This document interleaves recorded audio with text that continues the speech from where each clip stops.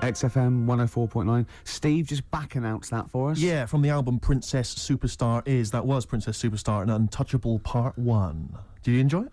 I really enjoyed it. Good. So I'll tell you what, I had two of the ingredients that I look for in a record.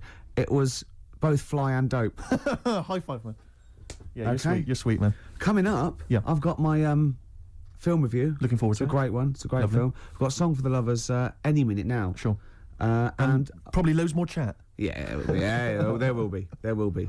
PJ Harvey, This Is Love, XFM 104.9. It's Ricky Gervais show, isn't it? With Steve Merchant. Yeah, but you're going to keep quiet now, Steve, because I've got to do my world-famous film review. Looking forward to it. Yeah. I know you criticise it, because you say I do sort of like films that aren't on, you know, current release, or that I sort of just do the plot, or, you know, but, you know... Have you taken that criticism on board? I have. Good. This week's Ricky Gervais film review is Jungle Book. The Jungle Book? Yeah. That was made in, what, 1968? I don't know, but listen, shut up, right? It's a good review, right? Right, for people who either have heard it or haven't, you know, you might learn something. Sure. Because it's sort of my take on it. Has the review begun yet, or...? No, no, it's good from now, yeah? Okay, go. Go. Right, the little kid, he's in the jungle, right, but he knows the bear and the panther, they're good friends, but... it's dangerous because you got to watch out the tiger and the snake. Now the reason is they don't mind him, but he's human and he can make fire. They can't. That's why he's sort of in demand, even though they've conquered the power of speech. They can't make fire. And then the orangutan gets him. Now he's in trouble. But the bear puts coconuts on and makes himself look like it. Then they fall off. They've got to get away. But then he meets a girl, and then they're not, you know. Okay. Do you write these yourself? Yeah. Or you don't get a professional to do it? Right. Oh, no. Okay. And what would you give that one out of 5? It's 9. That's a 9 out of 5. Strong review there. A strong film then for you. One again. And you'd recommend that for friends and family? Yeah. Okay. Just on video or DVD or in the cinema. Okay, good. All right. And the film again was? Jungle Book. Jungle Book. Jolly good. All right, thanks very much for that. Well, now it's time for Song for the Lovers. This is the Smiths, and Last Night I Dreamt That Somebody Loved Me. Good. Okay, cool. Yeah, Smiths, lovely song, Last Night I Dreamt Somebody Loved Me. Beautiful. Song for the Lovers there, on XFM 104.9. Can't believe I forgot the elephants. That was a key element of the review. Really? Yeah. Don't let it get you down, Rick. I know how these things depress you if you feel you've not done the film review as best you could. That kind of winds you up. Yeah. You stew about it. Played a beautiful song there. It was a song for the lovers. Yeah. And, you know, I do get depressed when I see people around me who've got, you know, girlfriends. And I think, you know, because I haven't, and I just think that, what's the rule? You know, we mentioned last week that fat bloke from Pop Idols. He's got a bird, which annoys me, angers me. And this really depressed me. Walking into Piccadilly Circus Tube a couple of nights ago, homeless guy, wrapped up, unwashed, and northern. And he's being spoken to by some kind of carer, you know, some worker who'd come out to dish out kind of stale sandwiches. And I just overheard as I was passing him going, well, of course, it's very difficult maintaining a long-distance relationship. And I sort of kind of lingered for a bit. I was thinking, what? And he was going, yeah. And I could basically pieced together that he's got a girlfriend. He's from Leeds. He's got a girlfriend who's also homeless, who's homeless up in Leeds. And occasionally she kind of homelesses her way all the way down to I love London. the fact that he's travelled to be homeless. I know. Pathetic. It angered me that is there a lot of cheap housing in Leeds? Would that ruined it for him? But it just was. I assume maybe she was squatting or something. But it was like, and it just depressed me because it was like, not only is he homeless, but he's got a homeless girlfriend. But the homeless people are finding love. Yeah. Do you mean it's so? I mean that's really depressing, Carl, isn't it? Unless they both became smackheads together or whatever. No, Carl's found love on the street before, haven't you? How's it going with your bird, Carl? Are you married? No. How long have you been out with her? Going out with her? 7 years. Because I mean, you're quite a simple man. Yeah. You're sort of a simple in a nice way. I mean, you're like Helen sense. from Big Brother. Yeah, you're sort of nice enough, but I look normal. Well, yeah, you sort of do. But you could be one of those that just suddenly go mental with a pen. Yeah, do you know what I mean? Stab people through the eyes. Yeah, you sort of look normal. But if I wouldn't really want to wind you up to a point of frenzy. How did you meet your girlfriend? Through work. What, through her work? What, you phoned up and said we worked at the same place. Oh, you're right. Yeah. You're quite an enigma, aren't you? Could you give us more on that? At work, you met her at work. What, she came in selling sandwiches? She was going through the bins outside. What do you mean you met her at Why work? are you having an attack on me? You're the one who's sad and lonely. Oh, he's done you again. He's done you Yeah, but what again. I thought was interesting was I just scratched at him and he just went mental. Yeah, no, It's like a but bear caught in a trap. It's funny, innit? You'll never learn. No, I was just interested to find out what the story was because it might be a really romantic story. Well, it's not. All right, jeez. I love the fact he doesn't want to talk about his love affair. I was thinking about you in the week, and like, does it worry you? I mean, you sort of joke about it now, and we're talking about it in the office. You know, like, oh, is Steve really touchy about the way he looks? And Oh, what's this? Where's that come from? He's done it again. He's done you again. I was walking on the other night, and I was thinking about it. And do you worry that when you're old, you will be on your own? You did start it though, didn't you? Well, Carl, I'm glad you brought this up. because I mean, for me, you know, a lightweight, frothy entertainment show on XFM on a Saturday afternoon is exactly the place where I want to discuss the desperate, lonely future that's inevitably coming my way. Oh God! I'll tell you what will cheer you up and forget all that. A bit of Embrace. Oh, one of the most hated bands. Hive's Main Offender. Before that, Embrace. Make It Last. I know you don't like Embrace much, but that's a nice tune. Yeah. They do cut a nice little chorus, Sure. and I think their heart's in the right place. Okay. Yeah, very nice. What could you do better? I was mucking around. That's always fair. No, I was thinking there's not enough avant-garde stuff. I just did this, right? There's a little spring on the mic. What does that sound like? Does that sound good? I haven't got my headphones on. Does that sound good? It sounds brilliant. I was thinking of doing that and just sending it to John Peel. It's good. I think Maybe with some samples of like politicians going, "We will not." I feel it's more a B-side at Yeah. the moment, but I mean Okay. it's strong. I think it's you could work that up. But that's without strings or anything. Without. Yeah. Sure, that's without I mean that's just kind of a basic demo. When you've worked that up with a decent producer, Yeah. man alive. Still coming. We got Radiohead. We've What got are these Ice fellas doing? There's a couple It's of quite noisy. It's just distracting. yeah. There's a couple of fellas behind us taking pictures. I don't know why it takes two of them. I think one of them just got a couple of hours out of the office. Yeah. They're from the what are you from? X-Mag. X-ray. X-Ray. X-ray. What's X-ray? It's the XFM magazine, Steve. The XFM what? Magazine. And where does that go? Where then? is this available in shops? Is it just a giveaway thing to? It's kind of give away bit of information on bands. Right. Gigs are coming. How up, is it what available? stations. Who gets it? It's in top magazines. You're really selling it, Carl. You're obviously a fan of the magazine. It's all right. Yeah. I don't want to make it. This seems now like you've said. Let's pretend we don't know what it is. You sell it on air, make it sound. I don't know what it is. Well, I'll show you later. Okay, cool. And if people want a copy of it, they can go to the website and subscribe, and you get it for free. That's all right. Yeah. Cool. And you're And going to be in it. And we're going to be in it. Centre pages.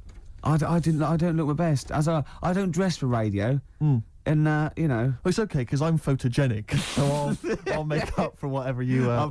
forward. Rick, I don't know if you were aware of this, but we have some tickets to give away. Is your favourite band Marquis Smith's The Fall? It is, yeah. I thought it was. And is your favourite venue the Kentish Town Forum? Oh, I'd see anything there. I'd see the Fall anywhere, and I'd see anything there.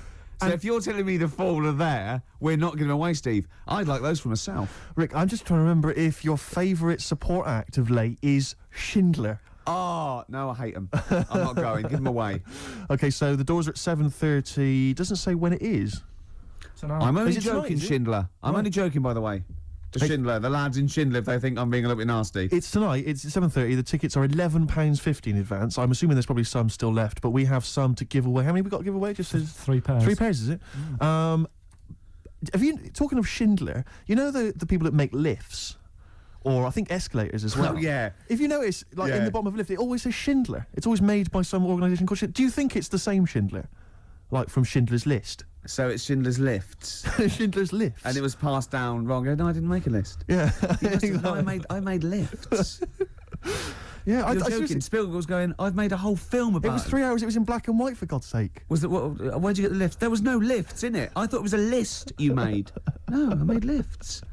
Oh. Anyway, next time we're in the lift, believe check that it. out. That is true. Anyway, we've got 3 tickets for the Fall. Sorry, 3 pairs of tickets for the Fall who are performing tonight at Kentish Town Forum. If you'd like to win them, here's a question for you: which Radio 1 rival station, which Radio 1 personality used to be a member of the Fall? If you know, then you can get in touch on 08700 Zoe Ball. 800 1234. Zoe Ball. Or it's ricky.gervais at xfm.co.uk. Is it Chris Moyles? I don't want to give it away. Is it on Rick. Peel? I don't want to give it away. I Okay. don't want to give it away. Okay. But 2 words for you. Emma B. It is indeed. We're just looking at the Polaroids, the test the photographers do, and I'm not at all happy. no, do you know what I mean? No, it's like I kid myself. I must walk around. It does take mirrors and photographs. Like, oh no, yeah, I forgot I look like that. Yeah. Do you know what I mean? Sort of like you look at that. Like Yeah. a tree Look trunk. at me, Rick. There. That's always with me. Oh. There was a bloke downstairs thought I was Johnny Vegas. He was going, I love those adverts with a monkey. I didn't have the nerve to say I'm not him. At one point, he actually said, I like that one when he hits you. And I went, yeah. He went, you do any more adverts? And I went, yeah, I'm doing a couple more. I just thought, God, it's gone too far now. I can't say I'm not Johnny Vegas. So I'm not really listening, Rick, because I want to say to you, can you get me more square on? 'Cause Yeah. Square on, I'm not so bad. It's from the side. Yeah, the side looks bad. All right, calm down, Rick. Jeez. Yeah. We were, Carl, what do you make of that? Pretty face. yeah, this isn't great radio. No, it's not. I know we never do great radio, Yeah. but this is This certainly really isn't. This is some of the slippery worst slope. we've done. Yeah, we were talking before about Schindler's Lifts. Yes. Like those people just make one thing, and they're famous for that. Now, do you think the Monopoly commissions should investigate Armitage Shanks? Yes. Because I've never seen Never seen another sink or toilet made by anyone else. No, when did they take over this? Can you hear that clicking? Yeah. Would you just stop just for a second while we're just doing this? Because he can't talk, because he's trying to make himself look so handsome. Well, exactly, I've got to keep He's striking straining poses. to sort of look normal. I've just changed my mind. I want to. You remember that George Michael video where he doesn't appear, he just gets supermodels to play him, Yeah. or kind of replace him. Can we Yeah. do that maybe instead? Just Yeah. get a leggy blonde in. That'd be fine. In our place, like 5 people. Exactly. Instead of this is Steve. Exactly. But he looks like 5 women. Yeah, no, that is Steve. And so you were talking about Shanks. Yeah, Shanks, They've Armitage. got it sewn up. They've certainly They got have, it sewn haven't up. they? Yeah. When did they sort of like get I don't know big? who the Shanks people are. I don't think they make anything else though. I've never seen them making anything else other than lavatories and sinks. They seem to have got that. So who went? We're gonna make so many urinals that there's gonna be too many urinals. No one's gonna have a look in. When anyone's out having a slash, they're just gonna be thinking, Yeah. Armitage But presumably Shanks. there's someone called Armitage Shanks who's Could got his be. name all over that. You know, whenever you meet him, you're just thinking, I've had a Waz. on And- Armitage. on Shanks. Armitage Shanks. Is Waz a word? We can say Waz, can't we? Yeah, or Yeah, I piss think or so. slash. Yeah, either of them's fine. Oh. U2, Walk On. See, I like U2 again now. I liked them sort of, in the very early days, and I hated them for about 15 years. And then the last album, this and Beautiful Day, I think really good. Thanks for that. They've lost all their pomposity, don't you think? I saw one of them saying that he felt this was the best album they've ever made. I tell you what, I'm not going to argue with him, whoever it was, Steve. Could well have been The Edge, not sure. Could have been Larry Mullen. Real name David Evans. Really? Yeah. Interesting. Yeah. Rick, you may recall that some time ago we gave people the opportunity to win some tickets for the Fall performing live at the Kentish Town Forum this evening. Supported by Schindler. Schindler, I know you're a big fan of them. And we have some winners. I could have made more lifts. The question I set was, which Radio 1 personality used to be a member of the Fall? We did have some wrong answers. Wrong answers included Gary Davis, Oh, I imagine him in the fall. Oh, that is brilliant. Noel Edmonds, and of course Ed Stewpot Stewart. Oh, what's No- happened to Noel Edmonds? What's happened to lovely Nolly? Noel's just utterly doomed, isn't he? No one will employ him now, it seems. Well, we don't know that. That's probably libelous. How is that libelous? Well, he might be turning down stuff and therefore might be sort of waiting for a big comeback with Noel's House Party 2002 for all you no, know. you're right, it is libelous. Yeah. Thanks for pointing that out, Rick. In case there are any lawyers thinking that's not libelous. No, actually, good point. Yeah. So the winners are Minna, who's from Finland, apparently, according to these notes here. Minna has won. Why is that funny? Well, how would she have called him from Finland? Well, no, when someone says, where are you from, she might have been here for like a year. I go, well, Finland. Well, I've Wasn't it? embarrassed myself. Sorry Yeah. about that, Rick. Thanks for tearing me apart. That was fascinating radio. Vinny's also won. He's from Surrey. Do you want to go at that? Imagine coming from Surrey. And Tom Prince from Camden. What a great name. Tom Prince. They're all the lucky winners. I think we've lost it. No, I was really good. The first few weeks, thought, yeah, and even the first hour. But this last 20 minutes, I feel that I've bored myself. Yeah. What's happened? I think it's because you keep picking me up on every single thing I say. It can't help, surely. And then if it's not you, it's Carl having a go. Yeah, but he's more going for your looks. I'm more working on your personality. Right, sure. But together... So it's my fault now that the show's going No, but downhill. it's like, you know, we're sort of like your mentors. You've got to be harsh. It's like you're like Eliza Doolittle, and we've got lots of little stylists in, like they do with, like, you know, makeovers and that, all that, Yeah. faking it. They get in, like me and Carl. Carl's working on your looks. I'm doing your personality. We're gonna get like stylists in and, you know, coaches, and then you have to do a date, and the woman has to, and there's 3 other blokes, and she has to work out what the freak amongst them is, and you've got to go, no one voted for you as the freak. Yeah, Rick, I've known you for 3 years. I don't think you're cut out for that job. Groove Armada, Superstar on XFM 104.9. It's nearly the end of the show, Steve. It is. I'm going to try harder next week. Yeah. I mean, it started off well, and then I didn't get bored. I couldn't concentrate. I know what you mean. I mean, I thought I tried hard early on with the anecdotes that embarrassed me and which Carl just used as Well, venom. I had the funny bullshit T-shirt I had, and Sure. and the, you know, I had the woman, you know, walking around in my clumpy I shoes. had the washing with me. Oh, they my were classic shirts. anecdotes, Rick. Oh, I love the first hour. I love the first hour. There should definitely be a sort of show on Saturday evenings on XFM with Kate Thornton and a Richard couple of Blackwood. Blackwood would be good. Moyles in going. Just remembering the what first happened. hour. They used to. Oh, it'd be great, wouldn't it? That'd be lovely. Oh, it'd be That'd be amazing. There's people taking our photographs, which I'm not happy with. No, I'll I'm be not honest. I'm gonna have someone. 'Cause I know fired. you've- I'm only joking. He stopped. I was only joking. Oh, I've offended someone, which I don't like to do. And then we all the stuff about. I'm worried lifts. though. Go on. I'm worried because I didn't know that the photos were going to be taken. Yeah. That we won't seem quite as hip and down with the kids as we thought we would on account of wearing these tuxedos. I'm telling you now, that is ironic. We are down by law. This next track is Ice Cube. It was a good day. It's my selection for the hip hop track. Yeah, As you yeah. know, we want to spread the word of.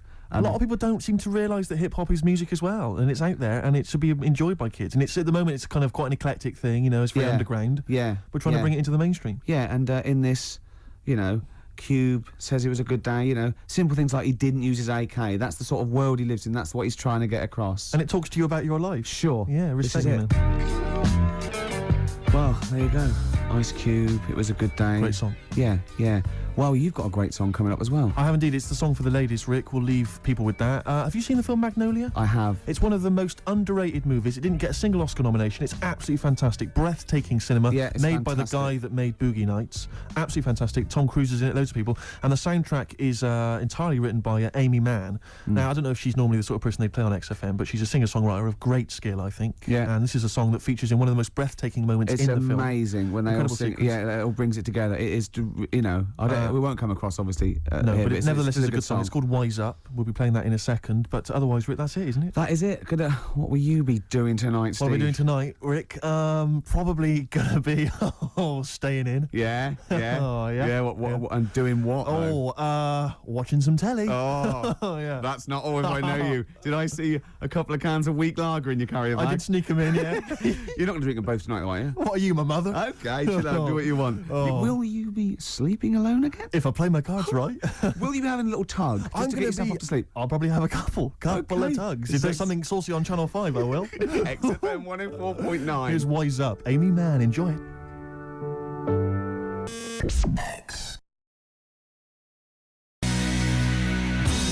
XFM 104.9. Dandy Warhol's Bohemian Like. It was the Ricky Gervais show. With Steve Merchant. Yeah, exactly. And Carl, who's Carl's turned in. our microphones on. We. Can't believe it. Good to see you, Carl. Good to see you, Ricky. Cheers, cheers. Now, in a fun-filled and music-filled show, we've got music and fun. Yes, looking forward to that. 2 hours, solid 2 hours. There's no gaps. There's nothing. There'll There's be no dead air. There will be adverts sometimes. There'll be Obviously, adverts, yeah, but I mean, you know, that's what pays our wages, isn't it, really? Certainly, certainly. And some of the adverts, I think, are quite amusing. Yes. No, I think like the ones that you're on. Yeah. We've got our hip-hop challenge. We've got Song for the Lover, Song for the Ladies. We've got a film review. So Magnificent. Had any calls about that, Rick? Any maybe Channel 5 or someone onto you? No, they haven't. No, That's no, strange, that's no, weird. No, but it's. I think it's a bit ahead of its time because it's very unique. Sure, 'Cause it's sure, not like other individualistic, film, is yeah. it? It's sort of like Yeah, it's a yeah. bit out there. Yeah, Anything well. caught your eye this well, week, Steve? Rick, I know that both you and I are kind of obsessed with these people who believe in, you know, people who can predict the future or Yeah. have got contact with the dead or whatever. Yeah. And I know Mystic Meg's a bit of a nonsense, but people do take her seriously. And on the cover of The Sun today, Mystic Meg won me 15 million quid. Wow. Right, you're thinking that's a pretty amazing claim. I know that Carl believes in Mystic Meg and all that sort of rubbish, you know. You're thinking, wow, here at last is proof that she has got powers. And you wonder to yourself, well, maybe she predicted the numbers specifically. You know, that would be a hell of a just to him. Yeah, which is incredible, which is absolutely incredible. And so there's this guy, lottery mad Tom Naylor. He's a lorry driver, right? He won 15 million quid. Yeah. He says, I always read my horoscope in the Sun and follow the advice. Basically, what Meg said was, keep a lottery ticket in a yellow mug to add luck. So you're thinking, well, okay, so he's kept his ticket in a yellow mug. That's still pretty extraordinary. Yeah. I didn't have a yellow mug, says Tom, so I put the pages of my map book. So I put the ticket in the pages of my map book, which is yellow. Right. He's used the yellow. No, he's used the yellow. Yeah, no, see, I don't know much about how Mystic Meg works. I'm assuming maybe there's some kind of pseudoscience that she applies. Yeah. I think if she'd said put it near anything yellow, fine. Yeah. She said put it in a yellow mug. That's pretty specific. Yeah. From that, he's thought, well, I'll ignore Meg's advice. I always do what she says. If she says put it in a yellow mug, I'll put it she's had two sort of like, points of reference there. The descriptive, the yellowness of the object and the object itself. The noun should be a mug. Yeah. What's missing in the yellow book is the mugness. The mugness is one of the It's got lots of bookness, but it wasn't the bookness that gave him the 15 exactly. million. So exactly. I reckon Mystic Meg won me 7.5 million. Right. Would have been a more Right. accurate. Sure. Yeah. Sure. Yeah. So I mean, I don't know. What, Carl? Do you think that that's pretty spooky and weird, unnatural stuff? So I'm just a bit livid today. I wasn't really listening to what you were saying. Not paying attention. Yeah, sorry. Okay. Do you want to notify us before we ask you questions? You are giving to us. Go on. What would have just been nice if you would have warned me you were going to ask me about it. I'm just a bit livid. Go on. What about? Just. Have I done want to something? talk about it. No, not you two. Just a bit livid. XFM 104.9. Stand clear. Adam F. MOP. We all know whose dad Adam F is. Who was it No. again? We all know who's Adam F's dad of. We all know dads. Do we? Rick, can you keep filling? Because I've realised I've left my mobile phone on, and the kind of calls I'm going to be getting on a Saturday afternoon. Yeah, I'll just keep. Yeah, no, just keep it's talking just. Oh, that was Adam F. and MOP. Stand clear. We all know Adam F's got a dad. Oh, done it again. Do you remember the trivia quiz? I forgot it. Whose dad is Adam F? Elvin Stardust. Yes, Shane Fenton. That's what the F must be for. You're back. That's done. Yeah. Yeah, we wouldn't want to be. All the people that are calling you all the time. Oh, the ladies. Oh, God. Anyway, XFM 104.9. Rick, We're I know going to you're a start big, now. We're going to start now. This is proper radio from now. Go. Go. Oh, there's a lot of pressure on me now. Yeah. I'm going to muck it up. Now, Rick, I know you're a big trivia fan. I know you're obsessed with trivia. And I thought to myself, well, how can I entertain Rick on Saturday? Go on. So I was wandering around on the web looking for trivia, basically, that could entertain you. And you're a big animal trivia I fan, love aren't you? animal facts. There's not much that you don't know about animals. Oh. But here's You're going to something. catch me out now, aren't you? No, well, I don't know. Here's one. I don't know if you heard this one before. Ants never sleep. No, I know. Yeah. Oh, I know. And It's easy for you to say that. and they've got alcohol in their blood, so they don't freeze and winter. And that's why you never see a lazy ant. It's always working. It's drunk, but it's always But working. they never sleep, but they do take a lot of fag breaks. Yeah, I know, yeah. I think it's 'cause they can't sleep because it's like noisy neighbours. There's about 1 million of them living sometimes in a room. And it must be very... But you see them carrying a leaf and they see someone else and they go, do you want a hand with that? And they go, don't be silly, you're carrying some 8 times your body weight as it is. He goes, well, I've got another pair of hands free. Yeah. Give you a hand. Yeah, they're great. No, they're hands. incredible. They're incredible. Yeah, I knew that one next. Okay, well, this is one I'm throwing right at you as well, Carl. There's only one bird that has a penis. It's Which not bird is a it? joke. No, it's not a joke. It's not a joke. This is a genuine trivia question. I'd say... I think I've seen one on this. Is it an ostrich? Right, you're going for ostrich, Carl? I'll go for ostrich as well. Right. Did you come up with that yourself, or...? Yeah, I was going to say that before you said it. Well, guys, you went for ostrich. Chicken? You're both wrong. It's actually the swan. The large chicken. Yeah. What? Have you... That's a bit worrying then, because I thought I saw an ostrich penis. So what was I looking at? I don't know, were you just examining it closely at the zoo? What were No, you... I just. It's probably a strap-on. It was probably 2 lesser ostriches giving each other one. Exactly. And that's how that can influence people. Things like that. Dirty, filthy lesser ostriches can confuse a child if he's at the zoo and he doesn't know. A swan's got. That's really Apparently annoying. I'd never give a swan a knob. It's the little puffiest of It all is the birds, puffiest of all isn't birds, it? yeah. Oh, I'm protected by the queen. But I need a knob. If I had to give a knob to any bird, Good question. No, I wish I'd posed that myself. If you could give a knob to any bird, what would it be? Phone in. Oh, vulture. of course, a vulture. They need a big cock, veiny yeah. bang stick. Yeah. What about yourself, Carl? If you could give a knob to any bird? And don't make it rude, or if I could give a knob to any bird, I'd What make bird it do you that suit with Jordan. suiting up? It's got to be a bird of prey or something like that, hasn't it? Cool. It's the robin, really. That would be amazing. Yeah, that would be Christmas huge. cards would be like. yeah, but, That'd be brilliant. it's a normal human-sized Yeah, knob exactly. on a robin. On a That'd robin, be that'd be genius. great, wouldn't it? That'd be And the genius. other thing annoying about this is ironic, right? Now, all the male of all bird species are usually they're called cock. Yes. Right. But the only bird with a cock, Yeah. right, is called a cob. Is that what a swan's called? Yeah, they're cob and pen. They're not cock and hen. That's and annoying. he's got he isn't a cock, but he's got a cock. Yeah, yeah. Quick query there, Rick. Go on. When you said then cock, Yeah. presumably you meant male bird. Yeah. The first time you said it. Yeah. The second time you said it, you said cock. Did Yeah. you mean the penis? Well, you're showing off the whole farce of radio broadcasting. Because you're not really allowed to say cock No, exactly. meaning No, penis. one cock would cause great offence. Yeah. The other cock's fine. Exactly. It's weird, isn't it? It is strange. It is strange. So I mean, if I said now to you, oh, I like cocks. Yeah. Meaning birds. Yeah, that's that'd fine. be fine. Yeah. But if I meant penises, it would be a problem. If you like cocks and it was yeah, Right. that would be. Carl, yeah. do you like cocks? Do you like cocks? No. Right. Okay, that's fine. That's fine. I was asking if you like. No, I like, you know, Yeah. I like Well, I mean, I'm a big fan of tits. the small birds that Small come bird. down and peck at you. Yeah. Yeah, you like tits Yeah. and cocks. There's nothing. Tits and cocks, There's there's nothing nothing wrong with. wrong There's nothing. Carl, don't worry. There's nothing wrong with saying tits 'cause and cocks. when I said tits, I meant the little birds. Yeah, And they when I come said down. cocks, I mean Yeah. the big birds. Yeah. Do you know when Go on. No, go on. No, it's just that it's when you're talking about tits. Yeah. You know, at the milk. Do you? They. I like the fact they flutter away when they hear the milkman coming. Oh, come on. So when What? What are you talking about? What are you talking about? No, when the milkman's coming, when he's walking up the path. Ash, and sometimes lovely song. Got to apologise to our producer there because he was worried about. There was nothing wrong with it. It's just like saying, you like watching birds in the garden. It's just that I think you're better than that. I know it's cheap, isn't it, to say like we like I like tits. Yeah, or I like cocks. So we're a bit more literary now. One of my favourite things Go on. is Fanny by Gaslight. Really? That's Yeah. interesting. That's interesting. I'm a big fan of Moby Dick. Oh yeah, the book maybe Yeah, did. yeah, Not the medical condition. There's No, nothing no, in your no. It's the big horrible thing that used to swallow semen. Yeah. Now in the winter, Yeah. Steve, Go on. there's nothing I like more than Yeah. to keep my hands warm in a muff. No, sure. You mean those kind of furry things that sort of classy-looking ladies? Yeah, used to posh get hands on? ladies often put their hands.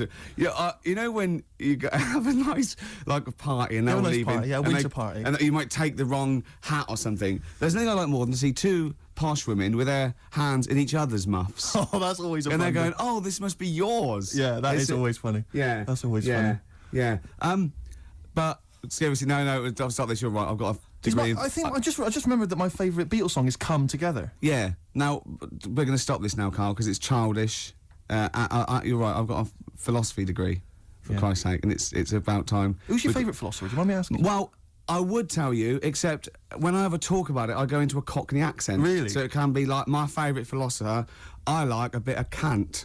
Right. Is that Immanuel Kant, Yeah. the philosopher? Yeah. That's strange. Yeah. That's strange. What's his name again? Kant. Oh, yeah. Yeah. That can be weird. Can be strange. Look at Carl's Look at his face. face. Look at his face. Join Oh. in, Carl. Oh, Undo your trousers. Just We'd let be it like hang Stan out. Let your Boardman cock hang when he out. told the Fokker joke. Yeah. of We course. won't do local radio again for 10 years. Ian Brown, Dolphins were monkeys. Yep. Before that, don't know what that was. I'm still pissed off that swans have got cocks. Yeah. It's a waste. It's a waste of a knob with a I know what you swan. mean, I know what you They don't know what they're doing with it half the time. Now we've got some great. Do you remember? We're stopped all the silly innuendos now. But do you remember? I think it's because they've got a long neck, and to balance them properly in the water. a like counterbalance. What are those things that boats have underneath? A where- rudder. No. No, yeah, You know what I mean? the Like keel yachts. thing. Yeah, the big. Maybe. Yeah, Do you know what I mean? it might be. He might be right. Yeah, Balance. What about? But ducks would need one as well, wouldn't they? ducks don't. Because they've got short necks. Oh, I see what you mean. It's the necks. Yeah. So hold on. So do you think that's so long necks, long knob? Don't look at me, Gervais. That's Steve. I know. No. Sandy Toshfeg's got a tiny cock, hasn't she? But she has got one, which is interesting. That's libelous. I'd just like to say now that Sandy Toshfeg has never had a knob. No, she's not. But you're not lying about the neck. No, she's got a little Yeah, neck. tiny That's little fine. neck, That's clear for all to see. I just remember a bloke I saw on Opportunity Knocks once. Opportunity Knocks? Yeah, it was a pianist who it's true, and his name was Wayne King. Do you like Wayne King? Carl, what's your opinion on Wayne King? I don't know his work. You're not a fan of his work? Okay, no, that's fine. Carl, we asked your opinion, mate, and you've given it, and that's all we can ask for. Oh, no opinion on Wayne King. If you're a fan of Wayne King at home, please get in touch. The email address I had ricky.gervais@xfm.co.uk. What was the number again? 08700 800 1234. You know, if you like Wayne King, or if you know. No. Oh, what are you talking about? We're asking someone's music opinion. It's a music station. What? Oh, you're Is it going to be like this all day? Let's talk about you and your girlfriends again. I think people enjoy that more. Oh, wow! You are grumpy. Why are you grumpy? You're all grumpy because you've been loaded. Come on, tell us. Come on. I think I've got SAD. What's that mean? That thing when it's Sade. dark. When it's dark outside and you feel depressed. Oh yeah. I think I've got that. But you're from Manchester, aren't you? Isn't it like pitch black there all the time? Isn't it like which country is it? Is it Iceland where it's like dark all year? The land of the mole people. No, Yeah. I was telling Steve before. In fact, I'm not going to bore you with it. Go on. What were you saying about Wayne? Well, you bored me with it earlier. Can't you bore him with it? Yeah, it's only fair. What were we saying about what? Wayne King. Did you Oh, say Carl, what? play a record. Oh, that's disgusting, Carl. You're a pervert.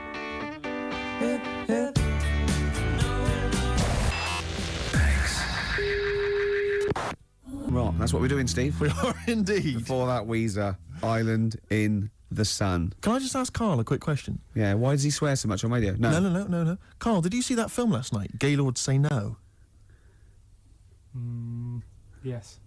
Oh, What were we watching that for? yeah, weirdo. Oh, you're always going to lose with that one. Rick, did you see that film last night? Gaylord Say No.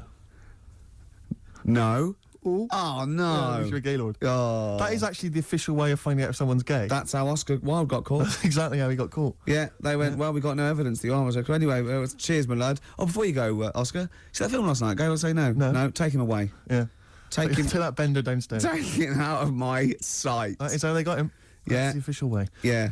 Children in Need last night, Rick. Oh, I watched a bit of it. Did you watch any of it, Carl? I was a bit It's through it. awful. It is isn't pretty bad. It's the worst thing ever. I mean, I've said this before. The thing about Children in Need, it makes the whole country and BBC One for one day into just one big school fete. Yeah. Do you know what I mean? exactly. It's so pathetic. The entertainment is ill thought out. It's just boring. I'd prefer it if they just made everyone pay £1. That'd be fine. Yeah. And they make more money and we wouldn't have to sit through it. Just add it to the license But fee. surely that's exactly. Surely that's just a taxation that we should, But that's as fine. opposed to going through this nonsense of seeing people from West End musicals who aren't selling come out and do Yeah. a song.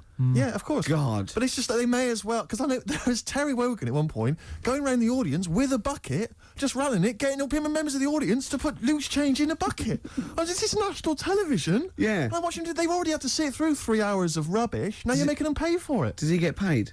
I don't know if he's done it for. I know there's a lot of people who go on there though. All the pop acts that go on there, they're all plugging a new single. Of course, but that's yeah. It's like it's this mask of sort of this charade of charity, but they're all plugging a single. Yeah. Yeah. It's just pathetic. It's utterly pathetic. They may as well bring on a big tombola, and guess how many kind of pennies are in the jar. How did And- Pudsey lose his eye as well? Well, you get another one out if you're not careful. And I watched it quite late because we just had it on in the corner. We were chatting and stuff. And about 1 o'clock in the morning, okay, they'd been promising this for ages. It was a couple of sort of Hollyoaks stars or something, Yeah. like, male stars. Were going to be part of a male striptease. Yeah, a full Monty type. thing. I turned that off. Yeah. I didn't want to watch that, Steve. Do you know it's the way I said it had been promised it for ages? It was Yeah. like 1 in the morning. Almost Carl's like got- got staying up. Yes, What, Carl's you've got the measure you. of me, Carl. That's a bit weird. Yeah. Steve. Yeah. Did you see that film last night, Gaylord Say No? No, but the point was, right, the thing about the, are you a Gaylord tied to a tree? Yeah. Yeah. There you are then. There you are. That's Done another ya. piece of evidence. Really done me. But no, seriously, so they bring on these, this male stripper kind of gang come on, like, firemen or whatever, and they come on, and they're like cut to the audience, and there was one woman just putting her glasses on, like about a 40-year-old woman. It was 1 in the morning, she'd fallen asleep, and her friend must have gone, Agnes, quick, Here put it your is. glasses on, wake up, they're getting their cocks out, You're and I gonna- mean cocks. Yeah. And yeah. they did this striptease, right? They did this striptease, and I have to swear, right? They went right down to their underwear. They had these kind of, and they were just flashing their arses. It was, and I was thinking, this is for kiddies, and it was obscene. It was utterly obscene. I was Not 1 in the appalled. morning. It's not. What are you talking about? It was appalling. It's The children. charity is. No, but it was just, it was offensive. I was offended by it. It was the BBC, it was charity, and there were blokes with their todgers almost out. Yeah, but the fact is, but it's post Watershed. You can have any event and give it to anything, can't No, you? that's not right. It's for children. Because a lot of children will stay up and watch that. Their parents will go, yeah, it's fine, you know, you can stay up and watch Children in Need. That's for kids. Yeah, but then Yeah. arses aren't, you know. It was, but it wasn't just arses. They gave the impression they were fully nude. I mean, thankfully they weren't. I made a close inspection, but it was obscene. Hey, yeah, me and Carl are measurement. looking at each other. Yeah, you're looking at each other, gazing into each other's eyes. Just for 1 week only, we're back at score, okay? There's innuendos. We laugh when we say the word bender, cock, tits meaning birds. KARL and Ricky sitting in a tree, Kissing. Rick, have you been enjoying Bubba Sparks' current hit, Ugly? You're ugly, oh I'm ugly, ugly. A song which means nothing to me, actually. I can't relate to it at all. I have. What do you make of Bubba? I like Bubba. He's a sort of down south kind of rapper. I know where this is going. I bet you've got a little bit of Bubba in your hip-hop challenge. Well, we did have the hip-hop challenge a couple of weeks ago, but I lost. So basically, we're just playing a favourite hip-hop track of ours, aren't we, each week? And this is my selection. It's from Bubba's current album. It's not the hit, Ugly. It's the album's actually called Dark Days, Bright Nights, and I believe this song presumably comes from that title, because it's called Dark Days, Bright Nights. Enjoy it, Rick. I will.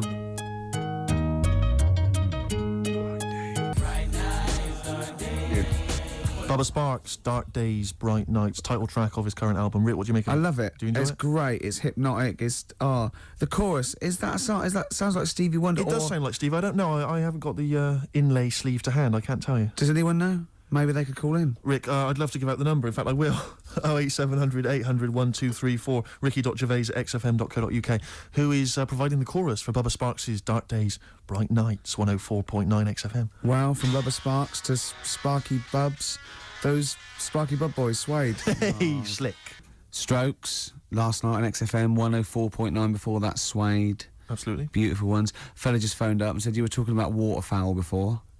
The only bird with a penis is the swan. And he said that it was worried him about the ugly duckling. They'll go about, he turned into a swan, but ducklings, they're not called ducklings, they're called cygnets. I pointed out that the swan in question didn't understand, because he thought he was a duckling. Yeah. And that all the other ducks sort of laughed at him because he was all gangly and everything. But they turned into one and he realised, I was a swan all along.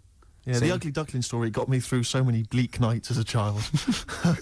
You couldn't wait to one day turn into a swan. Still waiting for it. So you can have a knob, presumably. Still can have it, yeah, cool. Yeah, because look, Carl, look, don't worry. It's a nice little. No one's going to complain about this. This is lovely, It's kids' stuff. childish, lovely little innuendo. There's nothing nasty or vicious. There's no. And anyway, hate. off air, you're a different kettle of fish. You were trying to get us with the Gaylord's joke. Yes, just he now. was, and he tried to do this. This is we'd done the Gaylord. Do you see that film last night, Gaylord? So now Carl trying to get his own back.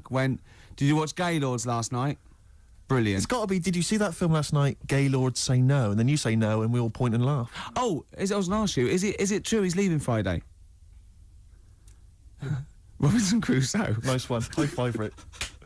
Oh, he got you right. He got you the right one there. I don't know what that means, but he did. Anyway, we were talking about children in need, Rick. Oh yeah. And Carl, what's wrong He's with just you? got it. He's just got it. He's Go on. just Yeah. We were talking about children in need earlier, and as I say, I'm not a fan of it. And this is a couple of years ago. I was working, and I had to drive up to Blackpool. Oh yeah. And so it was Comic Relief night. It was a Friday night, and we were listening to all the different kind of BBC radio stations, because they all cover Comic Relief. They all sort of link up as one big thing. And I think this was maybe like sort of, I don't know, BBC Solihull or something. And they've always got they've got this one guy in the studio doing all the DJing, and there's some bloke who's sort of outside the BBC with some kids and whatever else, kind of doing a live link up. And the guy outside was Steve Baxter. I forget the name of the DJ inside. I love the fact you remember this man's name. Well, it's important because we're listening, and the guy in the studio, he's there and he's chatting away, and he's going, got a signed picture here of the Spice Girls. All the girls have signed that, so the highest bidder gets to win that, and you have that. And I seem to have run out of words. He just said, I seem to have run out of words. And we were like listening, like, okay. And he just went, I seem to have run out of words. I wonder if Steve Baxter's got any for me.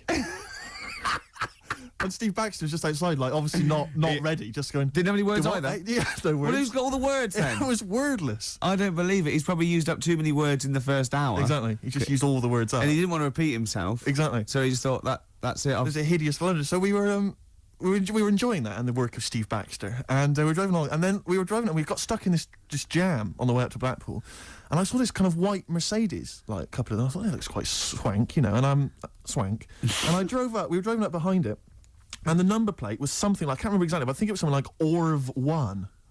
I'm thinking, interesting, Orv1, So we're driving alongside. Who is driving? No, actually, it wasn't the driver. There was a guy driving it in the front seat, asleep. Green Duck. Keith Harris. Really? Keith Harris was there. Orville, as I recall, on the back seat. Oh, no. I couldn't believe it, yeah. Was asleep or? I think he was asleep. Just knackered? I didn't see Cuddles, the crazy monkey. I imagine he would have popped up at some point, just kind of annoying the driver's hair, just going a bit crazy. Yeah, you've got. I think Cuddles has to go in the boot. He's got to go in the boot because he caused havoc. Yeah, and knowing Cuddles, he'd put his hands over the driver's eyes, exactly, knocking around, causing all kinds of trouble. But the thing is, he doesn't understand road safety. To be fair, well, he's a monkey. Yeah, he's a monkey, and he's got a lisp, and not even a real one at that. No. The thing what was about Orville is that argument raged for years between him and Harris, and Orville's right. He can't fly. He can't fly. Yeah. So I'm worried that Harris will lull him to full sense of security. But you can fly. Yeah, and then when Harris is out, Orville will climb onto a chair, onto a windowsill, basically think he can fly, and just plummet. Yeah. To his death. Just a quick point about Orville. I'm surprised he's still not potty trained. Because he's been wearing that nappy of his for years. I know.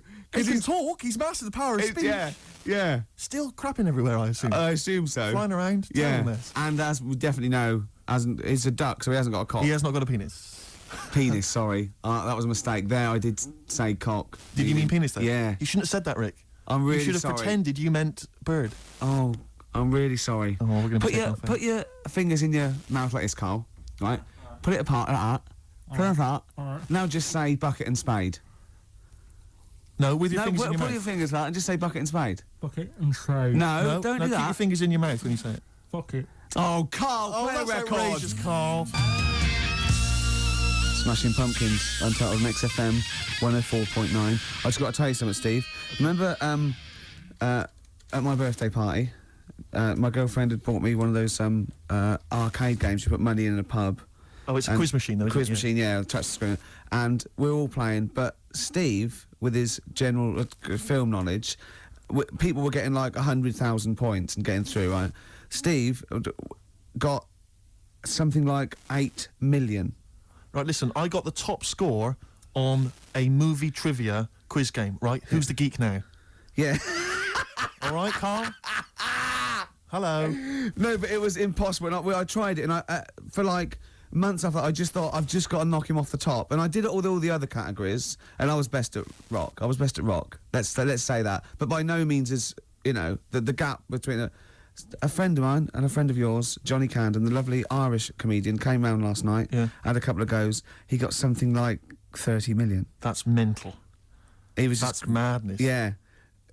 In fact, you're right, because Johnny bought this comic, right? He loves Doctor Who, and he bought this comic, and Steve, he left it there, and Steve, I got a post-it note on every page, wrote geek. Yeah. Johnny gets it home, reads it on the tube, and there's geek written on every page. That's the sort of vicious man Steve is. He can hand it out. Do you know what I mean? Imagine him calling you a geek. What must that feel like to be called a geek by Steve Merchant? What do you think, Carl? Every week he has a go at me anyway. What are you talking about? A go at you? You're having a go at me every week. 3 weeks. What? You've been having a go at me. I have not had a go. You've always had a go at me. You've always said to me, what do I look like? And what do you expect me to do? Lie? Oh, he's done you again, Steve! No, I'm not getting into this. He's done you again. A young lad called up before and said, have a go at Steve again, these looks. And it's not like a game. I'm not like coming in here every week and wanting to make you look, come across as an ugly bloke. I don't need to do that. He's done you up. I can't. He's done you up. Is this because of the Gaylord stuff? No, it's that you're having a go at me again? Oh. It's just that you had a go at me before. I didn't have a go at you at all. I was talking to Ricky. I haven't had a word. I haven't spoken a word to you. In your eyes. Is this why you're in an ugly mood? A bad mood? A generally grim mood? Is it because you just think I'm going to have a go at you? I don't know what it is. When I get here, you're all right. And then as soon as you come in here, you change. I haven't done anything. What are you talking about? You're paranoid. I haven't said anything, mate. I've drawn a little picture of you here, but I've not I'll tell you said what. anything. What we need now is a song for the lovers. I want to tell Rick, you now. please. This has been one of my favourite songs for about 20 years. It's by David Bowie. Now David Bowie's had his phases, and I liked his glam stuff. And Tin Machine went off. And he's always sort of there on and off, right? But this song is off Space Oddity. It's called Letter to Hermione, and I don't know why he stopped writing songs like this, because this is probably one of the most beautiful songs ever recorded, and I know Steve agrees with me on this. I do indeed. Rick, can I just kiss and make up with Carl? No, that is... No, let me just kiss my kiss. Yeah, but it doesn't. Next week it'll be the same again. It doesn't mean anything. It's like saying sorry. Kiss on the lips. Go on, he's... Carl. Get off I've never... Carl has gone use tongue. a absolute shade of purple, straining not to have merchants... There's no point, Steve. No. There's no point. No, just shake and make up. Shake what, Rick? There you go. All friends, sit down. That's lovely. That's a lovely moment. It's XFM 104.9, and this is Letter to Hermione by David Bowie. It's beautiful. Nope. Letter to Hermione by David Bowie. Wow. After that, I think he wrote The Laughing Gnome. I know. It's just the thing about David Bowie. I feel the same way. It's that he's clearly a great, rock musician. Great fun records. I saw him at Glastonbury. Absolutely fantastic entertainer. But his songs have never gripped me. They never got me at the heart. Except that one. Except that one. That's the first one I've ever heard of his, which really got me in the good. gut. Yeah, Amazing lyrics. Yeah. Brilliant. Yeah. Carl, what were your thoughts? It's all right. Yeah, you're a poet, Carl. Play something else then. Blur. Coffee and TV. Good to hear that one again. Yes, good. For that, Radiohead, True Love Waits. Wow. Steve, it's time for my world-famous film review. People love it. Yeah. Yeah. Yeah. How can I just ask before Go on. you crack on with the film review? I notice you often do films that people have already seen. Well, you see, that's what I mean. That's why I think your film review failed, because people didn't know what film you're talking about. They hadn't seen it. Yes. See, there was mine. I picked ones they've seen. Sure. Because a lot of people would say that the benefit of a film review was the fact that they hadn't seen it yet, so they were going to make up their mind based on that I don't review. know. I don't know who'd say that. I prefer Ricky's. Okay. See? All right, Carl. See, there you are again, being nasty to me. No, he's got a choice. All right. Anyway, so my point is that how would you hope people would use your reviews? Rick? However they want. Okay. Really. Okay. So. Would you hope that they'd maybe seen the film but they hadn't yet made up their mind? Whether they liked it or Whether not. they liked it or Well, not. this is up to them. This is for everyone. It's easy. So if someone said, because I think, was it you did one of your most famous ones, I think, was one for The Cuckoo's Nest. Yeah. Now that came out, I think, in 1975. Yeah. So maybe some people saw it in 1975, haven't yet made up their mind as to what they thought Yeah. of it. Now this put them straight and what Sure. to look for next time, maybe. Okay. Now ready? Ricky Gervais film review. Sure. Review. Right. Chosen Rain Man. Rain Man. Okay. Now this has been on TV quite a few times, and it was a multiple Oscar winner. Exactly. Okay. So, okay, right. Rain Man, it's got Tom Cruise in it, Yep. and he's all right, he's normal, but he finds out he's got a brother who's a bit mad. Dustin Hoffman is doing it, right? And it's meant to be. He's all weird, but he's meant to be, so it's good acting. Now, he needs to keep his brother, but they don't want him to have a brother, and he doesn't remember a lot, but he dropped him in the bath and burnt him when he was little, clumsy idiot. But then he finds out he can make a bit of money, so they get the same suits, and they go bet two for good, well, because he's got special powers. So he can know what the roulette. He wins that, and he drops some toothpicks. He knows how many there are, and he recognises the waitress just through the book. He's got all his football cards. Don't put them out of order. Don't go in the telephone box with him. He smells, and get him back in time for Jeopardy or watch it anyway. Then they slap his head and get worried. Qantas don't crash, so he's got all that, and in the end he doesn't. I don't think, but at least they've met each other. Yeah, yeah. Of course, Rain Man, a film about autism, which is strangely appropriate, I think, when you're reviewing it. Anyway, What would you give it out of 10? oh 9. Okay. Thanks very much for that. Were you useful? Yeah? Have you seen the film before? No, I will now. Okay, jolly good. Well, excellent. New Order, 60 miles an hour on XFM 104.9. Well, quarter of an hour to go. Yep. We've still got your song for the ladies. Song for the ladies coming up. Time now, though, Rick, for Under the Covers. You've got me covered. Cover Me Bad.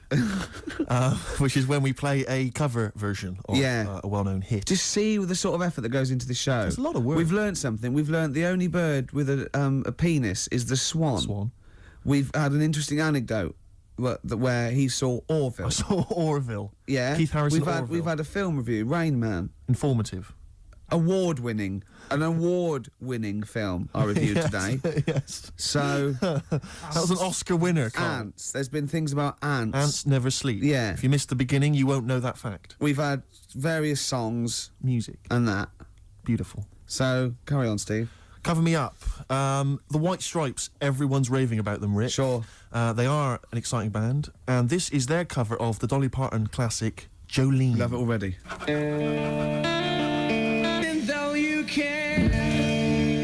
White Stripes and their version of Jolene. What did you make of it, Rick? I loved it. Loved it. I want to ask Carl a question though, because Carl sometimes in awe of this newfangled world that we live in. What do you think of the scenario? What do you think is going on there? Because it's a bloke singing to a woman, begging her not to take his man. What do you think's going on there? Say again. Well, that's a bloke there singing. Yeah, Innit? to his wife Jolene. Right. Were you listening to the lyrics, or? You see, I got What mixed do up you mean? anyway. I thought it was about that one about the person who chucks himself off a bridge. So I was thinking more about that than listening to that one. Right, listen. Well, go on it. Right. Jolene, I'm begging of you, please don't take my man. You flaming locks of auburn hair, even though you can, don't. He's all I've got. You're a beautiful woman. Don't take my man, because I can't compete with you, right? Yeah. What do you think's going on there, though? Because, you know, it's Dolly Parton singing it. We know what's going on. They're fighting over the same man, aren't we? Yeah. What do you think's going on when a bloke's singing it to Jolene? What do you think of the scenario there? That's one of them names, isn't it? That could be a bloke's name. It's like Leslie. Oh, Christ. Okay, sorry, it was a... I wish you'd not asked him that question. It's so exhausting. I love him. Do I ants, love Carl. do ants sleep, Carl? Which bird's got a cock? Swan. Swan. Okay, nice one. Listen, I want to play that song for various people who've emailed and phoned in saying they want requests. We don't really play requests on the show. We'd like to mention them anyway. Matt Barr, Magic Thighs. That's not Matt Barr's Magic Thighs. No. That's Matt Barr and Magic Thighs. Yeah. Kieran in Dublin, Stuart in Hackney, Lisa and Alison in Crouch End, and Glenn in Crystal Palace, who was phoning up with a nice message earlier. All of you, thanks for listening and thanks for enjoying it. Sorry we didn't play your requests, but tune in next time. It'll be fun. Anyway, I just all I wanted to say, really. Here's tragic. What's tragic? What did you want me to say about that song? Just your opinion. Your own opinion was fine. it's In fact, your own opinion is better than anything I could really hope for. Without doubt. Whenever I ask you a question... You constantly surprise us. Yeah, it's wonderful. So only ever carry on telling the truth, carry on saying exactly what's on your mind, and I think this could become a great... You're like a man who was frozen in Victorian era and has been reawoken and he's kind of discovering the world. Some things make sense, other things don't. It's beautiful. It's As really opposed to one that was made in a castle in Victorian times, like Steve. Oh, that's just... Oh, I've joined in with Carl. I can't believe it. I'm I thought you were sorry. on my side. Yeah, no, it was irresistible though, wasn't it? I'm really sorry. Should we play a record? Right, I'm afraid that is about it from us. Absolutely. I always leave the ladies with the song, Rick, as you know. And the song for the ladies this week, again, it comes from the free giveaway CD that comes with this excellent little magazine called Comes With a Smile. And there's always something interesting. How are you spelling that?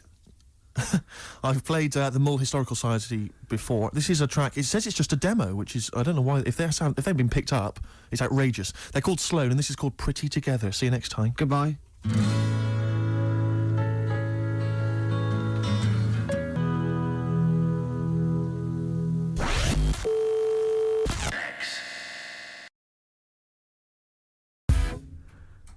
Sum 41 and In Too Deep. If you're listening now, you're in too deep. It's the Ricky Gervais Show. Run for the hills. No. Classic. Yeah. With Steve Merchant. Yeah. Whose birthday it is today. Yeah. Yeah. So So someone never listened before and they heard that link. They're thinking, great, it's proper radio Yeah. at last. Oh. XFM 104.9, just gone 1:05. Steve, do you want some great music I'd today? love to hear some great well, music. I've brought in some good stuff. I've brought in Oasis, we've got Radiohead, Sure, I've got some sure. Dre, I've got some Alba, I've got some Jimmy Webb. I'm Oh, looking yeah. forward to Yeah, that. yeah, You know, yeah, we're keeping it real. Oh, absolutely. Yeah. I've got Charlatans, I've got Nirvana. Any Sade. There's no shot. No, that's a shame. No, but I've been looking through the library and I have found 4 non-blondes. Brilliant. Looking from yesteryear. Looking forward to that later, Rick. Yeah. It was Carl. It was you that worked out the maths and worked out I was 28 because they just worked out I'm 27. You are 27. No way. Yeah, I asked you, didn't I? And I Yeah, said, because, no, but what I sort of questioned was, I said, well, if you're 27 today, that means last week you were 26. well done. Yeah, that's irrelevant. So therefore you assumed that I must be 28 then. Yeah. Whereas I assumed you were using, your knowledge of maths, No, such as it is. I wouldn't do that. No, sure. Wow. I actually got lost in that conversation because I genuinely didn't know what he meant would mean last week you were 26. I don't know what that meant. I don't know what it meant. Wow. Well, it is Steve's birthday. But he would have been 26 last week. Sometimes you genuinely frighten me because it's those staring eyes. There's nothing behind him. It's this little bald head. Looks like Davros looking at me. Genuine fear on his face when he enters into a conversation with another human being. What bit don't you understand? If he's 27 today, he would have been 26 last week, and he doesn't look 26. He didn't look 26 last week. He looks older than 28 today. You've started on his birthday. You're still having a go at him. Carl, I don't look like the kind of hot stud that I actually am, but face facts, that's the truth, mate. Yeah, live with it. Get with the programme, jeez. Well, let's have a little bit of cake. Okay, oh, that's appropriate. See the what I did? birthday. But you mean the band, don't Yeah. you? Not the cake. You haven't actually bought a cake, have you? Got anything at all? Cake, short skirt, long jacket, sort of fashion, sort of Sure. single. Yes. Isn't it? Yes. Yeah. Oh, I just remembered something. Go on. Right? Think that like short skirt, long jacket. Once I was watching daytime TV. I Yep. was unemployed. It was the early days of it was about mid-80s, and Who was hosting? It was sort of like one of those Eamon Holmes and someone, or like like right, Richard, yeah. but not as good, not as. Yeah. And the link she went, well, after the break, Leo Sayers popping in, tell us about clothes for the shorter man. I stayed tuned. He came on. He went, Leo wear a short, Sayer? yeah. He went, wear a short jacket. Why wear a short jacket? Optical illusion. You're going, well, that jacket, it couldn't be a foot long because that'd be mad. So it's 2 foot long. So he's 6 foot. So I'm looking at him there. I'm looking at him. Don't get too close. Just look at the jacket. How tall are you, Leo? Well, work it out. Yeah. This jacket's presumably about, Yeah. isn't it? Yeah. Yeah. Of course it is. Yeah. Yeah. But Leo, you're famously quite a short man. In fact, I saw No. you on TV talking about clothes for the shorter man. No, but look at the jacket from there. Yeah, you must be about 6 foot. So you had to walk around looking like a bullfighter just for this illusion at like 50 paces. What's the other thing about stripes? Is it Yeah. Horizontal stripes widen you. make you look fatter? Yeah, Right. yeah. So good advice, good fashion advice for anyone listening. On XFM 104.9 Leo Sayer there offering some topic. We should get Leo in, maybe offer some new stuff. for your birthday. A little special Leo Sayer visit for your birthday. Lovely. Got any presents yet? Got any? I've received nothing yet. But then my parents haven't come up, and they're the ones that normally bring gifts. Oh yeah, They are coming up later, and I always look forward to my father's gifts. yeah. Because they are remarkable. I don't know what he's thinking sometimes. I don't understand the logic. I mean, if I explain some of the gifts he's bought in the Go past, on. maybe you could figure out. I once opened, I think I was about 14, Right.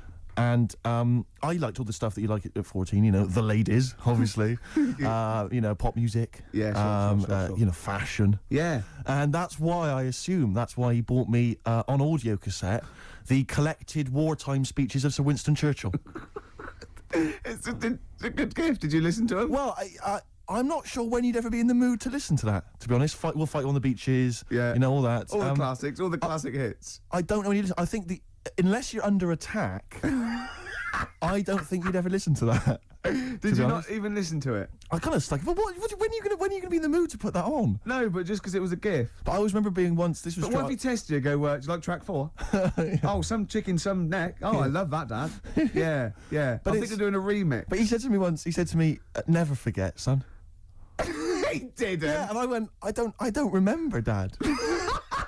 It was mad, and it was like because he was quite into sort of, but he was into like the military and all that kind of and war history and stuff. So are he you allowed to tell an anecdote about your dad on radio? Can I just give you a clue, just in case? Can you tell the thing about the shed?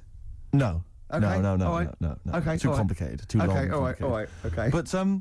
But I always remember this was true. I remember I had it on once because I just stuck it on because I thought I ought to. And my dad came in. He was pleased to see I was listening to it. And he was like, we just sort of stood there listening. And I always remember my sister coming in with one of her quite attractive friends. Teenage friends as well, and I'm a teenager as well. And it's like, and just this woman walking by, she goes to the same school or whatever, quite fit. And I'm just stood there with my father, listening to "We All Fight Them on the Beaches," "Never in the Field of Human Conflict" of so many, and just remember looking at her as she passes. Just You've looking learnt at her. it. It's rubbed off. Oh yeah. Is Oh, Rick, if you're ever in a war situation and you need some morale, come to me. Yeah, you'll just. That's what you're right on. Quote me out. What about a little bit of White Stripes? I've got some more gifts that I can tell you about afterwards. Well, I'm looking forward to it. Look forward to it. Oasis, Morning Glory before that, White Stripes, Hotel Yorba. Oasis, of course, I think got in the... have you been watching that VH1 Top 100 album? I have indeed, I've enjoyed it.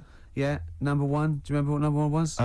Joshua Tree, U2. Yeah, now, good album.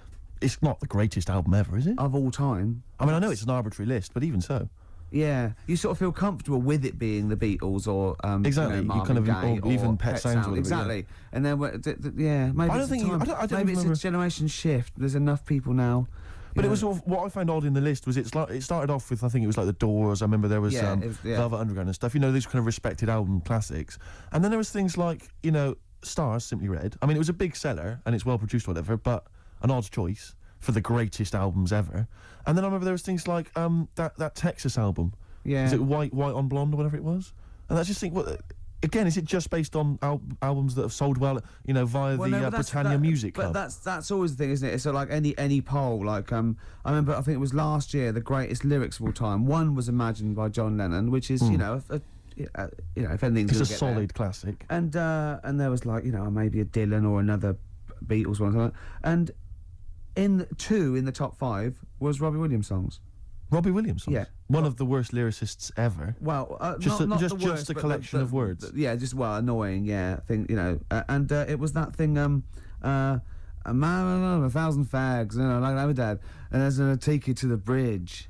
Postmodern sort of. Yeah, but that's a reflection of the sheer weight at the moment, isn't it? So it's always going to be 4 of all time, and then the biggest thing that year. I suppose so. But that's why Coldplay and Travis again, and they're good. But I mean, you know, I don't think they'll be at the same position next year.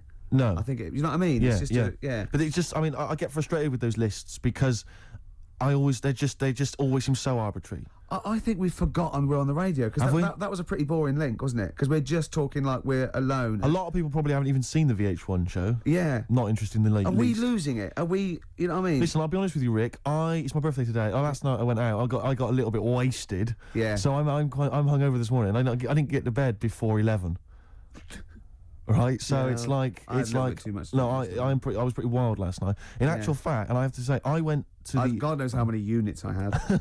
I went to the Monarch in Camden. Monarch, yeah. There was some kind of groovy night on. Yeah. I went to the door. I got a load of mates with me. I said, any discount for XFM DJs? You didn't really? Yeah, I did. I was a bit drunk. He went, who are you? I went, Steve Merchant, Ricky Gervais. He went, Steve Merchant, brilliant. You can come in for free. No, he didn't. Yes, he did. I swear to God. He said, yes, you did. He said, and I said, what about mates? He went, it's £5. They can have £1 off. He said, and I think basically, but basically, Rick, I think I also agreed that you'd DJ there. I can't remember, but if the guy is listening, he can maybe let us know if I promised that. I might have signed something, I can't remember. Oh, God. Oh, but anyway, no. it was a good night. This is like one of those 50s sitcoms when, you sold my soul to an angel. Exactly. Oh, how am I going to get out of this? Yeah, exactly. Oh, no. So, anyway, if you go down to the Monarch maybe next week, Ricky Gervais playing. That'll be fun. Well, that was Elbow and Red off Asleep in the Back. I love that. It's great song. Got sort of early Peter Gabriel, and that's wonderful. Well, we were talking about, like, your birthday and everything. Yes. And presents, and then I found out I'd been signed up to DJ at a club in Camden. Looking forward to that. To get you in.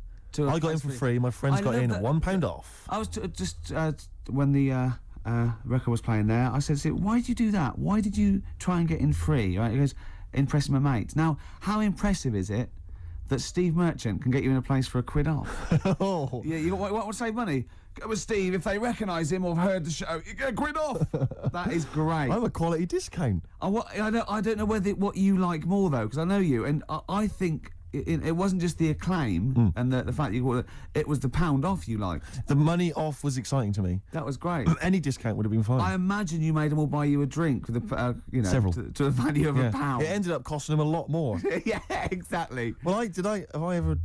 This is probably the most embarrassing of those entrance stories. Yeah. I was down in South London once, went down to some party that was taking place in some kind of swanky bar where there was a doorman on the front and a charge. I think it was something mental, like £10 to go in. It was crazy. It was ludicrous. I don't know what I was doing down there. And I was in the queue. We'll establish what you mean by swanky later, because that could be. And it was It was a posh place. Was it? And so there's a queue outside, and there was one of these doormen who thought it was like kind of Studio 54. He was like sort of, you know, choosing people who could come in. Yeah, you two come in now. You know, and I've been there for ages, obviously. I was on my own because I got there late. And clogs. Exactly. I've dressed up for this. And there were these two girls next to me. I'm thinking, if I'm in a queue, I've told you before, if I'm in a queue and if I'm stuck with two girls, you know, I'm thinking, oh, what a great opportunity, you know, use the old merchant charm. Yeah. And so I'm there, and I'm sort of thinking, you know, I kind of sort of give them a nod or whatever, you know, a wink. Yeah. And they're loving it. Yeah. They move to the back. They're putty in my hands, Rick, as you can imagine. Yeah. And I thought, well, to really seal this off, I'll get us in. Like, I'll sort of skip the queue. So the guy sort of coming along, he's picking people off, the doorman, and I just grabbed him. like that. And I said it so everyone could hear. Right? And I thought this was brilliant. I said to him, how much is it? He went, 10 quid. I went, I'll give you 7. That was my bribe. I'll give you 7. That's the whole £3. No, that can't be right.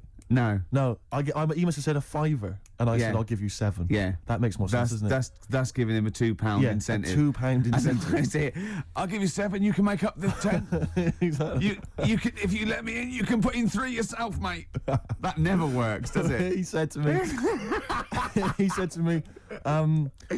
I can't be bothered, I'm just gonna have a kip, I think.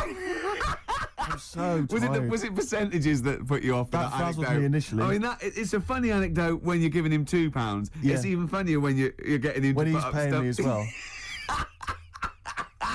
Oh, I love it. Right, we're gonna play a record. Then we're really gonna concentrate. XFM 104.9, Ricky Gervais show. Steve Merchant's also involved. Can I go to bed now? Oh no. Cypress Hill, Superstar, still to come. We've got such great bands as New Order, Ash, Nirvana, Radiohead. Song for the Lovers at about 2 o'clock is a beautiful song by Jimmy Webb. Lovely, Steve. looking forward to it. Now, it's Steve's birthday. It's XFM 104.9. He's 27. Yes. We're both a little bit hungover. Yes. Now, every link we've started hasn't really sort of... It's not really come to fruition, if I'm being honest. Nothing's happened. I mean, sometimes they're just all out, kind of, there's just blunders in them. Yeah. Or like this one, we've already run aground. Yeah. I think it might be a mixture of us, like we've been on this station for a little while, we're losing the will to live. Bored. But we're going to buck up our ideas. Can I just ask a quick question? I said buck up, by the way, just in case. A quick question though, because I mean, listening to want to complain. My birthday today, and therefore last night I went out, and you know that's my excuse for being a little bit tired and a little bit hungover. Yeah. What's your excuse? Because you didn't come out. No, I know. I mean, you conscious you had the show today. What were you doing? Staying at home, just drinking? Yeah. Having a little couple. Me and Jane went what time to did you say go to goodbye bed? to someone about 1. Well, that's stupid. What I'm saying is, no, I mean, it's your name all over the show. You know, I'm a nobody. I got no reputation. Yeah. Although thankfully. you get a quid off in most clubs in Camden. True enough. I think just drop. If anyone out there, if you're sort of like tall, sort of, I'll answer your birthday, but I'm just got to do a description. This is nothing nasty. It's pretty sweet. If you're sort of like a lanky sort of geek, and you know, you can do a Worsley accent, then maybe you can pretend to be Steve Merchant and get in a quid off. Is that all right? That's fine, Rick. Yeah. No, because some people would take that as a personal... That's offensive. Yeah, Sure. yeah. So we were talking about... should we play a record? Is that link too long already before we actually got to something? I'm already bored. God, we've got to get to something. We've got to do KARL, something. why don't you contribute something? You've been silent. Now that is scraping the bottom of the barrel. Really Like, is, isn't we're it? in trouble. Oh no. Oh, we're failing. Who can we bring on that's surefire, always delivers, Audio snappy? dynamite. Yeah, KARL. The big guns. Come on, KARL. I was just thinking there is nobody else who looks like Steve. He's done ya. That's outrageous. Although, to be honest with you, that insult has resurrected things. Yeah, well done. Play a little tune, and then we're Got a little back. bit of a sniffle as well, I think. Yeah. Cold or something probably coming on. Bit late there, KARL. You should come in a bit earlier there. Swayed there. What I like is the complete lack of professionalism on our part. Yeah. It's like we've got a bit of a headache, a little bit tired. Just that's it then. You can't fight that. You can't fight that. Well, I mean, the thing is, as you well know, Rick, there are certain DJs on this station, you know, drunkards. There's at least 2 I know of who are smackheads. Yeah. And, you know, they still manage, they still manage to do a good job. Even the ones that aren't, that try their best, are rubbish. It's true enough. I'm not saying we're still not the best. Yeah. And it's effortless for us, Rick. I as know, you yeah. We're coming up with dynamite stuff here. Yeah, I You know. and we're not even, you know, fighting on all cylinders. XFM 104.9, Ricky Gervais with me, Stephen Merchant, a little Hi. bit hungover. We all are, but he can't really take it. He's a He's loud. Like, Yeah. wait, there is tickets to give away, Rick. I don't know if we should mention that. What? Who is it for? Joe Strummer Oh yeah. and his band, the Mescaleros, play Brixton Academy, we think, this evening. A little bit more information will probably be... So go along just in case. If you say you're Steve Merchant, pound off. Well, the doors are at 7 o'clock, and it's £17.50. Unless you've won the competition, Rick, that I'm about to set, and won yourself a pair of tickets. There is someone, right, in America celebrating a birthday today, okay? Yeah. More than one. Same I day as think. me. Yeah. No. No, but there's a Go on. specific one I'm thinking of, Go on. right? His name, Rick, is Dwight Schultz. Okay? Yeah. If you know the answer, obviously don't give it away. Yeah. His name's Dwight Schultz. He's an actor. Yeah. He was particularly big in the 80s. Yeah. And he's also celebrating a birthday today. You're going to say what's his name? I'm going to say, what character is he best known as? What TV character is he best known as? And you can win yourself some tickets for Joe Strum and the Mescaleros at the Brixton Academy. Dwight Schultz. American actor, TV character of the 80s, very famous. Oh yeah. See, Christian's giving away a trip to Salem, Massachusetts. That's bizarre, actually, because I was in America recently and I went to Salem, Massachusetts, and that's not a prize. Isn't it? Believe me, we were there, we were sort of obliged to go because we were at someone's birthday. It's rubbish. Really? I mean, that's a really poor trip. That's such a boring He place to go. probably can't believe his luck. It's probably the biggest thing Christian's ever had to give away. great thing about- and you've just dissed it. The great thing about Salem, Massachusetts is that I don't think we're good for this station. I don't think we're selling this station like we should. Well, you know, it's its own fault, you know, it shouldn't have hired us. I blame it, you know. Yeah, and paid us in advance. Yeah. They're lucky we turn up. No, I went to Salem, Massachusetts, and this is the place that's famous from, like, Salem's Lot and the Salem witch hunts famously. Famous for all things Salem. Salem. Yeah, anything with Salem in the title, But that's what it's famous for. the whole Yeah. place has gone mad over, like, witches and Yeah. anything. Basically, it's like there was the Salem witch hunts in, like, 17 something or other, or Yeah. 16 something or other. So the whole place now is just full of, like, people dressed as witches. Yeah. And then it's like any supernatural stuff. So that I went in and it was amazing. It's quite Like expensive going. Glastonbury tent. It was it's awful. Every single place there, every single shop is kind of horror related. Yeah. And I went to the Boris Karloff World of Terror. Yeah, Right, was it's it? amazing. You went in there, right? I don't know if Boris, the famous horror actor, has actually been involved, but you go in there, you walk in the door, you've got to put these 3D glasses on, right? And it's supposed to be this kind of chilling journey around this kind of like a sort of a crypt, you know. And you put these glasses on, and I couldn't tell. They were so poor, I couldn't tell what was supposed to be a 3D effect and what was actually three-dimensional. Really? So I couldn't tell if, like, the floor was actually sloped or if it was just appeared to be. Yeah. Whether the wall was actually kind of knobbly or whether it was the 3D glasses. It was so much, and it literally took about 45 seconds to get through it. And Imagine you just that. came out blinking into the light again. It was So rubbish. so I want to throw us over to Carl. So there's Steve Merchant with funny glasses on in this place horror, and he's walking round. Do you think he scared people, Carl? I've set this question out, haven't I? I've loaded the I question. know the answer you're fishing for.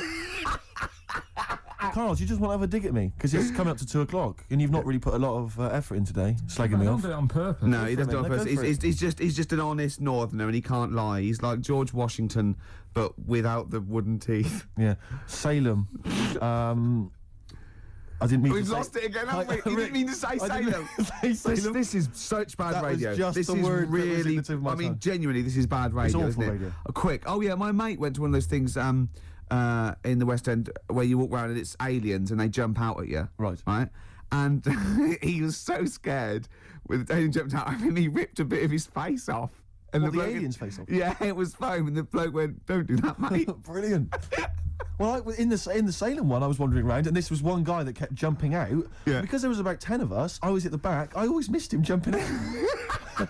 So when I got round, I'd missed all the frights. It was Oh ludicrous. no. You'd at least you'd have thought he'd like jump out, then double round and jump out again. For Yeah. those people at the end of the Everyone queue. catch that? Not No, what really, you doing? We.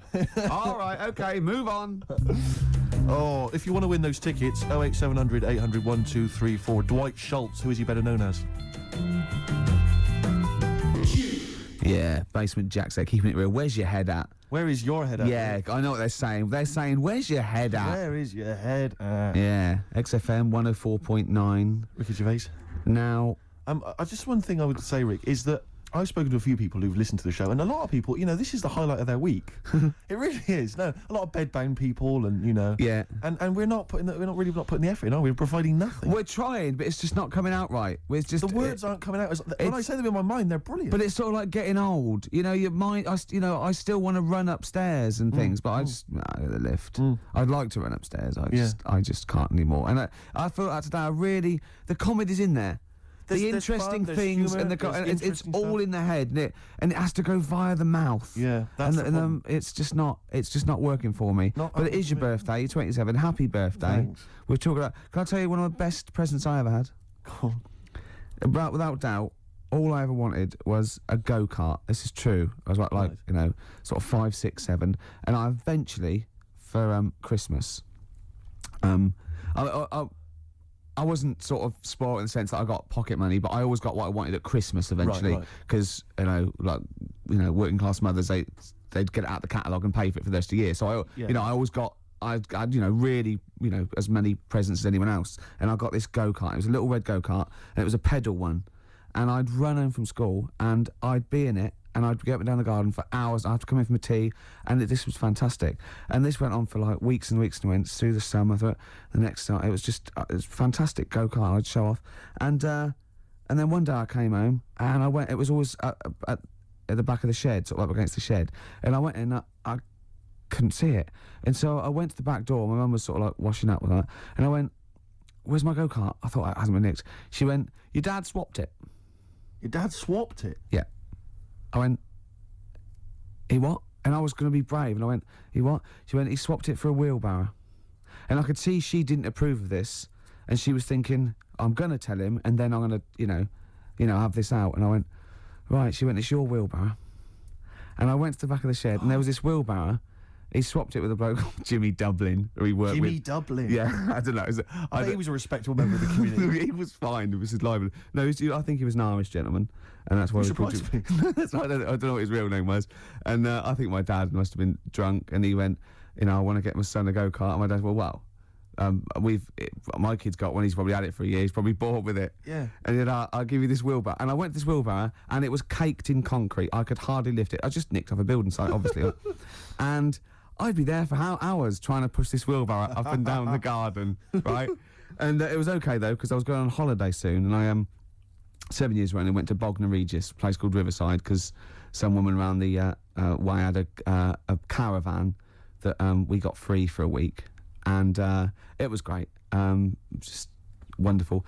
And I used to go there with my mum and my nan. Oh, party time! Yeah, the age of 7 to sort of no, it's good because when you're a kid and you wake up in a strange place, it sort of seems weird. You wake up at 3 o'clock in the morning hearing your gran pissing in an iron bucket, and we've all been there. You get disorientated. Anyway, and I went on holiday, and I met a little friend who was about my age. We were both sort of like, and he'd hired a go-kart. He had this great go-kart, and he came down to my caravan, and I went, I've got a go-kart. And I remember my mum opening the window of the caravan and going, don't lie. That's so evil. And I went, I had a go-kart. Wow. Yeah. Did you ever talk to your father about the fact you swapped it? No. You never mentioned it to him? No. You still got that wheelbarrow? I think so. I've grown into it. Yeah. Yeah, I can nearly lift it now. Yeah. And now I'm just too old to run up and down the garden with it. Now you get one of your several gardeners who use it all the time. Wow. Oh, dear. Dre there. Dr. Dre. Of course. Bad intentions.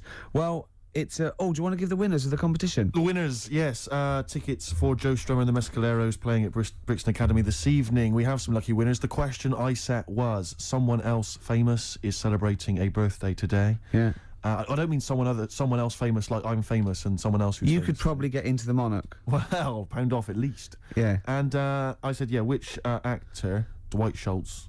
No, I didn't. I said, which character did Started Dwight off Schultz well, play? didn't it? It started off so well.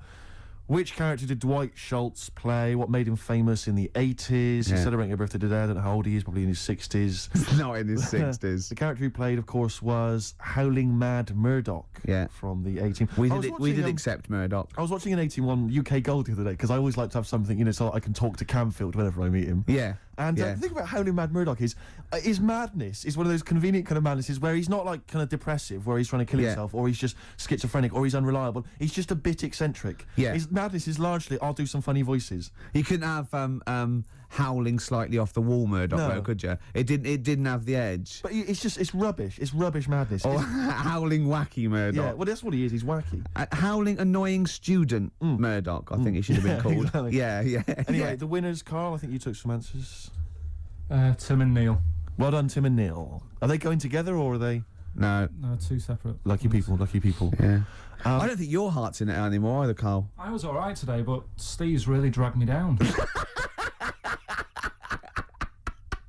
Well, let's. Wait a minute, I just need to know why. No, do you know, like, Yeah. when people are being miserable around you? Yeah. I was full Yeah. of beans when I came in. Yep. Yeah, but you got to remember last week you were really miserable, and that really wound me up. Yeah, because he was having So to it's do moving stuff around, because you know he'd been let down and they were worried about Yeah, the last next week you were in show. a terrible mood. Yeah. Don't look at me like you were. songs. I wasn't like going off and lying on the settee, looking ill, talking in that voice. Oh, he's done you again. I said just now, being quite friendly. Yeah, Carl, Steve. Carl, have you ever tried to get into the Monarch for free? Because I'll be honest, mate, it's not going to happen for you. Come out with me, mate. You got a quid off. All right. Oh. When you can get in places in Camden for free. Yeah, I'm all right. Yeah. Oh, yeah, he's done you. Right, now it's time for Song for the Lovers. Now, this is one of my favourite songs of all time. You'll know this song better done by... That was nearly a sentence. Oh, come on, that was nearly a sentence. What's his name? Glenn Campbell. It's Galveston. Oh yeah. This is the man who wrote it. This is the original. This is Jimmy Webb Oh yeah. with Galveston. From what I can work out, I think it's about a bloke who goes off to the Vietnam War and he's missing his bird. And I've brought it down, haven't I? I've brought it down a tone by saying bird. It's a beautiful song. It was irony. Just play it. Galveston. It's beautiful. Jimmy Webb with Galveston. Now, I know you enjoy Love the work of the Webb. Webmeister. A lot of people, of course, be familiar with his sons, the Webb brothers. Yeah, very different. Quite cool, though. I went to see him live, and he was just so cool. Just like doing his songs and telling a little anecdote. It was just, he's fantastic. That's my song for the lovers. Steve, what have you got for well, us? no, I was just going to mention a couple of other gifts that my father got. Well, he got me once. I unwrapped once, having professed no interest ever in this particular artist, about as much interest as Winston Churchill. I once received, lucky me, the making of Thriller. It was a video behind the scenes on Thriller. From Michael I know Jackson what he film. thinks, though. But he said to me- he thinks he said- Steve loves to dance. No, he went. You love music and you Yeah. love films. Yeah, no, that's a film, yeah. Yeah. But I mean, I've never professed any interest. I mean, I don't think it even had Thriller, the actual film, on it. It was just the making of Thriller. Really? Behind the scenes, Michael Jackson dancing around. And John saying- Landis. Yeah, it was rubbish. If I'm Well, that's being not blunt. very nice, is it? But what did you say when you opened it? Brilliant. Brilliant. I love Jackson. Can't wait to watch this. Can we watch it now? I said. What did he say? No. He's so ungrateful, really. Yeah, Because I can't remember a time my dad bought me anything. It's always my mum who bought it, and my dad would give her the money. yeah. You got Ricky who's lost his go-kart. You've had a video bought for you and you're still not happy. I just think it's selfish. It's not so much that I appreciate the fact that there is a gift. I think it's the fact that the gifts are arbitrary and can be bought in the shop that's opposite the place he works. Tell Carl what you got your Yeah. mum for this. Well, Listen to this this, is- Carl. this You'll is love an this. example, right? It's the thought that counts, right? So I suppose if you say that the thought that counts is the fact that he went and got anything at all, that counts. Okay, fair enough. But he phoned me up. He said, "What shall I get your mother?" Right? It's our 20th wedding anniversary, right? What shall I get her? I said, well, I'll tell you this. This is a great idea I'd heard from somewhere else. Why not get her, pay for her to have a makeover, you know, and all the sort of treatment, you know, and the beauty treatment and that. She'll love that, you know, and then take her out, give her a meal and stuff. He went, okay. So he hangs up. I speak to him on the day of my mum's birthday. I say, what'd you get? He said, I got something. I said, do you go for the makeover idea? He went, not exactly. I went, what'd you do? He went, I bought her a trowel. A trowel. I went, a trowel? He went, yeah, for the garden. I went, it's a trowel. You've been married 20 years and you got her a trowel. He went, it's stainless steel. I said to him, it's a trowel, Dad. And he went, do you think I should have got it engraved? It is mental. And I went down to see them, right? And I went in the lounge and literally, imagine it, like, it wasn't this, but imagine, I got in there, he'd bought this trowel, right? And he'd also bought her an industrial-sized tin of coffee. You know those ones, those big size ones you have in like How did he hotels. say she loves coffee, Steve? She loves coffee, Steve. He I said. love the fact that that's meant to be like the whole family didn't use it. Like she keeps that by her bed. Yeah. Like she's in Stalag 13 or something. This is my coffee. But imagine walking into the lounge, right? She's there. She's got the presents that my sister's bought and that. A trowel, just holding a trowel and a tin of coffee. And me walking in wondering, I wonder if there's anything sort of that she regrets in her life. Mental. Oh, that's lovely. She loves coffee, Steve. She loves coffee, Steve. Oh. She loves the garden. Carl, what's the worst present you've ever had? You see, we don't really celebrate birthdays in our house, so. What? Where are you from? What planet are you? What do you mean you don't celebrate birthdays? Are you here from another world observing? Like trying to blend in, but not quite managing to pull it off. Not that fussed about it. Right. You know what I mean? It's Yeah. the mum and dads are on the same day, and I think that just was like, That's a bit weird, isn't it? on their anniversary, and Well, they got married on their mutual birthday. But Carl, can I just... I mean, and Christmas. But Carl, there's a difference between you saying... What do you we mean don't- their anniversary's on the same day? Of course it's on the same day. yeah, and the birthdays. But Carl, what I mean is that you say that you don't really celebrate your birthday, but presumably you have received some presents at some point in your life from your parents or anyone. Yeah. Okay, well we'll come back to you later. Yeah. Thanks. Let's play a record. Carl, have a think about that, and we'll come back to you later. Thanks very much. Ash and Sometimes they've won me over. They have indeed, yeah. They've just got they got to be the band they always wanted to be. I I'd think. have written them off in the early days, but no. they've Me really grown too, to themselves. Steve. Just goes to show. Go on. Carl, any thoughts on what gift you've perhaps once received that you can joke about now, but was tragic at the time? No? No. Not really like I put the say, thought in then? Didn't have that many presents, so. Always the thankful ones for I what did you get, got. I was grateful for. Yeah. Rick, would you love to hear from the listeners if maybe they've received some amusing gifts? No. No, I wouldn't. So what are you doing tonight? You going out for a little meal with your parents? Yeah, I thought you were coming. Yeah. Right. Yeah. Good Yeah. to know. Yeah. Any no. suggestions as to where we could go? I mean, maybe people would like to phone in because I've got no idea. It's got to be largely meat-based. My family Yeah. only really eat meat. Do you know the steakhouse near me? It's closed down. Brilliant. That's 'Cause it- one. There's lots more to go. Let's not stop there, It just people. looked Come at- on. I used to look across and think, is that a bingo hall I know. It's or bright. somewhere to eat? Yeah. Yeah, neon. There's at the back. Right at the back had cocktails, and you know, just Who imagine. goes in there for a cocktail? You know, imagine you going in there with a DJ sitting there. Hey, ladies. Hi. Be fantastic. Go on. Carl's got something to say. I can No, tell. What? is there a chance that your dad's like on the way into London now and has heard you saying, "Oh, Yeah. he got me this and he got me that," and he could be like nipping to a shop now to buy you a rake and thought, Yeah. Yeah. Just think of that. Oh, that'd be terrible, wouldn't it? Or the making of the Bends. Yeah, he'll probably turn up and say, I was going to get you a gift, Steve, but then I got high. And we'll all laugh. Yeah. Cultural reference. Yeah. Right. This link has run out of steam again. Yes, but don't worry, because I can salvage it. Go on. Because it's time for Under the Covers. Cover me up. Oh, you got me Between the covered. covers. Between the covers. I like covers. Ooh, cover songs. Yeah. And it's when This we was play- done by someone else.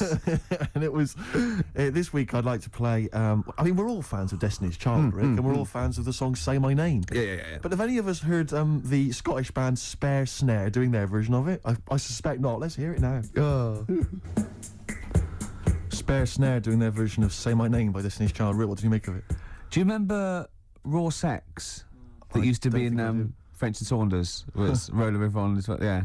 Is that basically what it's like? It's a bit like that. Do you yeah. think maybe the cover version section's running out of steam? If that's what we're playing. I think we should only ever do sort of 6 weeks a year on radio, Right. and then you know, Yeah, and people will kind of remember that. It'll be beautifully preserved in their memories. Yeah, you know, like Like, Benny Hill used to do one show a year. Right.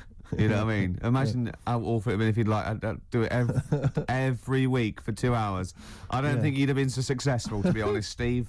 I think he'd run out of ideas. Rick, I know that you are tired of coming in every Saturday and doing the show. I know I am, and I Yeah. suspect many of the listeners are. But maybe we should leave it to the listeners. You know, if they want us off the air, maybe they should just email, fax, phone in. That'd be. I think everything should be like that, though. Vote Yeah. whether you want to, you know, like a binary sort, like you know, up against someone knocks like winner stays on in pool. Yeah. I hate that winner stays on in pool in pubs. It's just I hate horrible, it. fascist, isn't it? You want Yeah. to play with your mates. You don't want to Exactly. have to beat a bloke with 1 tooth who just Yeah. plays pool all day. Yeah.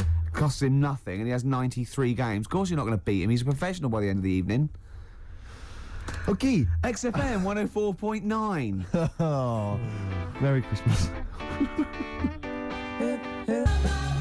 For Hero by Les Fleur. Great bloke, Les. Yeah. Worked with him in Blackpool. Weird. Had very high voice. Can't grow a beard. Yes. But, yeah. I'm joshing. Of course Probably you are. pronounced Les Fleur, innit? Le Fleur. Yeah. We know all that. Oh, we bien, know très that. We bien. know that. We know You that. noticed all those huge posters advertising Christian O'Connell's breakfast show? They're all over the place now. They're mainly on the tube. Like you wouldn't know, Gervais. No. What with your driver and everything. Imagine if they'd spent the kind of money they must have spent on those advertising our show. I know. And those people were tuning in, and today's show is what they heard. I was actually thinking, right, because we do care in a way. Yeah. We couldn't get over it today, you know. Just to word to the kids, this is what alcohol can do to you. Yeah. It's Yeah? a sobering lesson. Yeah, it is. Yeah. But I thought, what if this was our first ever attempt at radio? Think how gutted we'd be. We'd go, we're not What right. worries me is it's like, I don't know, it's like in my sort of hangover state, it's like I've kind of woken from a dream and I've sort of thought to myself, all the stuff we're saying today is what we normally say week in, week out, and we think is brilliant. And it's today we've done it, and it's rubbish, and it's like we've seen the truth. Oh, yeah, it might be. See, yeah, so an alcohol can It's make... just not as interesting or entertaining as we thought. See, yours could be BSE as well, though, because I know There's you're a lot worried of that about that. kicking in, I think. Yeah, because you just ate beef, didn't you, for the first 15 years? Largely just beef, yeah. Beef and milk. Mainly uncooked. It was just, you know, they just wheel a Often cow in. from the cow. Yeah, just suckle it from the cow. Now we get complaints about that. We will indeed. I always wondered if Bruno Brooks ever got complaints, actually. When he once played Rage Against the Machine, Killing in the Name of, Yeah. and he must have dozed off or something because he didn't realise all the swearing, you know, F you, I won't do what you told me, and he just left it playing. He probably wasn't And listening. it was the UK top 40, and it was just, you know... He 5 probably, o'clock yeah, in of course, the he afternoon, probably did get complaints. Where is he now? Good point. Doing internet radio, which is of course where we'll be next week. Yeah, if we buck our ideas up. Quick question. Go on. I just realised who KARL looks like. Moby. He does. Not the first person to say Yeah, that. suddenly just dawned on me then. Yeah. So if people are Moby's one of those listening- people that I think's fantastic. Every time I see him, everything he says I agree with. He's lovely, and I just can't get into his music. It's bad. It's like I feel that it's like a mate who you can't say, oh, I give it up, because I think he's fantastic, and I want to go, why don't you do something else? For more I bored interesting myself. views, I bored myself then. if you've got This a pop is- star that you'd like Ricky Gervais to pass comment on, why not get in touch? Yeah, that's Rick, what are your views Go on on. Rick Witter from Shed 7? Rick Witter, I like their effort. Okay. I think he's quite got a nice hair. What about Chakademus and Pliers? What was their hit? Tease me, tease me, tease me. Anyway, more of that next time, I'm sure. Oh, that's it. Are we straight to the song for the ladies now? or Yeah, have we song got- for the ladies. Yeah, Should we just get it over with? let's knock this on the head. Song for the ladies this week, one of the best tracks on Hour of the Bewilderbeast by Badly Drawn Boy. It's of course Magic in the Air for all the ladies. Bye. Sorry about that. We're gonna really be good Gonna next sing week. happy birthday or? Happy birthday to you. But no, we're gonna start work on next week's show. Really, from then on, it'll be year 0. Yeah.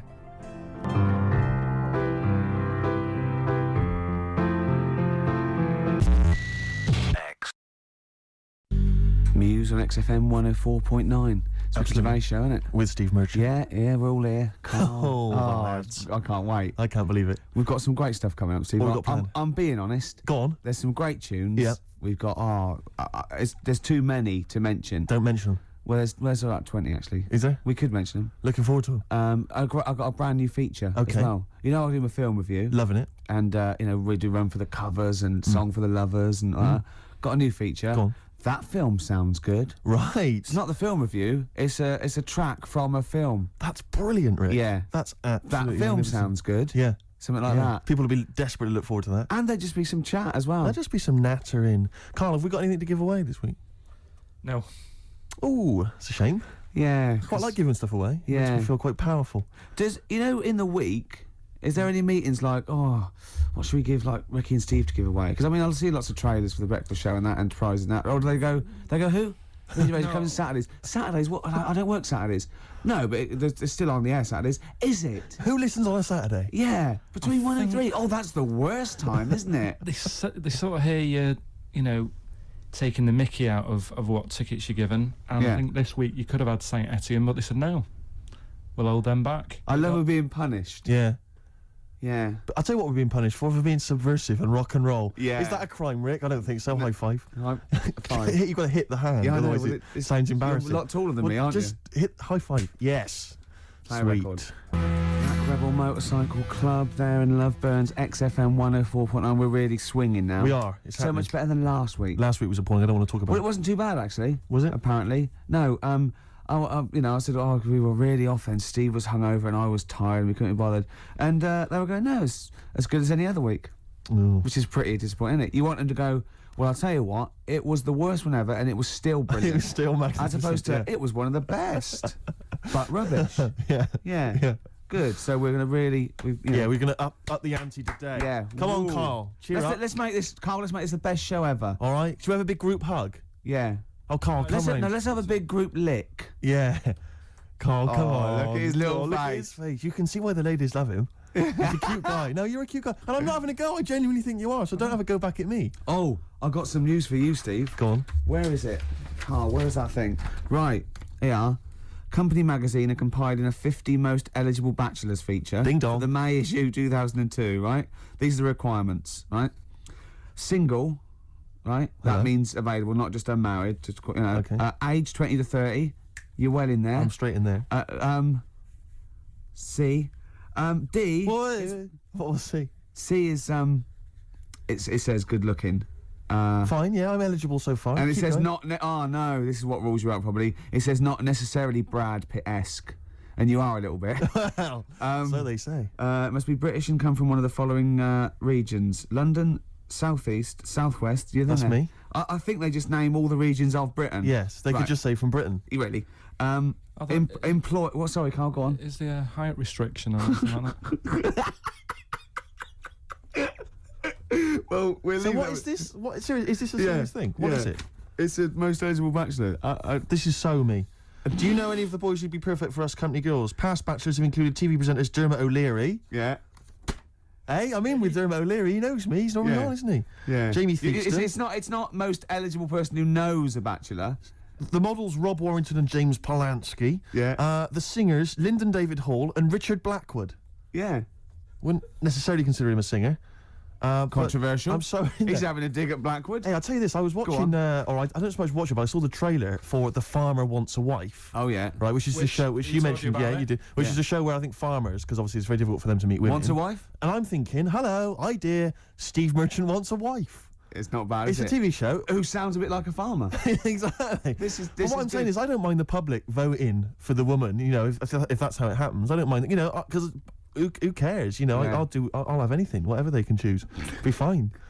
You know, See that? I think yeah. Steve Merchant wants a farmer. That'd be even better. Steve Merchant wants it. Yeah, Steve Merchant wants it. I'm thinking, sort of maybe the Bravo channel on cable. Yeah. You know, or ITV2. Yeah. Hey, it's an idea, Rick. I'm just flying out the flagpole. Yeah. Well, we'll think about that. Yeah. Don't phone in. It's not worth it. Let's play some more music. There is a Slim Shady in all of us. That was Eminem, XFM 104.9. Steve. Yeah, no, I was just thinking, because Carl, I'm probably thinking, you know, he likes to have a little dig every so often about, you know, my success with the ladies. No, Carl, but I'd tell you, you'd have been proud of me last night. No, listen, you'd have been proud of me. Because I was walking back from the shops, I was carrying 2 cans of weak lager. It was Friday night, Rick. Yeah. Time to go a bit crazy. Yeah. And there's this woman coming the other way who must have been sort of 50, 55, just staring on the street, dressed in kind of like rhinestone cowboy style outfit. Really weird, never seen her before. Parton. Was it Parton? It wasn't Dolly. No. And she was just staggering down the road, like just shouting. And some truck drove by, and she just went, "Oi, come over here, come over here." And the car just drove by, whatever. And she walked into me, and she saw me coming, and she saw the beer in my hand. She couldn't believe her luck, and she stopped, and she tried to stop me. And I sort of stepped one way to try and go past her. She stepped there and blocked my way, so she blocked the other way, and she went, come here, like trying to motion. And I was really scared. It was like some. You looked around and thought beggars can't be choosers. Well, but then for a minute I was thinking, well, you know, I mean, it's Friday night. You know, I'm in a mood to make whoopee. But I thought it's probably best to avoid it. And I actually managed to run away and avoid her. And she just kept shouting at me as I was running down the road, come with me, come with me. But I legged it. But what I was thinking is it was like some kind of like sort of Hansel and Gretel nightmare. Do you know what I mean? Like an old lady in your way. You're going there and there's loads of other people that look just like you. Exactly. They're getting very, very thin. We've been here for years. In chains. Yeah. But I thought you'd have been proud of me. No, there was that was, you know, that was a woman on a plate. So to speak. And I just turned it down. And yeah. Exactly. You see. You So went home, not you so went, desperate. He got in and went, what have I done? Seeing her again tonight, then. Well, I'm just going to hang around by the offie, see what happens, you know. Looking forward to Christmas? Loving it. I'm always a big fan of Christmas, actually. Yeah, no, I'm not a bah humbug type. It's not far now, is it? It's this month now. Is it? Is it? Are we in Is December? it the 1st? Yeah. Jeez. Yeah. Oh, yeah. Jeez. Jesus. Yeah. Brilliant. Well, I was quite excited because this week I think it was this week in the papers, The Sun, and I think all the other papers actually, had the first of the kind of giveaway TV supplements that comes out listing all the shows that are on. But what about when they bring them out this early, is you open it and it's like, you think, yeah, I want to see what films are on and stuff, and you go through it, and it just, about half of the listings are to be confirmed. To be confirmed. It's an utter waste of time. Yeah. And it's like, who is planning their film and TV watching this early? Yeah. It's a little bit early to be worrying about 3 it. weeks in advance going, oh, but I better not make any... Well, unless it's like an amazing thing on telly. Or you know... Are you coming to a party? We got one Friday 29th. I don't know, I'm going to watch something on the TV. There's a good film. What is it? Not been confirmed yet. It's to be confirmed, yeah. but I can just, say this, I won't be at the party. Yeah. Yeah. It's strange. But I remember when I was little, my sister used to work in W.H. Smith's, and she used to come home like every Thursday. She'd been paid, big bag of sweets for Lovely. me, and the TV times. The TV times, of course, because you're Yeah. working class. Sort of. TV times. The radio times for a classier, middle class gentleman like myself. But the bumper edition at Christmas, it's like 2 weeks of telly. She sit down like that Thursday night, sit down with my sweets, and we tick off all the things we were going to watch over the That's next really 2 weeks. tragic. Didn't happen, did it? Because I was squeaking around, hyperactive, making people play with toys, stuff, and not watching telly really. I bet but if you watched any telly, it'd have been really rubbish stuff. The whole family was like, I imagine probably Dennis Norden's Laughter File, Volume 12 or whatever it is. I don't think even Dennis Norton was going there. Whereas you see, we in our house, of course, we'd just switch off the TV and we'd perhaps just listen, You to weren't a allowed concerto on Radio 3. Ooh, yeah, we weren't allowed to turn the telly off. Really. I don't know what a concerto is. I've just said that word. I'm I assuming. don't know what a concerto is. It's like just a posh word for concert, isn't it? I think so. Is it? Yeah. What's a concerto? It's one of those. Maybe it's one of those instruments, the kind of squeeze box. That's a Concertina. It's a concertina. Yeah. My nan used to play a concertina. Really? Yeah. I don't know if that's interesting to you. I don't know why you choose the concertina of all the instruments to play. I mean, it's not the sexiest. Only kind of sailors normally my play. nan used to have one, but she doubled up as an iron lung. Nice. Which was good. And so when she, when she had a bit of an attack, we not only were warned, but we had a little tune. That's beautiful. As well, yeah. Could you play your gran? You can play your gran, yeah. Yeah. That's beautiful. Once she had a bit of an accident, she said, sit down, kids, and she came in there, and she had a corrugated neck. Ah, of course. Where it had gone horribly wrong. Go on. Sorry, what were you going to say? It's happening again, Steve. What's happening? It's going all wrong. Yeah. We're talking rubbish. Are we? Yeah. We should have played 2 in a row. He's having a go, isn't he? Blimey. Gorillas, Rock the House. Yep. XFM 104.9. Who are you?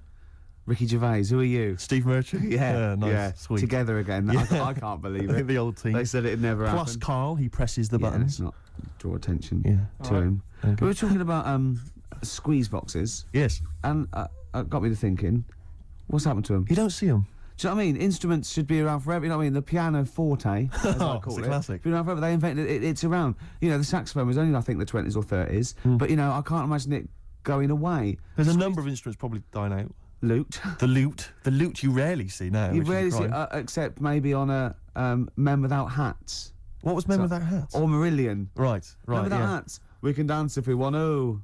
And Pierre Trudeau's daughter was in that video. Who was that we saw in the sandwich shop yesterday? Well, he might not want us. He might want to be people to know that he was in a sandwich shop. It's fine. It just shows that he's He didn't human. recognize Bruce Dickinson. He didn't recognise him. I went, look. Bruce Dickinson from Yeah. Iron Maiden. I had no Little idea. fella, who it was. isn't he? Little I'd say fella, he's yeah. really tiny. It was almost laughable. Is he It married? wasn't- That'll annoy me. But You've just alienated yourself from a lot of heavy metal fans now Yeah. because he's Ooh, pretty I'm much of a scared. guru. they never leave their bedrooms, Rick. But they've got powers. If they're putting crystals now on toads, and they're going to turn you into a. All right. Oh well, no. Let's what? having a go. I wasn't having a go. I stopped myself, realising it wasn't much of a threat. Rick. Right, go on. What else is dying out? Pipes. Pipes. You never see people smoking pipes. Why Young don't people you? now are not smoking pipes. No. You see old people, you're right, but kids, you've got to start taking up pipes, otherwise they're going to die out. Because Yeah. people of the older generation, they're going to die soon. I'm not smoking a pipe. I should With be. pipes, though, was it like the fashion where when you smoked, you started, at a young age and then carried on, or did you just start at 50? But no, because if you see like sort of shots of kind of sort of professorial types from the 1930s when they're at Oxbridge, they're always smoking pipes in a tweed jacket. Yeah, that was when they started, like university. Yeah, but they still do. Lots of things that should die out in the rest of the world carry on in Oxbridge colleges. Yeah, but my point is... Boaters. All right. All I'm saying is that they're not even in Oxbridge now, they're not even smoking pipes. I bet there is. There's no one smoking pipes. I bet there is. Right, I'd like to know if there's anyone listening who's under the age of 30 that smokes a pipe regularly, and I don't mean like a crack pipe. And I guarantee they went to Oxford or Cambridge. Okay, Yeah. What's the number? 08700 800 1234. What's the email? Ricky.Gervais@xfm.co.uk. Pipes are dying out. Yeah. Snuff, that's as good as gone. Yeah. Snuff. Yeah, Trilbies. My friend always said if he won like loads of money on the lottery, he'd like to try really hard to try and bring back, as a fashion accessory, the cape. Because the capes are classy. I quite like the cape. The cape's brilliant because you can kind of mask your face with it. Yeah. Dracula-like. You can have it off but still on, and on but still off. It's not like a coat. You know what I mean? Where you drape it over your shoulders and that can fall down. Carl, you're not a fan of the cape. You're turning your nose up at the cape. That's a madness. No pockets. Good point. You could have some kind of inner sort of smuggler's pocket. They did that about. Poacher's pocket. If they did that, I'd buy one. Well, I'll tell you what. That sounds good. That sounds good. It's just gone half-assed. It's the new feature. I can't believe that it. sounds good. For a minute there, I was completely lost. Yeah. Remind me again, what's that sounds good? I thought, no, hang on, it's that film sounds good. Oh yeah, that film sounds good. Right, this isn't my famous film review, which I've got coming up. Right. Look forward to that. It's brilliant. Yes. It's quite a delicate subject, but I think I deal with it sensitively. Brilliant. Okay. That film sounds good. Right. And I've taken. Remind us again what that is. What this feature is. I'm going to pick a song from a film. Okay. That's on from the soundtrack, right? Yes. I'm choosing a song from Jackie Brown. Okay. Great film. Yeah, brilliant film. And this is Across 110th Street by Bobby Womack. It's fantastic. Wonderful song. You'll only like this if you're really cool. Yeah, if you're really cool, like say us. Yeah.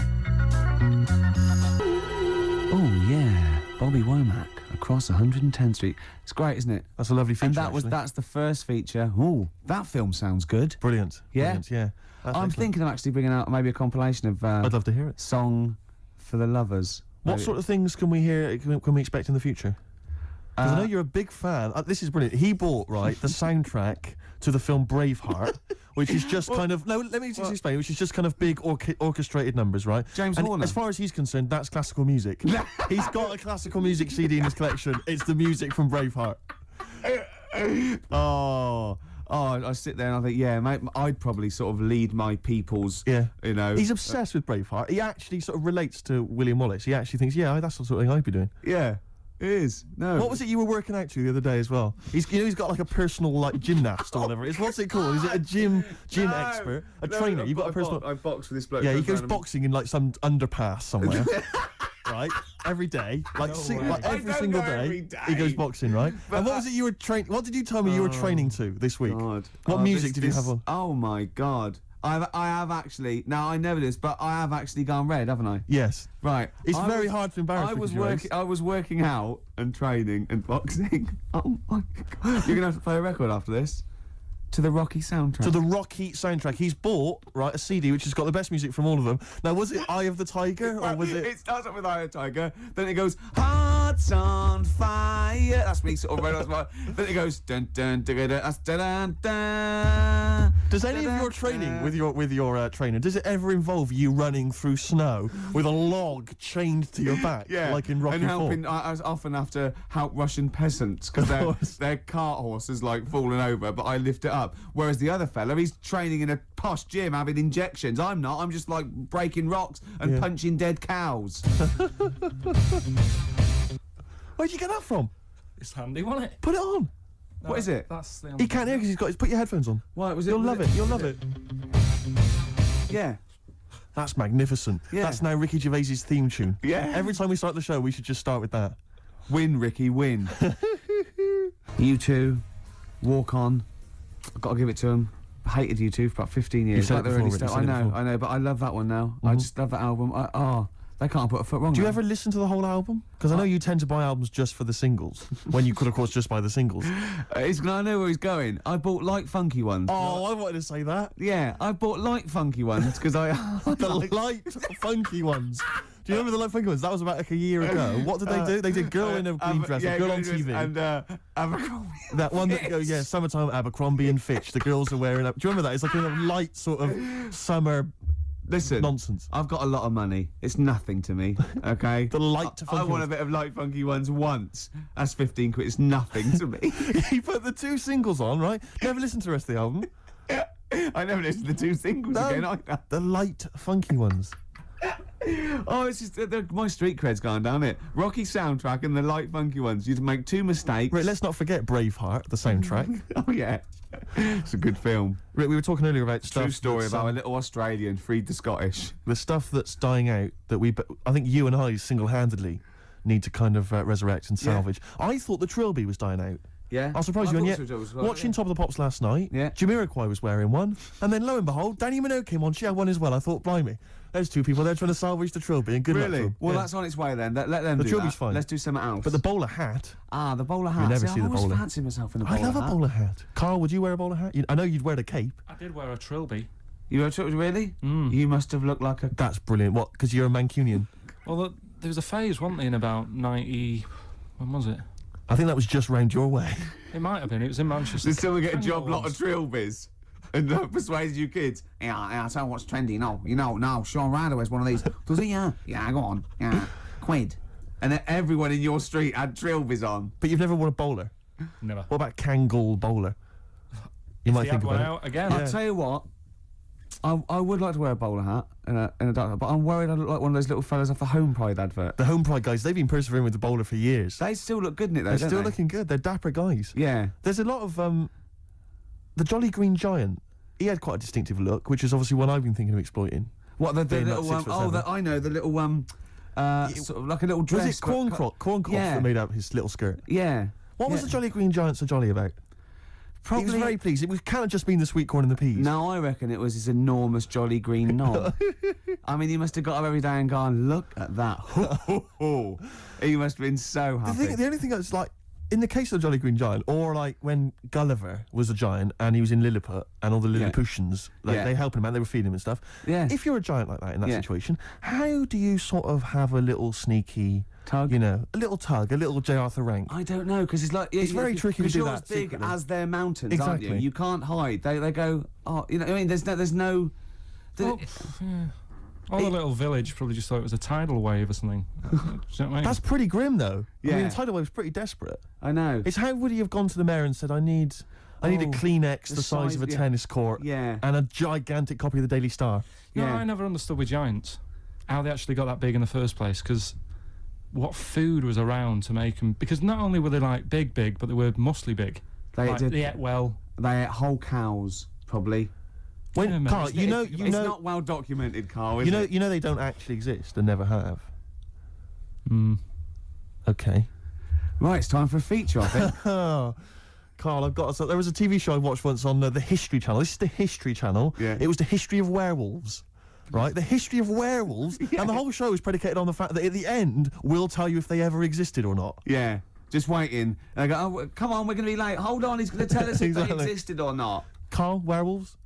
Michael Aspel was in it, and Michael Aspel is a top broadcaster and therefore would not associate himself with gonna something let that did that not lie. exist. Under the covers time, gents. Under the Cover covers, me run up, for cover me cover. bad, run for cover. Here come the covers. Yeah. Covers. I This- like cover songs. This is a cover version. Yes. This is from an album which is a bit hit and miss, as these things often are. It's different artists covering the songs of Leonard Cohen. You've Oh, got the yeah. Pixies on there, R.E.M., Nick Cave, different people. This, bizarrely, is Lloyd Cole, not someone I'm normally a fan of, but doing I a like version Lloyd Cole. doing a version of the fantastic Leonard Cohen song, Chelsea Oh, Hotel. it's Play it, Carl, it's fantastic. beautiful. Lloyd Cole doing his version of Chelsea Hotel. Under the covers. Under the covers. I thought it was a beautiful version. It's lovely. You know that apparently Really I think nice. it's that song Sweet. written by Leonard Cohen originally, and I think it's about his brief romance with Nico, who made a name, of course, of with the course, Velvet Velvet Underground, Underground, and was a yeah. tragic drugs victim. But it's interesting because I'm looking at this as a compilation called I'm Your Fan, which is cover songs of Leonard Cohen's music. And as I say, R.E.M., there's people on the Nick Cave who are still going. There's a couple of names you don't tend to hear of that often now. The House of Love. Oh, yeah. Rarely hear them, do you? That Petrol Emotion. Oh, yeah. That yeah. Petrol Emotion. Yeah. Who else we got on here? It says Robert Forster. Now, is he a musician or is it... I don't. Robert Forster. I don't know. Well, if you know who Robert Forster is, I thought he was a writer. The Lilac Time.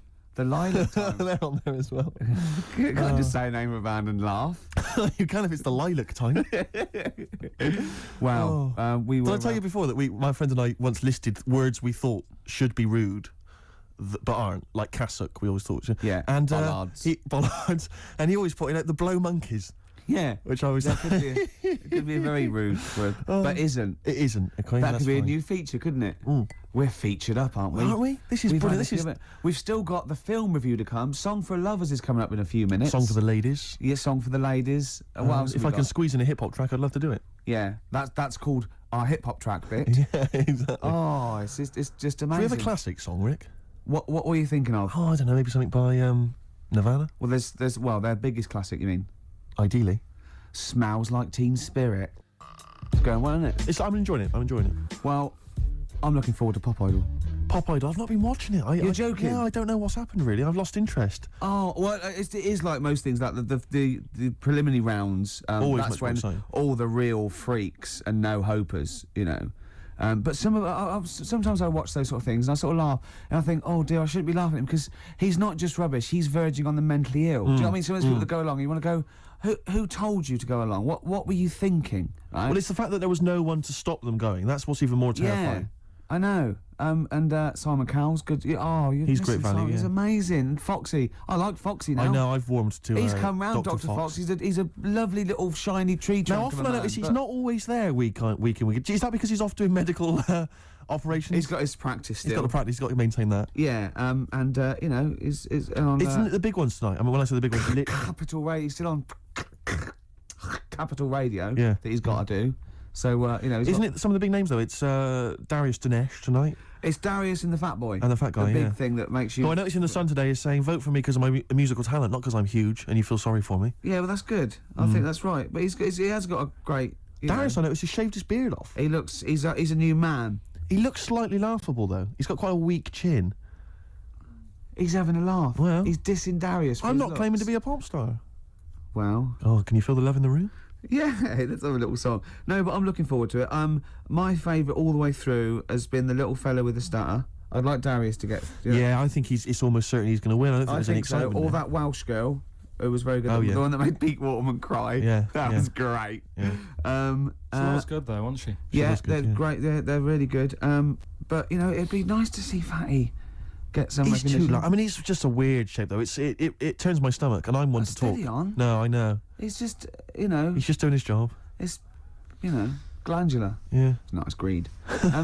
But you know, he's got a good voice, and why not? Good luck to him. We've had Demis Roussos in the charts. Yeah. Alison Moyet. There's not been a fatty for a while, has there? Who's been a big star? I I mean, Moye may well have been the last one. Jerry Watts, she sorted herself out after becoming famous. She was pretty big, wasn't she? Who? Jerry Halliwell. Yeah. Yeah, she was wasn't. never a bloater. Have you seen this bloke off Pop Idols? Yeah. It's like he's got 3 Jerry Halliwell strapped to his waist and then wearing a big coat over the top. To smuggle them in. Yeah, exactly. To a no Halliwell zone. I reckon I tell you what he's going to do. I reckon he's going to take it off, and it's just a big fat outfit, and it was like to prove, you know, the prejudice of the world. Yeah. All right. Yes. Hey. And how come that little fella with the stutter doesn't stutter when he's singing? Hold on.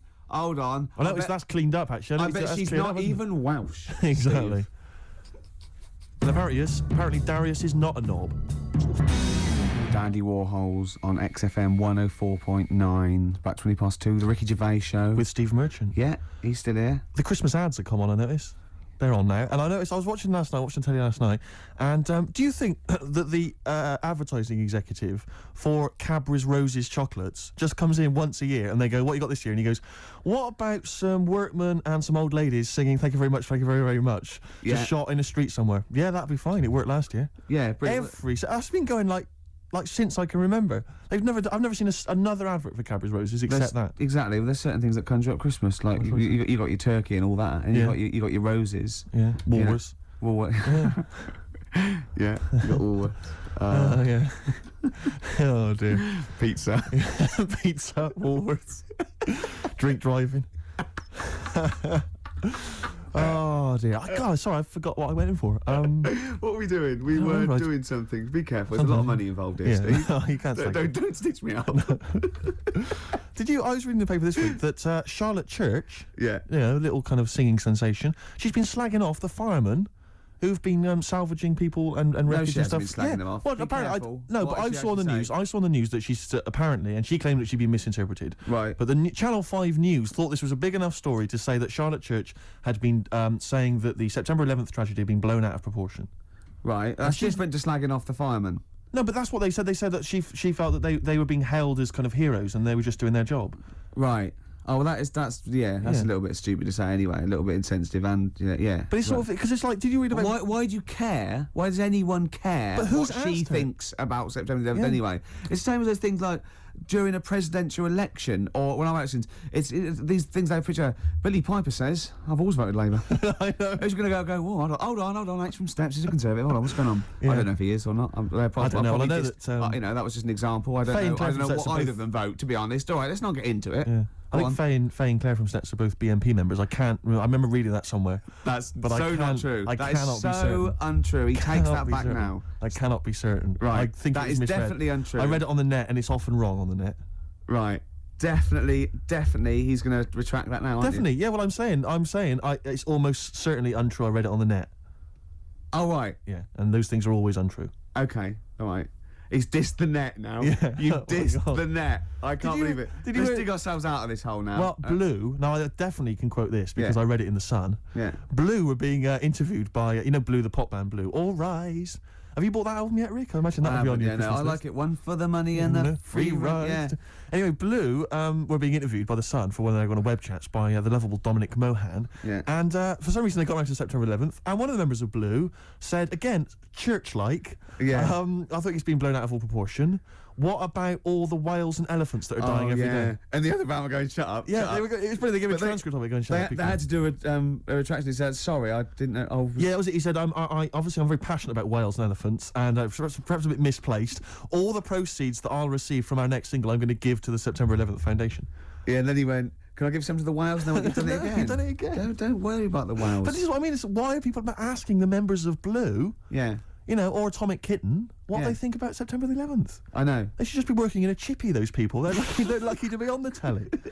The Atomic Kitten girls, really. I mean, do they not look like they should be in a chip shop, or just hanging around outside an offie drinking They diamond white will cider? be soon. They will be soon. Oh. Don't worry. Although Hearsay's new single, I dissed Hearsay before, but they've come out with a little poppy thing. I think. Can I they do surprise you, all right. Rick? I Go prefer on. Liberty. I prefer Liberty as well. Yeah, a little bit funky, a little bit down with the kids. Yeah. Anyway, XFM 104.9. Once again, our opinions on current pop bands. Yeah, if you'd yeah, like to have your... Hold on though. Go on, shoot. Isn't it about time for a hip hop track? Have we got it? Can you dig it up? Song for the Lovers would be good. Song for Lovers, let's have that. I'll do that now. The song for the Now this is a beautiful song. It's by Simon and Garfunkel. It's only 1 minute 49 long. It's called April Come She Will. It's the song for the lovers. Play it, Rick. See, I'd quite like to put out a compilation like Song for the Lovers, maybe, you know what I mean? But I'm worried, obviously the title's ironic, we're taking the mickey out of those things, but quite serious about all the songs we play. Yeah, exactly. I'm worried about if people perceive it a bit like Simon Bates' R-Tune album or something. Steve Wright's Sunday Love Songs. Yeah. But Beautiful lovely. song. Yeah. When you think that you listen to like some dance track, you buy it and it's like 5 minutes long, the same thing, repetitive beats. Yeah. And then you hear that, 1.5 minutes, classic. Do you know what I mean? Hey, have I made my point, Rick? I I've think done it, so. yeah. Oh, the youngsters today. If anyone knows what my point was there, please give us a yeah, call. phone in and he's made it well. Yeah. Carl, have you got what have you got lined up for us? Some REM. I don't let's know play about the- Strokes on XFM 104.9. It's the Ricky Gervais Show with me, Steve Merchant, Cheers. KARL Pilkington. The K-Man. Well, it's time for I think people wait for this now. I never knew really since I was doing the show that I actually had a bit of a knack for film reviews. Right. Do you know what I mean? Yeah. Because I and I'll discovered try and get- talent, yeah. I mean, I'll probably be asked soon by Brian Norman or Jonathan Ross to do something on that sort of thing, or maybe my own film. So I don't know, TV or The anyway. clock's ticking, it's only a matter of time. Yeah. Okay. This week I've chosen. Well, wait a minute, let's play the jingle. Okay. The film review and that. Brilliant. Yeah, Ricky Gervais. Yeah. Yeah, okay, here we go. This week I've chosen My Left Foot. Right. Okay? Now, My Left Foot is a film about a bloke called Daniel Day-Lewis who's all mental except for his left foot, right? And he has arguments. I can't remember, he has arguments with his dad, so I wasn't watching it properly. But he even though he's mental apart from the foot, he does stuff with the foot that we're not, you know, could do all over, and he uses that to his best. I think he might write a book or something off paint. And the moral of this story is, you know, even if you've only got a foot that works, you can still win prizes because it won the Oscar. Okay. Am I right in saying that you're bringing a book out of these collected, maybe for the Christmas market? I think I might. Yeah. I see there's great obvious market films there. reviewed, sort of, you know, what with it's a different outlook on it, isn't it? A different approach. I don't just sort of like stray. Well, I'll tell you what, it's an approach that doesn't really use grammar, which you don't see that often in film reviews. But no, once again, what would you give it out of 10? I didn't really concentrate. I can't remember a lot about it, but it won an Oscar. So I think it won an Oscar or something. So 9. Okay, jolly good. Well, that was My Left Foot, which is probably available on sell-through video, maybe in a bargain bin. $5.99, probably on TV this Christmas. That's to be confirmed. Eels, fresh feeding on XFM 104. I was going well, isn't it? I'm enjoying it. Yeah. 20 minutes to go. I think, you know, more of an up show. We've made some great hits and great songs today, haven't we? We've had some great features. A new feature. That film sounds good. Looking forward to that. That'll run and run. Yep. A song for if there's any record companies out there that want to put out a compilation of my songs for lovers, yeah. That's good. Anyone who wants me to do a film, any film you want. Yeah, reviewed. Yeah, reviewed, yeah. I would finish a sentence. Yeah, no, ideally. Because it was anyone who wants me to do a film. Well, of course, being a top actor, you'd have probably appeared in a film. Sure, okay, yeah. And that... Jolly good. Yeah, okay. Well, you're running out of steam, I can tell. You're running out. Yeah. Go on. Carl, have you seen it yet? I know you probably haven't, Rick. Cliff Richard's video for his new single. Yep. It's amazing, isn't it? Oh, it's bad, isn't it? I saw it on Lorraine Kelly in the morning, Sky One, great show. And and it's amazing. He's done a version of Somewhere Over the Rainbow, but he's combined that. No. He's combined that with what's it? It's Oh What a Wonderful World. I wasn't really listening. I was looking at the pictures and I couldn't believe it's What a Wonderful World and combined with Somewhere Over the Rainbow. So he's done two classic songs, two songs that have been done definitively by artists in the past. He's tried to combine them with a kind of Yamaha keyboard sound in the background. What was his last year's one? It was Millennium Lord's Prayer with Over the Old Lang Syne. He's just obsessed with combining two songs. Like, they're not good enough as they are. People will get bored. We better combine them. Yeah. It's like a mega mix, like a Cliff mega mix. And you're right, the video is unbelievable. It's him flying through. It's all kind of sort of 2D animation, kind of almost sort of a collage of buildings and high-rise flats and that. Kids see him floating by. Yeah. They wave, they point to each other. They can't believe there goes Sir Cliff. They're going, who's that? Exactly. He was around in the 50s. And he's got a little one-dimensional Cliff with a kind of angelic glow flying through the sky, just bringing happiness to people as he sings. Well, he does. His real face kind of every so often kind of appearing and kind wonder where his real face is. And it's one of the worst songs and one of the worst videos I've ever seen. I mean, I know people slag off Cliff and it's an easy target, but he actually deserves it because he's shameful. He's embarrassing. So, yeah. He's embarrassing. I mean, and he's arrogant. Well, everything's a disguised boast. I mean, I liked Devil Woman. I liked Miss Unites. I liked Wired for Sound, and I like tall speakers and small speakers. I like all sizes of speakers. You know that. You'll vouch me on that. Yeah. And he sang about it, which is good. And I'm often Wired for Sound, right? Carrie doesn't live here anymore. Where's she gone? She's just another message on a payphone wall. It's a story. But lately, I haven't had a lot of time for him. Awful. I remember he was on something on one chat show, and I think it was Des or Michael Asper or something. And I said, so you've had something? He said, yeah. He said, well, everyone knows that Elvis sold more records after his death than when he was alive. Little dig there against Elvis. He goes, well, I've just overtaken his record for sales in the UK. Right, so he sets up that Elvis is only selling because he's dead. Yeah. And anyway, I've still beaten him in the UK. And I just think, yeah. And where'd you get the quiff from and the way to sing? Where'd you get that from, Cliff? Where did you think of that? But it's those people he's just desperate for the credibility that he's never going to have. I like it when he went round last year going, they're not playing my record, they're not playing my record, they're not playing... Oh, go on, play it. Number one. Yeah. Fooled you. It was number one, the Millennium Prayer. I know, yeah. Well, it was, it was the Millennium, wasn't it? It was, but I don't know who's buying it. I mean, I know, but you seem to claim it's some kind of like 60-year-old women, but they're not. Are they really a commercial force now? Yes. Oh, yeah. Carl seems to know that. Well, like when you're born, you're a little baby, wrinkly and stuff. When you get older, you sort of morph into a baby again, and you go through the same phases. So when you're young, you buy singles. You get old, you got nothing to do all day. You got all your pension money. What will I buy? Cliff Richard's on the telly. Here's my video. Buy me song. You see, That started off as quite a sensible point, because I actually think they do it. But what was all that alien stuff about when you're born, you go wrinkly and you go wrinkly again? So sometimes you mix like normal things that human beings say with I don't know what.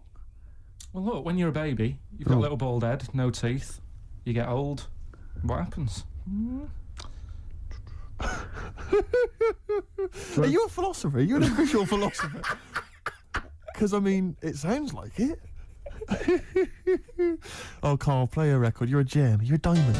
XFM 104.9. Good to hear the Happy Mondays again. We're nearly through. We are indeed. We've had a little bit of chat. We've had a few laughs. We've had a few tears. We have indeed. We've introduced a new feature. Looking forward to that next week. Yeah, so soon it's just going to be wall-to-wall features, isn't it? It's going to be, Well, I had an idea for a feature which you didn't seem to like, which was something old, something new, something borrowed, something blue. You want to explain it? And something old, an old song, something new, a new song, something borrowed, a cover version, and something blue, just a melancholy and beautiful song. Right, okay, but does it have to be all four, or can it be anyone? No, it's all four. You play that over the course of the show. Or maybe just have four songs in a row, and that's that section. So like a feature would be like this is either an old song or like a new song. Yeah, that's good. I think we've done that a few times. No, it's not. We've covered that. Well, what's the difference? I'm playing a song from a film. Just because you give it a title, it's just a song from a film. You could play that anyway, couldn't you? Brilliant. It's all nonsense. Cheers, Carl. Brilliant. Yeah, my ideas are good, aren't they? Because they're not only sort of accessible, but there's a little bit of depth there. I think it's fair enough to let him have his little feature at the end of the show, though. Just, you know what I mean? Keep him happy, this song for the lovers. Excellent. Well, that's not till after Song 2 by Blur. I remember the days when Carl didn't even want to be on the air. I remember the days when he was told by the establishment that he wasn't allowed to talk on the air. And now it's like as far as he's concerned, he's a third member of the team. He's protected by me. Right? Yeah. Cheers. Song 2 by Blur. We're running out of time. It's 5-2. Just got time for Steve's song for the ladies. Wedding present, Rick, from the album Saturnalia. I think it's pronounced like that. And it's track 3, Dream World. A song Looking forward for to the ladies. Goodbye. XFM.co.uk. This is XFM.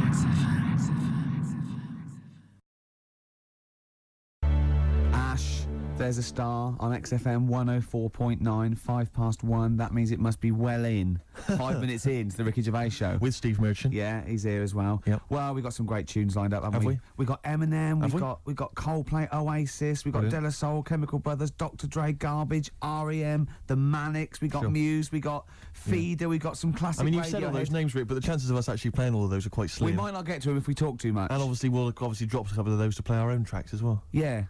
Well, they are our own tracks. Yeah. You know. Well, I'm not gonna get into that now. Right. Here's Eminem. Eminem, the real Slim Shady. Now, even though that sort of record is relatively recent, and it's quite hardcore. What's going on about subject matter that is adult, really. Certainly. And it's quite aggressive and it's cool and everything, but he still managed to make it sound like a novelty record. It is, yeah. Do you know what I mean? It's like a little I know that's intentional and that's good. But I mean, I think it's nice that he's got a nice little tune. It could be like a little cartoon figure. Here comes Flumpy McMump. But the irony is, isn't there like a video you can get now, which is a cartoon Slim Shady, The Adventures of Slim Shady? Really? Because I know there was The Adventures of MC Hammer, the cartoon animated series, which sadly I never got to see. And New Kids on the Block, I think. The cartoon went a bit mad and started spending a lot of exactly, money. And MC Hammer now apparently he tours on the kind of religious music scene. Does he? Yeah, he's gone sort of. Wasn't he always a preacher or something, or started in gospel or something? Was he? Yeah, I think so. Because he used to. Yeah. I don't know. I mean, I just assumed he was off the streets. He used to keep a lot of Bibles in his big trousers. Yeah. So he could go around giving it to poor people. Yeah. Well, apart from the great music we've got lined up, Steve, we've got obviously our regular features. Sure. We've got my classic film review. Always looking forward to That's already getting a little bit of attention. From who? Wow, just various people. Go on, name some. Well, I can't name them by name or just. Yeah.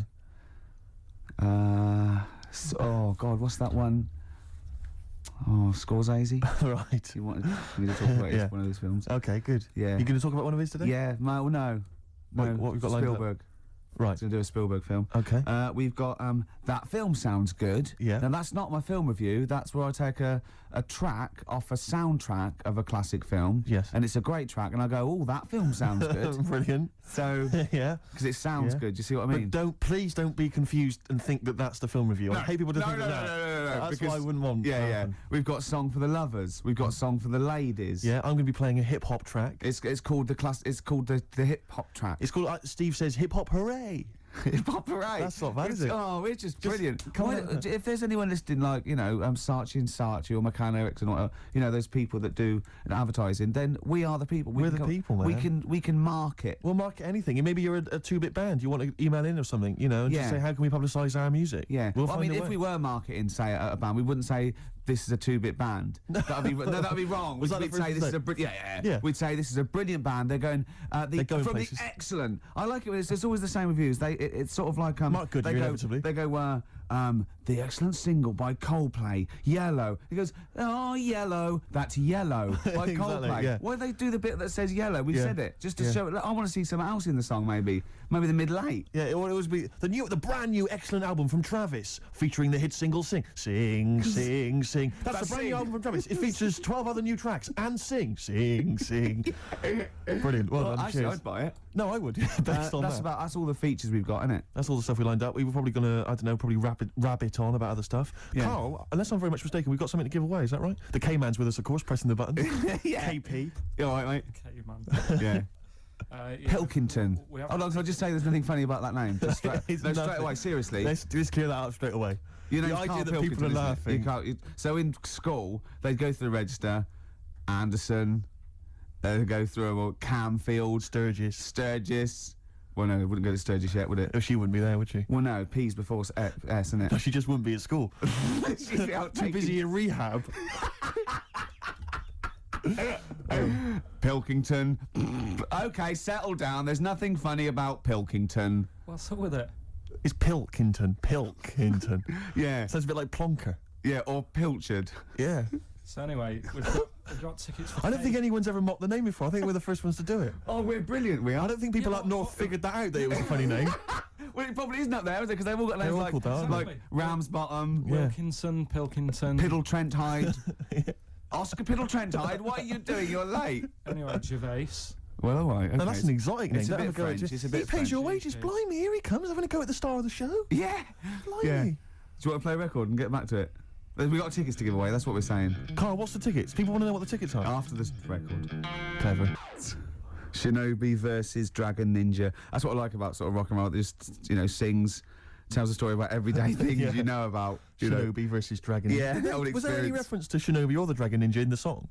I wasn't I listening. wasn't really paying attention, but I'm assuming that some of that screaming was about Shinobi and the Dragon. I don't know who won. If anyone knows who won out of the Shinobi and the Dragon Ninja. Or maybe it's like a trilogy. Maybe they sort of get together in one. Then the second single, there's the fight, Right, like sure. the mid thing in the film. Because I know about film structure because I do a film review. Yeah, sure.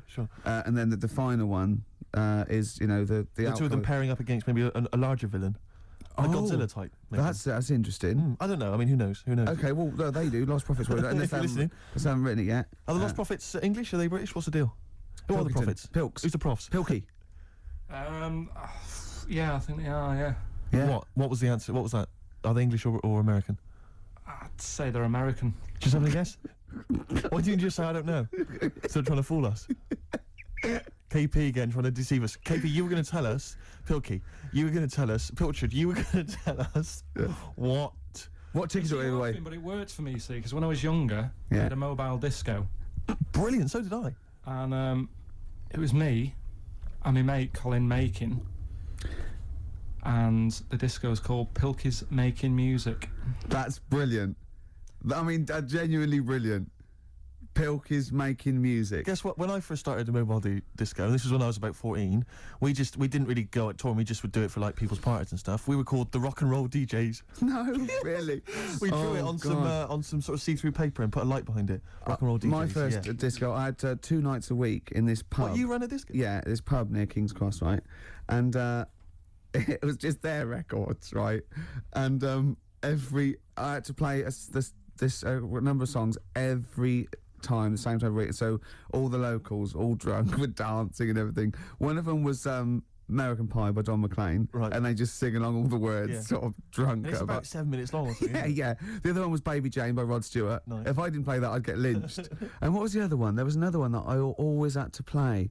It was a ballad. I have to remember that. But yeah. But So, Carl, do you think, and maybe Ricky as well, do you think you know much about DJing for, like, you know, the sort of the wedding party or maybe Oh, someone's yeah. 18th? Oh, really? Okay, let me just offer a little Test. hypothesis for Go you on then. All right, the buffet's been served, right? Yeah. A few people have done some speeches, Yeah. like it's a wedding do. yeah. So you've already played some records early on, you've stopped for food, Yeah. you've just played some light backing music in the background while the food's been served. You want to get the party rocking again, what do you kick off with? It depends. It depends. I've already got it down to 2 or 3 records. Okay, I'd like to hear what they are. Well, I've got it down to Earth, Wind and Fire. Right. That'd be great. You know, if there's, you know, depending on, or you want to go a bit more modern, I'd probably start off with sort of Will Smith. Well, careful, Rick, I've got to bear in mind, it is a wedding do, so there's people from age 8 to 80. You got to cater to Right. every market. Okay. Carl, what about you? See, this was back in '88, so Yeah. Kylie. Yeah. Yeah. Can I tell you what the definitive track is? Go on. Oh, What a Night, Frankie Valli and the Four Seasons. Ding, ding, ding. People don't realise what it is exactly. It's straight away. Ding, ding, ding. Bow, down, down, down, down. I can't actually play it. But, the record, oh, what you a night. Late December back in 60s. That leads you straight into a 70s medley, and everyone's loving that. I'm thinking Bee Gees. There's going to probably be some kind of ABBA track, Dancing Queen, all going to storm. Well, you're turning your noses up. I can tell you this, that we got bookings endless. People are going, you're amazing. I don't know how you do it. I wouldn't have got up. I would have sat there. Well, you might be, because you're one of those grouchy, you're one of those kind of moody teenagers. Oh, I'm not going to dance to this. I'll tell you, the Yes. old ladies would have been up.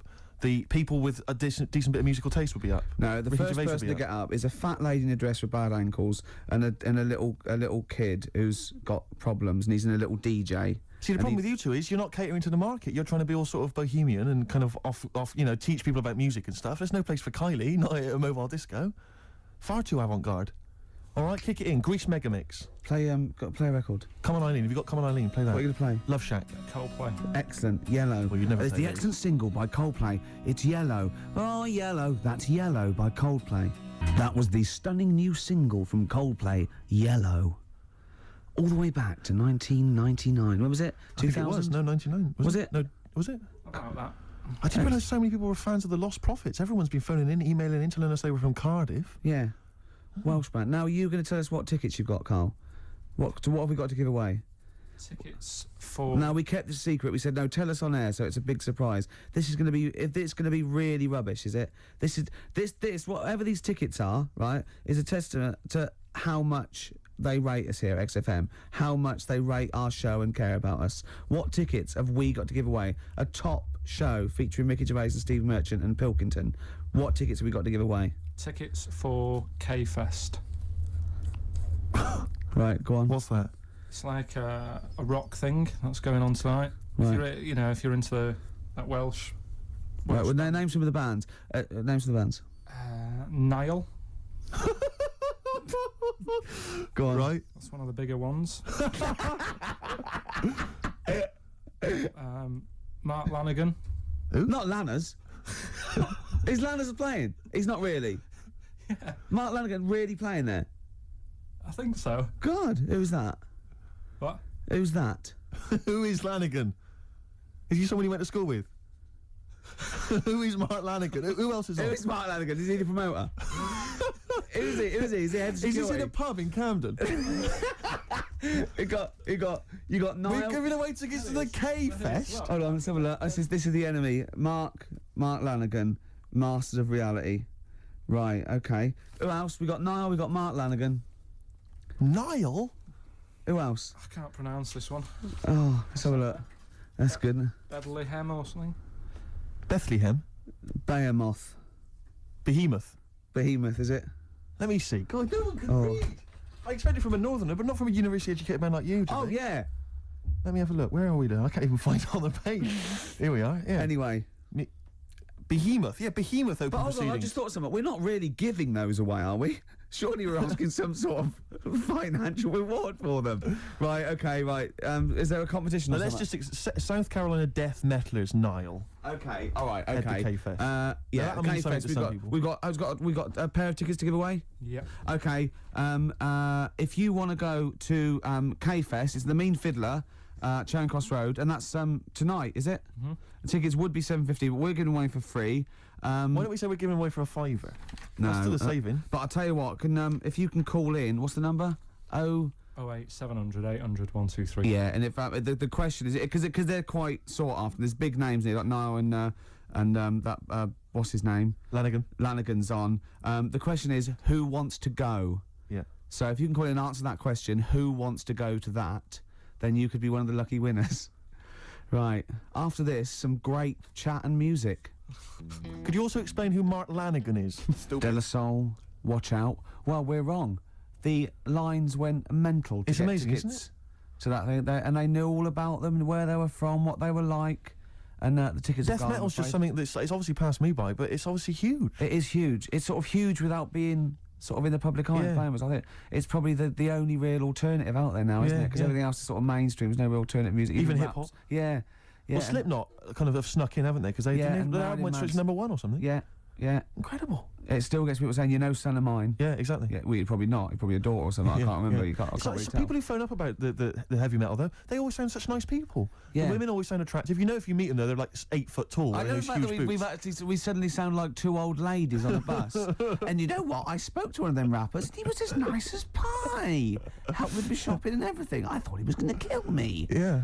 Yeah. Well, I am 27 years old now, Rick. 28 according to KARL. Yeah. Talking of my birthday, you know, it was my birthday a couple of weeks back. Yeah. And we were talking about the stuff that my dad had given me as presents in the past. And anyway, my sister told me that he'd listened to some of it on the car driving up, and he was quite upset, and he had mentioned Oh, really? it to me. Yeah, but it was all affectionate. It was wasn't done with wasn't affection, but it was like we were slagging off his gifts, which were awful. I know. Yeah. He's probably listening again. Well, possibly. That on happened to me once. online. I remember telling a story on XFM, and I'll tell you the story. In case, you've heard it, but I'll tell you. All it was, I used to live in just a little one-room sort of bedsit with my girlfriend, sort of it was sort of like 80s or whatever, and it was just awful. It was one room, and we had a bed, and it's sort of like the kitchen was the bedroom. So our bed, literally, The kitchen was the bedroom? Yeah, it was Wow. just a bed in there, and then it was just one room we had. That's all we could afford. Yeah, Bit like and so we mine. had. Yeah, and so you know, you were sleeping in bed. Your head was by the fridge, and the sink was by your feet, and you had to go out and down the stairs to a communal toilet. So I'm a man. I could just pop out of bed on tiptoes. The sink was quite high, and have a little wee in the middle of the night. So put in my clothes, and that's fine. Into the sink, not the fridge. Into the sink. Yeah. So that was fine. And sometimes I'd just hear Jane go, "Oh, at least run the tap afterwards." And I go, all right, run the tap, right? And I just remember once going, at least take the dishes out first. Because I used to sort of lift, if it was just full of dishes, I used to lift them up and sort of like aim underneath it, and then it was quite hygienic. It was, you know, right? But What do you mean it was quite hygienic? well, I In was what tired. world is it quite hygienic? I was tired and drunk, and yeah, and it was just it was a horrible place, and we had mice. You urinate quite a lot, don't you? You have a problem with urination after lot. Well, I worry about getting caught, like on a tube. I have to, I don't take tubes anymore. Well, I just in listen to case. my dad's advice is never pass a toilet and not use it, because you never know when you might have to use one That again. is exactly mine. You might not see one for a long time. Oh, but anyway, sorry. What I was going to say was, Jane's mum was listening. What's And she that went- story, when you told that story? And I said, Ricky's doing a story about weeing in the sink. And you went, no. He makes an awful lot up. He makes an awful lot up. Yeah, that's what we have to say. No, I was joking. You know, I didn't mean it. So, you know, I think I got away with it. Although Mum did watch me every time I went out to the kitchen when I was at her house. You right? Yeah, just go through. Right, Do you want a corned beef sandwich? No. If so, I'll have it on some Toilet's over newspaper. there, Ricky. I know. The toilet's over there. Okay. All right. What? Yeah. Oasis. Don't Look Back in Anger. A classic there. Absolutely. From the height of Britpop. My God, it's mad to think it's a classic now, and I was there know. at the beginning. I know. I can't believe it. By the way, urinating isn't bad. It's a good thing. It's getting, you know. No, obviously it's good getting the. I'm not saying the urination's a bad thing. I wasn't damning the fact that you needed to urinate. It was the fact you were doing it in the sink. With dishes, you probably Exactly. yeah. Exactly. But you know, see, the thing is, in you know, there are some societies where if you urinate on something, you sort of own that thing. What society is that? Cats, for example, cats. Right. So I mean, you know, cats are, you know, enigmatic creatures, aren't they? Mysterious creatures. I mean, so if I sometimes I mean I own a lot of things through that. Right. Sinks, telephone boxes. Yeah. Lots of fences. My shoes. Your shoes once, yeah. When I was chasing you around robbing shoes once. Yeah. You'd be all right around jellyfish, because apparently Is this a band that's playing tonight? It is a band, isn't it? Actually. It was, I they're think. on Yeah. a K-Fest. Yeah. No, if you get stung by a jellyfish, Yeah. we stops it hurting. Is that true? It's just for anyone listening. I mean, it's probably best to check that maybe on the internet or phone a doctor before you try that. I mean, because although Karl has got a lot of useful information, he's not a medically trained man. Yeah, because I got in trouble once coming out of the sea at Bognor, running around, people going, "Wee on me, please." Yeah. Please wee on me. Just running around. I'm laughing, but Yeah. you know. But have you ever wet the bed? I honestly haven't. I've Ever? never wet the bed. Never wet the bed. Never. Okay, let's play a record then. Are we doing What? a bit of? You've wet the bed, have you? Wow, not as Go on. as such. Well, you may as well tell us. Well, yes then. Well, is there a story attached? Well, I remember once, right? God. Was this when you were a child? Sort of. How old? 26. Okay. And oh god. Just Oh, it's another story involving. Anyway, right? Once. just wasn't a sink handy. Oh god. Come it's on, okay. Gervais. Well, once I went to stay, went down to Brighton with Jane for a party, her sister's party, and we were staying at her parents' house. Her parents were away, and first of all, I got too drunk. I don't think I'd known her very long, might have been, and I remember. It was a fancy dress party, and I didn't go as fancy dress, but I remember laying on the floor trying to trip people over because I was so drunk. The sort of thing that's hilarious if you're drunk. Yeah, imagine Jane going, "No, that's my boyfriend. I'm so proud." To all her family, and then we got a cab. I got a cab journey home to her that I didn't remember, and apparently the cab driver going, "Is he all right?" Because I was going, "I'll be sick. I'll be sick." Jane, yeah, he's fine. Then I laid on the bathroom floor, and Jane timed it. It was 45 minutes. Me singing "Right by Your Side" by the Eurythmics, and then I went to bed, and apparently I got up in the middle of the night, walked round the bed, and just thought the bed was a toilet. And Jane said, "Ricky!" I went, "What?" She went, "You're pissing on me." I went, "Well, you don't need to wake me up." And then just got back to bed. You urinated on the bed. All right, yeah. Bit of hip hop. Oh, man alive. Hip hop hooray! Hip hop hooray! Oh, it's the opportunity where Steve gets to play one of his classic hip hop tracks, something maybe you've not heard before, Rick. Can I just say, I actually slightly regret telling a story about me weeing. Yeah, well, it doesn't stop there. I'm sure there's more. I'm sure you've told me more in the past. All right, just get on with the hip hop track. This is from, I need to just introduce it briefly. It's from an artist called Mad Skills, who on this record claims that he has written loads of other people's songs, which I think is true. The only thing I would say is that the names of the artists he's supposedly written for have been bleeped out. But of course, because it's also a radio-friendly version, all the swearing's been bleeped out as well. So there's a lot of bleeping, but if you can piece it together from it, Give us a minute. it will actually be quite a good song. Go on. I'm gonna actually. No, you don't own it by urinating on it. Yeah, I am. No, you Yeah. put it away. Just a Oh, little dribble. That is mine now. that cost me over £5. Gorillas rock the house on XFM 104.9, 2 o'clock, halfway through already. Ricky Gervais show. With Steve Merchant. Yeah, telling really quite embarrassing things that I wish I Yes. hadn't now. It makes me look like some sort of mad old urinator. No, you just can't handle your drink. You You can't handle your drink. No, I can. I just get rid of it in the usual way of excretion via the kidneys, down the urethra, out the end, down the sink. Sometimes a sink, sometimes a toilet, Carl. Sometimes a bed. Yes. Or your girlfriend. You know, it just embarrassing things. I remember once, right? I used to love nature when I was about 8, 9, 10. Yeah. And I remember going out with my sister and my brother and their girlfriend and boyfriend, like to become their husband and wife. And Thanks for that. Yeah, you know, just keeping continuity there. Yeah. And I used to get shells and things on the beach, and I used to get anything. I love nature. And once I found I love reptiles as well, and I found this perfect snake skin, like a grass snake or an adder, and it was I absolutely I couldn't believe my luck. And I was going, look, and they were going, okay, put it down, because I realised they were a little bit scared of it. They were going, put it down, it's dirty. And of course I'd torture them a little bit, and then I thought this was hilarious, and they made me leave it there, and I told Mum and everything. And then much later when I had some friends when I was about 14 or 15, I was telling this story to embarrass my sister, and I was going, yeah, and she was scared of it. And she went, well, it was a used Johnny. She'd waited that long to embarrass me in front of my friends. God. I'd been running round with a used Durex, thinking that this was great because they were scared of snakes, and they were going, put it down, it's dirty. No, be careful of the poison. Oh. Yeah. That's horrible. It is horrible, isn't it? Have I gone too far again? How could you not realise it was made of rubber, for goodness sake? Well, you obviously didn't know anything about nature. Well, I used to love nature, me. Yeah, You know the difference between some skin and this rubber is the, Johnny. Now be careful of the Johnny snake. Yeah. Their little poppy head and their poison that... Oh, dear. I always remember there was this kid who lived near me once, and this bird got run over, and he rushed it, he said, I can save it, and he kissed it. Because he thought he could give it the he thought he could give it the kiss of life. I thought you meant it was a girl. No. It got run over. And he kissed it. No, he thought he could give it the kiss of life, but he didn't know what the kiss of life was. He just thought you could kiss something and that would bring it back to life. I think it was an excuse. I think To he was kiss a thinking, I dead can't bird. wait for a bird to get run over, then I can pretend to be giving it a kiss of life, but really I'm giving it a nice little snog on the I remember he beak. kissed it like that and threw it up like it would fly away, and it just went whoomp onto the floor. Oh, was it dead or? Yeah, it was blood everywhere. It was horrible. Oh no. Yeah. And what's he doing now?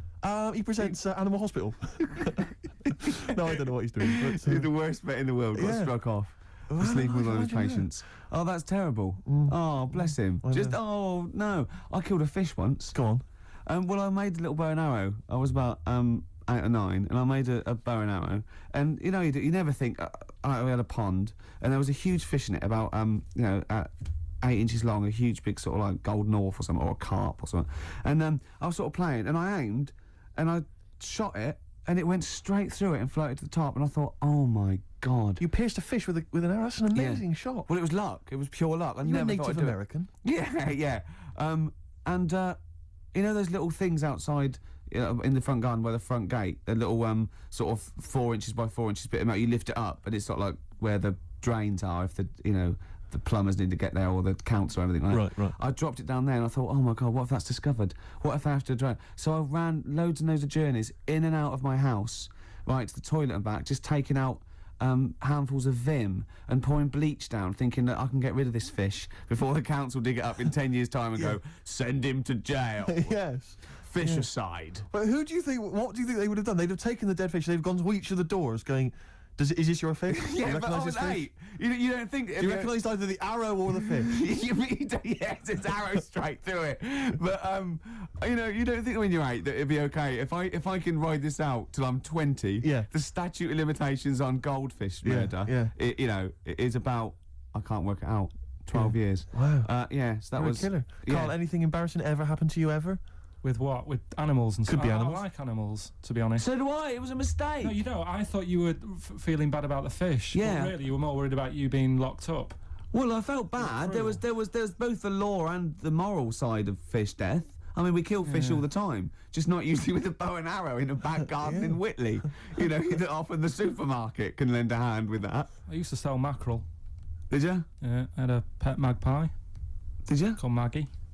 Oh, you Inventive. pet magpie. You mean you captured it and didn't let it go away? Yeah. Can't have a pet magpie. But then it got really vicious. I mean... Well, it was quite trying to nasty. let me go. What do you keep it in, a rabbit hutch? No, it flew around, but it used to just like come to me all the time. But then it started pecking me head and stuff. That's not a pet magpie. That's a bird in the garden. No, but I could actually, I could hold it and stuff. It wasn't scared of me, and it knew it was me. It used to come down from like the top. It hated you. That's why it wanted to peck you. Is that? And the other thing, I always remember being younger and like walking through the woods to school with my mum, and like, I was chasing a butterfly, and she said, "Oh, don't do that, Carl." And I said, "Why?" She said, "Because they only live a day." I said, "Oh, all right, I'll get a dead one in the morning." That's genius. That's great. That's quick thinking, isn't it? Oh. Oh, that's sweet. Let's play a song. Oh. Wu-Tang Clan and Gravel Pit. We love that, don't we? I love it, yeah. Yeah, Classic brilliant. track. We're talking about embarrassing stories and stuff, and I don't know if I've told this on this radio before. Have I told you, Carl? I'm not sure. But this was when I was working at the BBC. This is not even long ago, and I'd moved to London, and I was fairly new in London. And I was working at the BBC, and I had this BBC hire car, and I've never told it. If there's anyone listening who works for the BBC, I don't know if I can still get in trouble for it. But this BBC hire car, and it was like I'd been ferrying kind of actors and people and production people around all day in this car. And I was driving back, it was quite late, it was about sort of 7 or 8, and I was driving back, and I pulled in to get some petrol. We had to fill up the car every day. And I went into this garage to fill up some petrol, and I was there, and two blokes came in a white van, right? They sort of pulled into the forecourt, and I was filling up the car, and they went, "Hey, do you want to buy a couple of speakers?" And I said, "Yes, I do." Yeah. Because, to tell you the reason, it was like I was so flattered that they thought I'd be the kind of bloke who would, A, need some kind of classy speakers, and B, would like to buy them on the sly. Do you know what I mean? Yeah. I thought, they like the They've fact seen me. They've seen I look a bit of a hustler. Exactly. Yeah. I'm a street sort of guy. You can see by the way I use my walk. Exactly. Yeah. So I couldn't believe my luck. So they drove behind the garage, the little sort of garage bit at the back, and I went round there, sort of casually went round there, sort of locked the car, went round there. They went, open the back. You had 2 speakers in there. I said, "Are you sure these aren't knocked off, mate?" He went, no. We work for Dixon's. This is the story he spun me. We work for Dixon's, right? And we're delivery men. And if we make a delivery and the person's not there to sign for the goods, then we have to bring them back to the warehouse. But if we can sell them on the way back, then that's really good for Dixon's. Dixon's must love that. And instead of thinking, are you sure some kind of troubleshooter didn't... I mean, did someone go into Dixon's and go, you're not getting in the garage forecourt market? Jones. Exactly. Get a couple of lads in a white van. Exactly. Yeah. So anyway, so I sort of bought this story, and I was a little bit dubious, and I went, right, let me hear them then. And he wired them up to the car stereo, and boom, boom, boom, they're playing. So it was some groovy hip-hop. I was thinking, great, these guys know what I'm into. Yeah. And he's giving me the talk and stuff. And I said, I'm a bit worried these are knocked off. He went, no, listen, we got a bloke at Dixon's who can confirm this is fine, right? Phone him up, use my mobile, right, and quote this reference number, right? So I phone out, they go, dee-dee-dee-dee-dee, and I goes, yeah, I go, hi, some guys here in the garage forecourt trying to sell me some speakers. Just wanted to check. He went, it's fine. I went, should I just read the reference number or whatever? He went, if you want. And X14, and I went, yeah, it's fine. Yeah. Okay. You know that was, don't you? That was actually Mr. Dixon himself. Exactly. Yeah. Exactly. So I'm thinking, well, they sound great. They're giving me for a knockdown price. I'd say they were like 400 quid. They were like 200 quid or something. It was a good bargain. I was in the market for some speakers as well. Yeah. So while they were loading it's them all kosher. I phoned Dixon's. Exactly. I phoned Dixon's. That's fine. Yeah. So while they're loading them in the back of the BBC hire car, right, I'm in there paying for the petrol, right, and the guy serving goes, oh, you're right. He goes, what were you doing around the back with those blokes? Right? Because obviously there's security cameras filming this whole transaction, right? And he goes, what are you doing around the back? And I went, brilliantly, there's some old mates. Some of my mates were just having a chat and that. He went, oh, right, okay, like giving me obviously the evil eye. So I went back to the van. So I'm in the car now, and I'm driving with one of the blokes who's in the van with me because I didn't have the money on me, so I had to go to the cash point to get the cash, right? So I'm driving with him, and the other guy's following me in the van, and he was like a northerner like you, and he was giving it all the, all right, yeah, I'd say my girlfriend's a DJ, she's got some of these speakers, they're fantastic, and he's giving me this. And then my mind starts working. Now that I've got a bit of time to think, I'm thinking, wait a minute, this all sounds a bit dodgy. Yeah. It dawned on me, Rick. You know, fool, are you? You're streetwise. Exactly. You're streetwise, Steve. Not only that, I was thinking, how am I going to get them home? I've got to drop the car off at the BBC. How am I going to get these huge speakers back to where I live? And how can I pay for them? Because I've just spent £100 on Find the Lady with a couple of blokes in the square. It seemed like a fair game. Some of his friends were winning. But so I explained to him, I said, I can't get them back to like Brixton where I was living at the time. He went, don't worry, give us an extra 20 quid, we'll take them home for you. Oh, that's good. Delivery. They do a whole service, you see. And there's also a backup guarantee. Did they have the guarantee, the 3-month guarantee? They didn't. No. But so I said, I'm not sure about that. He went, well, why don't you put them in a cab, send them back, and your housemates can collect it? I was like, oh, no, there'd be no one in. And I was beginning to sort of get a bit conscious of, like, maybe this was a bit of a scam, after all. So I pulled into, like, a little side road, and I said, I'm not sure I'm into this now, actually. He went, what are you talking about? It's 200 quid for a pair of speakers. It's a bargain. You never get a bargain like this, mate. I'm going, not too sure, actually. I don't think I want them. He went, 150 quid, 150 quid, mate, 150 quid. I went, no. He's 100 quid now to you. And I'm thinking, wait a minute, this doesn't sound like the kind of work that Dixon's would be doing. Dixon's don't do that when I go in. This is it. Dixon's never negotiate in that way. When I go there, look around and I leave, they go, where are you going? Exactly. I go, no, we'll have anything then. Have anything for a So quid. I stopped the car, and the white van pulled up behind me with his mates in. Sure. And and I said, can you get them out? I'm not interested. And he went, 100 quid, mate. Oh, you, and he was just going, you tosser, you obviously want some speakers. And he was having a go at me. So I was carrying the speakers out and putting them back in the white van, and he was just shouting at me. He was going, 70 quid. I was like, 70 quid from 200? This is ludicrous. You realise that wasn't Dixon's policy then. Exactly. They don't usually shout you tosser as you leave the leave the shop and walk down Camden High Street. They're not usually shouting you tosser. You should have took the offer of like the monthly payments they've got on at the moment. So I eventually put them in there, and I sort of knocked the deal on the head, and I got back in my car, and they were in theirs, and I just looked in the rearview mirror, and they were punching the dashboard, like with aggression and venom, like we let that deal slip through our fingers.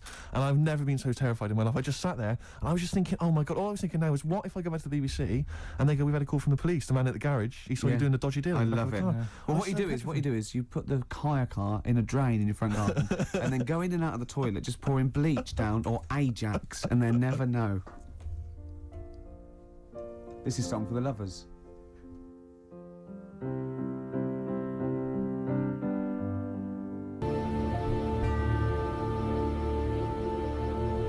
Lovely song there, Song for the Lovers. Absolutely. Neil Young, Man Needs a Made off the Harvest album. What a beautiful song that Beautiful. is. Beautiful strings and everything. Well, you've got a song for the ladies coming up. Song for the ladies later on as well. That has set, the standard there. Well, absolutely, yeah. Were you going to do a film review as well later? Have you still got that? Well, I could do a film review now because it's quite a big. I thought you needed to prepare, but I mean, it's quite a big film, and I've seen it, and it is, it's a great film. So Okay. I hope I can do it justice because it's a very this week. What film is it going to be? It's going to be Schindler's List. Okay, and are you going to do a jingle for us? Ricky's film review. Okay. This is a film by Steven Spielberg. Yes. And because it's in olden times, it's all black and white and that, except a coat that's red. I don't know what happened there. Anyway, it's about a bloke who's called Schindler, and because there were so many people we wanted to save, he had to make a list to get organised, and he tried to save as many as he could, and he made him sort of not make the bullets properly on purpose because and in the end, they gave him a ring. It's the same bloke who made E.T. Okay. Your review of Schindler's List. Yeah. And as ever, mark out of 10, please. 9. It was brilliant. You really enjoyed it? Yeah. Okay. Did the fact that it was 3 hours long bother you?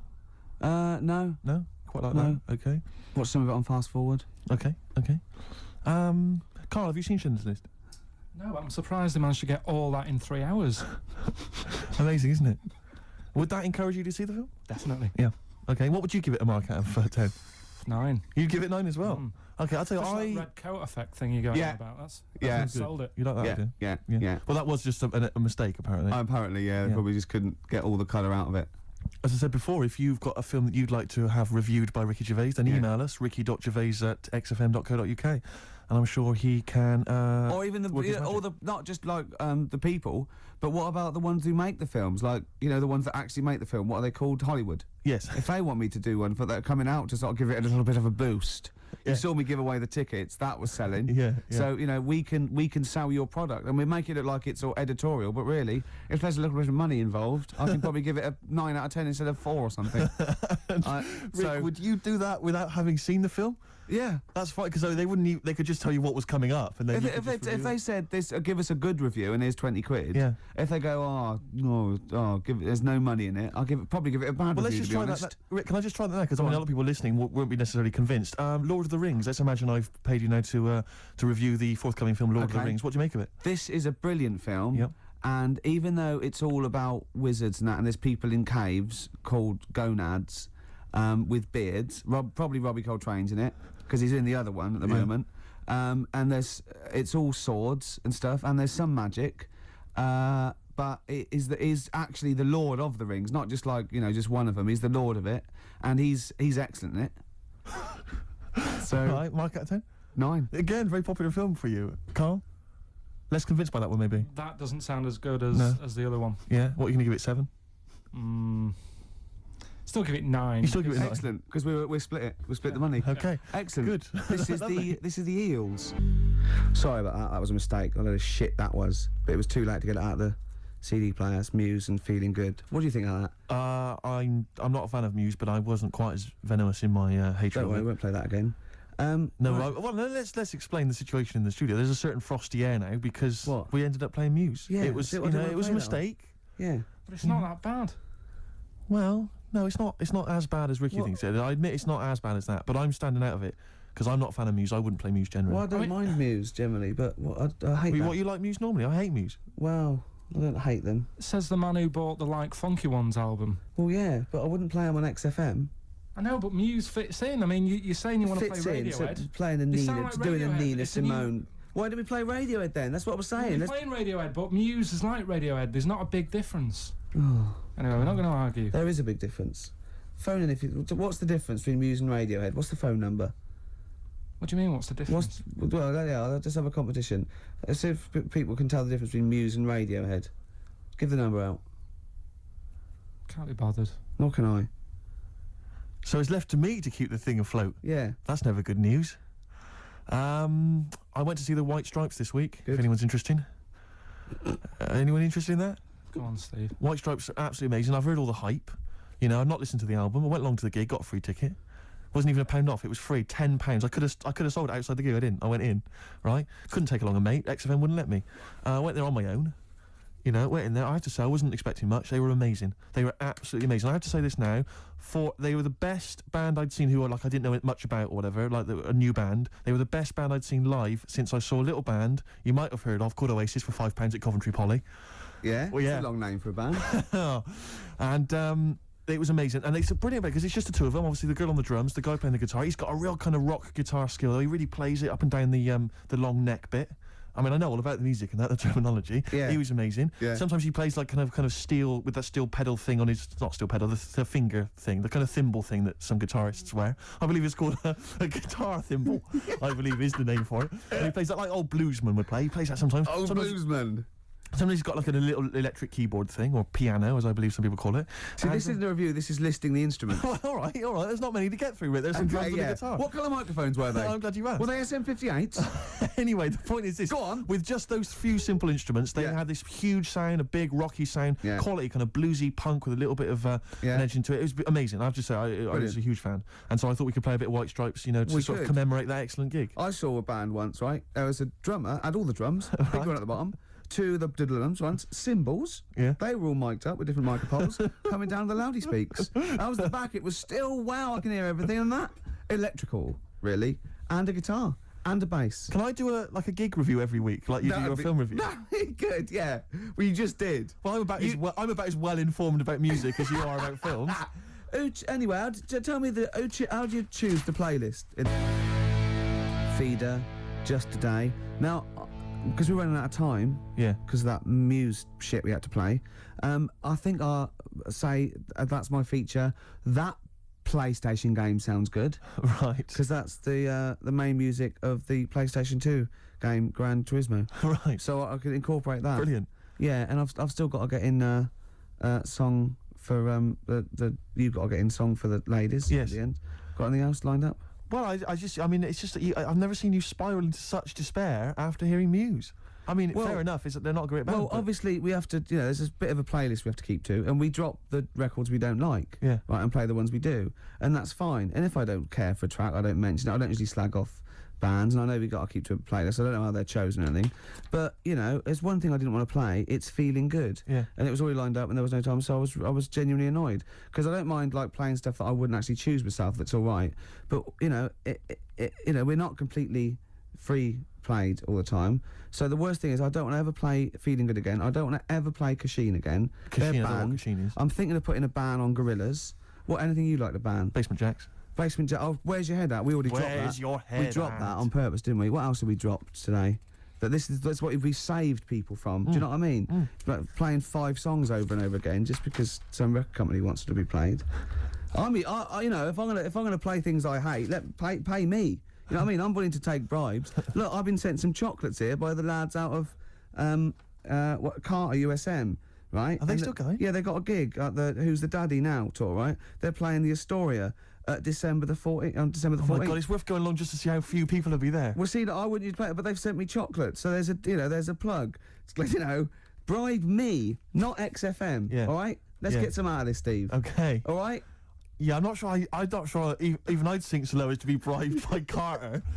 I mean, I'm a man who tried to buy dodgy speakers on the street. Steve, it's a Christmas, Father Christmas with some jelly beans. Is that from? Who's that from? That's from the lads. Oh well, it's Who's the Daddy Now tour. Okay. And I've got some chocolate money. Right, lovely. Yeah, some of Anything it French. Got anything there from the Senseless Things?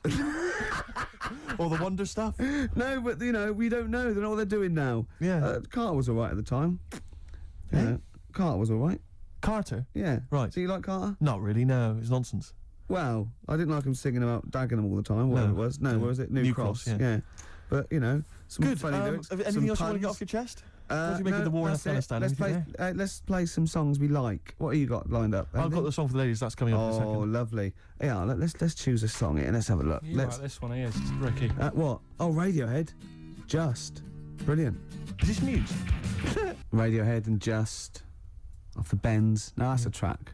It's That's been a band. roller coaster ride of emotions, this show. Yeah. It started off, there were some light-hearted anecdotes about you and animals. Yeah. It ended up with you sort of spiralling into despair.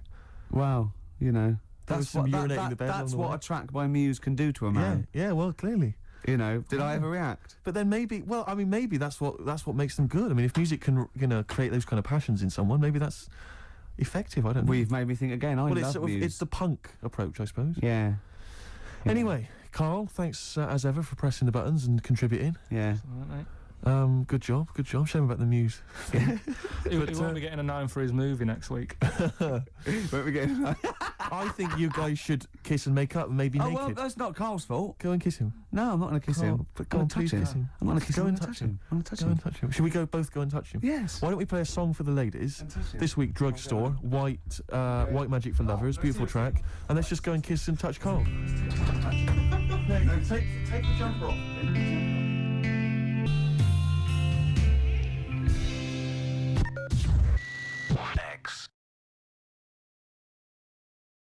Strokes last night on XFM 104.9, Ricky Gervais show. With Steve Merchant. Definitely. Ahoy. And little Carl Pilkington. Little over there. KP, the K-Man. Steve, Yes. don't worry anymore. Go, okay. I've procured some great gifts to give away. I was tired Really? of seeing all these other people getting gifts and that, and it was Yeah. all going to that O'Doddle and O'Diddley. Diddley and, O'Diddley, yeah. And Anderson and Sturgis, or at least she steals them herself. Well, at least she steals herself to sell them to feed the habit, and that's Yeah. fine. I don't mind that, because it's No. industrious. Exactly. But I have got Feeder, Echo Park, I've got the Essential Bob Dylan. Now that is a good giveaway. That's a great giveaway. And Reloaded 3. Where did you buy these yourself? No, little Carl found them. I have to say, Carl, you've done an absolute dynamite job here, mate. This is great prizes. And I thought we could play that trivia quiz where we're the challenge. If they get Right. someone to catch us out, maybe, or someone a question. You confused me slightly. Explain again. Well, we could play a little trivia quiz, couldn't we? Right. And then we could sell the fish. Use out the the words that you need to man. complete the sentence, And Rick. then, we could do this. This What's the quiz? I don't know. You've not thought this through. Coldplay in Yellow. You've got to keep talking, Rick. We're on the Right. radio. I got bored. Did you? XFM 104.9. Yeah, with Steve Merchant. What I was saying was, Yes. we could have a little trivia quiz, right? This is how it works. Their phone in, yeah, right, and they'll pitch a question to us two, right? We won't know it. They'll tell Carl, and Carl write down the answer, yeah, or on his email, right? And then it might be something like, who was the first woman MP? And write down the answer, and they go, okay, Steve Ricky was the first woman MP. We'll write it down. You know, and you'll write down something like the Queen, Yeah. and I'll write down Britney Spears, Yeah. and they go, well, Ricky says Britney Spears, and the answer is, did that you see? Yes. And then whoever's, So could they phone in, or can they email as well? they can email as well, Steve. Right. Okay, so let me just try and clarify this, because I didn't really follow that, and I No. know what the competition is. Right. People listening, phone in or email in with a question, a trivia Yeah. question. It can be about anything. I don't right? do game shows. But like, it's one, not- I but don't- one which we may be able to get. Right? They phone in with that, or they email it in. But only Carl knows the answer. He asks us here in the studio the question. Ricky and I write it down independently. We hand it to Carl. We see who's got the right answer. It's like 15 to 1, but 2 to One. And the great thing is that the best question that we'll vote on at the very end of the show can win these 3 CDs. We've got Feeder, Echo Park, The Essential Bob Dylan. That's a 2 CD set, Rick. Maybe keep the questions highbrow to show our intellect, not things like pop and trivia and... Good idea. And we've also got this big compilation, Reloaded 3. That's also a 2 CD compilation. We'll start phoning and emailing now. Phoning, like emailing go with berserk. your trivia Absolutely questions go berserk. for Gervais. I'm and best at Merchant. science.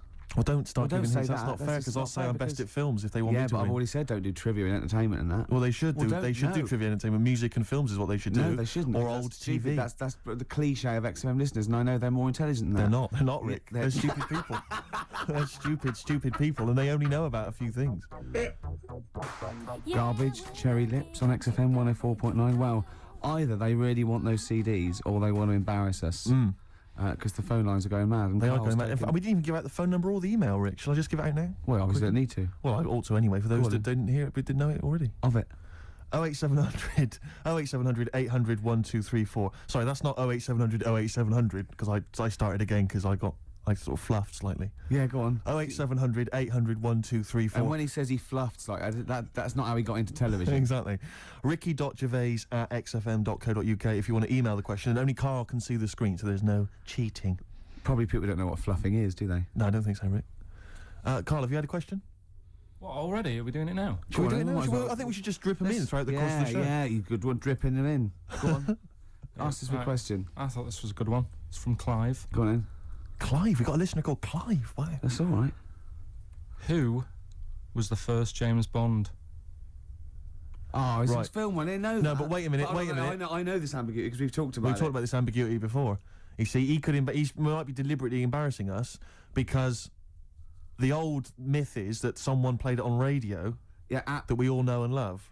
yeah. Now, he should have specified, did he mean the film James Bond, the first Well, film the thing James is, Bond? can I just say, we won't count this one because the definitive one, and I've talked to Glyn about it as well, it's Dr. No was the first one of the team that we know Sean and Connery. love. So Sean Connery's the first screen James Bond. So we agree on that even if we're both wrong. What did he say it is? I bet he said it was Bob Holness who played him on radio in like the 1950s. He didn't say the radio bit, but he said Bob Holness. From Blockbusters. Yeah. And I was drawing a little Blockbuster thing. That's Yeah, really spooky. That's weird, isn't it? But the thing about that is I'm worried if it might be a myth. It may be Well, a no, myth. I don't think it is. It's that we can't. 1 count point to that. me then. No. Yes. No. Well, you did you definitely know not. it? Did you know it? Did Yeah, you we honest- talked about No rubbish. Yeah, but well, if we talked about it, did I say it to you? No, we agreed that it was Sean Connery because it just like we didn't count Casino Royale because you said it wasn't by the same team. And it Yeah, was but just that wouldn't have been the first James Bond anyway because that came later in the series. No, Rick. No, no. there's no Don't play way. the music. There's no way. That's clearly a point. You didn't know it was Bob Holness. He meant it was Bob Holness. I knew the answer. 1-0. Well, fun-loving criminals, Scooby snacks. Anyway, it doesn't matter because we both agreed once in a pub that the right answer is Sean Yeah, Connery. but wait a minute, and we wait a minute, both Rick, knew the that. point's not that. The man phoned in with a question, and the answer the man was after was Bob Holness. Oh, okay. And that's the answer I'll tell I you gave. what, the answer I was after was me. But that's I wanted- nonsense, I Rick. wanted He's me the to que- question master, the man who phoned in. That's ludicrous. You to face the facts. You can't say what number am I thinking of. You've That's- got, you've what got are you talking about? It's got to be the real answer. No, but I knew the answer he was after. Oh, brilliant. Yes, because that's, even if he's got it wrong, it's such common parlance now that Bob Holness was the first James Bond that I knew the answer. Face the facts. Right, give us another question, Carl. Jeez. Give us another question. God, he's a bad loser, isn't he? I had a good one here, but You've forgotten it? Or I sort of scribbled it down. this is brilliant, isn't it? Hang on a minute. We can edit this out, can't we? It's not Look at live, this. is it? This? It's only a piler. It's gonna. This is gonna look great when it comes out. Go on. Which food? Yeah. Carl, you know making up the question. No, it's just that I sort of took down the important bits. But this is amazing. This is amazing radio. Go on. Which food kind of doesn't make you fat? Jeez. What kind of a question is that? Oh, this is. No, it is proper. I love. Imagine this on the weakest link. What kind of food doesn't sort of make you? I mean, it doesn't make you fat. This is ludicrous. Okay. Do you want Basically, no sort of calories in it. me to? Celery. Water. Well, I mean, what do you mean? Do you mean a vegetable? No, do you mean you're right. You're right. Apparently, you. Yeah, it uses up more use calories to eating bite it than. Yeah, but wait a minute, Rick. One all. No, it's not 1-0 because Of course you're it supposed to is. write it down. You didn't know. But you didn't. What do you mean I didn't know? You're supposed to write it down. That's the whole point. We're writing things You down. said water. You said water! But that's because I thought we weren't taking the question seriously because he didn't know what he's talking about. What? We got to set the rules. This is Bit too much like Portishead, for my liking. Was it? Yeah. I quite enjoyed it. Beat a band. Well, that's because Portishead are from your neck of the woods, isn't it? Was it? Portishead, I think you'll find. Yeah, I embarrassed myself. Right, another question, quick. Is this question a real question with a definitive answer? Or is it like, what is my most comfortable chair? I don't know why people aren't going to maybe like Trivia Pursuit or something, just getting a question off that and then... Because they're a little bit more discerning than that, Steve. Have you heard the questions? They don't know what they're talking about. This is stuff they've overheard in pubs. Go on, ask it, Carl. I look at the Carl takes down and goes, what's that? I know. What am I meant to write? Go on then, ask this one. Right.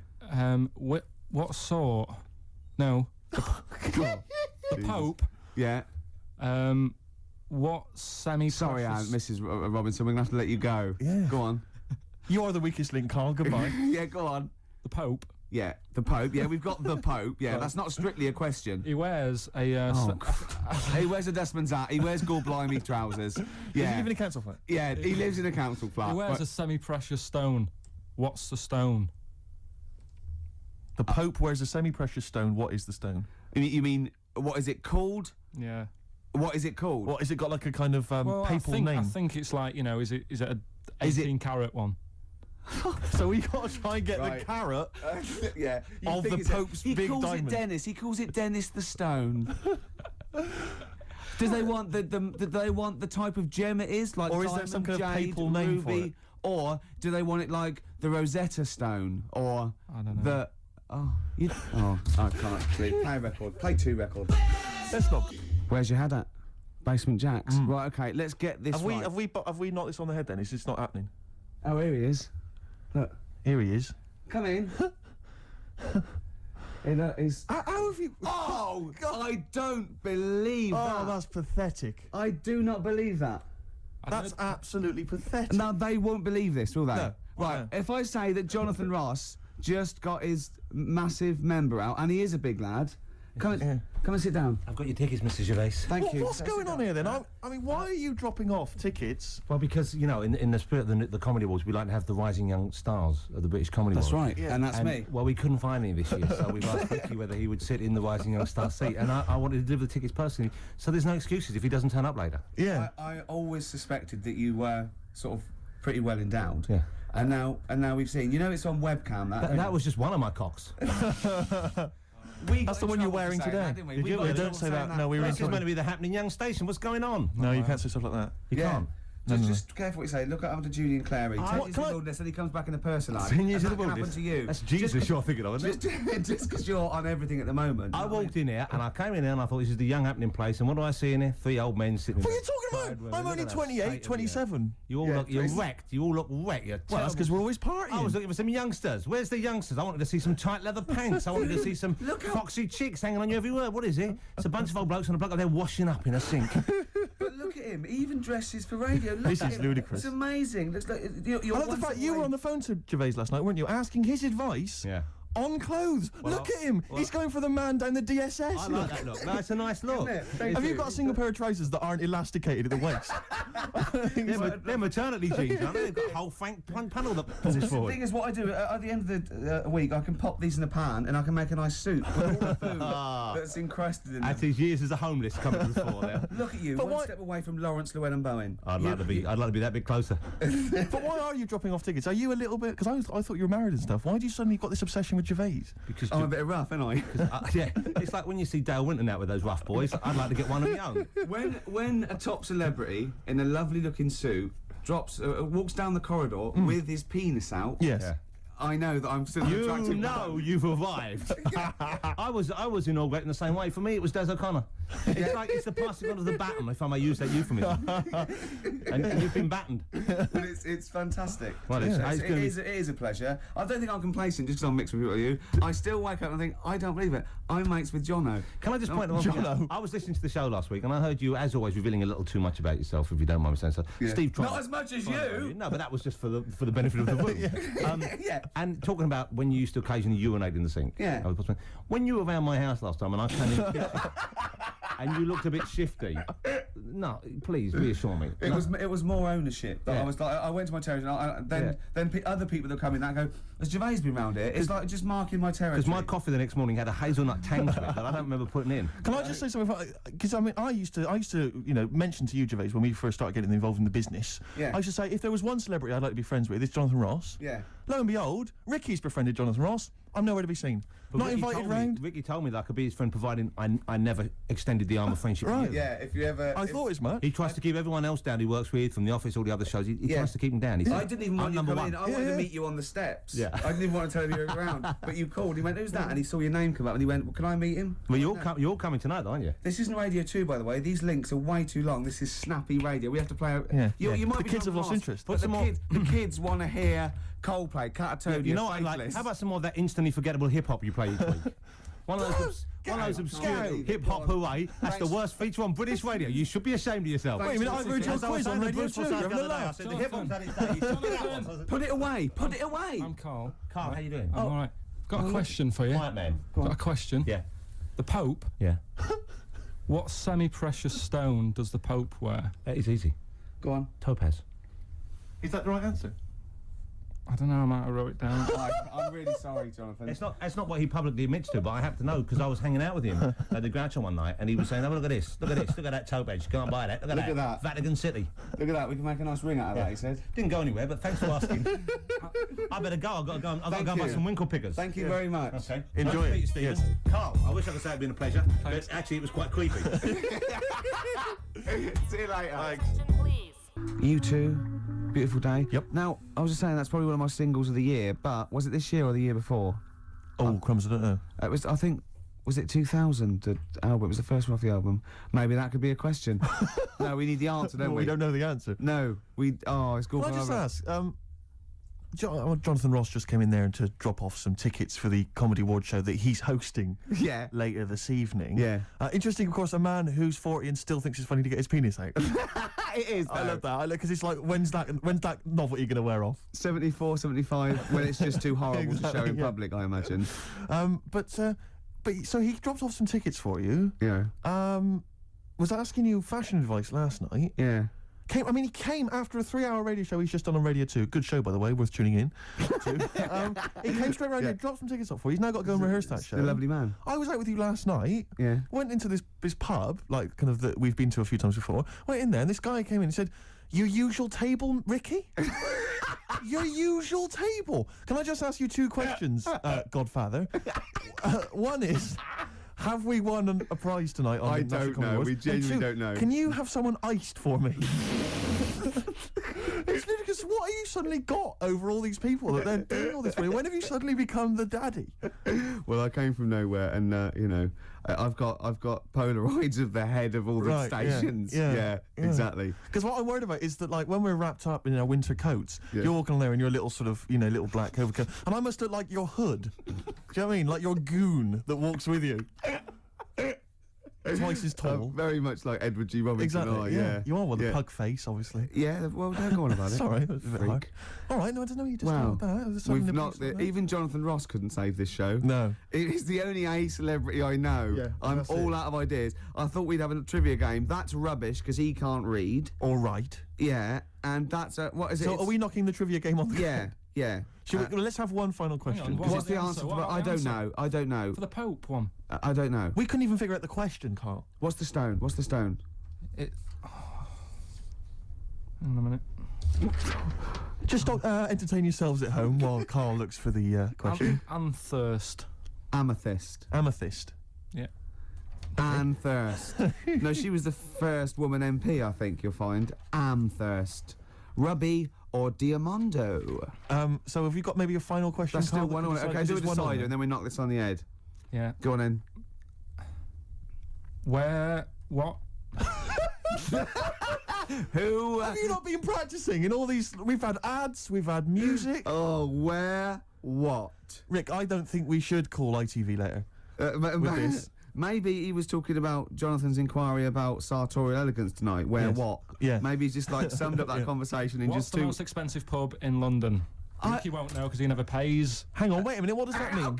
What does that mean? You want me to buy? I'll buy the pub. How much is that? It's £1 million, No, like, sir. if you go in, according to the Time Out Guide 2001, if you went in there and bought a big round, it's a day pub.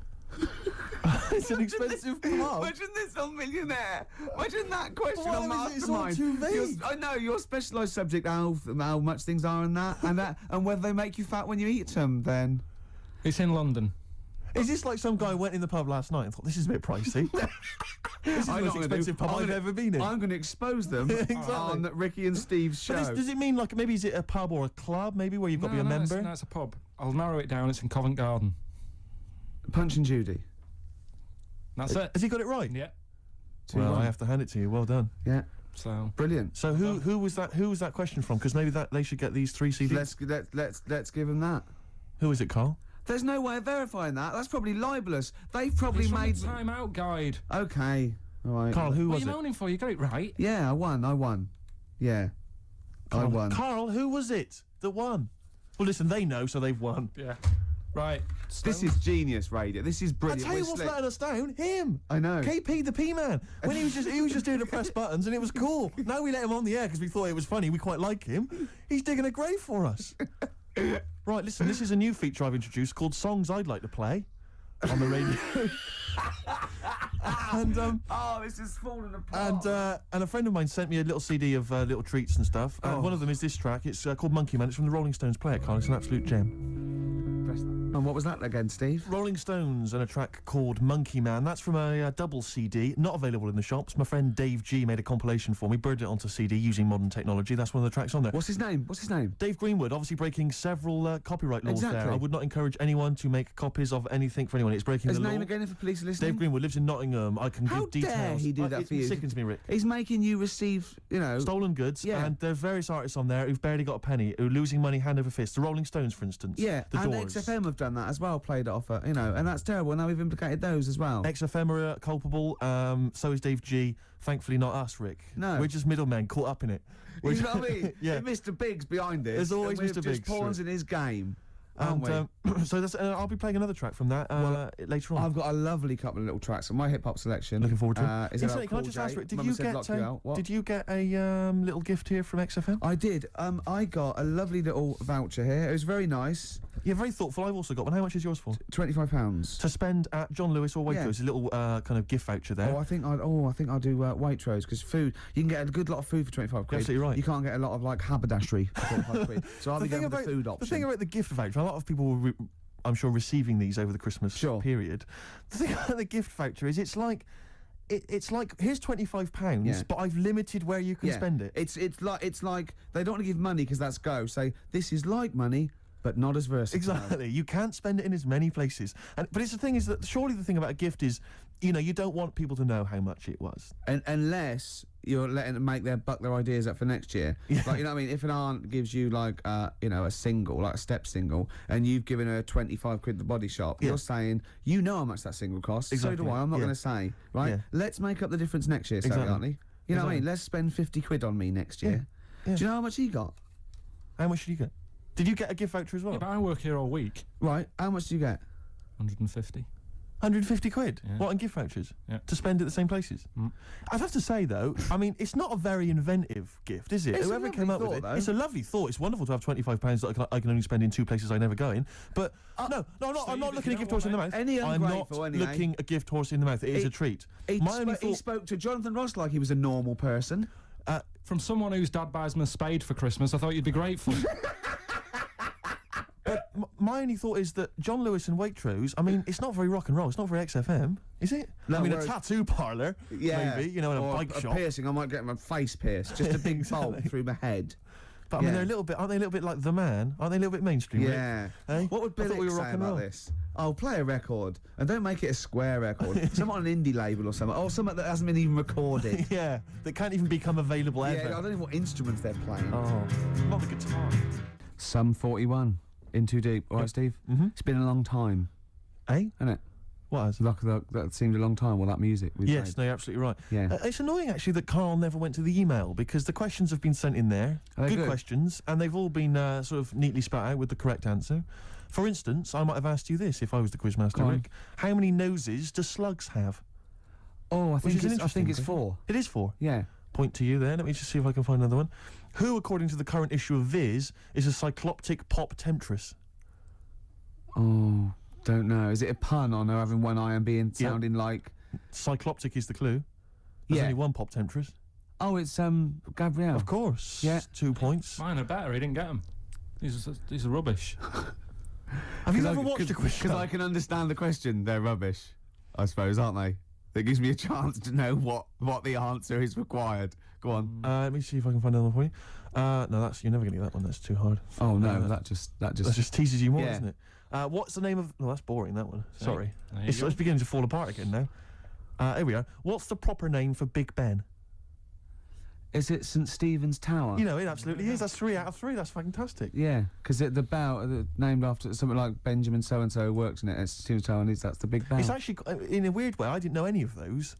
So it's actually quite good that we did kind of balls it up with KARL, because otherwise there'd have been egg on my face. Yeah, but I still won. I just won less. Oh, did you? Yeah, you did win. Yeah. I've already forgotten. I already wiped that out of my memory. Yeah, but hey, Steve, it's not me that's the real winner. It's Neil who asked that question About pubs.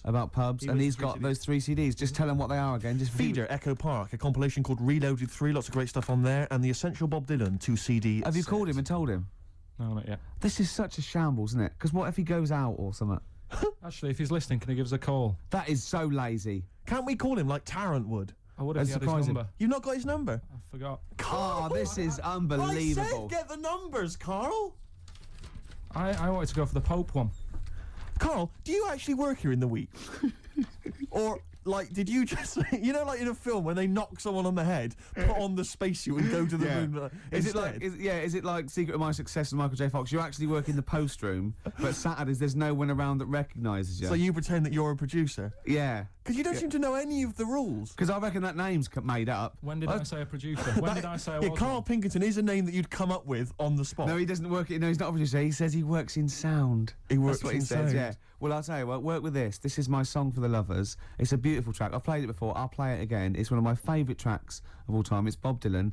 If You See Her, Say Hello. Here's a little bit of trivia for her. This is the last song I ever played on the old XFM before Wow. they came in and said, "Okay, you can go now." That's incredible. And it Bringing tears to my eyes. lovely. Well, the greatest singer-songwriter of all time. Beautiful. With one of his best songs there, Absolutely. Bob Dylan. If You See Her, Say Hello. She might be in Tangiers.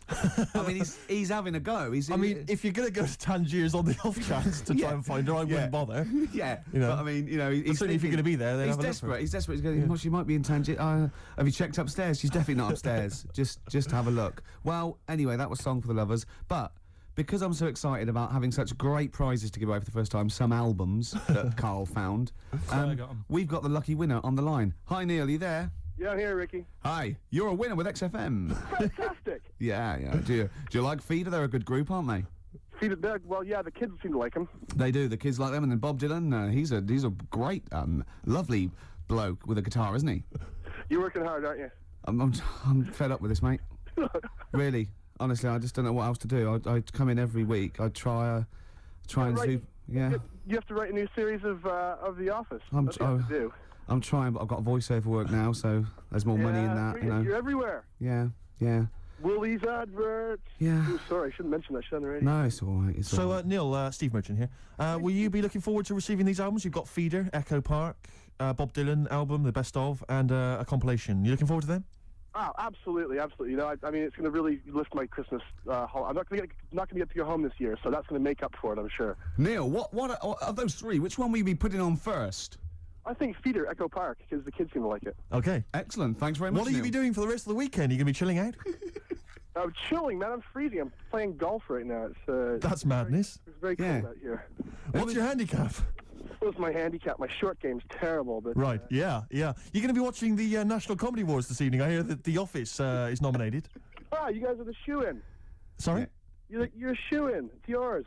Thank you. I don't know what a shoe-in is, but I'd like to go to I one. think it means like foot in the door. Lovely. Yeah, Does no, it? not foot in the door. It's like No. it's yours. Your name's already on it. Oh, really? I Wow. would think so. Yeah. Well, why would Ross stop around?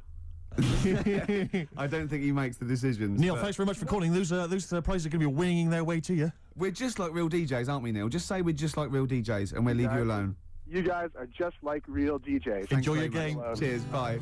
Step on my old size 9 Stereophonics. Absolutely. Well, talking to Neil, it all brought it home.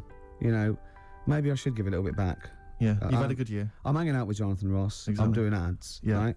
But I care. I'm still in touch. You know what I mean? I'm still down with it, Yeah, right? yeah. And, you know, it's coming up to the time of year where we should, you know, care about people less fortunate than themselves. And what I've done, I've recorded a Christmas single. That's beautiful. And all proceeds are going, you know, to, you know, little sick people and that. And Are there going to be any proceeds? there's going to be not a sausage. Right. So I'm Right. safe. But I'll tell you this, what I was thinking actually, I was listening this morning, and you go in, I was doing some Christmas shopping, you go in the shops, and there's always, you know, Walking in a Winter Wonderland, and all those songs. You know, no one writes those sort of things anymore. No. Uh, Well, you're wrong, Steve. really? Listen to this. It's What's it called called? Don't Cry, It's Christmas. Let's hear it. Ricky Gervais. Cry, it's a little game.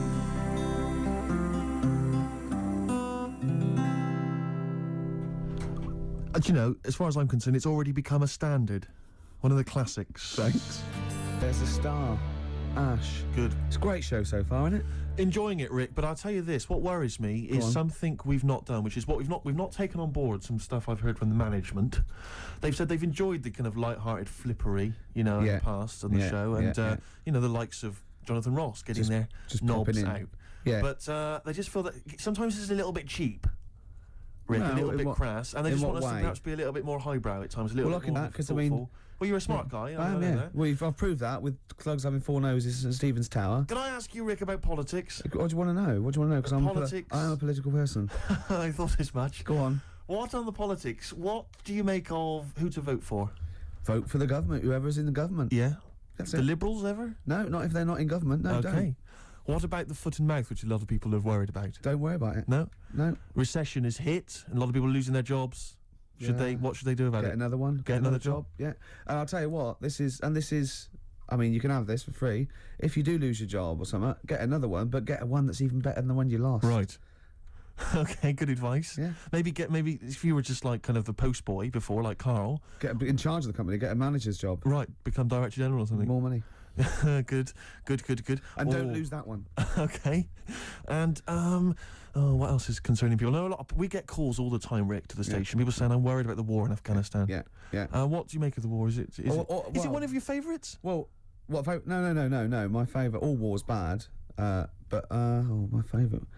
I'm putting you on the spot here. What is your favourite? Falklands. Is it really? Yeah. Is it? The Falklands War? It was a range war. What does that Do you mean? know I what that means, don't know. Carl? Yeah, I remember that. I Yeah. remember drawing pictures at school and that. Yeah, it means that our missiles could go sort of 17 kilometres, Yeah. and the Argies only had missiles that go like 9 kilometres. So we just parked our boats about 12, 13 kilometres off it, and we were shelling them. You know, I mean, Yeah. shelling it out of there, right? And theirs were falling in the water. Yeah. So yeah. it's the war equivalent of holding a midget at arm's length, Right, and he's trying to punch you. and he can't reach, Yeah. and you're just kicking him in the balls at will. That was, Rick, a lot of people talk about WW1 as being the Great War. Was it a Great War for no, you? it was a good war. It wasn't a great war. Right. What's the problem Well, I for you? liked I liked the bayonets and the trenches and all that stuff, but I could have done without the poetry. Right. Only because the poetry's a little bit bent. And, you know, what I'm saying is the only time that it isn't bent in a war. But, you know, there's beautiful, but there's one now I remember, it goes, we are the dead, once we lived, felt dawn on our face, but now we lie in Flanders fields. Be honest, if you'd have had a gun in your hand instead of a pen, Yeah. you might be alive You today. would be dead, yeah, and the war yeah. would have been over by Christmas. Absolutely. Yeah. High five. Yeah. Oh, So that's losers. politics, Carl. Any other questions, Carl, you want and, solved? you know, Any high economics, I've done economics. Because, yes, war. the economical. Anything else? I just think you should look after yourself. You know what I mean? Carl, I've just got something to say to you. Hip hop, hooray! Hey. Let's play my hip hop track. Whoa. Hey. Put your hands in the air. Yay. Move them round like you just don't care. Yeah, you're not even bothered. I'm playing an old school track this week, Rick. I'm going Excellent. back in time, rewinding the How clock. are you spelling school, Steve? Oh, with a K. Go on. Ever heard of anything by Digital Underground? The Humpty Dance, you might The remember. Humpty Dance. Do you remember that? That was a fellow sat on the wall. Yeah. Yeah.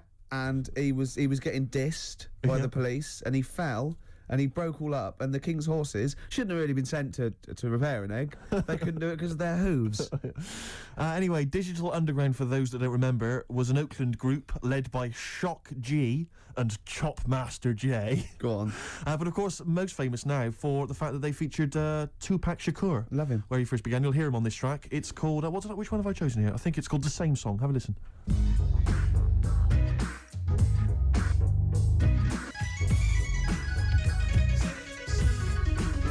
Ross was slagging off the hip-hop feature, wasn't he, when he came in earlier? And how can you not like that? Digital Underground, same song. I think he was scared of it, Steve. I think he was intimidated understand it. by your youth. Well, he's scared of the youth. He's scared of the fact that I'm down with it, the homies and the bitches and the hoes. Yeah. Because he's not with that, you know? He looks dapper. If they saw him in the street walking down like a ponce, they'd just laugh and jeer, but probably rhythmically. Yeah. You know, and he couldn't come back at anything. And you'd be high-fiving and Oh, everything. they'd be loving me. you. I think he was intimidated by your style. I think he's jealous of you, to be honest. Do you know, I think what he's probably most jealous of is the looks. Yeah, I think Do you know what I mean? Yeah. I got the new haircut because we might be on the telly later. He didn't mention that, did he? Did he? Well, he's never seen the old one. You've kept him from me. He's got nothing to compare it with. But that was a great hip-hop selection there. Yeah, lovely. Even though I say so yourself. Rick, we've had a couple of people, because they've listened to your dissection of current politics and economicals. Yeah. And they've got a couple of questions for you. Go on. We've had one from Jimmy Ruffin. He says, what becomes of the broken-hearted? Oh dear. That is a difficult one. I don't think I've got time to go into it because it's a very delicate problem. Can you answer this one from the KLF? What time is love? Any ideas? Listen, keep those questions coming in for Ricky Gervais. Maybe I'll to sort them out later. Have we got a song to play, Carl? Let's whack it on. Still to come, the song for the day. It's not the end of the world. Super furry animals. Absolutely beautiful. XFM 104.9. Rick, you going to do your film review for us? We've got time for it, I think. I'm not, no. Why not? I'm not going to do it anymore. You're not going to do it anymore? No. You love it, don't you? No, it's great, and I just think it's time. You know, I did a dozen, but I did all the films that I would give like 9 or 10 out of 10 for. I don't want to drop the standards. Right. I don't want to start doing films that are 8 out of 10. Yeah. You see? Yeah. That's where a lot of film reviewers go wrong. Yeah, Ross being one of them. Yeah, I've seen them go, oh, this is worth 7. Don't do it then. Yeah. If it's no good, don't do it. Know it yourself. No. Sure. So no more film reviews? no. Oh. Until a great film comes out. Sure, okay. Like Braveheart 2 or something. Yeah. Which would be 9 now. Quite an eventful, Yeah. I'd have thought. Yeah. So 9 for that. In well, advance. Rick, it's almost the end of the show, and still got time for the song for the ladies. I can't but wait. Carl won't be here next week. Well, where's going? Where are you heading, Carl? Going away for Christmas? Tell us. What? It's a secret. What you want? Well, in case your fans try and track you down. What? You going taking pictures of planes in Greece? What? Political. Rob your house. don't Satirical, Steve. Satirical. Where are you Yeah. going? What are you doing? If I tell you what, if I was caught in a foreign country and the government got and said no, it's okay, they were train spotting or plane spotting, I go no, I am a spy. Exactly. No, I am a spy. No, it's all right. You were train spotting. I wasn't spying. Please. I saw you at the Doctor Who convention as well. No, probably an assassin or something. I think. Yeah. I'm probably an assassin. Carl, where are you going, mate? Tell us. Come you? on, we You're haven't not got meant time. to say when. What's it here? What? People rob your house if. Yeah, we didn't say tell us your address, tell us where you leave the key, and then tell us you're going on holiday. We said where you going on holiday. Barbados. Are you? Ooh, showing off. Yeah. Boasting. I'll tell you what, Steve, what I'd like to see, and a lot of the listeners right there too, pop round there now, touch him for Christmas. Shall I touch him for Christmas? Touch him any way you like for Christmas. Can I Love just him for introduce the Christmas. song for the ladies before? Well, love him for Christmas, though. Can I just say Yes, what but the as song long is? as you love and touch We're going to leave him. you with the excellent Tim Buckley, of course, father of Jeff. I'm just going to be and, watching, but this is a love track him. that was Look at his also- little face. Also on that CD that my friend Dave sent me earlier, so if you don't like it, blame him. Yeah. While he's been arrested by the copyright police. And it's called Buzzin' Fly. Let me touch you, Carl. Don't, Steve. Go on. Man for Christmas. I'm not coming back. Kissing a man. Licking. A man for Christmas. Oh, You're look not in that. touch with your feminine side at Get all. off. I can put you in touch with your feminine side and my feminine I'm liking side. it. So I can't look, I'm busy. Let's put each Look, other I'm in busy. Oh, good.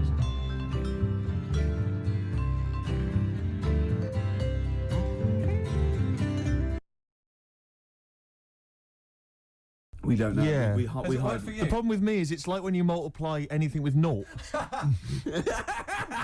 the power of Exactly. as well, it's still- Nothing ever happens. Yeah, okay, shame. And I'm a fat little ugly fella like Reg Varney.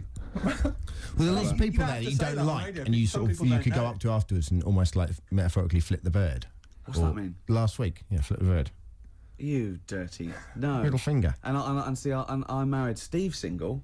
No, but he what doesn't are you go talking out- about? What? Well, there are lots of people there. I thought it was a euphemism. Who you haven't got on with in the past, and then they're all being really nice to you. What I'm talking We get about. on with everyone, don't we? Oh, What does that's a flip lie. the bird mean? What does Flip flip the the bird bird means you got that hipster thing. The finger, it means giving the finger. Yeah, but I thought there was a dirty metaphor. No. You're always thinking this. Don't bring me down to your level till at least 5 minutes. All right. Coming up after the break, we've got Steve and Ricky and lovely Claire. We're driving their desk. Right, Claire? Hello.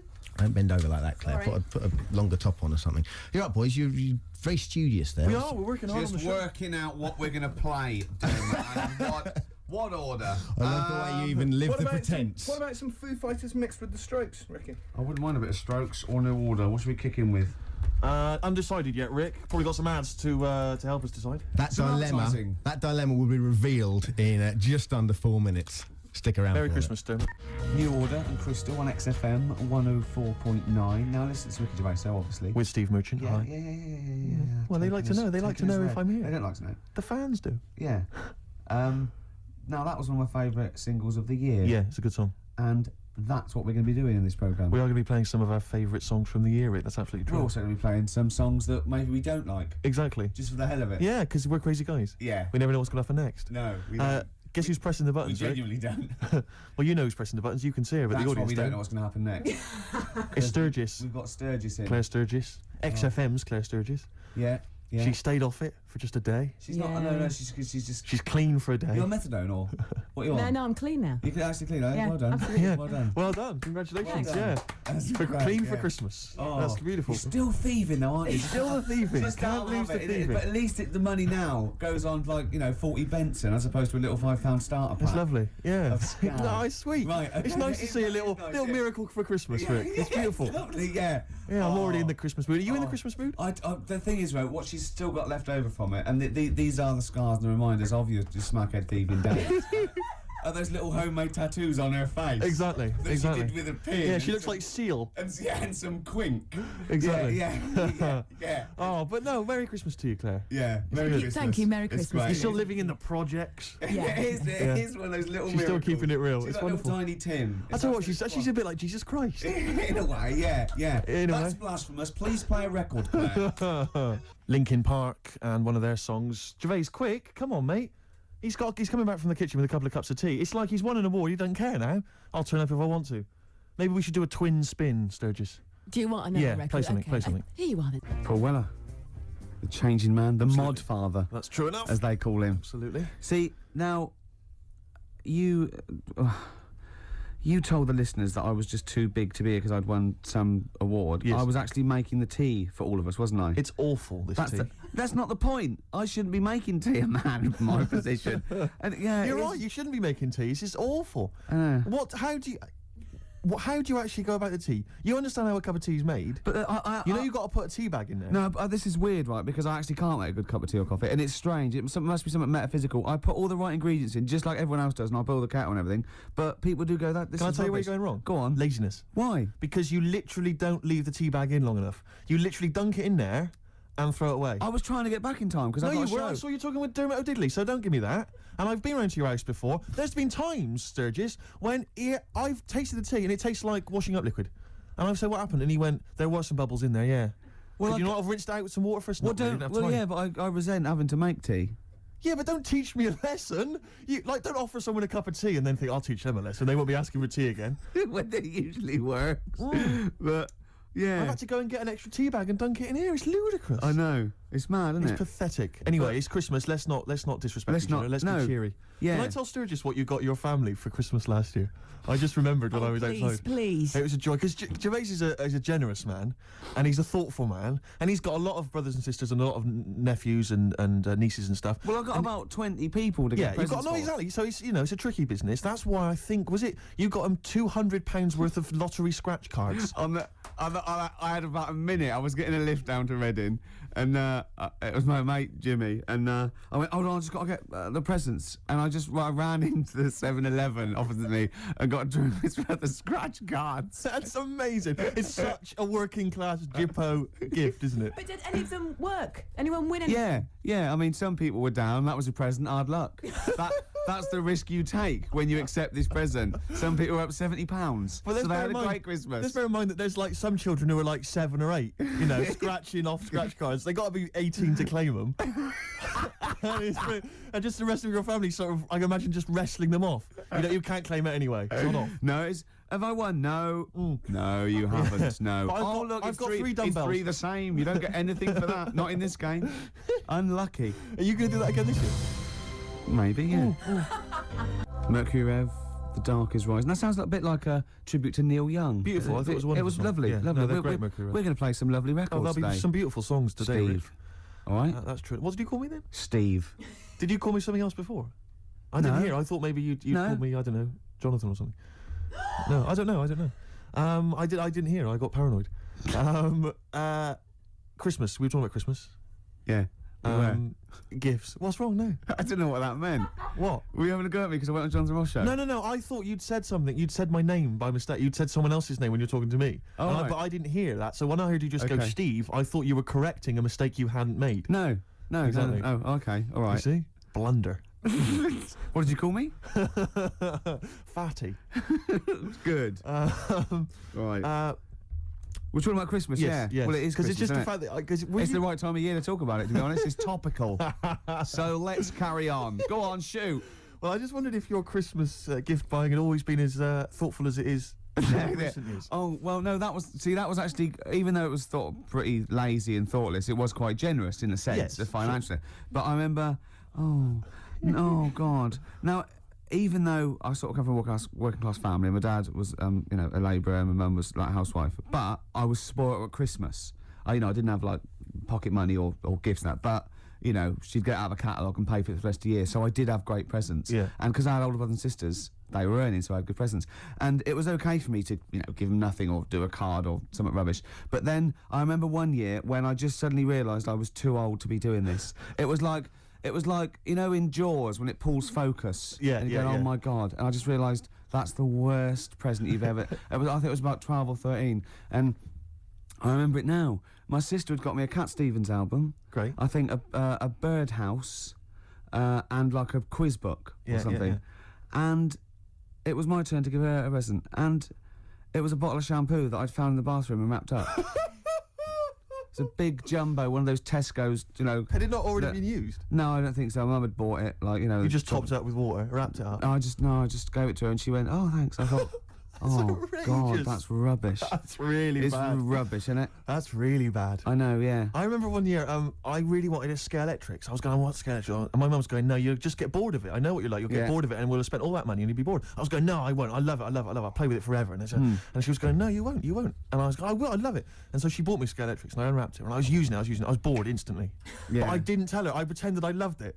And I'd always be playing it monotonously, hating it. I know. But I'm loving this, Mum. It's absolutely brilliant. You were wrong. You were so wrong. I'm loving it. I know.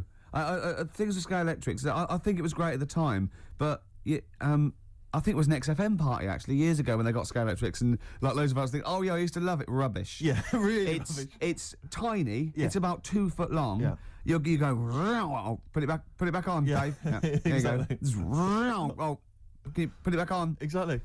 But you want it to at least kind of change into a robot, or Yeah. kind of come off and just drive around the Of course, country. these days it's all virtual, Steve. That's true Isn't enough. it? In your mind. Well, we all bright. take a pill, don't we, Rick? And then we're in some kind of fantasy and then world. I am Ayrton Senna for a little while. What about those bloody computer games? No one's reading a book God. anymore, are Mummy, they? What's a tree? Download. Well, I'll tell you True what. enough. I'm going to play a song now. I think I've dissed U2 for about 15 years, but I got them wrong, and I'm going to play a lovely track off the latest album. It's the last track on the album, Ground Beneath Her Feet. It's from All You Can't Leave Behind. Beautiful And song.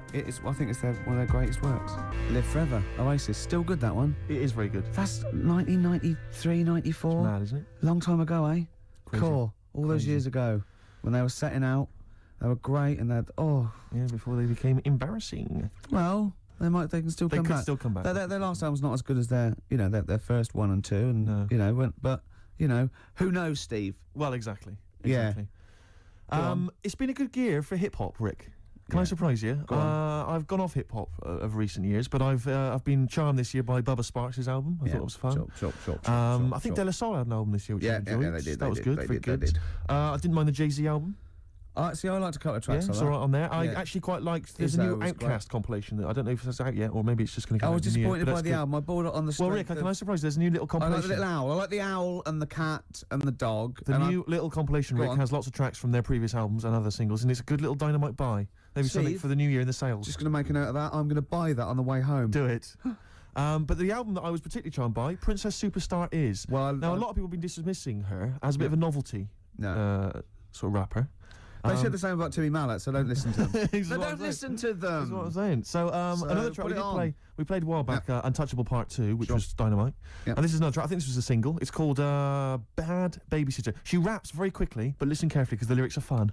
Slow it down a little bit, Claire. So we can hear.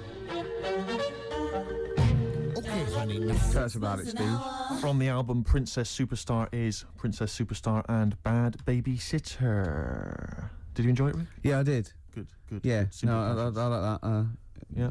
That's two. That's 2 out of 2 from that album I've Yeah, liked. exactly. I think I'll go and buy the album on the way home. Do it, make Steve. another Just note make of a that, little Rick. note. You've got Outcast to that buy, which has not actually been Outcast. released yet, but I'm sure you can pull some strings. I'll get someone onto that. Good. Okay, XFM 104.9. It's the Ricky Gervais show. Absolutely. Can I stop you there? Go on. With Steve Merchant. Thanks very much. No worries. Applause. Yeah. Cheers. We're talking about presents here. I just remembered something else I had. I was just into science from like the age of like 5, 6 to about so 18, 19. I'm still into it, but I studied it and I absolutely loved it. And I got a microscope set when I was about, I suppose, 10 or 11, and just looking at butterfly wings and just anything under there, like 300 times. I thought this was amazing, right? And in it came these little shrimp eggs, and you could look at them, and then you could breed them. You had to put them in a salt water solution and then keep them at a certain temperature, and they think, in a nice little beach, and they'd come out. Yeah. What I did, speed up the process a little bit, popped it on the electric fire, right? We had one of those fake plastic coal things with one of those little metal things that turned round from the heat and made it look like flames. It Right. didn't. I'll be honest, it didn't. Because who the hell was fooled? Who Yeah. was coming and going, you got a lovely roaring fire there. yeah. The flames are encased behind that plastic coal. Exactly. But I love it. Popped them on there, left them there for a little while. Bit too hot. Came back, just melted, really. Just dry, and the thing was sort of slightly warped. So them shrimps did not see the light of day. Once again, your laziness and Yeah. sinfulness just, I've got to speed up the experiment. Absolutely. Come on. I can advance nature. Yeah, Come exactly. on. Yeah. Do you stand in front of a microwave just going, Come on. Yeah. A minute and a half for soup? It's ridiculous, isn't it? Yeah. That's so majestic. yeah, but I learnt my lesson. Yeah. Now I make sure the shrimps are the right temperature. Exactly. That's terrible. You isn't reminded me of something I was going to say then, but I can't remember. I've embarrassed myself live on air. it? Yeah. Should have kept that quiet. No one would have known. No one was there thinking, I wish Steve would say something now. It's crazy. What I was hope he Steve hasn't gonna forgotten say? the story. Yeah. Oh, I know what it was. It was about you said about the sort of the fire and that idea of kind of buying a piece. It's like when people buy a fake Rolex watch. Yeah. And they tell people it's fake. Utter waste of time. Why Yeah. you told me that? It's like what? I'm getting one over on the Rolex people. But you're right on that side. But the point is, why buy a fake Rolex watch? I mean, why buy a Rolex watch? I think they're well, very they look expensive. good. They look nice. Yeah. And it's a transparent display of wealth. But it's when there's like a builder who you know's on like £5 an hour wearing a Rolex. You're joking, aren't you, Steve? Pod carriers can get upward of £550 a day. So you've embarrassed yourself. I don't know anything. It seems like I don't know anything about the building industry anymore.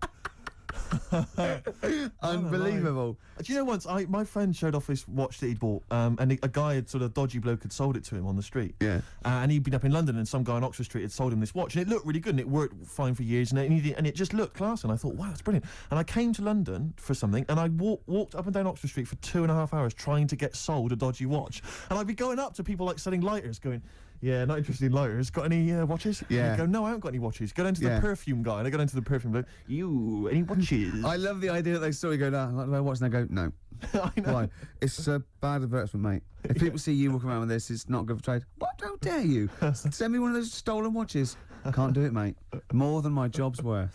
Tim Benson. Black Snow. That's a great tune. Good song, isn't it? I love it. It's sort of punky, but it's got more in common with stuff like Steppenwolf and My Bad only worry Company. is that such are a they like throwback. sort of 18-year-olds who, like Gomez, are trying to sound like they've kind of had a rough, hard-living life? No. They are old 40-somethings. Well, no, they're not. They're sort of, but they're dirty. Yeah, good. Yeah. Do you notice that Steve Taylor, the man with the knowledge, just Yeah. popped in there Yeah, to just bid popped us in, yeah. Merry Christmas? Yeah. And I noticed, Claire, you said something like, has he got another kid, did you say?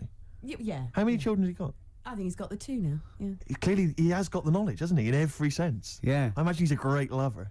He knows. I imagine he's got wonderful fingers. He knows what buttons. Magic fingers. Well, he's actually got little toady hands, but he uses a lot of utensils. Yes, yeah. He's invented all these little things that go with, and it's over very quickly, so we can get on with learning. Pleasure gloves. Yeah, because even when he's making love, there's a stack of trivia books. Exactly. So well, he can tell you about kind of great shags of the past. Yeah. Oh, he's there. Here he comes. Yeah, here he comes. Oh, look, I love him because you don't know this, listeners, but he looks like Penfold of a Danger he's a Mouse. beautiful man. He does. He's It hasn't stopped him breeding. Yeah. It's not. You don't usually call it. You usually call it breeding when it's humans. Steve Taylor, the man with the knowledge. Come in. Hey, all right. Christmas to It's you. like Steve Wright and his posse. All right, Merry Christmas. Hi. Are you? So tell us, are you a great ladies' man? Were you a great ladies' man before you were married? It's not something I talk about. I'm married now. Because he's sort of like got a little shaved head and he's got a beard and it's exactly the same colour, sort of ginger hair. He looks like a tennis ball. It's just hair, exactly the same length, all over his face. And no reason for me to come in was that abuse was happening without me here. Yeah, I know. And now I've come in, you just continue. But say hello, so it's with your blessing, and I think we're nice. Say Merry Christmas. Hi, Merry Christmas, all listeners. See, you're on at 5 o'clock, aren't you? Yeah. Right, I'm going to make a note of that. When I bought those 2 albums, I'm going to listen to Steve Taylor, the man with knowledge, on at 5 o'clock on XFM. Isn't it incredible? Because he's been in since 11 o'clock this morning, just compiling information for every record he'll be playing. Yeah. The show's only 20 minutes long. But you know, with him, it's because he's got to offload it. Yeah. He's got to talk about it all the time because it's only, he's got a huge brain and it's warm, it's going Throbbing, warm, yeah. all What are information. you playing next, Claire? You bored? Sorry, were tell we us boring you two? Oh, was this that list? Isn't that cute? Yeah. So can you tell us about Star Sailor? What do you know about some interesting facts about Star Come on, Sailor? into the microphone, into the micropole that goes down the loudy box and out to the radiograph in the homes all around England. They're rubbish. Thank you. Steve Taylor, controversial view. Still, he has bred people. Hives. Before that, Star Sailor. It's been a bit of a punk sort of show, this, isn't it? It has, in I've general, enjoyed it. in year, the whole year's been a little bit of a. I blame the Strokes, but you see, I enjoyed punk. You were too young and don't care for it. But Well, I have to say that if punk the first time round was as exciting as I found it this year, then I've missed out because I've really enjoyed it. Really. see, have. I want to go and play all things like X-ray specs and things like that now. Are they as kind of melodic though as things like the Strokes and White Stripes and so on? Are they kind of tuneful? Because the White Stripes. In fact, I've guitarist is picked an on a very absolute- bad example because they were sort of like pop punk, and Polystyrene was almost. She wasn't a joke, but they had saxophones and stuff, so Right. it's probably a bad example of early. I mean, the Sex Pistols summed it all up. you know. Yeah, sure. But we enjoyed that, don't we? No, we did. I have to say that although there has been a nice bit of sort of punky sound this year, for me it's been very much a year for the geeks. And you'd have thought I'd have enjoyed Well, that. that's but new actually, metal, though, isn't Well, it? it is the new There's sort metal. of these people in their bedroom playing sort of computer games I and can't loving believe that Limp new metal has Bizkit. taken over the world. It's It's just mad, isn't it? incredible. It's absolutely huge. Suddenly, Linkin Park and. But see, I don't mind things like Marilyn Manson because they're having a go, they're having a bit of a laugh, and But I just. But it always seemed so perennially uncool to me when I was younger. Anyone who was into that kind of music, I just thought loser. And that's And talking coming about the from kettle calling the pot black. Yeah, imagine that. But it's the year of the geeks, not just because of new metal, but also because of just these fantasy films with the Harry Potter I stuff, know. and now Lord of the Rings. It's like everyone's obsessed. Now it's with cool to fantasy play stuff. Dungeons and I Dragons. know, I can't get over it. I'm stunned. It's scary, isn't it? Because It's I was never into that rubbish. No, I've always thought definitely it's like Yeah. it's like people who are still obsessed with Harry Potter. They go, I'm rereading Harry Potter for the third time. And I think, listen, I haven't read it. Okay, I'm sure it's very good. But you're rereading it for the third time. There are books out there written by adults for adults with like sex and other exciting things. Yeah. And it's Harry Potter, I'll just read, like in case you missed something the first time round. But maybe they're learning the spells. I'm stunned by it. I mean, have you read it all, Claire? Are you all up on this? What, Harry Potter? and I all this- actually went out and bought the first Harry Potter book and lost interest halfway through because there was no sex in it. No, so exactly. Couldn't be It's like bothered. why I never go to see any Disney films. There's never the prospect of any nudity. If Right. there's no chance of See, nudity. I think you're actually buying the wrong books. Right. What you want to buy, Steve, is a pornographic magazine. Tell me more. Wow. In there, you see, what you get. Ladies. Other ladies. Sometimes ladies. Nudie ladies. Sometimes ladies. Stereophonics and the theme tune to BBC Two's The Office, handbags and glad rags. Absolutely. So I think we should be playing Christmas songs as well, though. Because American Christmas know if War I is like over. A great. Is it really? What? The theme tune to The Office? I think it meant is war really over? It is. Thanks, John. Yeah. It is. Yeah. Yeah, it is. Yeah, that's there. To be fair, Rod Stewart did it first. Yeah, and we don't use the stereophonics version. Oh, No, right, or okay. the Rod Stewart version. Thank you. Too expensive. Exactly, costs a See, fortune. had to re-record it. Yep. Or little known facts. Yeah, You should yeah. save that for the DVD. Or Steve Taylor would have blown it anyway, Yeah, exactly. wouldn't he? To come on with the knowledge and told Yeah. him everything. I was thinking Fairy actually, Tale in New York. beautiful song. No, Can it's we- a great can we song. find It'd be that? nice to try and dig it. I'm sure everyone's playing it at the moment. Yeah, let's On a loop. yeah. Let's But not I mean, we play it. should. It's good. No, it's Let's play "Simply Having a Wonderful Christmas Time" by Paul Can we McCartney. play Driving Home for Christmas, Chris Rea? Oh, he is. There's a lyric in that goes, I look at he's in the car driving on Christmas, and he looks over the other bloke in the other car. He goes, he's just the same as me. Yeah, I was thinking that. He's just the same as me. Driving Yeah. Home for Is he Christmas. saying he's copied him? He's like, oi, Yeah. what are you wearing? That's the same as me. That is. What do you get your missus? The same, is it? You? Who are you? A stalker? I'm Chris Rea. Hello. Yeah. He's going back to Newcastle. Exactly. Oh, they talk, innit? Is that where he's from? Yeah. Is it Middlesbrough or Newcastle or Do you remember when Rea made a film? Cleveland? Go on. Chris Rea made a film. They all do it like Dave Stewart made that film with the All Saints, Honest. No one went to see it. No. But Chris Rea made a film which was like a kind of fantasy thing. Well, I think Shirley Bassey turned up in it where he was like, have you ever seen this? No, but oh no, I can't tell you. I'll It's tell you off air. Really? Is it outrageous? Is it libelous to Chris Rea? No, I had to interview Chris Rea about this. Really? And Shirley Bassey was there, and she pulled That's up a in her weird limo. interview. Yeah, It's I an don't incredible- ask me. Don't ask me. What was it was you interviewing for? It was for some satellite And what did TV Bassey say? show. Did she disrespect the film? No. When Bassey came into Pinewood Studios, when she came in, we all had to leave the set so she could drive through the set. We all had to leave so she could drive in.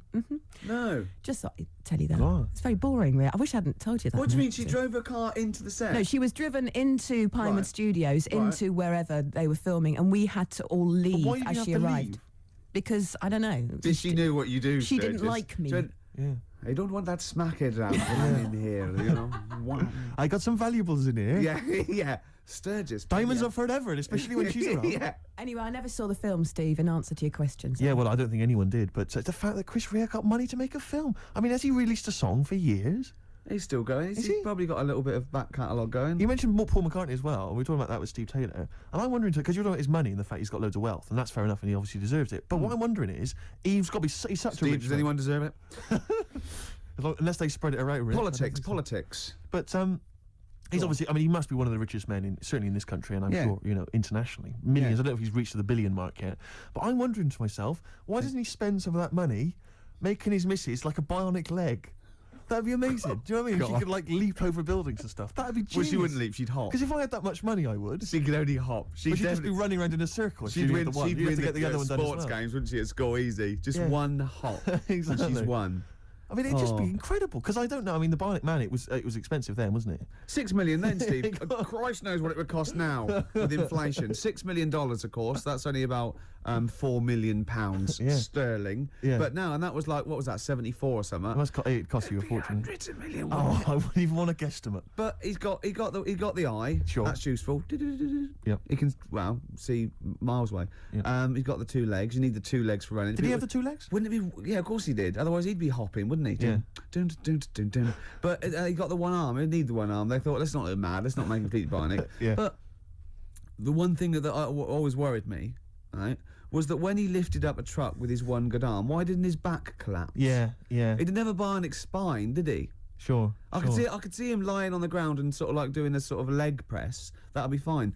But when he stand up, his back would just collapse, wouldn't it? Yeah. So you're beginning to wonder if an astronaut who fell out of an airplane while test driving it and was rebuilt as a half robot, you're wondering if there's maybe some flaws in that concept. Yeah. And Oscar Goldman, I don't know what. And isn't it convenient that his girlfriend had the same 2 legs, 1 arm? I but think she- that's what drew them closer together, though, Rick. This time she had the ear. I don't think he was just on the pull and by chance he got her undressed. He thought, my God, that looks like a familiar plastic arm. And there was a bionic dog, wasn't there? And a horse, Well, apparently. why do you need a bionic horse? I know. When you can run at 70 miles an hour, you don't really need to get on a horse, do you? Yeah. Unless the bloke that had the bionic horse wasn't bionic and he could run like really Well, I fast. think the problem was that they'd spent so much money on all these bionic things, they just made a bionic horse, entered it in races. Yeah, Just he had bet to get on some it. of their money back. Yeah, exactly. Steve Austin, he's not turning Exactly. up, he's swanning round.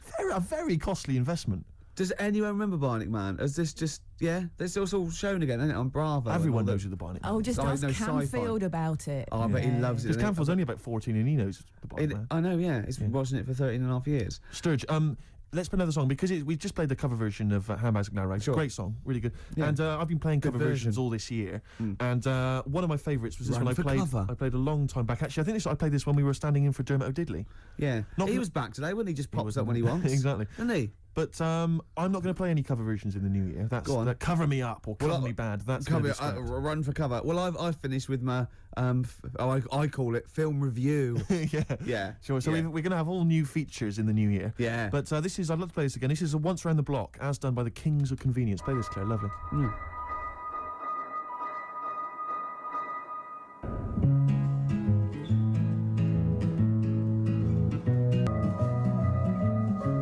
I think a short-lived kind of new folk movement, wasn't there, this year, that kind of came and went, and the Kings of the Convenience were supposed to be part of that, and their album Quiet is the New Loud I thought was an absolute treat, and a lot of people just sort of ignored it. Lovely track, But lovely that's, version. That was never actually on the album. That was from the Toxic Girl single, and that's Once Around the Block by Badly Drawn Boy, as done by the Kings of Convenience. Beautiful.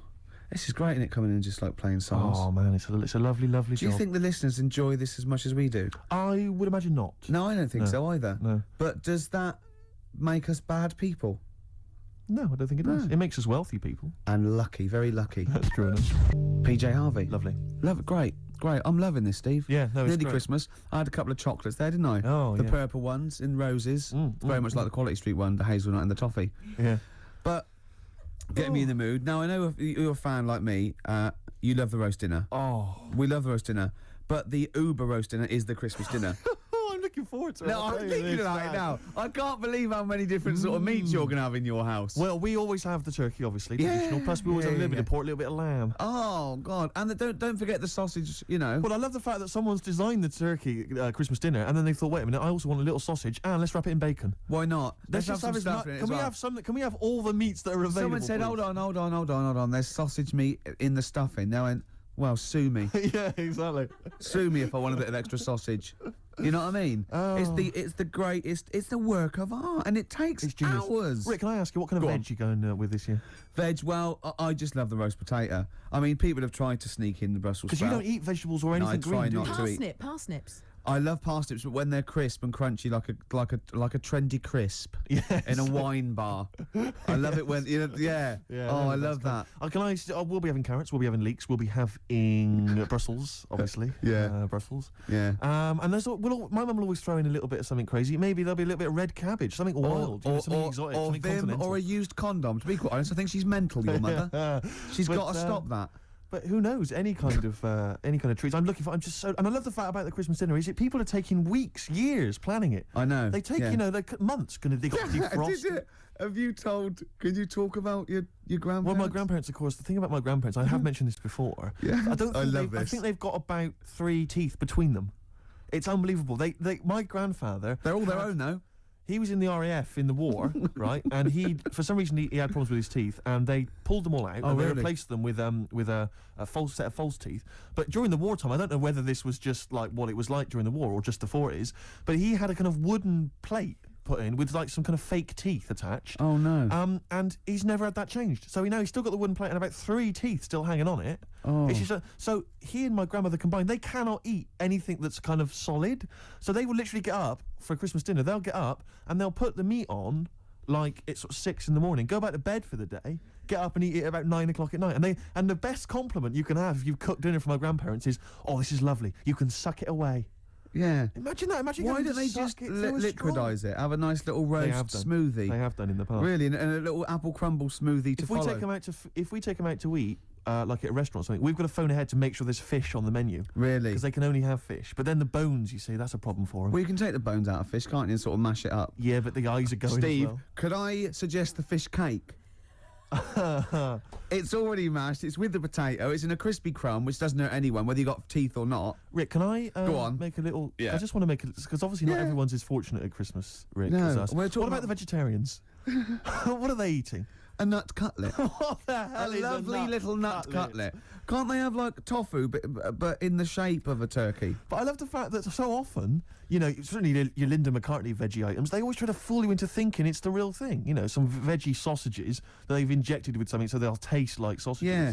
Eat sort of the like- real thing. I look, you don't really need it that arbitrary shape. If it's, you might as well just have it any shape. What You angers me with the you could have any vegetarians, shape, Rick? couldn't ya? What angers me with the vegetarians and the vegans, even worse, is that look, we're breeding all these animals to be eaten. Yeah. They're going to get slaughtered anyway. Chow down! Come Yeah, on, yeah. those chickens in those little kind of pens. You know, 4 of them in a little square box. Yeah. You know, I mean, they're sort of crapping eggs out every couple of minutes. Yeah, They're to be eaten. you're not a zoologist, are you? I am not officially. Yeah. No, but I know what I'm talking about. Rick. Yeah, you I've- do. I've seen brochures.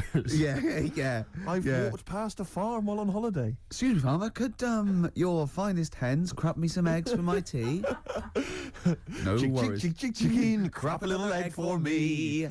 Oh, Brilliant. an old Christmas classic. Oh. But no, spare a thought for the vegetarians, and worse still, the vegans. Yeah, and Christmas. what about Travis? What do you think they'll be doing this Christmas? I've no whale of a time. I'll tell you what, Steve, it was an excuse to play the record. Genius. It was a link.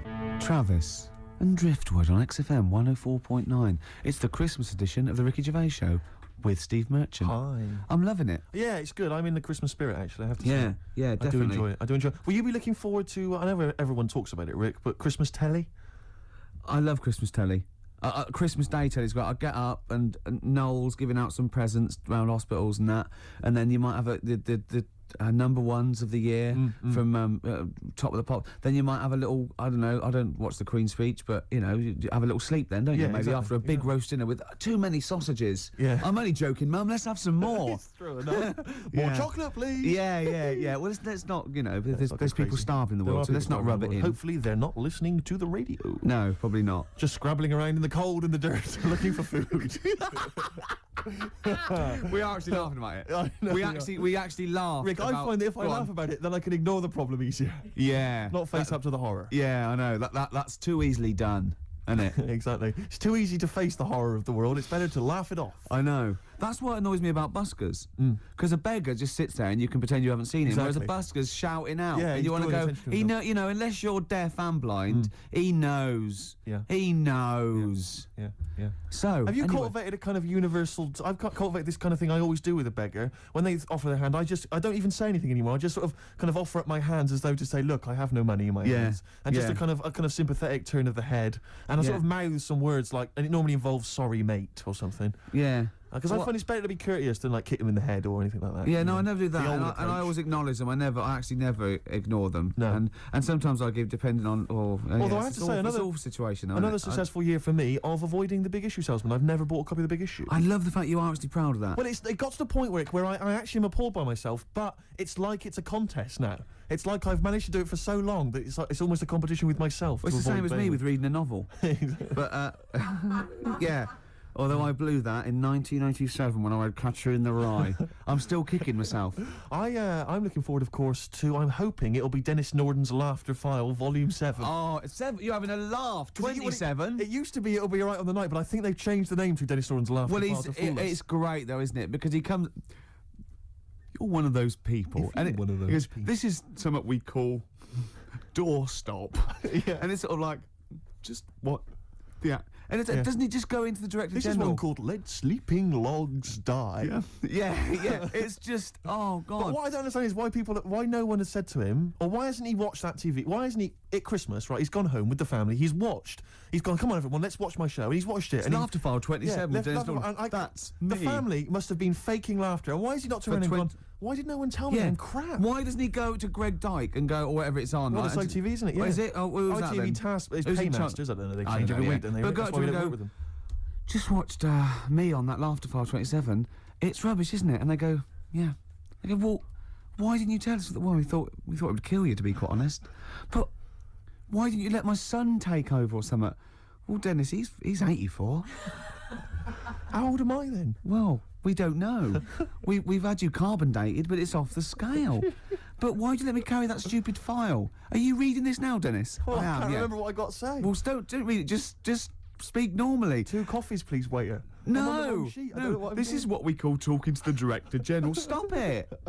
But I can't wait for that. Yeah, and Dennis oh, Norton's Laughter there is File. two. Can I just say, go one, on. who's in the audience of Dennis Norton? Like, who's gone, Joan, I got 2 tickets for Laughter File, I can't believe Yeah, my luck. I've been on the internet. Because they're always they're cracking up, the people on that show. I've never laughed once. Maybe it was an audience that they filmed in 1973, where it was the first time they saw a goalkeeper get hit in the balls or something, or Jackie Charlton or something, or a dog fall off a slide. Well, it's either old people who just can't remember, they've already seen those clips 1,000 times before, like Alzheimer's or something, or it's I was always thinking of the people at what's that show that Beadle used to do, the You've Been Framed. You've Been Framed. I think now what's happening is while Lisa Riley's doing all the scripted jokes, there's just someone stood behind her, maybe just showing a picture of her like nude or in a bikini, or just pointing and just making jokes at her expense. Exactly. That's why they're laughing. He's lovely, Lisa Riley off Emmerdale, of Good course. old Fatty Riley. No, don't say it's not fat. It might be gland. You don't know. It could be gland. No, just stop it.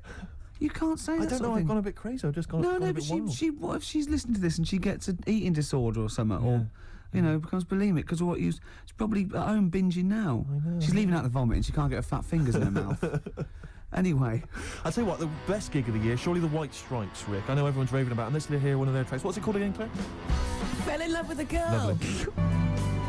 Pogues, Kirsty McCall, Fairy Tale New York. We're just saying, it's just a brilliant song, isn't it? Genius. It's genius. Great. And what I love is the fact that it was quite a big hit. And it's like sometimes even a majestic song like that normally would get overlooked just manages to drift up to the surface somehow. And even, everyone, the white trash. Well, the imagery is great as well. How can old slut on junk be romantic? Amazing. Well, we're fans. Yeah.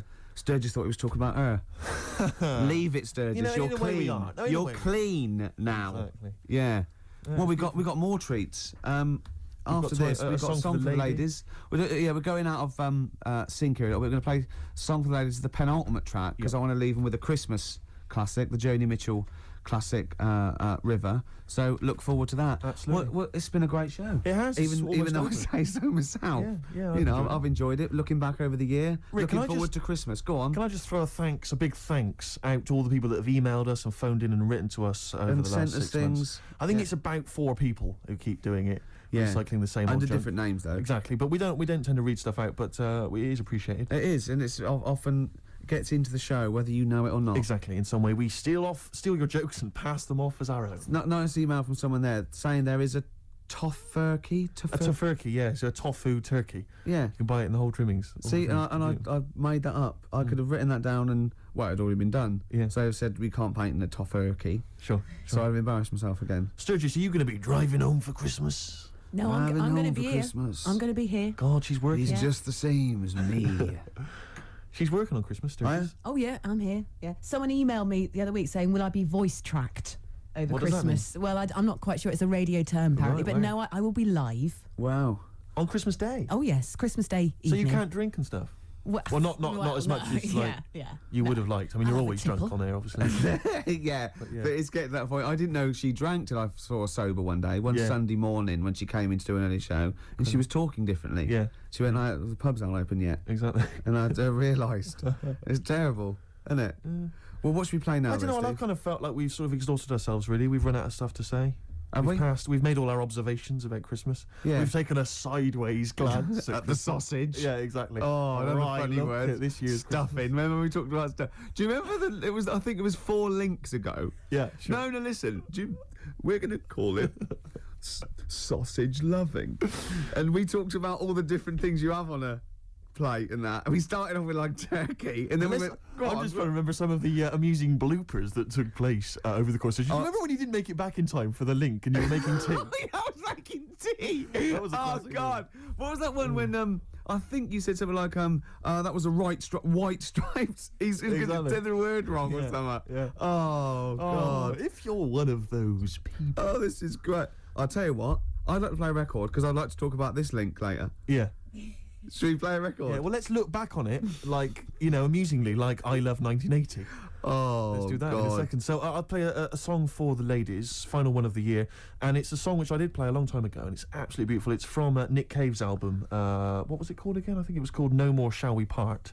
And it's an absolutely magnificent I'm just remembering the last time you played it. I know. It was brilliant because you introduced it, and then I think it was KARL who played it, and we listened to it. Were we playing Buckaroo or eating Curly Whirlies at the time? I can't remember. I was on a space opera. Oh.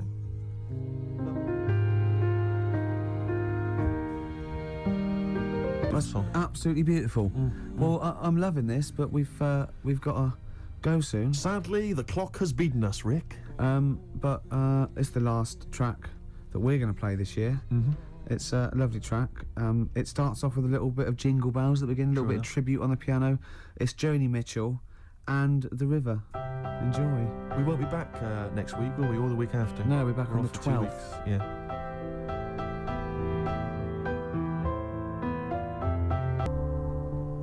Right, guys, I've got some back timing to do now, Right. so you've got 20 seconds, yeah? Okay. Well, that was Jo. She's getting a bit grumpy, isn't she? No, I'm back timing to the football. Back time. Yeah, she's grumpy. Yeah, yeah. You now got 15 This is seconds. Christmassy, cold turkey, mate. Yeah, exactly. That was Joni Mitchell and The River. Thanks for listening, everybody. I hope you enjoy the shows. Don't take anything to say too seriously. I hope we haven't offended anyone. We love the homeless and fat birds, Love don't we? them, love them. And Merry just Christmas to you, Rick. Merry Christmas to you. Happy Christmas. Yeah, Christmas Eve. Yeah. Happy Bye. Christmas. She needs her fix. She needs her you. fix. She's all grumpy.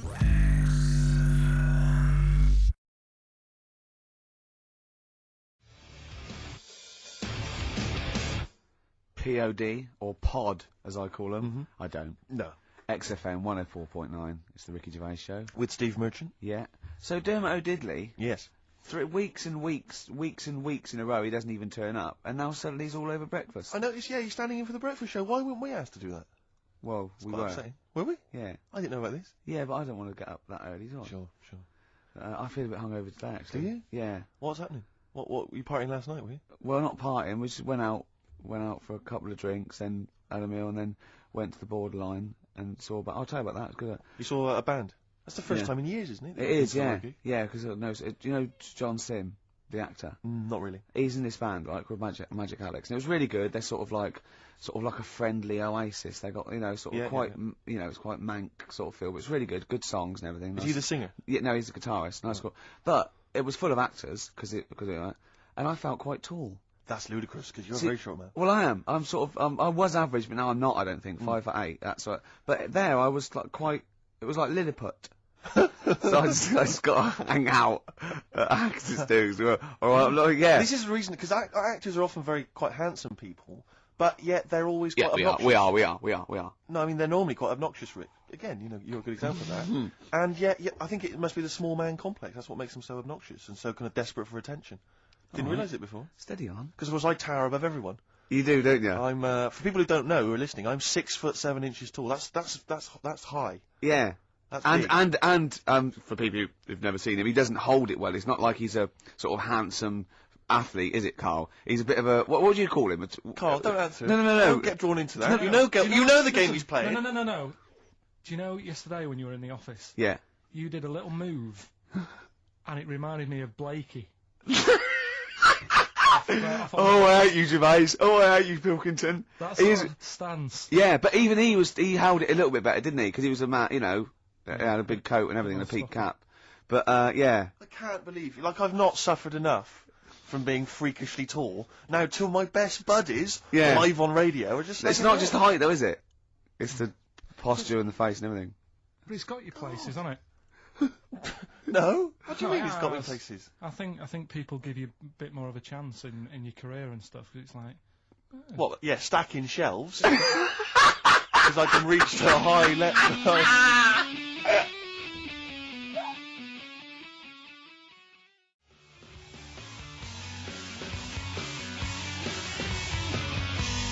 Muse, Plug-in Baby on XFM 104.9.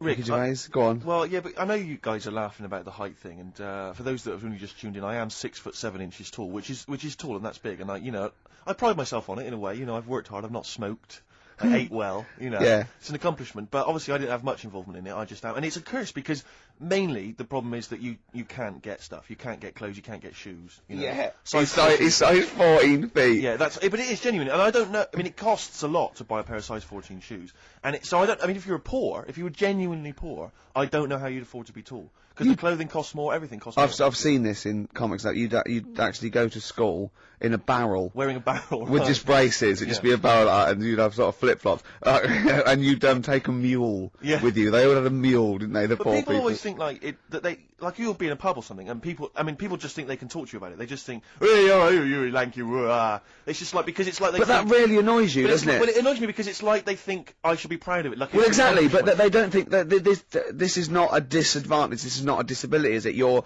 taller than most people. It might get disability. No. If you were 8'3", it'd be slightly debilitating. You would, but disabilitating. What? Disabilitating? Yeah. No, you're a medical man, aren't you? But no, the point is, it's a disabilitating because when you go on public transport, like if you're on a coach. Yeah. The only place I can sit on a coach is that seat on the driver's lap. Either on the driver's lap or that seat at the very end. Yeah. You know which sits into the aisle. Yeah. That's the only place I can. Well, sit. you stand up. Some sort of kids at the back waving at drivers. You could drive it from the back. Here he comes. Watch it. Were you a tall baby? Or Mr. and Mrs. Merchant, you've given birth to a basketball player. Look at his dribble already. Were you a tall baby? Babies aren't tall. Oh, at what point did you suddenly, like, Jesus, nothing fits me? Well, it didn't happen overnight, Carl. Let's do a little graph. How tall were you at 5? Oh, I don't know. 3 foot? 3 foot. How tall were you at 12? 6 foot.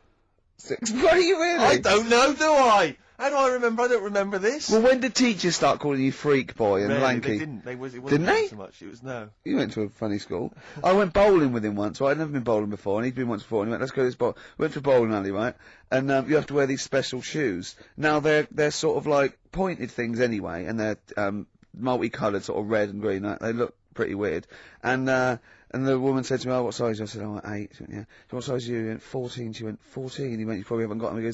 She goes, "Yeah, I think we have got one pair." And she put them on the table, and it was like Krusty the Clown. And I just started laughing. They looked so long, and he had to run round this bowling alley in these freaky clown shoes. But they don't look freaky clown like when I'm wearing them, because the rest of me's in proportion to it. It looks like a little wall bracket. One of the worst things that happened to me was when I was like, I don't know, when I was about 16 or something. We went to Is a fire there's a fire alarm going off. There's a fire alarm going off. And the fire light's going off. Yeah. Should we not just Should maybe we play a evacuate? record and go and check that out? Wrap it up if you want. No, not wrap it up. Play a record. I'm gonna go. No, the See you fire, later. it's gone off, Rick. It's gone off. Oh, what? They might have burned down. Yeah, I think we'd know about it. The flames licking around our ankles would be a clue. God. I'm gonna go and investigate. You shouldn't ignore a fire alarm, should you? Blimey. We're entertaining the nation. Oh, look at him. He's scared of fire. What do you mean?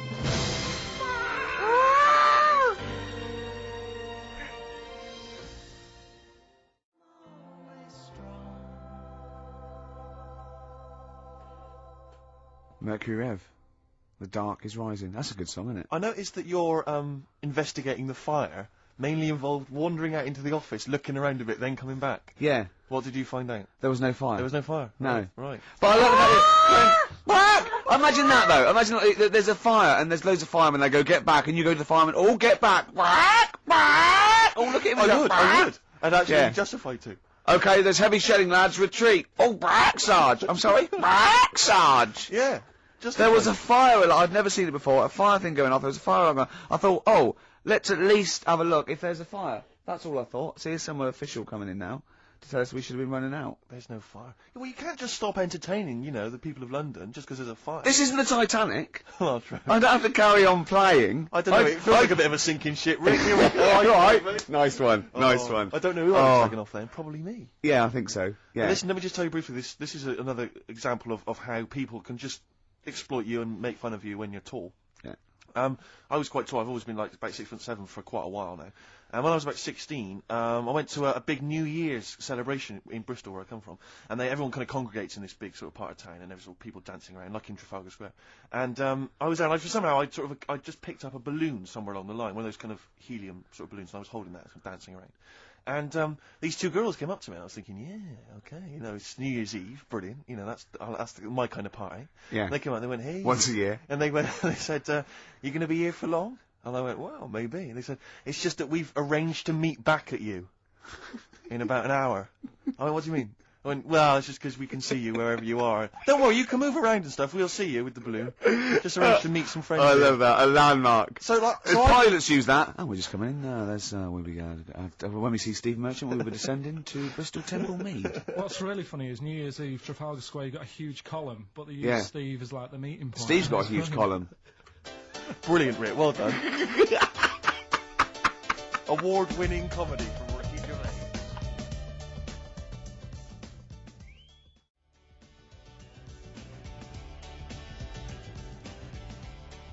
Happy Monday. Took you back, didn't it? Happy Mondays there, Manxie. Now Carl's like really getting down. Oh yeah. Oh come on. Got Come any on. Veras? Oh come on now. Sweet. Did it take you back, did it? Yeah. How old are you? 29. 29. So you were just going into out of your teens. I'm a Virgo. No. What? No. No. You don't understand. It's just. I'm Rick, a Virgo. I thought we discussed about involving Carl. Yeah, sorry, yeah. Management have told us we're just not allowed to do it. We've had emails from people. Please don't speak to Carl. It's cruel. Exactly. On the cusp. Can I just make an appeal? I don't want to... On the cusp, Libra Virgo, he said. Still going through with it. Doesn't know what's going on, does he? Just wave bright objects at him. Yeah. We've got a competition this, Steve. We have, but before we mention that, Go on. can I just ask something? I don't want to exploit our position on the radio. No. But I wonder, because I'm very tall, and it's very tricky for me to get size 14 shoes and big clothes and stuff, could I just get people to send some stuff if like, maybe they own a shop which Yeah, but sells it'd be things like homemade clogs That's that people cool. have carved out of chunks of wood they found That's in the whatever. shed. Whatever. It's not When I going was to in be great. America, when I was in America, everyone says to me, like, you go to It America... was cool. I made out of my own skin.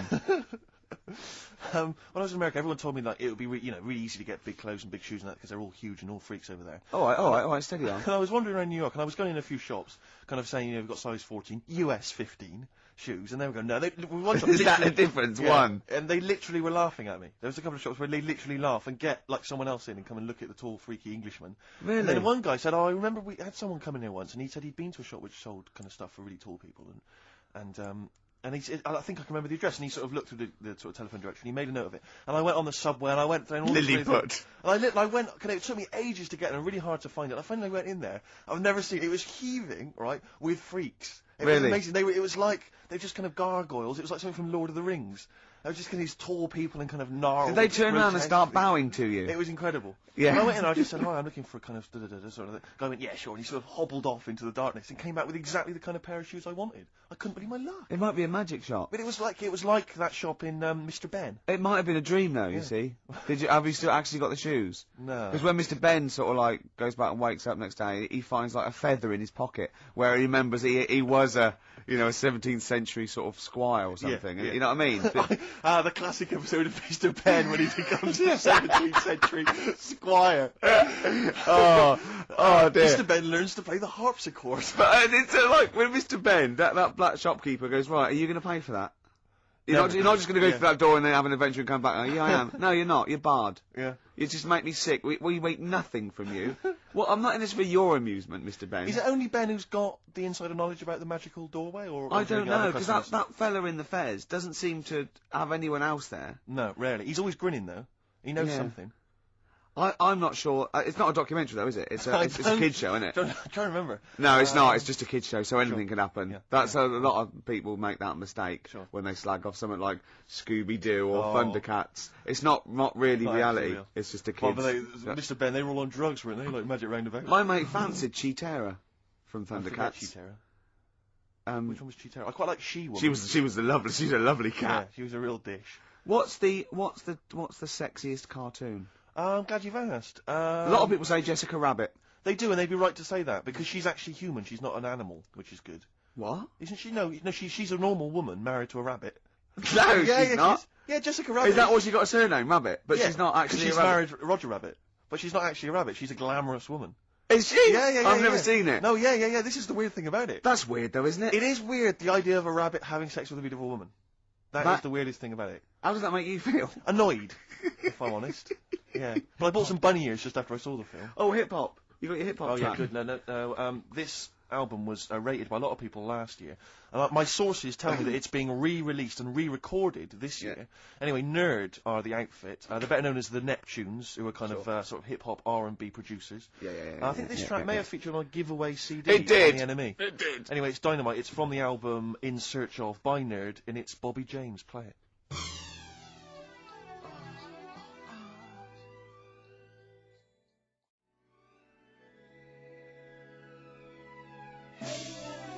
Nerd from the album In Search Of, and that's Bobby James. Brilliant. It's great. It's really big. It reminds me a little bit of Warren G. That chorus. Sure. Yeah. And apparently the album, it was on kind of limited release, so it's quite tricky to get hold of. But as I say, I think they're re-releasing it. Well, you should tape off the radio because we're doing lots of features. Yeah, no, I'll maybe play that again in the future. Just tape it off. I'll tell you what, I'll play the whole album over the course of the next couple of weeks. Yeah, and we're just. I mean, you know, we're going to have us talking. We just go now, and you can we press can't play and actually record. say we can't advocate you tape it off the radio because that's breaking. No, or maybe I'll just do some bootlegs of the, you know, I can just sell them Camden Market for £4. Exactly, fine. Yeah, something like that. Yeah, I mean, we won't. I mean, we shouldn't really say that, but Warren G is Dr. Dre's cousin, is he, or something? Warren that G, right? I think is his cousin. Yeah. But I know he's got a famous brother as well, and I think it's something like Nate Dogg. It could well be Nate Dogg.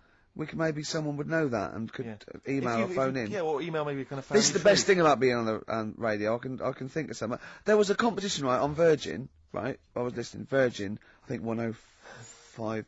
No, what is it? I can't remember. Yeah. Good station. Good station. And they had a competition, right? And it was to win a trip to America on the Enterprise. It was all about space. And there was one question that answer 3 right, and it was who was the first one into space? Yuri Gagarin.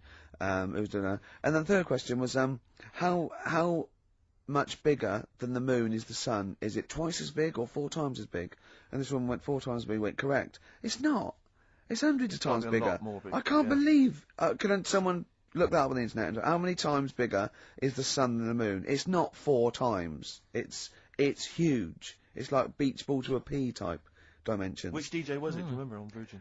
I can't remember, but it was the one on sort of about 11 o'clock. I wouldn't want to be in there. Yeah, he's embarrassed himself, hasn't he? When we do quizzes, we never get anything wrong. That's true enough. During that track, I'm chilling out, I'm loving it, aren't I? Carl goes, do you know how baguettes came about? Do you know how baguettes come about? I went, go on, and Steve went, no, save it. Wait a minute, though, I'm thinking, Rick, people are going to be desperate to know the answer to that. Why don't we play some ads and some music and stuff? It's like a cliffhanger. Exactly. How did baguettes come about? Whatever he says is going to be good, isn't Stay it? tuned to XFM to find out.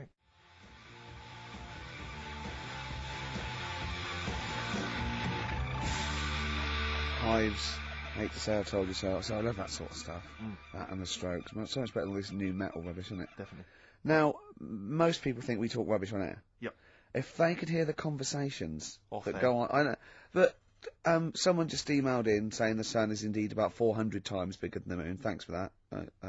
That DJ must have looked it up and said 400 times. That can't be right. It's probably a printing error. 4 times. Nothing can be 400 times bigger than the moon. Carl went, yeah, but the sun, it's only got 1 million years, isn't it? I went, what? He went, on that space program, it said that in 1 million years the sun will be destroyed, and he said, and then we're all shafted. Right? I laughed. Steve went, no, it's okay. By then, we'll be on another planet. No, I think that's true. We'll have colonised other planets. Carl went, yeah, but there'll be no sun. Steve went, well, there's other suns, which is true. Carl went, well, I went, well, yeah, every star is a sun. Carl went, well, not really. Not really. We don't believe that, do you? And I went, no, it is. The sun is just a star. It's not even a particularly big star. Carl went, well, why didn't they say that instead of worrying me?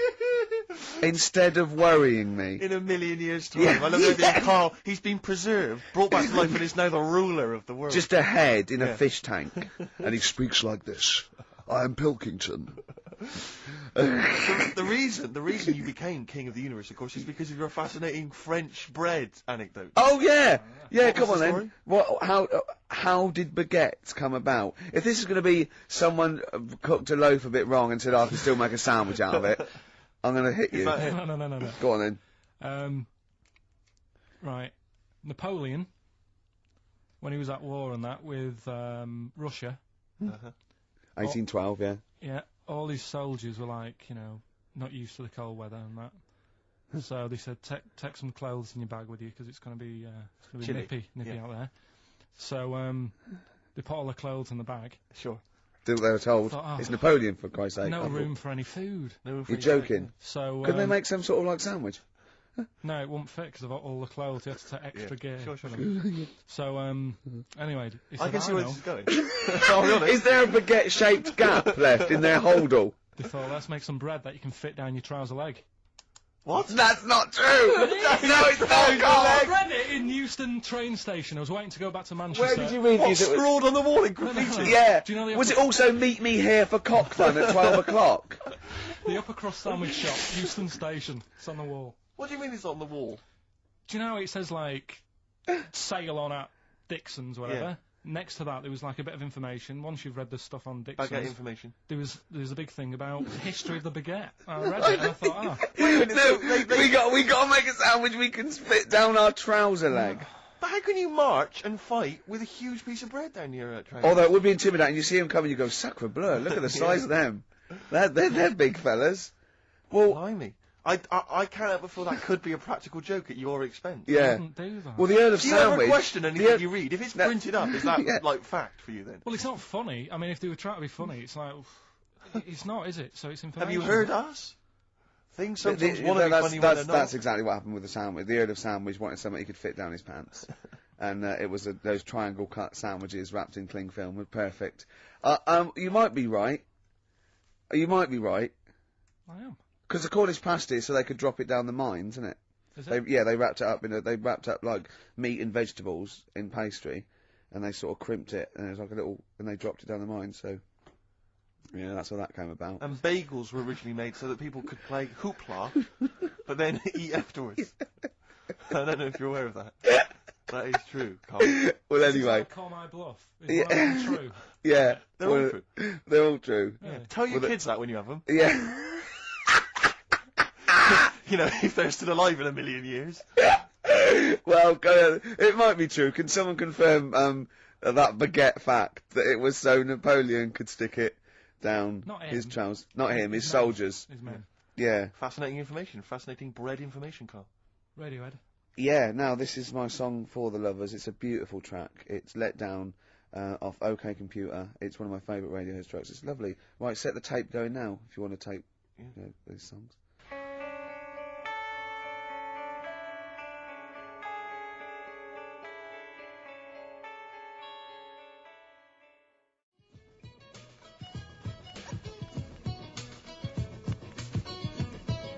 Avalanches, Frontier Psychiatrists. Absolutely. Well, we've had lots of emails. People, obviously, we inflamed and provoked Well, about actually, I have to say, the Rick- Cornish pasty. I've got a couple of amendments to that. The crusty bit, is actually as a handle, because obviously the mines had dirty hands, and they'd eat all the stuff in the pasty, and they'd be left with this sort of crust, and they could throw that away. Also, someone told us that at one end was like apple, so you have a little sweet as well. Little dessert.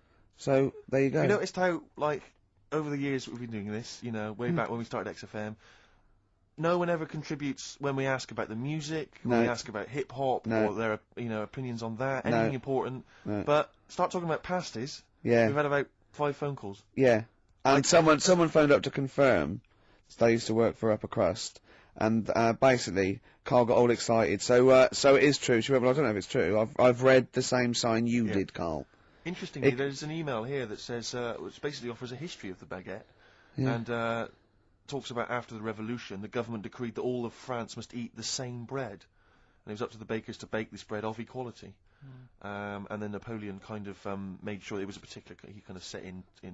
Obviously, on the bread, you can eat anything you find in the garden: frogs, snails, bits of horse, But squid. the interesting thing is, Rick, that there's no mention of sticking it down your trousers whilst going to war. The French have tried to keep that secret for over 100 years, It was only Steve. the upper crust people. Nearly 200 years. That is a top secret. Somehow, Euston Station Upper Crust got hold of a document left behind in an old sea chest, possibly Napoleon's.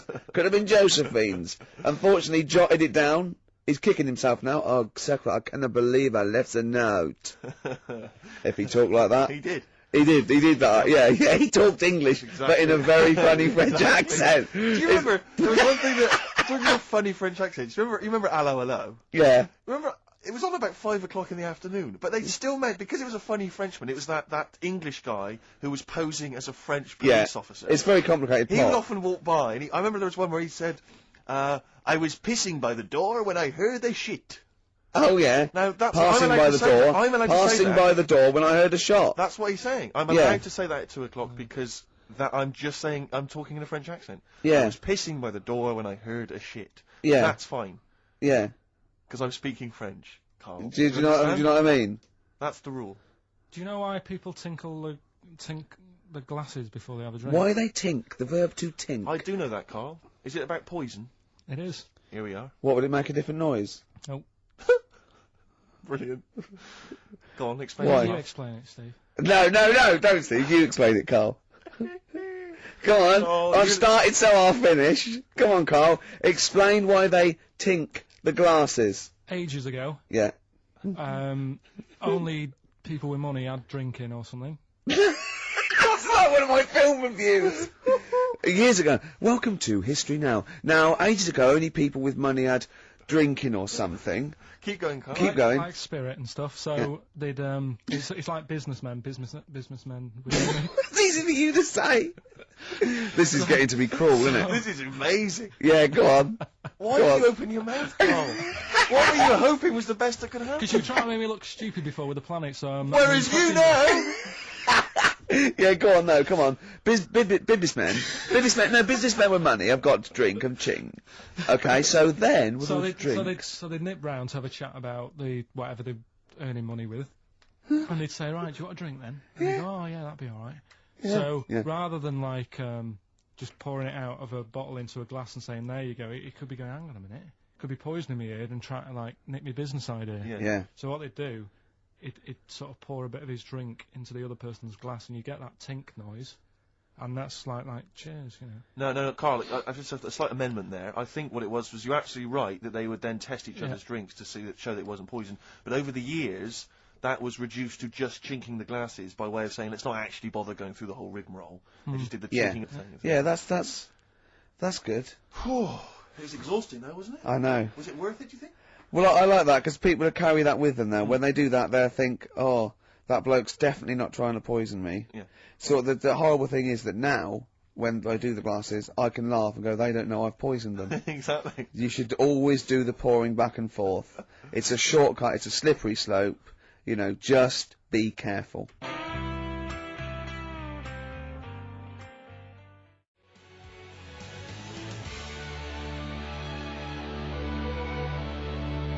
Ash, there's a star. One of my bands of 2001, Ash. Was it? Yeah, they've come through. I didn't like them at first. Thought, a bit too lo-fi, but I think they've worked at it. They do good songs. They're good performers, and I think they're probably thoroughly nice chaps. Sure. All right. We didn't say hello because we were away for a couple of weeks. We didn't come back and go, oh, we're back, did we? It's like nothing ever happened. Exactly. Do you know what I mean? Did you have a good Christmas? Yeah, you? Yep. Carl? Yeah, it's alright. Lovely. Okay, let's crack on. Good. I went on holiday after Christmas, yeah. Yeah. And so did our mutual friend, Phil Bowker. Yeah, good man. He was in Lanzarote, and he told me one of the funny... I don't know if I can tell this on the radio. I'll have to say the C word. I'll just go... It's in a sentence, so I just go, you, see, when it comes, and you'll know that he's saying the terrible word. Just, didn't want to ruin the anecdote. Anyway, they're walking along one evening in Lanzarote, and there's lots of Brits there, apparently. And Phil overhears a sort of a married couple arguing. They're having to go home a bit early. And she's saying to him, she went, for Christ's sake, every time we come out drinking, you always shit yourself. Right? Wow. Always, not once. So he's going, I've told you, he said, it's not the drink, it's the weather. She went, the weather. You'll be blaming the food next, you see. I don't think they should have got married.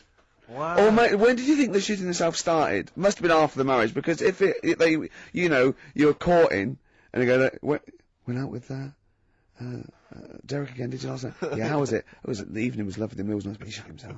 Again. That's 5 dates, 5 different heaps of shit. But I think I can change him. I think I can change him, yeah. It must have happened after the marrying. Or he just might think, oh God, or he's got to that age where I think, look, I'll just empty it when I get home. Yeah. I'm not going to keep going up and going to the toilet, you know. It's the ice that does it. Yeah, Carl is right, I think. It is the ice. What do you mean? People forget, you know, they say, oh, don't drink the water when you're on holiday, and they don't. They drink, you know, they buy Evian and stuff. Oh, I But see. they forget about the ice. The ice cubes, you're right, in a bar. Made from tap water. And that can do it, can it? Yeah. But what she said every time you're drinking, didn't she? I assume that she wasn't drinking ice then. Yeah. What, I mean, why is it just happened to Well, let's him? be honest, everyone that goes on holiday doesn't end up crapping themselves. Yeah, they usually make it to a toilet. He does it every time he drinks, doesn't he? Yeah, well, apparently. Just don't let him carry the baguettes. Ah, he's good, isn't he? Oh, Carl comes out with He something. does now and again, High doesn't five, he? Carl, that was sweet, man. Yeah, Sweet. nice one. Yeah, respect you. Right, we've got another feature now. Yes, this is a feature which we introduced before Christmas, and it was so popular, we brought it into 2002 as well. And it's We've called- carried it over with us. It's an interesting thing, and I don't think we'll ever run out of features for I it. don't think so. Go on, then what's the feature called, Steve? It's rather brilliantly called A Song That I Like. Yeah. And in it, let me explain. 'cause Go it's on, quite complicated. go on. What I do is, in it, I play a song. What, that you like, or? That I like. Oh, right, Yeah. so you just pick let me go, I'm going to explain this. All the songs, right, there are, Carl, Steve likes some of them, he doesn't like others. Exactly. But for this particular feature, the only songs that will be in this section will be the ones that he likes. If you think you're going to hear songs that I don't like, you're wrong. Let me clear that out straight away. 'Cause Yeah. it's songs that I like. What song have you chosen to play? Thank you very much for asking. I have chosen, and it's something I've only been introduced to recently, but I did enjoy it, and it seemed, just felt contemporary. It's Patti Smith and the classic Gloria. Oh, fantastic. Play it, Carl.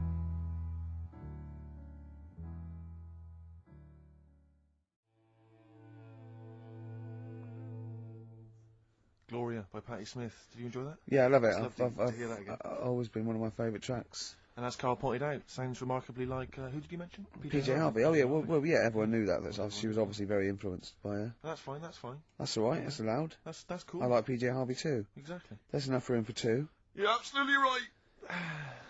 Oh, here we are then. Let's just take a moment to think about what we've done, you know. Yeah. Well, it's been good. It's Yeah, we've enjoyed it's ourselves an so hour far. and 20 minutes. We've talked about shit in yourself. We talked about pasties. We've done pasties. We've done pasties. A number of pastries, actually. We never got the.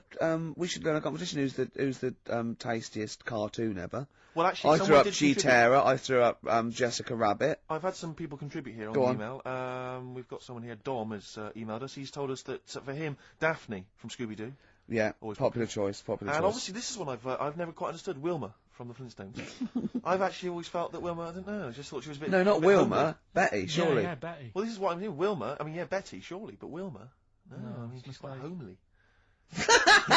But Betty, Oh, yeah. come on, Steve. You wouldn't say no to Wilma. No, I suppose not. If it was on. I'd be worried about Fred if he found out. Well, I'd hate to do it, you know. I don't want to do it to Fred. He's a good guy. He is, isn't You know, he? He's a worked bit of a hard. jump. Worked hard. Whereas Barney, to be honest, I don't think he deserves Betty. Do they both work in the quarry? Because, I mean, let's be honest, Fred, not a smart man. I mean, he obviously didn't come out of rock school with anything other than a couple of basic O levels. I know, but he's a hard-working, sound sort of But they guy. got a big house. They got like a TV. They got that bird thing. Yeah. They I mean, be honest, if I was Fred, I would be a little bit disappointed that my kid does nothing, whereas Barney's can lift up sort of tall buildings. Bam, bam. He's a very strong, you know. I mean, interestingly, Fred loves his job. He's always yabba dabba doing at the end of the day. He does And he spent yabba the whole dabba. day lifting rocks from one place to another. I'll tell you what, I wouldn't take that from that cat, though. I would. If a cat picked me up by the scruff neck and put me out, right, on the doorstep, I'd right. go mental. I'd get rid of it. I'd get It is a rid saber-toothed tiger, though, Carl, so it could rip him to shreds. It's not like a normal domestic cat you have nowadays. You know when they go to the drive-in at the beginning? Yeah. And they order maybe some ribs. Yeah, that The woman huge- brings that huge rib, and it tips the car over. Yeah. Was that her first day on the job? Because Yeah, I've got- never been ordered before. Yeah, or either it's you'd have that, thought or- she'd have realised. Or, that. yeah, we're out of pig. We've got brontosaurus rib. He Exactly. goes, won't that knock the car over? No, it won't. I don't know. Rick, can I tell you now? That was an accident waiting to happen. It was really, wasn't it? Yeah. And it did. Oh dear. Mind you, I went to Texas once, and I had some ribs, and it was like the Flintstones. It was huge, and not only did it look too much like an animal that I couldn't actually eat it, I don't know who could eat it. I mean, seriously, it was 2 foot long. Yeah. And all the it was like half a rib cage. And I It is just... incredible. My friends lived in Texas for a while, and they once were in a kind of diner, and there was you know those kind of benches that are attached to the table itself, like a kind of picnic bench. Yeah. And this huge fat guy came in. He came wobbling. He ordered like this kind of everything you can eat meal, and his fat kind of sort of kind of his big fatty fatness fatted Exactly. on the fat table. It wrapped itself around the table and everything. He was chowing down, and when he tried to leave, the table came up with him. Oh no! Imagine that. I mean, they are fat, aren't they? They're big people. They're huge people. But it was that thing we were talking about before, that bloke on Jerry Springer's show who was like 80 stone, right? Now, I felt quite sorry for him. He was really sad and he was crying. It is rad, but my point is this, right? When he got to say 50 stones, didn't he go, that's too much, That's not enough. For a land animal. Exactly. Do you know what I mean? Yeah. That's big, isn't it? I mean, I'm getting worried. I'm 13 stone, and I am genuinely getting worried. I'm thinking, oh, yeah. God. When you've got that big, when you've actually got your own mare. yeah. When you have to get in helpers to look what the scale says. Yeah. Like 4 or 5 people lift up your belly and go, it's 52 stone. You go, that's too much. Exactly. I'm going to only have 9 breakfasts When you today. when you begin to appear on the Ordnance Survey map, yeah, exactly, yeah. When you've got your own symbol. It's like, we can see 2 things from space now, Fatty and Steve Merchant. We'll be landing at about... Well, no, I'm just saying at all, you're not fat, aren't you? You're freakish and big. Just another quick thought. Someone's mentioned Daphne from Scooby-Doo, and but I've always had a soft spot for Velma. Velma? Because Velma's got glasses. I mean, I'd have She's had... clever. Can I tell you what would have happened if I was in that environment? I was maybe on the... Your glasses would have got tangled up. I'd have always had I'd always been making a play for Daphne, right? And Velma would have fancied me, but I'd have always ignored it because I was playing for Daphne. And then when I finally realised it was never going to happen with Daphne, I'd have blown it with Velma. Maybe not, though. Maybe not. Maybe not. Sometimes those, they might, appreciate honesty and go, listen, I've been hitting on the good-looking one.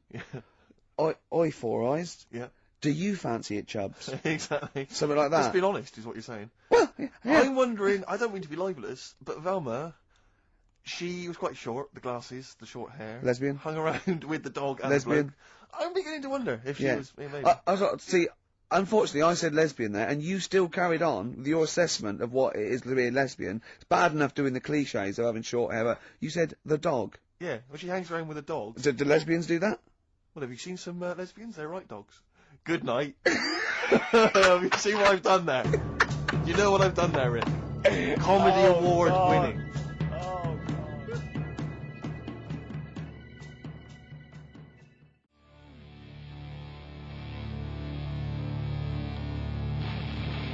Professional. I was having a cup of tea. 100 Reasons there on XFM 104.9, just gone half 2.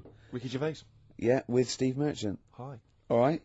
Rick, we've got a couple of emails in here, and they're saying they enjoyed your performance over the Christmas period on a programme called 100 Greatest TV Moments. Yeah. Did you do an interview or something? What was the deal? I didn't see this. Yeah, the Office was in there, wasn't it? And I was interviewed for it. But what are they talking about? They enjoyed your performance.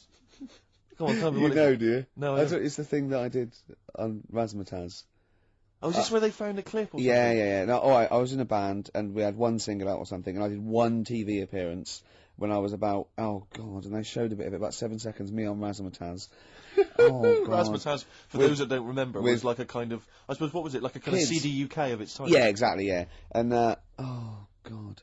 And it was of the time, sort of new romantic. And they showed a clip of this? I looked about 10 and about 5 stone, with hair and makeup and girly clothes. My sister actually said I looked like Posh Spice. Brilliant. There's a funny story about that, right? Because we were rushed and we had to do this thing, and we were meant to take a flight to Newcastle. And where were you travelling from? London? Yeah, but we got there and we didn't have tickets, we were told to be there, but the A&R man overslept. Right, for the record company, overslept, and it was terrible, and we were fretting, and eventually it was too late to get the plane, we missed the plane, we had to get a train. And it was really kind of fine. They were back and forth. They're going, yeah, if they come now, we can still do it. We're going to miss it. And this was like a big promotional thing. And we got there, and they went, oh, God, right? And I had this sort of like jumpsuit I was wearing that I'd cut off, put that on backwards. A jumpsuit? Yeah, brilliant. I know. Is this what was bad. on the clip? Yeah. I had that on back to front, and there was no time, and I think I even mimed wrong at one point, and it was awful. But the funny story is this, that when We were there. We didn't have our tickets. This was at the airport. We bumped into Bucks Fizz. the guys and girls from Bucks Fizz and their manager. So there's like 5 of them, right? And there's 2 of us, and they had 5 tickets. And Bucks Fizz tried to smuggle us through. And so they went through the things, right? And they went, tickets please. And he just waved 5 tickets that he had, like that, goes, this is us, right? And they went, well, can I have a look at them? And they went, there's only 5 here. And they just looked at us and went, sorry lads, we tried. We were nearly smuggled through. By Bobby. KARL. They couldn't even with their powers. They were at the height of their powers. That was like make believe time. They'd already done making your mind up. I thought if anyone can get us through customs check, it was the Fizz. But even the Fizz what I like could though, not that get us reassures me, I have to say, about kind of airplane travel. You know, in these kind of troubled times, it's Yeah. nice to know that even someone like Bucks Fizz couldn't get, smuggle someone through. That's good, because even the top security man went, hold on, there's 5 in the Fizz, there's 5 tickets, those 2 lads are not going through. Exactly. Yeah, that makes you more secure about air travel now. Well, it's lovely if I'm in America, and I see 5-star, yeah, trying to get through customs. With 2 other lads. Exactly, I think, wait a minute, what's going on there? Yeah. Wait a minute, security guy stopped him, it's fine. It's fine, yeah. We know there's only 5 in 5-star. Oh. It's lovely to know that. Yeah. I love the fact, and did you know the Fizz previously? Was Of this your course first not. run-in with the Fizz? No, they were doing the Taz, same as us. They were doing the old Raz, same as us. Did you recognise the Fizz and go, oh my god, that's the Fizz, let's try and sneak in with them, or did they recognise you? How did it work? They wouldn't have recognised us. Exactly, that's what I'm thinking. I love the audacity of going up to Bucks Fizz and saying, try and smuggle us in. You try and break aviation law for us. Now, yeah. Now it's time to make your mind up. We're going to the land of make-believe. I did that and they laughed. They went, brilliant, brilliant. We'll get you through, lads. Yeah. Just stay tight. I was actually on top of Bobby's shoulders in a long coat. Lovely. Yeah, but Bill... Well, seriously though, I don't understand what their plan was. Like they would have gone, yep, through. It's the Fizz, let them through. Yeah. Yeah. Don't bother checking the It's like, not worth even answering, we couldn't even get to Newcastle. Do you think it was wearing your jumpsuit backwards that sort of gave it away? Well, no, but see, I didn't have it on then. I was just in civvies. I just had jeans and a t-shirt then. I didn't even have my hair gelled. I was just like cash. I saw it. I thought it looked all right. Did you? Did you? Well, I mean, for then in you. a tight jumpsuit. Yeah. Cheekbones. Brilliant. Yeah. I had some cheekbones. Yeah. That was the. If anyone else saw it, or maybe they taped it and they've got a clip, because I'd love to see it. I missed it. Well, I'll get you one. If you have it, put it. I'll tell you what. Why not create a website? And put that clip on there on a constant loop, and then send the address in, and I'll give it out, and people can check it out for themselves. Yeah, really. brilliant. Is that okay? Yeah. Cool. I'll have to lose weight now. Yeah. That film. Oh, now we come to the feature. We're carrying this over 2002 because it was such a great success. Everyone's talking about it. Do you remember I stopped my film reviews because I'm only doing films I like, and I've done all the films I like. That's where other film reviewers fail. Sure. Because they review substandard films. Exactly. My average is still 9.5 out of 10. Yeah. And no one's beaten that. Not Barry Norman, not Jonathan Ross. No one's got an average of 9.5 out of 10 for the films they reviewed. So I'm keeping it there. I don't want to drop my standards. However, that film sounds good. This is where I pick a classic track from a film that I might not have seen, right? But I like the song. I might go and see the film. This is Almost Famous. The film was Almost Famous. I haven't seen it, right? But a song. Now, don't panic. Listen without prejudice. This is Elton John, but it's when he was good, okay? When he was a bright, funky, young Brit glam star. Wonderful song, wonderful tune, wonderful lyrics. It's Tiny Dancer.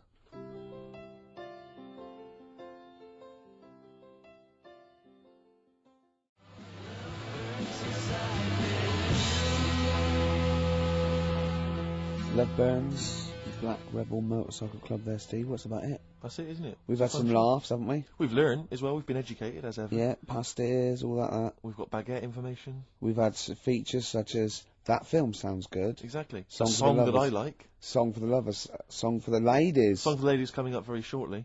Rick, I was lucky enough this week to go to a exclusive press preview of Britney Spears' forthcoming movie, Crisscross, or Crossroads. Crossroads, I think it's called. Yeah. It's not related to the popular TV show. Right. Rick, I'm assuming you'd love me to do a little review of it now. I can't, because it's No, I embargoed until March. I can only talk about it in March. No, I Otherwise, wouldn't, the no. press people will go crazy. No, I don't. I wouldn't want you to. Well, no, I imagine you want to know all about Crossroads. Not really. Because I cannot tell you anything. Well, don't then. I mean, just. Well, you can ask me questions. You can pump me for information. I cannot tell you anything about it until March. I would pump you for no reason ever. No, but Rick, Certainly not for information. Carl, doesn't matter what you ask me about Britney Spears and Crossroads. I cannot tell you anything about it. Right. Okay. But seriously, if you want to know the plot or what I think of it, I cannot discuss it. Okay? And if the listeners want to email in questions, they can. I cannot reply until March. So hang on for that. I've seen the film already. I've already seen the film myself in advance of everyone else. I can't tell anyone about it. Right. Until March. That's the kind of exclusive. I'll tell you what, though. Maybe I'll review it in March. No, you can't. Why? Because you haven't seen it, and I have. Yeah. But if you want to ask me a question now about it. Well, that's you in March. Yeah, Not but very if you wanted bothered. to know now, you couldn't know. I wouldn't be able to tell you. Right. Song for the lovers. Yeah. Ladies, anyway, sorry. Song for the ladies this week. I was lucky enough to get given as a Christmas gift the Rolling Stones complete singles collection. Good and present. Good well, present. it's an absolute joy. And I'd forgotten how brilliant Wild Horses Oh, great is track. from the Stones. So I thought I'd play that this week for the ladies. Let's leave them with that. Jagger and Richards at their best. Beautiful. Watts is in on it. if I know Wattsy. I mean, cannot- Wyman was still there those days. See you next time. Bye.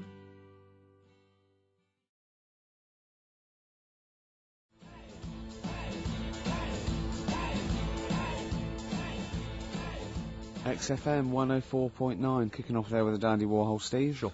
Ricky Gervais show with With me, Steve. Merchant. Well, they That's always what I let was me gonna say that. Well, I thought you would.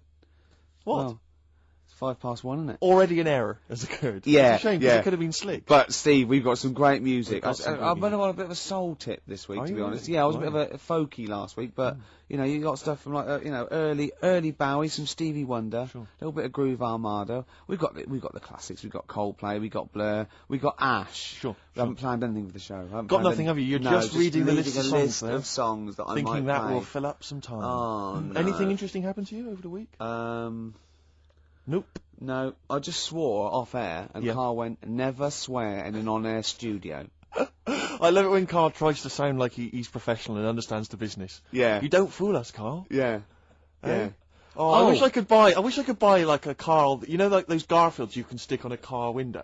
Oh yeah. I reckon we should be able to get a car like that we could send out as a gift to people. That'd be lovely, wouldn't Just it? his little face pressed up against the glass, like a window licker. Yeah, like you'd have to lick his face to stick it Yeah, there. that'd be a joy. Oh, Oh, bless bless him. him. Or one of those things you throw out a window and it sort of like flaps down. You say they sell them for £1.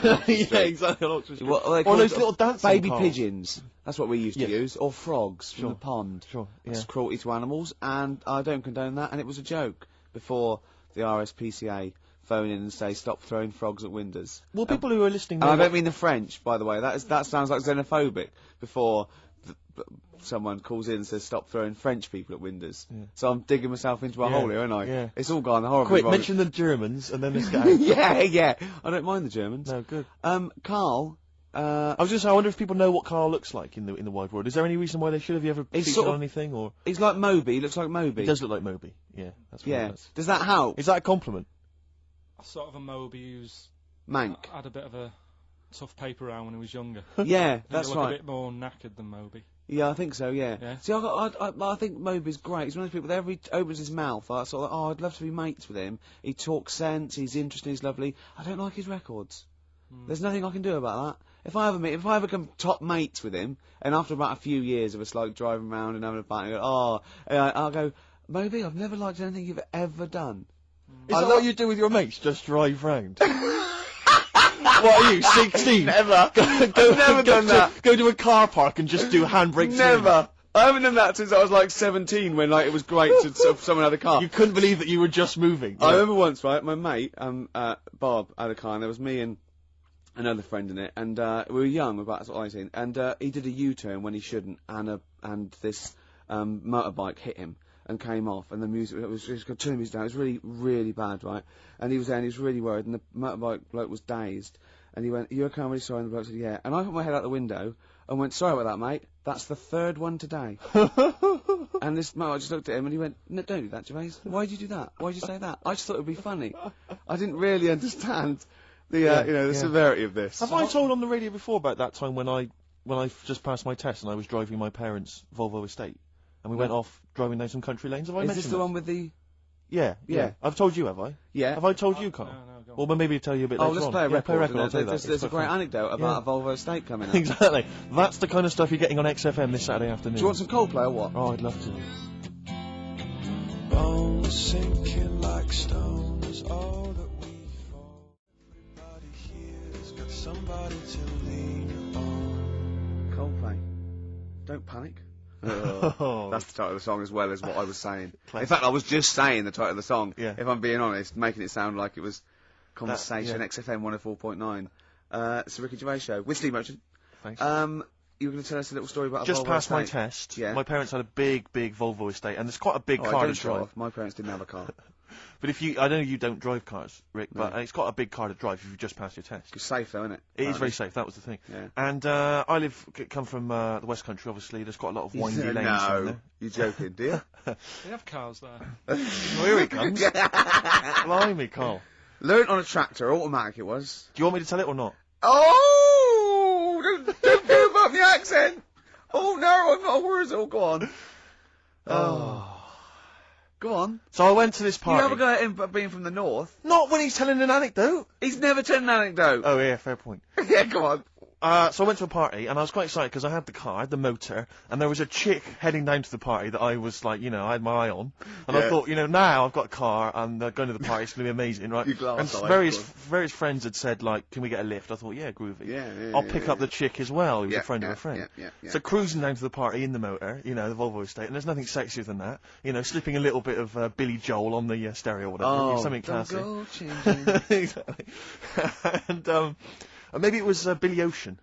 I think I maybe it was quite a Billy. Maybe it Billy was face. get out of my dreams, get into my car. Ideally. Yeah. So I get to the party, and inevitably it was one of those house parties where the chick that I had my eye on, she kind of was chatting to other guys, and she wasn't really paying attention to me, and I was sort of Found out to get, was she again? Same old story. Oh, they make me They laugh. know how to tease, don't they, the make me ladies? laugh. Who are they kidding? So I'd follow her like a dog, from room to room. Yeah. And watch her Quite while... literally, sometimes he was barking. Yeah. Go on. And while, just watch her while she talked to other blokes. And then, obviously because I was driving, I wasn't drinking, so I was not really enjoying myself. And then somebody said, should we go and pick up Vera? And I thought, right, okay. And they went, Steve's got a car, let's all leap in there, we'll go pick up Vera. And this girl was like up for it as well, so I thought, brilliant, I'll be back in the car with her, away from all these lads. Yeah. One guy she had her eye on, he came as well, I was a little bit annoyed. Yeah. But anyway, he was in the car, so I'm driving down these country lanes, just driving along, and they're directing me, they're saying, go left here, go right. And then suddenly we stop, and one of them goes, just drive into that field, this pitch black field, right? And I'm sort of, well, it is my parents' car. Just drive in the field, Steve. I'm thinking, well, I don't want to, not seem like I'm a hard, cool, crazy kind of guy, because the chick's in the car. So I drove the car into the field. They all leapt out, started running off into the darkness, shouting, Vera, Vera, Vera, where are you? So I'm just sort of sat there in the car, waiting. Wasn't Vera Lynn, was it? Because she likes to hide in fields. Bizarrely, it wasn't. Right. It was just, I was just left in the car on my own with Billy Ocean, and suddenly, out of the darkness, they come back holding a Vietnamese pot-bellied pig that they had stole from a nearby farm, and they knew that the pig was called Vera because someone knew the farmer or something. Anyway, so they got this pig. So now they're going, "I'll put the pig in the back of the car. We'll take it back to the party. It'll be hilarious." I'm thinking, well, I'm not sure I want a pig and all its piggy crap in the car, right, crammed in there. But they say yes. So obviously, I'm thinking again, I don't want to look like I'm a nerd. I'm terrified of that, Rick, ever happened. Yeah. So, yeah. So you go, hey, bring the pig into the car. Exactly. I'm no nerd. Exactly. Yeah, go on. So now we drive off again. I've got this pig kind of screeching in the back of the car. And they say, stop again, let's do some cow tipping. And they do that old thing, about the fact because cows sleep standing up, don't they? So you can push a cow over and stuff. Yeah. So they're having a wild time, hilarious. So this time, now we get to a sort of dead end in the road. And they say, well, turn around, let's go back to the party. And I'm thinking, fine. Try and do a 3-point turn in this very narrow country lane, right? Get the Volvo estate wedged horizontally across the road. Can't get it out, just can't seem to sort it out. I don't know what, I'm panicking because there's a pig in the car. Right, and local disgruntled farmers, right? People drunk, partying, probably off their head on some kind of weed, Rick. Was it loads of blokes with, pitchforks and flaming torches Exactly. going, burn him. He's playing with our pig. Exactly that. And so that, do you know, I was so terrified that all I could think was they're going to have to send a helicopter to lower a magnet onto the top of the car to lift the car up and put it the right way round. You used to read a lot of comics, didn't you? Yeah. Yeah. So, do you know what I started doing? What? Crying. Did you really? Yeah. Why? So started crying, just very slightly, started getting upset. And the other guy that the girl fancied, he had to get into the driving seat and sort it out for me by slowly edging forward So and that's backwards. the worst bit of the whole story. Yeah, edging slowly back and forwards. He just sorted it out, just slowly worked the car back round, and then we were off. You're just gently weeping. Just gently where weeping in the back. The bloke had just taken the bird that you saw from a distance. Exactly. That was basically your wife in your head by then. Oh, yes. Wasn't it? I can't We were believe it. happily married with a pig for a child. Don't joke, that could happen. I know. The pigs come, if you like. Sorry? What? What did you say? What did you say? What did you say? When you do what, Carl? What did you say? No, what did you say? Because I don't want to have to go to the radio authority again. What did you say then? Just remember. We are going out live, Carl. Yeah, remember Tom Binns, right? What did you say? What I'm saying is, why were they shouting Vera? Because pigs don't come to the name, do they? Hey? I don't know the ins and outs of pig, have how to lure a pig into your trap. Can I just tell you some very, very interesting things about pigs? Please do. Right. One, everyone knows they have a corkscrew-shaped penis, right? A corkscrew-shaped Yeah. penis. That's the tail, isn't it? Two, they can't look up. They can't put their head back and look up, right? Three, they can have a 30-minute orgasm. Rick, is it only pigs that have got a corkscrew-shaped penis? No, and landlords. Okay. Very handy. Right. Here's one for you. Go on. Like insect facts and stuff. Go on. If a man was a flea... He could jump over St Paul's Cathedral. No. What? Wrong. It's gone up now. It's... the big wheel. The big wheel. It's the Millennium gone up Wheel. now. It's gone up now. Play a record. You're the best.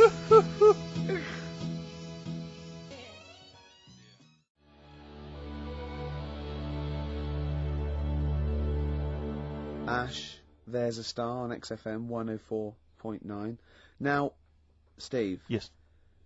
Carl text messaged me in the week, very excited, because he just watched a programme that proved me and you were stupid. Remember we sort of championed the anti-supernatural? Yes. Sceptical view. We're just absolutely sceptical about things like that. We're atheists. We don't believe in ghosts, anything like that. Anything supernatural.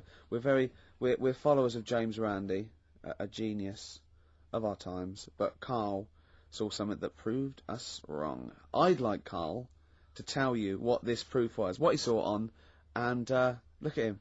Go on then. It was on Wednesday night. Yeah. I was watching. You see, the problem is I didn't get the full story, so you could pick holes out of it. Sure. Unlike your usual investigations into the supernatural. Which are It was called, can I just say what the programme was called? Mr. Exorcist. Oh, brilliant. So Sounds like an academic work to me. Yes. The bit that I caught, I just flicked it over, sort of seeing what's on the telly, and I thought, oh, Exorcist, I've seen it, but there's nothing else, and I watch it, and then I realised it wasn't the same thing. Yeah. I thought, oh, I'll have a bit of this. And there was an old woman and a daughter, and as far as I was aware, the bit I picked up on, they were saying, oh, it's dreadful, and unless you've been through it, you've had ghosts in your house and that, you really don't know what it's like. Yeah, sure.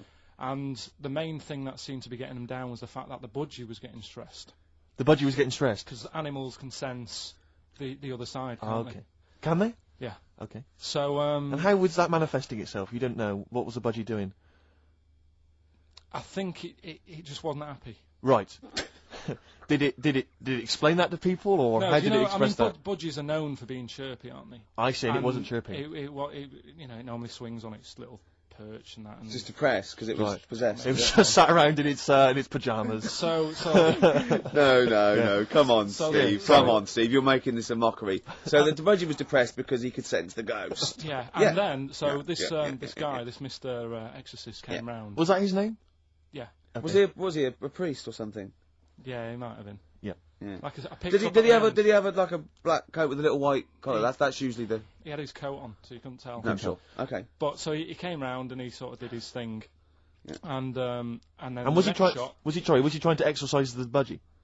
No, the ghost. House. Right. I see. It wasn't that the budgie had a demon on it. No. Okay. No, this wasn't a possession, was it? This was a straightforward. It wasn't a poltergeist or anything. It was just a. Well, a haunted house. Yeah, but that's the thing he was saying. He was saying you can have like your ghouls and that aren't that bad, that aren't going to cause you any problems. Yeah. But obviously the budgie, they've got weak hearts and that, haven't they? Sure. I So don't so want- he go on. So anyway, basically, he sorted it out, did whatever he did, and the next shot you see is like the budgie making a noise and swinging It's about. happy It's again. over the moon again, and the old woman was like happy because she was. She couldn't believe her luck. stressed. Yeah. And that's The it. priest didn't come in and go, well, you should feed that bird. Give it a bit of millet. It was happy. He goes, right, No, see you it's- later. No.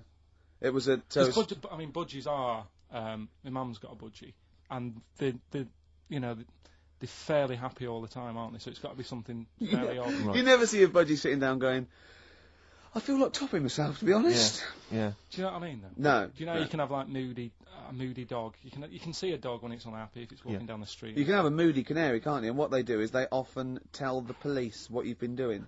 They're known for that. Mm. Yeah. So basically, So that for you is proof that the supernatural exists. A bird in a cage got a little bit annoyed, wasn't chirping as much as it normally did. Who knows why? There could have been a little draft up its, and Cloaca. Exactly. That's Anyway, a medical term. Anyway, a man came in and did whatever he did. Yeah. and used your phrase. Mr. Exorcist, though, Steve. Yeah. This wasn't any bloke off the street. This was Mr. Exorcist. Yeah. Yeah. So And for you, that's the proof that there's. just because like if it was a person, you go, oh, they're playing up for the camera. yeah, you know, a budgie could possibly act like that, Steve. Yeah, I see what you mean. You're saying a budgie would not be trying to. It wouldn't be trying to become famous. or just No, want to get not on the like telly. not like Lassie. No, sure. It was sure. basically a show off. Yeah, or So- Champion the Wonder Horse. Yeah. What do you think? I think I've changed my tune, Rick. I don't know about you. I have, and I think we should play a record. I'd love to get Mr. Exorcist in. Wouldn't that be amazing? Never dabble with things you don't understand, Sorry. like women. See what I did there? Oh, he's turned that back on me. Blur. Boys and girls. Girls and boys, embarrassed to say.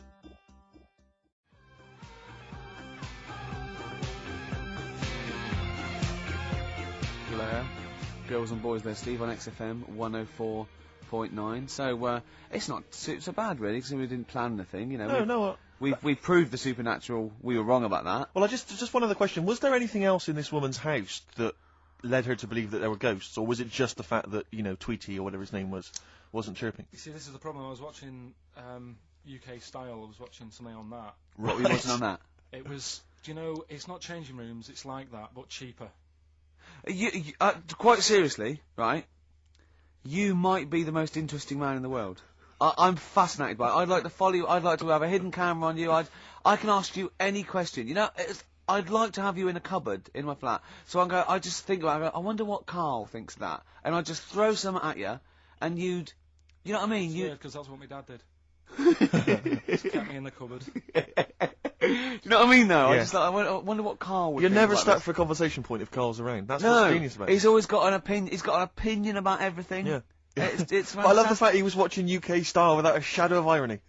Yeah. Nothing. No, He's that's, just that's, like- what, that's what I like about him. Exactly, that's what's I wouldn't brilliant. like it if he was trying to be No, he's not. kitsch Yeah. and stuff. I like it because he's down the line, straightforward, no nonsense. This is what I like. You know what I mean? He's going to be sort of like Jeffrey Boycott, Dickie Bird when he's about like 60 or 70. He's going to get on a bus and go to the driver somewhere. You need an haircut. You look like a scruffy get. You know what I mean? He's going to be a great old bloke that you. Genius. He doesn't get chinned in the pub. Yeah. Right? People protect him. Because he's like 70 or something. But it's great. You're looking forward. You're actually in that nod. That nod went. I can't wait to be 70. Yeah. Wasn't it? Can I make a suggestion that we just get people, they can email in just questions or comments they'd like to hear from KARL. Maybe they just want to know his opinion on the Afghanistan situation. Yeah, like or like last night's Coronation Street, whatever. Yeah, like they do it. In the NME or imagine that coming up to the election, they go, Billy says Labour. Yeah. Ooh, I think the KARL. Sun has White Van Man. Each Oh, day they right. interview a guy who drives a white van, see his opinions on various topics. KARL is very much our white man van. White Yeah. man van. Yeah. So I think- any query you have, I think most of our listeners are, any to be honest. opinion that you would like to hear voiced from the K-Man, ricky.gervais@xfm.co.uk, or you can phone in. I forget what the number is. Doesn't matter, does it? 700 800 1234. Sweet. Now it's time for our first regular feature of the day. That film sounds good. That film sounds good. I stopped the film reviews because I've done all the films that are 9 or 10 out of 10. I don't want to drop my standards. Absolutely.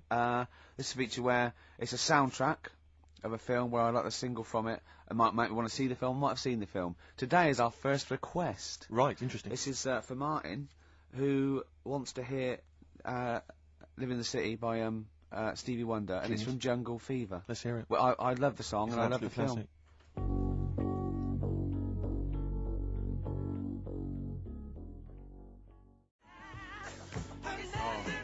Living for the City. Genius. Stevie Wonder. The man's from a the god. film Jungle Fever. Absolutely. It's a great film. Yeah. Well, not to be confused with Living in the City, which I think is a Desiree track. So never you do know, that. because you're a huge But Desiree fan. we were grooving along to that. It's a great, not my favourite Stevie Wonder track. I actually, He's Mr. Know-It-All, but a great track. Stevie Wonder's just fantastic anyway. And during that, we just had heads down, we just like, just enjoying the moment. We said, turn it up, didn't we? We liked it.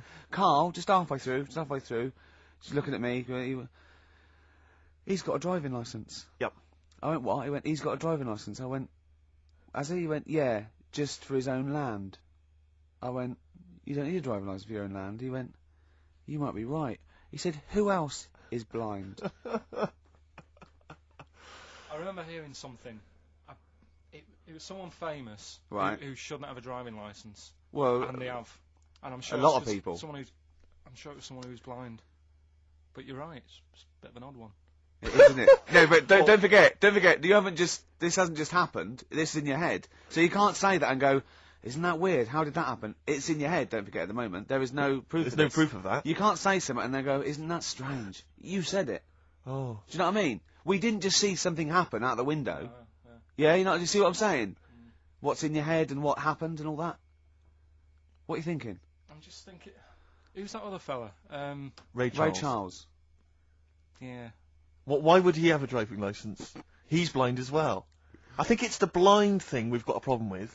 It's the idea of people who are blind driving cars that's maybe made us question that. I mean, Stevie may have a driving licence. I very much doubt that he's passed his test. No. He probably hasn't even... I mean, he could have done the theory one, maybe. But that's touchscreen. And until Labradors actually are allowed on the Queen's Highway, Exactly. I don't think we'll see many blind people driving I cars. might be wrong. You might be, mightn't you? Oh, we hadn't thought of that. Yeah. Oh, yes. You might be wrong. Could well be Well, wrong. there's a start. I fancy a bit of Ed Hardcore about now. Well, Rick, you've embarrassed yourself because his name's Harcourt. Yeah. Yeah. Just play the song, Carl. Let's mop up this ugly mess. Still to come, loads of our other features, of course, including Hip Hop Hooray!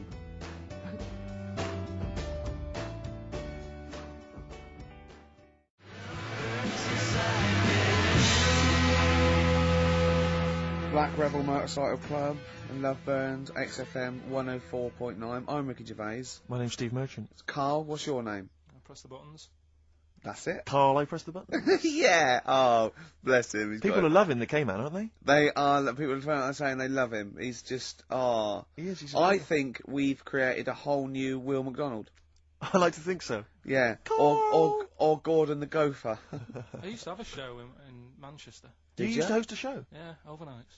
What kind of things was it? What kind of stuff? What sort of tip were you on? Phone-ins and stuff. Yeah. You did a phone-in? Not a proper one. What did people phone in about? No, they didn't. That was one problem. There was no phones. Go on. No, just, how things were going and that. Problems. Were you like an agony uncle? Kind of. That's amazing. Imagine that. Imagine sending someone to KARL. You got problems? Is it delicate? We'll go to KARL Pilkington. Hang on, looks like maybe there's some questions. Oh, we've got coming we've in. got a few questions here. What's the one? What's KARL's view on? Carl, what do you make of nudism? Who's that from? Let me just check who that's from. Sort of there's a time and a place for it. That's from. It's very difficult to tell. That's great. You see, there's a time and a place for it. That is just brilliant. That is Dickie Bird. That's that sort of northern, confident soundbite. What do you think of nudism? Time and a place for it. There's a time and a place Would you for do it. it, Steve? Would I do nudism? Yeah. He's not allowed. Not again. No, Yeah. It's not nice, is it, really? No, it's not with Steve. He's not allowed on any National Trust land doing it because he's caused the death of millions of starlings. That's true. There was something on BBC Choice the other night. It's a really short show. I haven't seen it before. Yeah. Like an odd It's court not. thing. It's not a bloke eating cup of soup and then another short show like maybe someone cleaning their teeth with Colgate and then the really short show. What was it? Go on. No, what it was about this old fella who he's into nudism, and he was saying he's done all right. Does he out play of it. volleyball a lot? He said he's done all right out of it because there's not many blokes who are willing to go nude for modelling and that, and he's about 70, so it's not. Is there much cry for that? Do you think? Is there much demand for a He's doing 70-year-old all right. nudes? He's doing all right for it. Sure. Good luck to him. And the odd thing was, you see, He had a corkscrew penis. he was just like walking around on a main road in like a In the bar. seaside town, and Right. yeah, and cars would. See, that's not nudism, is it? That's mental illness. Yeah, he's just a bit div. Yeah. Yeah. Yeah. So Yeah, I tell you, one of your favourite programmes. Is it one of your favourite ones? Just that one with the hot air balloon. And it's Yeah, adventures. you love that, don't It just you? goes. It's like Oh, in you love Sydney. that. Sometimes then he's at a carnival.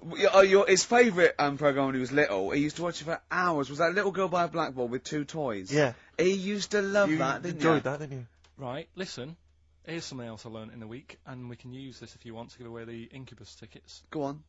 There's a Oh, I program. must have. There's some tickets to give away later. I'll tell you what it is later. Go on. Carl. Who? I don't know. Yeah. We're going to save it. It's a surprise. Go on, Carl. Oh, have I ruined it? No, go on. Crack on, mate. Crack on. Yeah. There was a program about the body. Sure. And what is it, right? Barbie doll. Why couldn't that be real? Yes. Play a record, Carl. I do know the answer, actually, I have to say. What do you Yeah, mean? really? Why couldn't it be real? If the Barbie doll was like a real person, Right. it wouldn't work out. I don't understand the question. If you do, this is what worries me. I do understand the question. Why do you understand it? Because it's one of those facts which I've heard in the past, but so therefore, because I know the answer, the question makes sense. But unless you know the answer, the question makes no sense. Well, of course it doesn't. That's what's brilliant. Is it worth using for the tickets? Do you think? Is it that good? It's not a real question, Carl. I don't Well, think it it is. can count really. It can't be a real Why? question. Well, because it's like one of those things about, a man went into a field and died. Why? You have to ask a question. You go, because his parents didn't know. But, well, I've got a million explanations. Okay, she'd be hollow. Do you know what I mean? No, he's right, actually. It is too vague. Why don't you give the answer, and then you'll understand what your question meant. What was the answer? She'd have to walk around on all fours because. No, physically, the proportions of Barbie Yeah. could not be replicated on a real human woman, because she just couldn't have those dimensions. Yeah, we know. Yeah. But that you know what I mean? Yeah. Same goes for Fred Flintstone. Do you know what I mean? His head's half his body. It's a cartoon. Right. Don't have a go at Carl. He's the K-Man. People love him. Sorry. God, Have I you're gone going to too far? alienate yourself. I'd like some hip hop, Steve. Seriously. laying into I'd me. like some hip hop, Steve. We'll come up with a question. We're giving away some Incubus tickets later. Look forward to that. Yeah. It's time for Hip Hop Hooray! This is from Hooray. whoa, hey, Yeah. whoa. Hey, this is from De La Soul's 2000 album, not the current one. Art Official Intelligence, Yeah. Mosaic Thump. Yeah. a lot of They've people- changed a bit, haven't They have, and a lot of people have dismissed De La Soul, but there's still some tracks you can dig out Not that as are good. jazzy, but this is a soul tip to this This show, is a isn't wonderful track. This is With Me. Play it, Carl. it?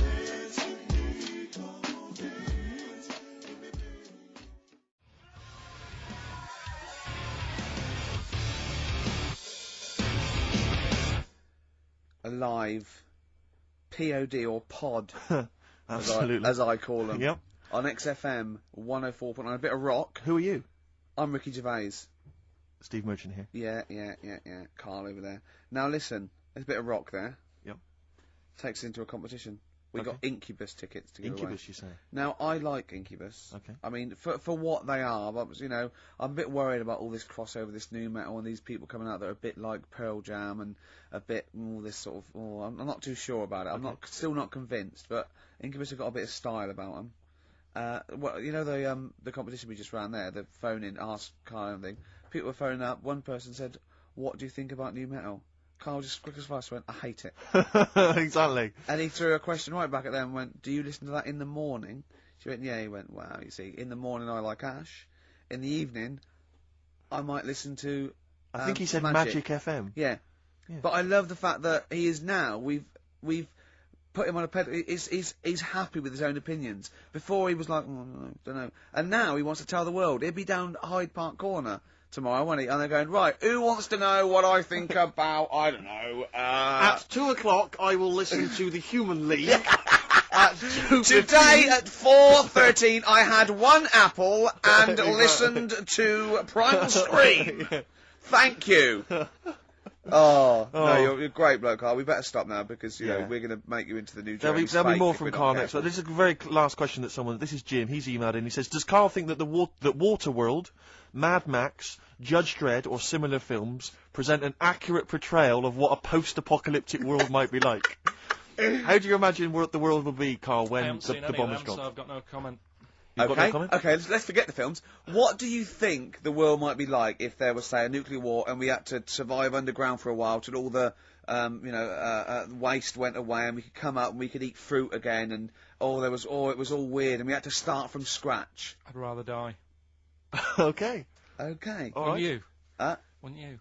Well, supposing it was sort of like, Britain was just like, it was, all the buildings had gone, right, or there was some bit of scavenging, there was like, and we hid underground and we came out, sort of in 10 years' time. Don't keep shaking your head, you don't know the question. You can go, no, rather die.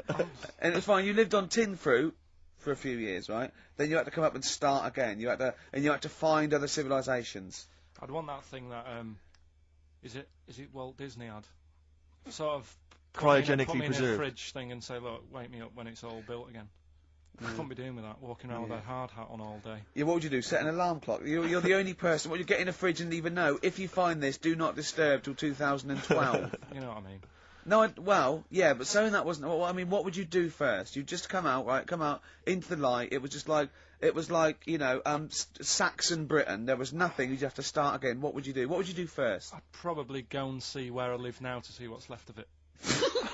I love how he thinks.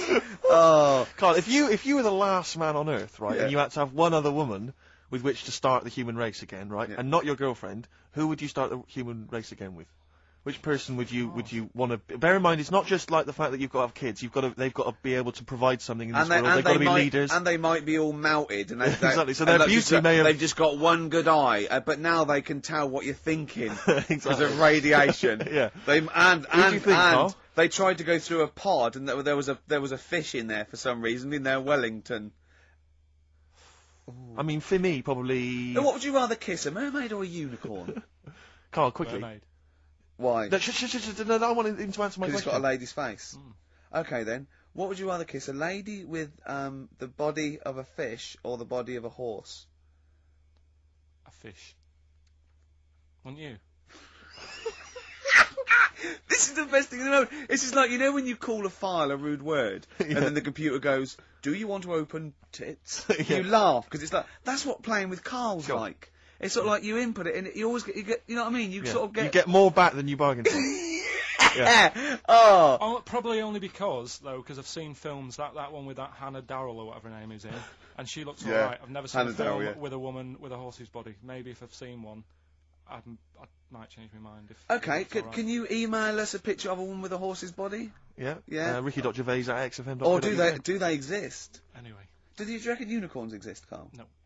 Let's play another song then, because I think we were going to give away some Incubus tickets. We seem to have got sidetracked. Okay.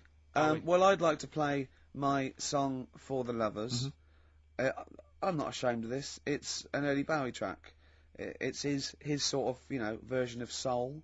It's off the Young Americans album, and it's a beautiful song called Can You Hear Me?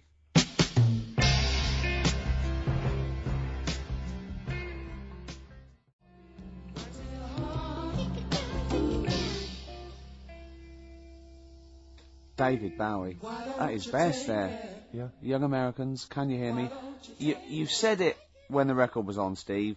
You're not going to hear this sort of eclectic mix of music anywhere. Anywhere else, Rick? We go from hip-hop to soul, to hip-hop and soul, to soul-y type hip-hop. And then some soul-y hip-hop, hop. Hip. And Ash. And the joy of it is, Rick, that if people are open-minded enough and broad-minded enough, as Yeah. I hope our listeners are, Yeah. they're going to be loving this. And we played Early Alton last We've week. done We all didn't sorts. care, Ty. We don't care what he's done since or what he's like now. We're not If interested in reputation, Rick. I don't judge. You know what I mean? If they Rick, do a good track, Can I then tell you this let's now? play that track. I am not interested in what people think's cool. No, obviously. No, I'm interested in what people think is good, Rick. Yeah. All right? No, I'm interested in what we think is good. I Steve. don't care about what women think is traditionally handsome. No. I play by my own rules. Yeah, exactly. You do, don't you? Yes. Yeah. Okay. You're not in it for their amusement. I'm not in this game for anyone's amusement. No. Obviously right. not. Jeez, Now- and all these women with the, I want to be able to have a conversation. Yeah. I want to have an orgasm. You You know what I mean? Yeah. Now that was David Bowie there. We've played some great tracks here, but we've got more to come, haven't we? We have indeed, yes. Plenty more to come, Rick, but we're going to give those Incubus tickets We've away. got our competition now. we were talking about people keeping an open mind. Now our listeners have got open minds. They're like they're not only open, they're blank. Yeah. They're, you know what I mean? Yeah, Really empty canvases. From the Empty ones that have been heads. yeah, from the ones that have been phoning up. I Yeah. don't know how they dialed. No. I think they're wrong numbers or they sat on the phone or something. Sure. And a lot of old listeners are coming back. A lot of people from the old days of XM. Yeah. I don't know. They're obviously been allowed out. Yeah. Finally. Well, that's care in the community, Rick. Yeah. You know, a lot of people Yeah. now get thrown out of those homes. So or I thought- detox centres. Yeah, I thought maybe an old question, something I'd explored 3 years ago, What 4 years excites ago. me is the fact that, you know, clearly all those kind of needle exchanges and things like that really helping people stay alive, and that's Sure, a joy. sure, 'Cause, sure. you know, that's sure. evidence there on the phone. Yeah. Now, what about this? Now, you know the answer to this. I've done this before. Okay. Right? There is one London station. Rick, we've done this in the last couple of weeks. Oh, you think I'm going to say St John's Wood? Yes. No. Okay. There is one London station that has no vowels. That has no vowels. No, it's not. Oh no! You've not thought this No, through it's at one all. vowel. It's one vowel. It is one vowel. So I there's one London station with one vowel. I can't remember the answer though. Oh no, this is pathetic. This is so rubbish. I so want to be on someone else's show. Like Camfield would be good, or just on like Dr. Fox. We like Dr. Fox now, don't we? Fox is amazing. We like him. He's come through on that Pop Stars tonight. I love Fox. I like his little trunk. He's like a little trunk, and he works out, and he's got a bike and everything. But I like him. He's optimistic. He wears too much blusher, and I like his suits. But it's the fact that it's like however hard he tries, he just doesn't look right on the telly. He just looks know, like a but man he's- who's been sewn into that suit. I know. And I tell you, when I saw him once riding here into Capital on his hog, on his Harley, Oh, is just that such a yeah. joy. Yeah, it's no, we like Foxy. What about Simon Cowell? Oh, boo. What about that Nicky Chapman? Like her. Yeah. What about who's the other one? Oh, Waterman. Waterman. Up and down. He's Waterman. a bit of a knob. Wow, come on, you can say that, but No, he he's sold millions of records. None of this talking. So's our price. None of this talking is disguising the fact that we still not managed to give those Incubus tickets away. Okay. Any What other about questions? this? What about this? What about this? You've got nothing, have you? No. Running on empty. Yeah. Play a record.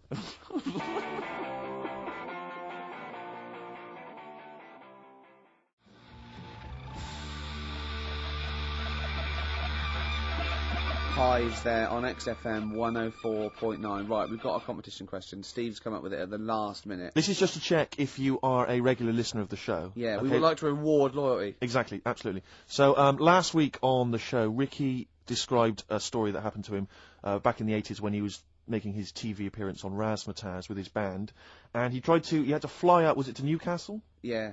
And he tried to get on a plane, and a pop act of the 80s tried to help Ricky sneak aboard an aeroplane, But failed. but they failed to do it, At the height of their powers. and they were at the height of their powers. What was the name of that outfit? Should we put them on the line?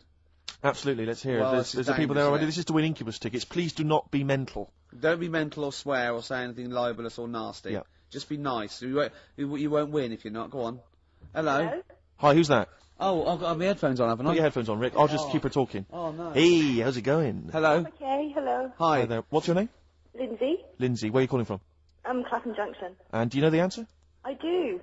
Okay. Bucks Fizz? It was indeed Bucks Fizz. It was the Fizz. It was indeed the Fizz. Well Do done. you like Incubus? Yeah. Right. Right. Oh, yeah, you see, if I was interrogating you, I'd go, you hesitated. Yeah. There's so many people phoning up who are desperate for these Incubus tickets. Please don't make They us are give them to rightfully, you. no, to be fair, they're rightfully yours. Right, you, I tell you what, I'll have a T-shirt if you give them the tickets. Okay, is that just any old T-shirt, or No. can we send her a T-shirt? Carl's nodding. we Right, think we can send you a T-shirt? Right, we'll get you a T-shirt. How are you going to do that then, Carl? Because you've got to take her name and everything now. You keep talking a minute. Yeah. This is pathetic. This This is wouldn't amazing, happen isn't it? with Dr. Fox. He'd have it Foxy all wouldn't planned. do this. Can I say as well, there's a bank, there's a train station with one vowel. Yeah, but there's loads, aren't there? He hasn't thought it through. No. Bo as well. There's many. Listen, Carl, take a note of her number. It can't have been that. I can't remember it. What was it? I remember I tried it the last time I tried it. I This is think a shambles. and I couldn't work out. Then there was wrong answers. I remember Aldwych came up. Maybe it's Aldwych. What's Carl doing now? Who's he talking to? I don't know, he's talking to her, but what? This, look, quick, let's think of something. Come on. Hello, are you still on this line? No, he's picked up the phone now. So what am I doing? Shit, we're giving away. We're letting people behind the curtain. Let's keep up this veneer of professionalism. This is so rubbish. Isn't Come it? on, no, don't draw attention to it. Okay, all right. But let's just talk and make. So, Steve, what are you doing tonight? Looking forward to Pop Stars? I'm looking forward to it a lot. Who do you want to win? I'm glad you've asked, Rick. I'd love to see Darius have a bit of success, but I don't think it's going to happen. I think it's probably going to be the stutterer. I think it is going to be Gareth. He has a name there, Steve. I think it's going to be Gareth, yeah. Apparently in the polls in the week he's getting twice. We're back, don't we? Okay. All right, Carl. Right, okay, so she's getting a T-shirt, is she? Lovely. Right, who's that on the line? Next contestant. Hello? This is amazing. An error. I mean, we couldn't do this worse. Go on. Exactly. Hello? Hello. Hello, who's that? It's Dan. Dan, hello, Dan. Danny. All right, do you want to go to Incubus? I'd love to, man. Okay, hold on, this is pointless, because he's just heard he's heard the answer. Yeah, it's definitely Bucks Fizz. This is mad, we didn't think this through! No, but let's be honest, he wouldn't have been on the line if he didn't know the answer. Are you cheating? No. Dan, he said he's not cheating. This is failsafe. That's failsafe. This is our rigorous. I can't Screening believe this. Dan, you're going to Incubus. Oh, cheers, man. Well done. Well done. Oh. Nice one. Thanks for Cheers. listening. Cheers. Carl, what do we have to do? Do we just hang up, or what happens? No, you play a song and... Play a song then. You've got his details. Yeah. Oh, Play God. it. Just what is it that you want to do? Well, we want to be free. We want to be free to do what we want to do.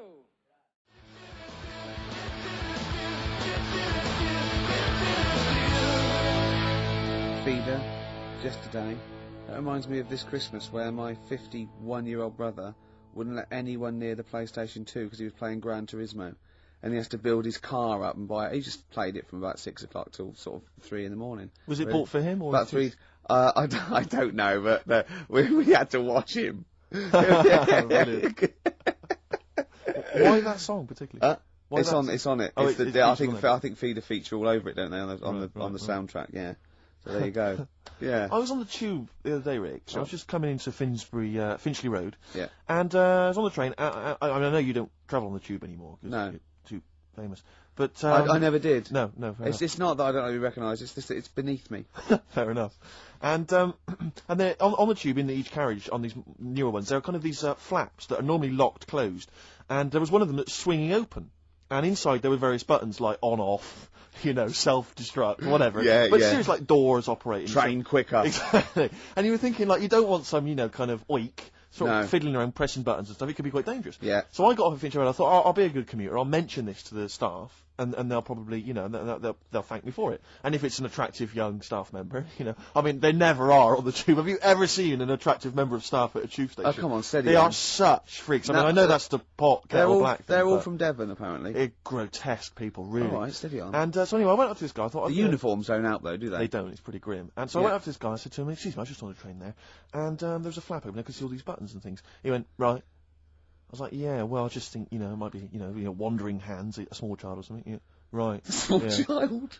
He went, "What carriage was it?" I said, "Well, I don't really know what carriage it was. I just maybe at the next stop someone should come and check." He went, "Well, how are they going to check if they don't know what carriage it's in?" And at that point, I just wanted to smack him in the face. I just thought, I'm in a hurry. I've got no reason. There's no gain for me about telling this. It's not going to help me out in any way, not financially, nothing. I'm just trying to help you out, and that's your attitude. And I was absolutely livid. I'm getting so intolerant in my old age. I can't stand it. Bad service, bad attitude. Just, it drives me mad. It makes my blood boil, and livid. I was one time, right, I was down in the centre of town. This was after some of the big explosions. The IRA had, various things. And everyone was on kind of bomb alert, very nervous, very scared. And there was a sort of a bag in the street. This was the centre of London or whatever. And my friends and I were a bit edgy, but a bit nervous. And we're outside this pub, and we saw the bag, and we thought maybe we should we'll tell the landlord and that. So we told the landlord, right, and he came out and he looked at it. He thought, "Oh, you're right, lads, it does look a bit shifty." And this is what he did. This was his security measure, right? He was going to call the police, but in the meantime, he picked up one of those sandwich boards that advertises what food's being served in the pub, just placed it over the top of it. Yeah.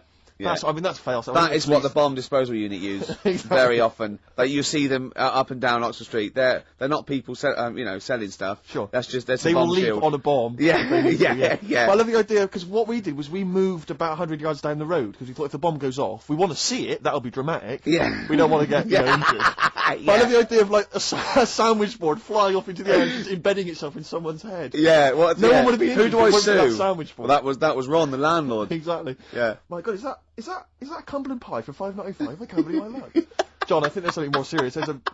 Anyway, paramedics going, I can't, 99p a pint. It's free. I'm going to come back here.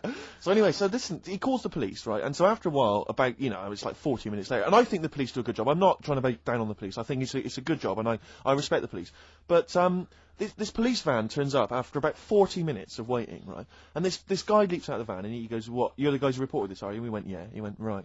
And he looked at the bag and he picked it up, he unzipped it, and there was just some rubbish in there. And he just threw it at us. He went, "There's your bomb for you," and threw it at us to teach us a lesson, and then got in the van and drove off. And it was like, what lesson are you teaching us about what did being you good do? citizens? You presumably reported him, did you? Well, of course we're not. What's going to happen? It's not. Do you know what I think? I think he thought it was a bomb. Right. And he was trying to blow you up to teach you a lesson. Well, possibly. That's bad. That is really bad. It just winds me right up, stuff like that. Once, right, me and Bill, we had it was like 1983, and we had like extensions and cut off t-shirts and jeans and sexy. Like makeup, neuromantic. And we were just eating chips on a corner, right? And it was a Saturday, so I assume it was like football patrol, about 12 police, and they sort of slowed down and looked at us, and he wound the window down, and the bloke driving shouted, "You look like a couple of prats." Bill turned to me and went, "Is that an offence?" And I remember wanting to laugh at the joke, but thinking, that's annoying. Yeah. That isn't. They were right. Well, yeah, but no, they were right. It's not really a police issue, I don't think. Someone called into HQ that morning. Guys, if you see anyone looks a bit, the fashion police. We've heard a bit. There's a bit of a to do. Apparently, a couple of prats are walking round. Yeah. We need someone to go on fashion police patrol. Send in Lawrence Llewellyn-Bowen. Oh dear. But we respect the police. Yeah, we're not. I'm not having a go. It's just those few that give them a bad name, really. Yeah, exactly. High five for it. Hey, I think the boys in blue do a good job. They do, and so the firemen. Yeah, firemen do especially the firemen. I remember once. This is really embarrassing. This is the arrogance of youth, right? In a hall of residence, every time someone did toast, the fire alarms went off. I remember once it was like 2 in the morning, and we all had to go outside, and it was just toast set off thing, but it was linked, and about 8 fire engines turned up, and they're all coming in, right, and I said, "Oh, this is so embarrassing, why am I telling this?" Go on. I just went, "There's enough of you." God! And the fireman said, he just went, "Shut your mouth, mate." Yeah. And I thought, oh God, he's right. He's one of those things you remember 10 years later. Yeah, that's a horrible thing. I know, but I when want you're you 18... to publicly apologise to the I'm fire so brigade sorry. I'm so sorry. Because I never did stuff like that. Oh, that is twatish. I was too busy saying, "Can I try on your helmet?" Oh dear. Oh, we better play another song, play a haven't we? Oh, this is a great track. This is Groove Armada. It's from the album Goodbye Country, Hello Nightclub. It's the opening track. It's all called Sun Toucher. I think you'll like this, Steve. Well, I'm looking forward to it.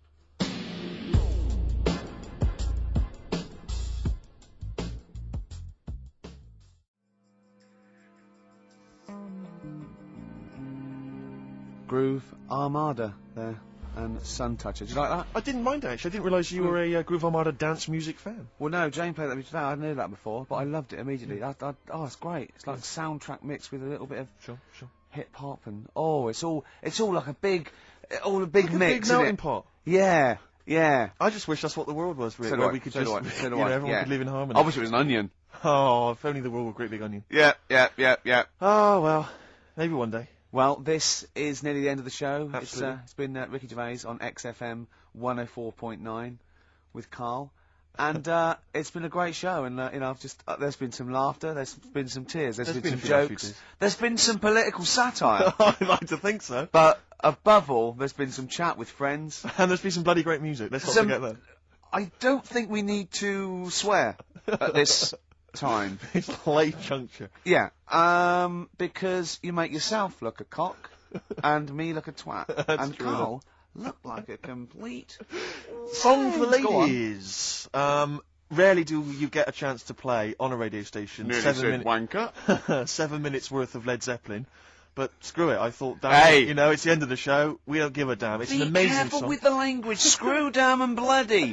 Do not a sermon make. Rick, it's a Yeah, beautiful yeah. song. If you're not a Zeppelin fan, stick with it. It's not roaring rock as you'd expect. The Rain song from Houses of the Holy. See you next time. See you later.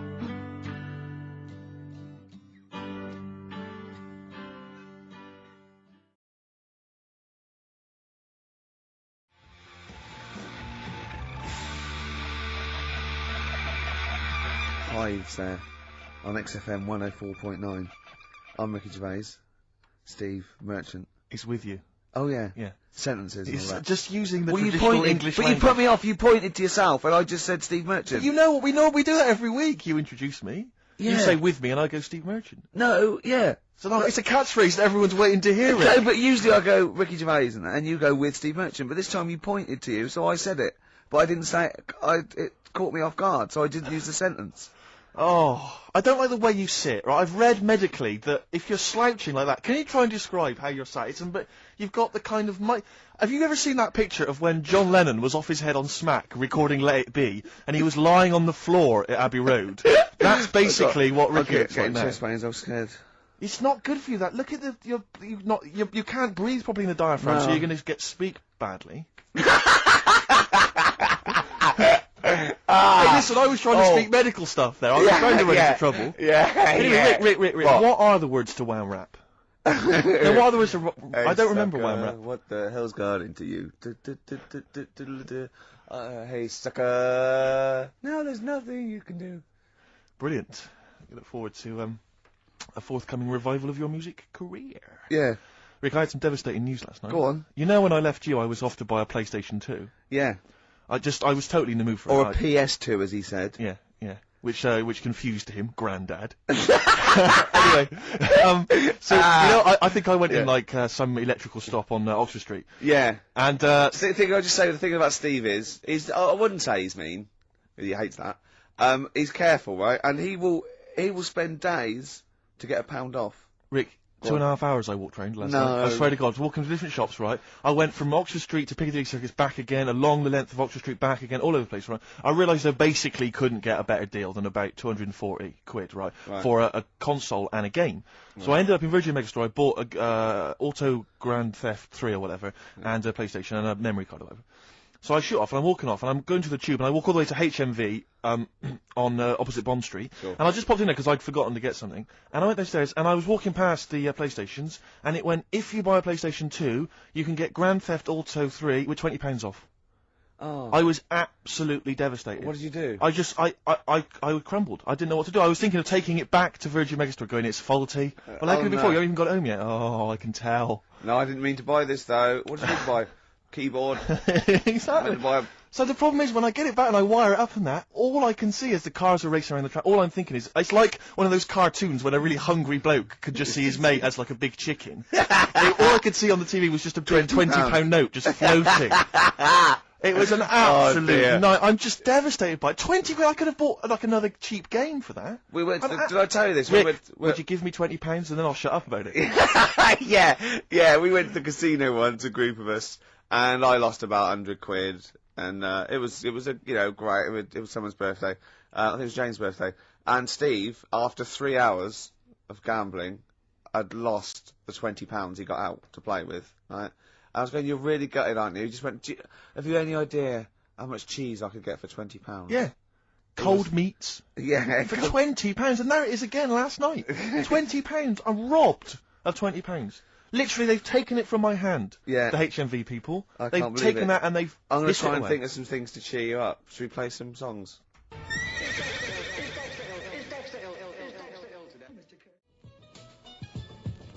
Avalanche is there.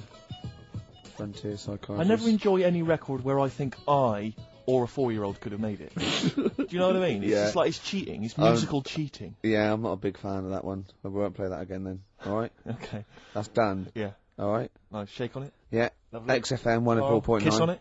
Kiss on it. Touch on it. Carl came in this morning and he said he was soaking wet because obviously it's miserable out. And actually, if you're thinking of leaving the house today and thus missing the show, do not leave because it's miserable out. It's like a weather report as well. We play music, we've got chat, we have little jokes, don't we? But Carl came and it's raining. He said he was soaking wet. Yeah. I said to him, Rick would want you to do it. I want you to do it. Yeah. Just take your clothes off. Pop them over there. But do you know what? And he wouldn't. And he said I was going to do it, but I knew you'd say that. But when you left us in the kitchen when he was making coffee, he went, yeah, Steve said if you're wet, take your trousers off. And I thought, hold on, Ricky's not here. What's he up to? Little thoughts. No, I was talking on behalf of Rick. I phoned him up. I said, he's wet. What shall I suggest? Well, I said, well, I was in his ear. He had an earpiece and I was going, tell him it's bad for him. Yeah. And I could hear him go, it's bad for you. You go, well, no, I go, no, tell him it could... Rheumatism. Yeah. It could lead to rheumatism. Take them off. Carl, speak. No one's heard your voice today. Come on, Carl. He doesn't want to. No, I know he doesn't. We won't talk to you much. But Go on. It's just nice to say hello to you. Yeah. I think people quite like They tune to in, know they you're like to hear here. you. Yeah. We've had some fan mail. I like his little face, his little Moby. I drew a picture of him in the week, just doodling, and he got really insulted. Did he? Why did you get insulted? Because it wasn't very good. I looked like Ian Camfield, like. Oh, that's an insult. Yeah. The ladies love Canfield. Yeah. I mean, they're weird kind of heavy metal ladies. But Yeah, the ones that drink blood. Yeah. Yeah, they love Canfield. I thought of you look like today, but I think you might find it insulting as well. It's just meant to be affectionate. For people who don't know what you look like Beaker at the Muppets. I can't see how that would be an insult. Oh God, we don't need to put it like that. It is, but it's sort of like I like Beaker. Yeah. Yeah. Yeah, but you like him because he's a fool. He just goes, what does he do? Yeah. Yeah. Well, you look a bit like that doctor that used to accompany him everywhere, that professor. Oh yeah, the little fat little bloke. one, yeah, that's nice. Carl, what was it that you told me as well when you came in? Just Carl's thought for the day. Okay. Carl, what did you tell me when you came in? Because it was miserable out, and you made a suggestion. It is a grim day in London. I like it already. Brilliant. I was thinking, could you imagine dying today? Go on, explain more though. Just because when you're dying, you're always like in your bedroom, in your bed, and your family's next door. Always, yeah. And I just thought, can you imagine lying there, looking out your window, because they do that as well. They sort of have the curtains open to get a bit of light on your face. And I just thought, what a day! If this was like your last day, could you imagine? But then go on, you made XFM, another. No, you made another even more profound point. You said if instead of dying on a rainy day, you'd prefer to. No, if you died on a bit of a nicer sunny day, then it's not so bad. What I'm saying, no, it's your last day looking out on the world, and look at it. Don't you agree? Yeah. I thought that was a beautiful point. It was poetic almost. It was, wasn't it? Because the point was that what upset me was that you said you'd been thinking about that today on the way in, and it upset you. But my point was that if you think about the people that are dying any day, it'll upset you. Yeah. Do you see? Yeah, but you don't think about it when it's sunny, because you think, well, they'll be all right today. They won't be that annoyed. You're absolutely right. Annoyed. But today, think of that. Oh, no. Oh, I'm dying today. Oh, it was just when I got up and opened the curtains, and I thought, look at it. I'm glad I'm not dying today. Yeah. Carl, play a song. Yeah, interesting.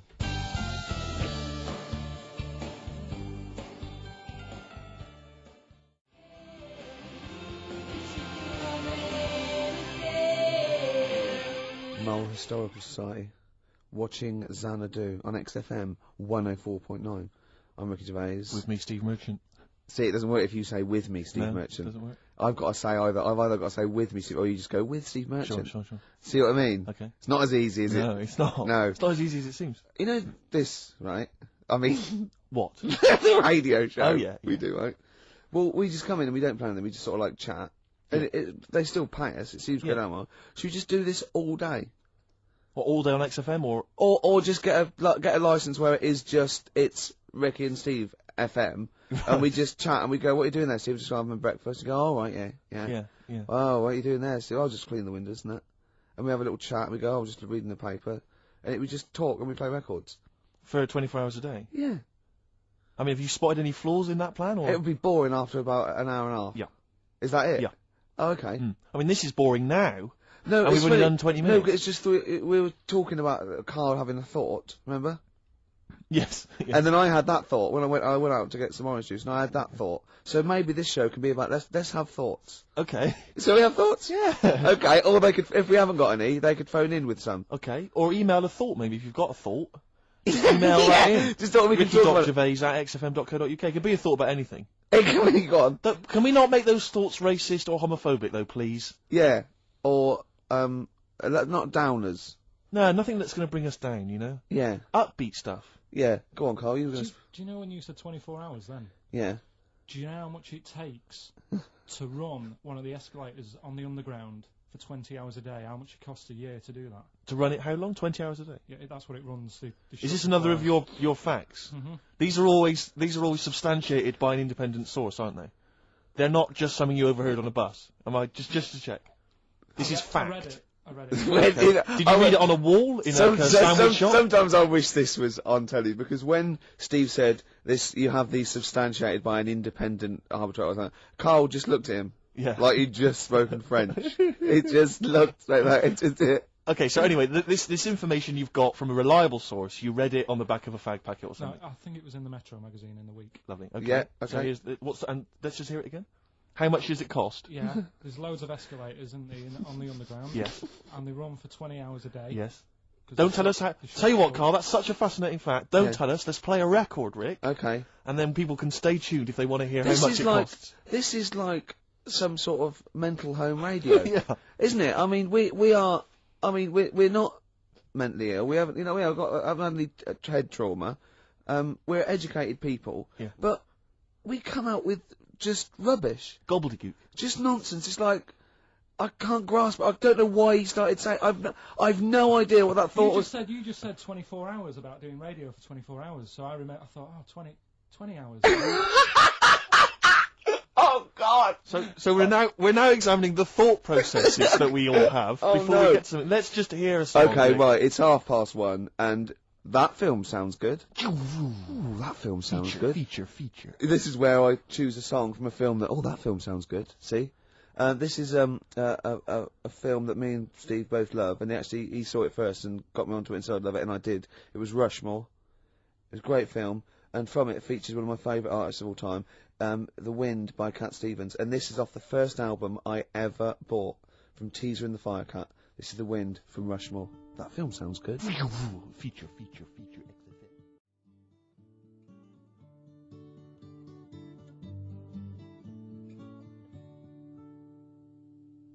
Cat Stevens, The Wind. Elegant. It's a beautiful song. The album is a superb album. It's seminal. It's just, there's some great songs on there. I feel like playing another one, maybe Song for the Lovers. Maybe do it later, yeah. Maybe I could do that, yeah. It's beautiful. I have to say I've seen the follow-up to Rushmore. If you enjoy Rushmore, it's this new film, The Royal Tenenbaums, with amazing cast. Ben Stiller's in it, Gwyneth Paltrow, and Gene Hackman in his Golden Globe-winning performance. Oh, yeah. Same sort of thing as Rushmore, same kind of style, but lovely sort of kind of family comedy. Absolute dynamite, and again, a brilliant soundtrack. Nico is on there, Nick Drake, all kinds of treats. Forthcoming in the cinemas, Rick. You say the follow-up, is it the It's same not a director? sequel. It's the same director, same writer, Right. some of the same cast. Bill Murray makes another appearance. Isn't Same this- style. Haven't the Swingers lot done another one? They have their new films Made with the same Right. Jon Favreau and Vince Vaughn. Again, dynamite, really good fun. Not as kind of perceptive as Swingers, but certainly as much fun. Have you seen Swingers, Carl? I think so. Is it the one where they've got a line in it? They've got a catchphrase in it, haven't they? You're the money? Your money? No. You're that's so money. Jeremy that's it. Yeah. I've seen it. Yeah. I love the fact that I said you're the money, you went no. You went you're so the money, you went yeah. Well, yours is from, what's his name? Yeah, Jerry Maguire. No, Yeah. that's Show Me the Money. Yeah.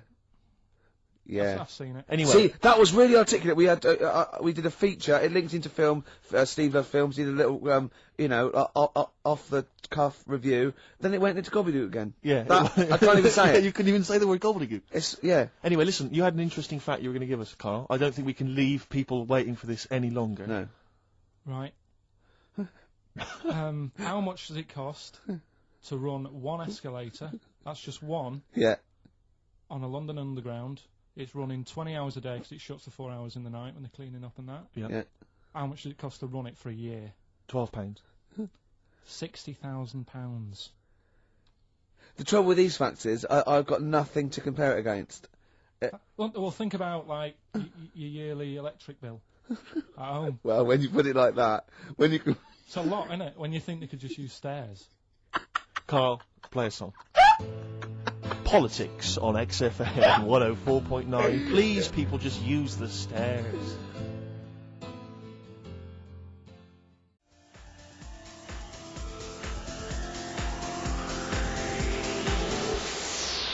Chemical Brothers, Star Guitar. I'm going to be honest, Steve. I like the video more than the song. Agreed. Good. Yeah. I just wish we could maybe tape the bits we're not on air, just because that's when Carl comes into his own. Yeah. He just said to me, I don't know what I was doing, I was sort of like pottering around, dancing around, doing something annoying probably, and he just looked at me, I looked around, he was looking at me, and I looked back, and he went, have you ever used a Y-front properly? Genius. It's a great question, because the answer is definitely no. Definitely no. Does anyone use their Y-front properly? And by that, I mean, get your winky out of the little sort of slot provided, as opposed to like put it to one side or pull them down or whatever. Has anyone used a Y-front properly? I don't think I've ever done it. I don't think I've ever done it. I've never seen anyone in a toilet doing it, Rick. You should be looking. I wish I hadn't said that. I caught ya. Really? Yeah. That's actually how you prove people are gay. Yeah. You get them into this conversation. Yeah. Yeah, and it's a trap. Yeah, it's a trap. It was the trap. Yeah. I'm not gay, by the way. Yeah. You didn't prove I was gay. I double bluffed you. Because I knew the old gay trick. I thought it was the old gay lord say no thing. That is another method. Yeah, there's innumerable methods of doing it. That's how Oscar Wilde was caught. Yeah. Yeah. What happened there? Well, the judge went to him. Did you see that film last night? Gaylord say no, and he went no, and they went take him away. Yeah. Take him down to the cells. Yeah, take him to Reading. It is true. Well, true. It originated in America. Yeah. So many of these things do. It's a brilliant point, Carl. I'd like to hear from anyone listening who's, and I mean, well, they'll just lie, wouldn't they? I suppose. Yeah. I don't even use sort of flies. No. Usually, I sort of pull my Y-front, my sort of tracksuit. That's why I wear sort of like elasticated waistbands all the time. Exactly. Just sort of speed. Yeah. You got to get in there with the minimum of effort. Yeah. And out. Sure. Often I won't shake. No. Oh no. To my detriment, because it often leaks out a little bit later, doesn't it? Ever been out on a date with a girl where it's just trickled down your leg and you wish it hadn't, and you're thinking, what if she gets my trousers off later? She might smell or see it. What? What? I don't know. I don't know what I said there. Right. Rick, I had for Christmas something which I think might excite you and interest you, because I know you're obsessed and interested by facts. Yeah. Don't fiddle with the microphone. Well, I was just looking at what it was underneath it. Stop, listen to what I'm saying. I know, no, listen, let me explain. People could hear you moving the microphone. Could they? Yeah, I can hear it in my headphones. You know, it's the little pop shield that goes over the mic. Yeah. I was going to see what way the mic was facing, so I just had a Who look. cares? No one's interested. Leave it. Carl, I'll tell you if there's a problem. Alright. Why am I talking like that? So this is a book, it's just facts and trivia. It's edited by Sir Isaac Asimov, who I think's dead. So I don't know when my parents bought this book. I assume it's sort of from a second-hand shop or something. Right. It's quite long, but I got it for Christmas. I keep meaning to bring it in, because generally the facts are quite sensible in here. And I like to think if Isaac's been involved, they're probably substantiated. It's not like kind of just this nonsense on the web. I think that this is probably Or crucial. up in Greg's the Baker's that Carl gets most of his facts from. The ancient Egyptians trained baboons to wait on tables. Carl, fascinated. Brilliant. That's fantastic. But what my point about that is, why did they stop? Yeah. It's a genius idea. Was you not want to go to a restaurant where they have baboons serving? No, I'll tell you what happened. Few. It might have been like the Planet of the Apes, and they sort of rebelled. One of them could talk. One of them could take his order. And one day went, do you want fries with that? And the bloke got really annoyed and said to answer him back. And then there was some sort of rebellion. Right. Yeah. The Planet of the Apes isn't true, is it?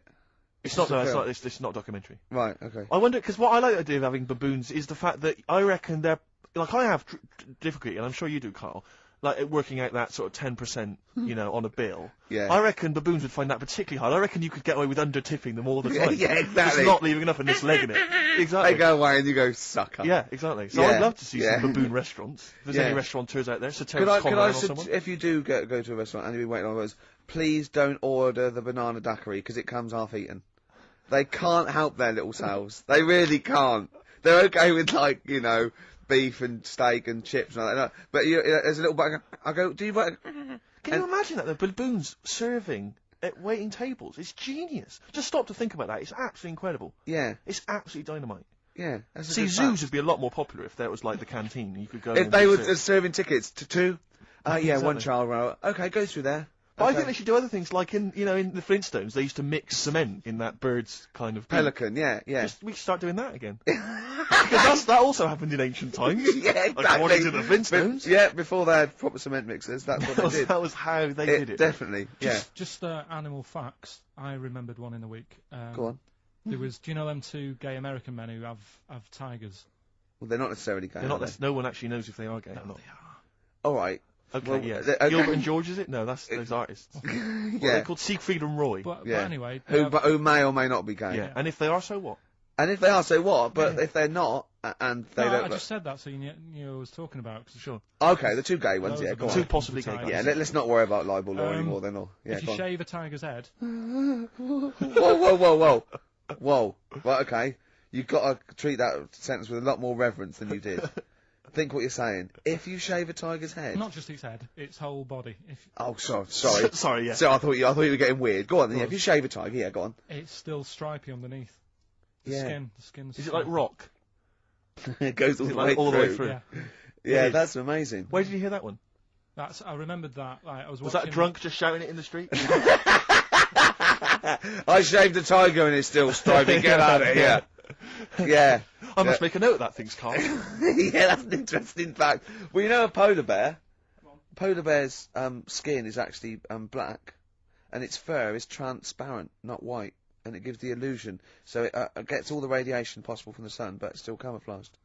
I didn't understand that, Rick. Sorry, you lost me. If its skin's black, a polar and bear's its skin is and its black. fur is translucent, And its fur is translucent. so why is it white when we see Well, it? it's just because the light hits it, and The sun reflects off it? yeah, and it makes it look white. Yeah, if you look at each individual hair, it's actually translucent. So at There's night hair. it would be black.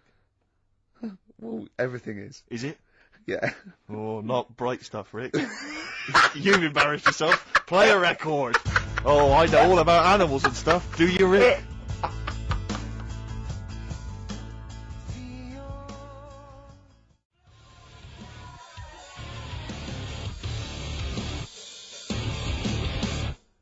P-O-D. Bit of pod there.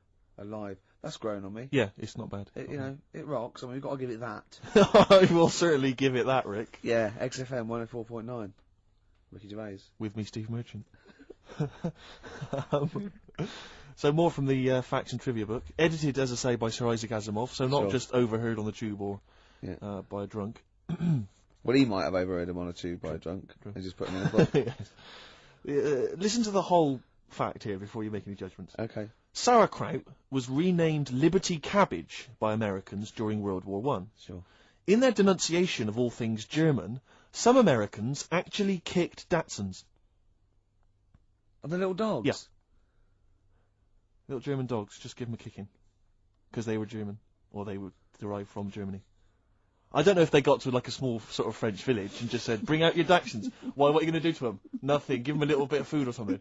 You're not going to kick them, are you? Got No, some milk. 'cause I've heard about you Americans. No, just bring out that little sausage dog. You say it aggressively. You said that aggressively. Like well, no, bring out the little sausage dog. Okay. Well, you're not going to hurt it though. Of course I'm not. If you hurt it now, it's like it's against the Geneva Convention. I'm and not going everything. to kick it. Well, I didn't even bring up kicking. I didn't even mention kicking. So why have you done that? That's. I don't know. Well, I haven't got a Datsun. Oh. Sacre bleu. Yeah. Sorry. That thing down my trousers is just a baguette. Yeah. Do you remember that, Carl? Do you remember Dynamite that? fact. A dynamite Baguettes fact. were invented by Napoleon so he could carry them down his leg. We just find there's one more here that I thought might. I know that there's a lot of those kind of amusing laws and stuff, antiquated laws and that on the web Yeah. and things. But again, it's Asimov. I'm thinking it's Yeah. true. City Ordinance number 352 in Pacific Grove, California, makes it a misdemeanor to kill or threaten a butterfly. Threaten? Yeah, you can't even threaten a butterfly. So if it goes... Don't even look at it aggressively. Yeah. Butterfly comes down and I go, what are you looking at? I go, nothing. Yeah. And he goes, Judge! What? Yeah. Bloke looking at me with a net. I wasn't doing anything, was You it? know what? I'm fishing. But see, the thing about that is, a lot of the kind of, sort of the wilder butterflies from the wrong side of the tracks, they're just going to take advantage of it. They're going to cruise around, they're going to be playing loud music, Yeah. abusing old people. They're untouchable. And they're going to go, have you got a problem with that? Exactly, you go, And no. you're going to go, no. No, it's fine, go about your business. No. Butterflies there, Rick, in California, running amok. Yeah. Should repeat it. Yeah. No, there's another one that I think you'll be a fan of. It might take me a while to find it. Maybe we should play a track. Oh wow, that takes us nicely. That's a lovely link. That thing about you said about playing a track. Keep going. This is Song for the Lovers, and I've chosen a great track here by Lloyd Cole, oft forgotten, but a great singer-songwriter. And this is one of his best songs, I think. In fact, I think Sandy Shaw covered it in the mid-'80s when she had a little bit of that resurgence. It's Are You Ready to Be Heartbroken? And it's Song for the Lovers. Lovely tune. Enjoy.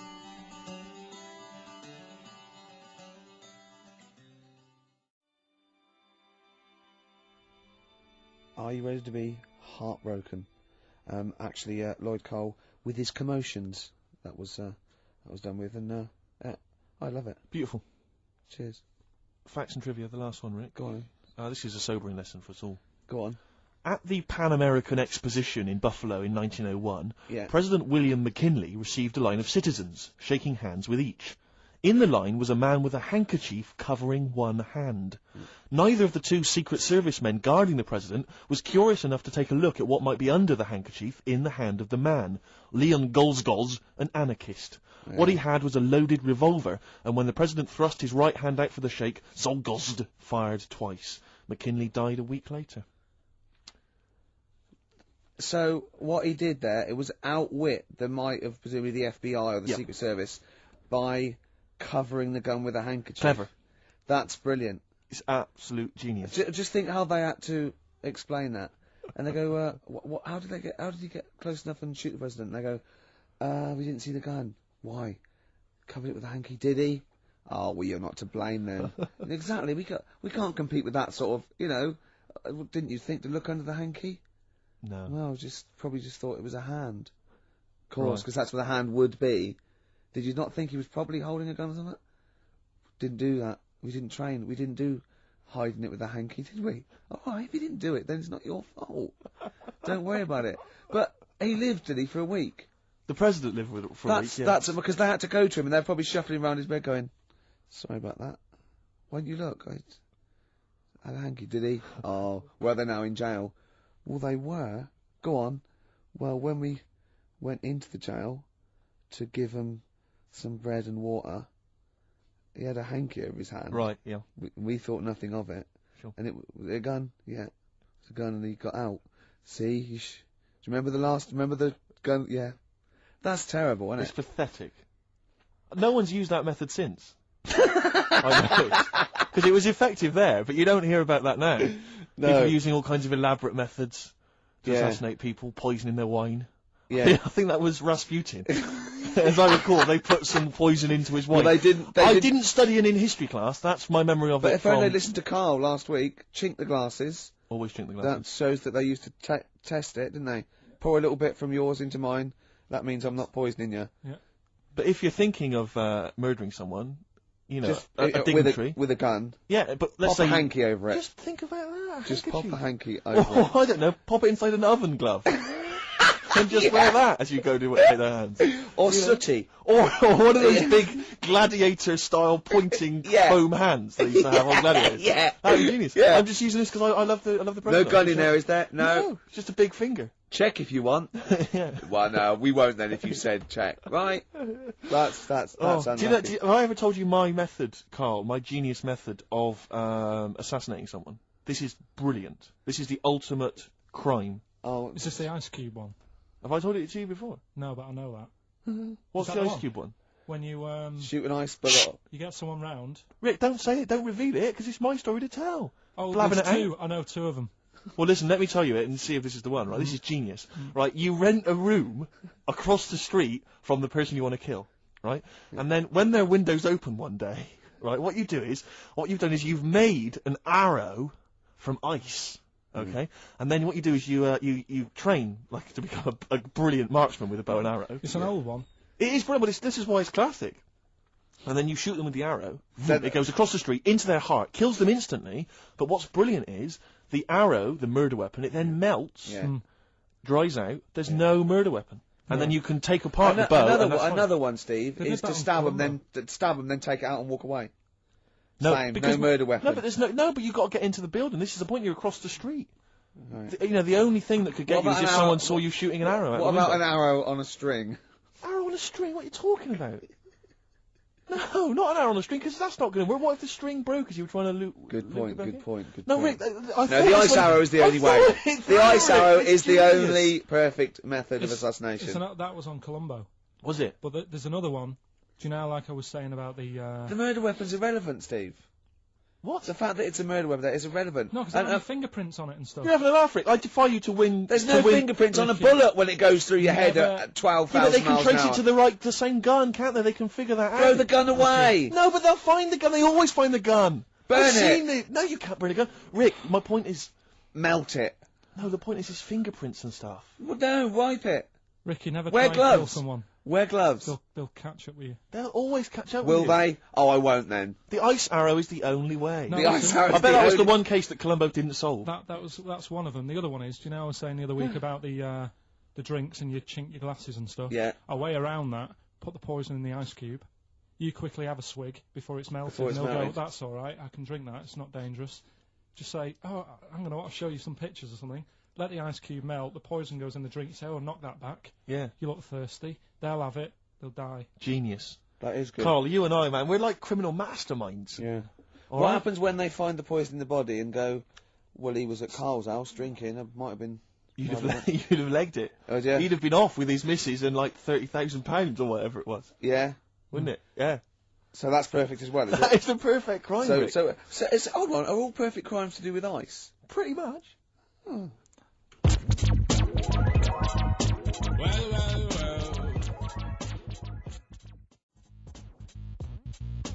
Roots, manoeuvre, witness. We were talking earlier about people who use Americanisms like Yeah. they've used it all their life, and it's our pet hate, isn't it? Really, Oh. like just people who say, "I was DJ," they're going, "I look, you know, the risk of sounding a little bit, you know, butt licky." Butt licky. What's that? Never heard that. Butt. Don't say butt. Yeah. Well, I heard someone say he was on my ass. Oh. He was on my ass. Yeah. I've never... What? I'll tell you what almost annoys me almost as much as that. There was a guy I used to know who'd pretend, and this guy was like, he'd never done anything wrong in his life. He had no street cred whatsoever. And I was driving along with him once, back from somewhere, and a police car just pulled out and was just following us along the road, because police cars sometimes do. Not following us, just happened to be driving in the same direction. And he went, hey, up the pigs, watch it. like what? I was supposed to think, what, you've done some crime? Yeah. You're part of Grand Theft Auto 3, and I better be careful, because you've got some knocked out off gear in the back. Yeah. You'll watch it, it's the bloody pigs. Or a dead, Just play it cool, play it cool. a made man that you just Exactly. killed in the boot. Nonsense, and I just so annoyed with that kind of pretending to have street cred. I know, just I remember once, right, an American came to our school. We were all about 13 or 14, and he was like, you had to be his friend, and it was like people vying for his attention because he was sort of like this cool American bloke, right? And he was like good at sports, straight. He's always, you know, it's just great. And I remember someone saying like tube, a toothpaste, and he laughed, said tube. I go, well, what is it? They said it's tube, right? And people go, no, it's tube, right? And they go, it's tube, right? And I went, I say tube. He went, and they sort of looked at me, and they just thought, you liar. I just went, no, I say, let me think, no, I say tube. Oh. When you're a kid, like, any American you ever meet is the coolest thing. It doesn't matter if it's a huge fat bloke wearing Bermuda shorts and a camera on his neck. It's cool because they speak with an American accent. Well, that is cool. And they say being a huge fat bloke in Bermuda shorts is cool. Sure. Yeah. That's what you keep telling yourself. Yeah. I'm growing into that look, says Rick. 41. The Canadian tourist look. Absolutely.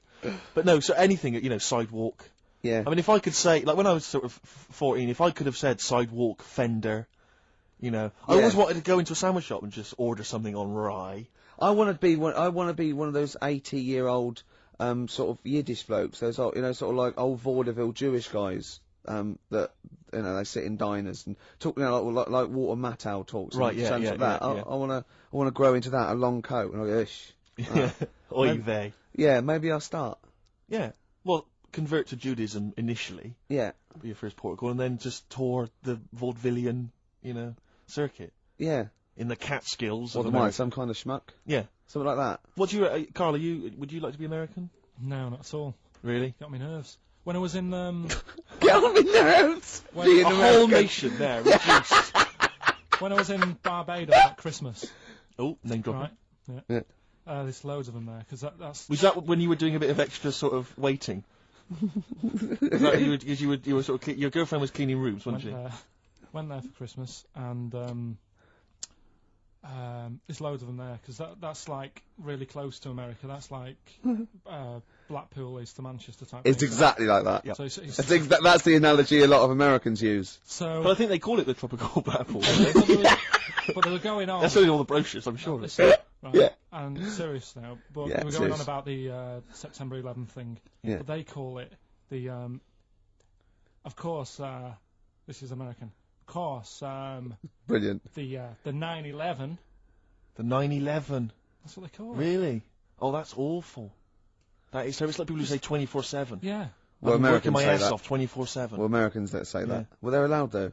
Oh, Americans are. Yeah. I'm talking about an English person who might say it. Yeah. Fool. Yeah, no, that's terrible. Yeah. Do that American accent again. Yeah, of course. The 9/11. Where are you from? What? Can we Which part of America is that?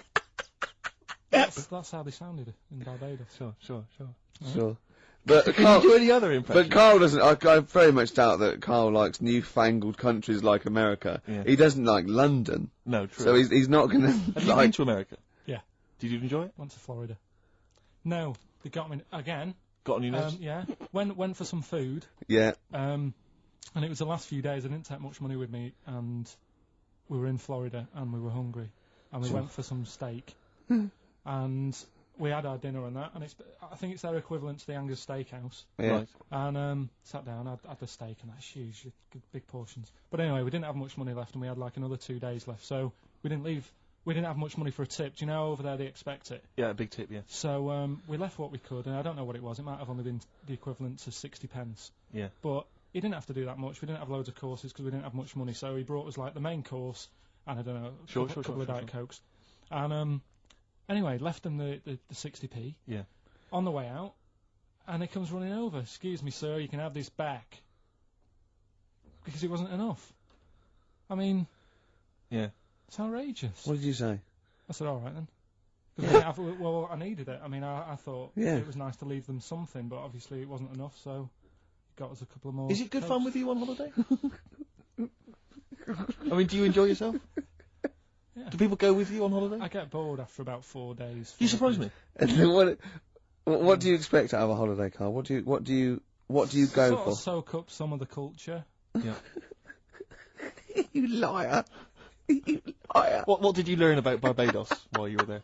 A lot of crabs on the beach. I just imagine him sitting there with his knotted hanky on his head.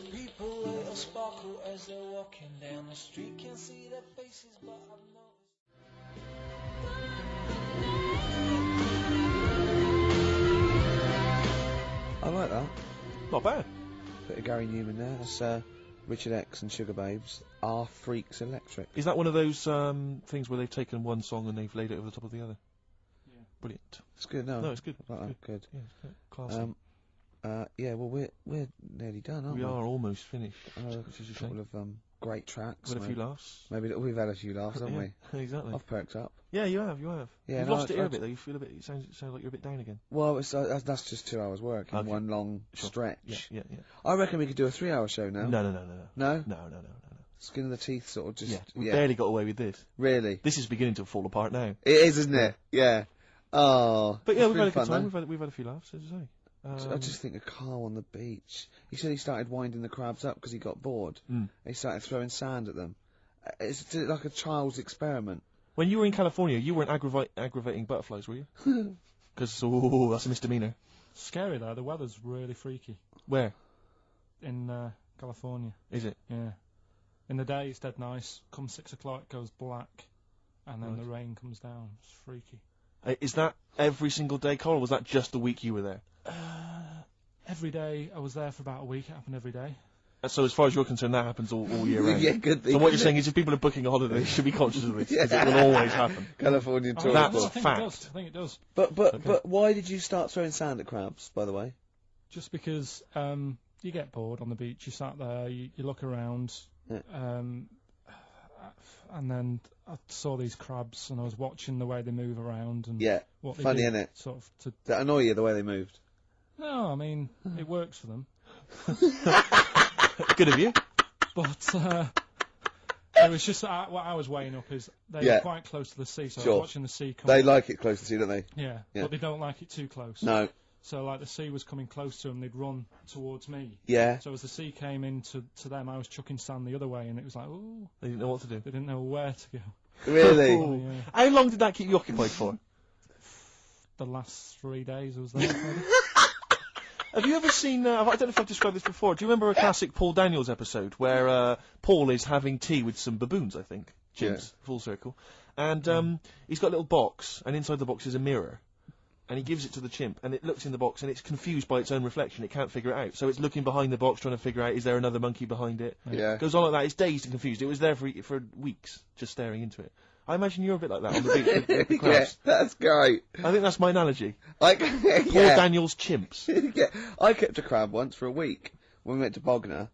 It was me, my mum, and my nan in an. Oh, party time! Oh man, alive! Look. You haven't lived until you've woken up to the sound at 3 o'clock in the morning of your nan having a wee in a tin bucket and echoing round a caravan. Man alive! Yeah, I was about 9. You'd brought a chick back. I was about 9, right? And I just kept a crab in a first day I in the bucket. In a. I don't know where it came from. No, I found it on the beach and I brought it back and I kept it in a little bowl in the sink. And then the last day, it started to smell a bit. And then the last day, Mum said, go and put it back. And I went and put it back. So I had a pet crab for a week. And did it die? What happened to it? No, it just got bored. Sure. It didn't do a lot. Did it start throwing sand at you? Oh. Listen, I think we better play some music because we've got a few songs to squeeze in. I just wanted to play a track. I was watching MTV the other day and I was a bit confused. Yeah, so was I. I like that. Because I saw a video for the Electric Soft Parade's Silent to the Dark. Yeah. But it was called Silent to the Dark 2. But it was the same song. It sounds like they've redone it. The video is different to the old video. I was very confused. Hopefully someone will phone in and solve it for me. Anyway, this is the original Silent to the Dark. Still a good track. Let's hear it, Carl.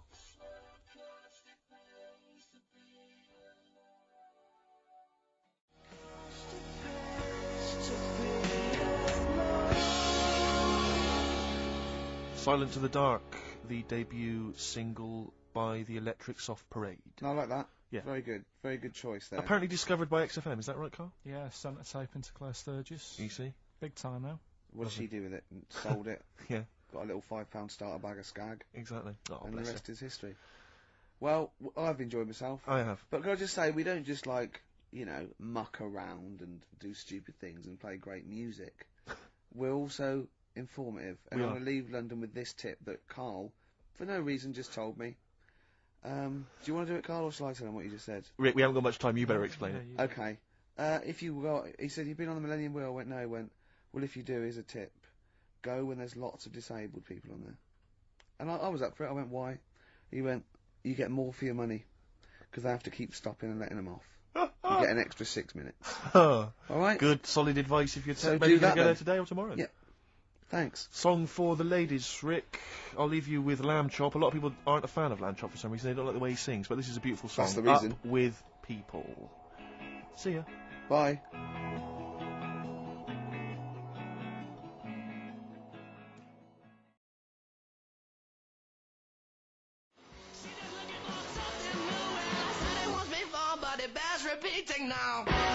White Stripes, fell in love with a girl, XFM 104.9, 1:05 of a Saturday, that's what DJs say. Of a Saturday, yeah. Yeah, Of a Saturday. Fast approaching. Yeah, time fast approaching 1:10.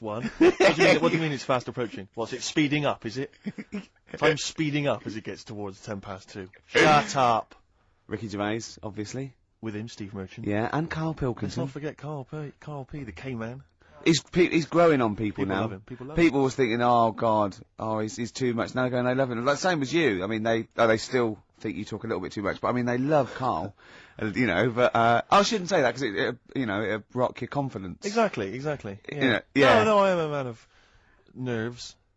Sorry, I'm sidetracked because I'm looking on the internet here on the website for XFM. Yeah. Because I was partly bored, but also I was looking on the other day. That's nothing I said though, was it?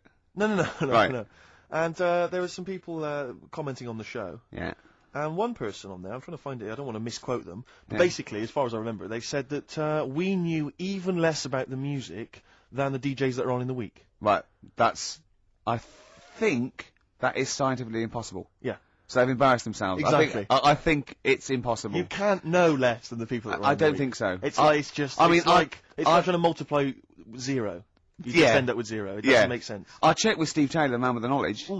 He should know. But I don't think that's really annoying. It's so annoying because I'll tell you this, we are passionate about the music and we do know what we're talking about. Yeah. Just because we don't read the back of the CD box like I'm their playing the list we're given with the 9 CDs that are on the playlist every month. There's a piece of paper here. The Carl's looking at me like he's thinking, oh no, we're having a go. You've given away the magic of radio. You get pieces of paper here, and they've got little bits of details. So, for instance, White Stripes, this is the next single off White Blood Cells, February 2002. Now, it sounds like we know about the music. We read that off a piece of paper. Exactly. Whereas, when we say about music and we're wrong, at least it's because we didn't know. Exactly. See? Alright? Don't criticise us.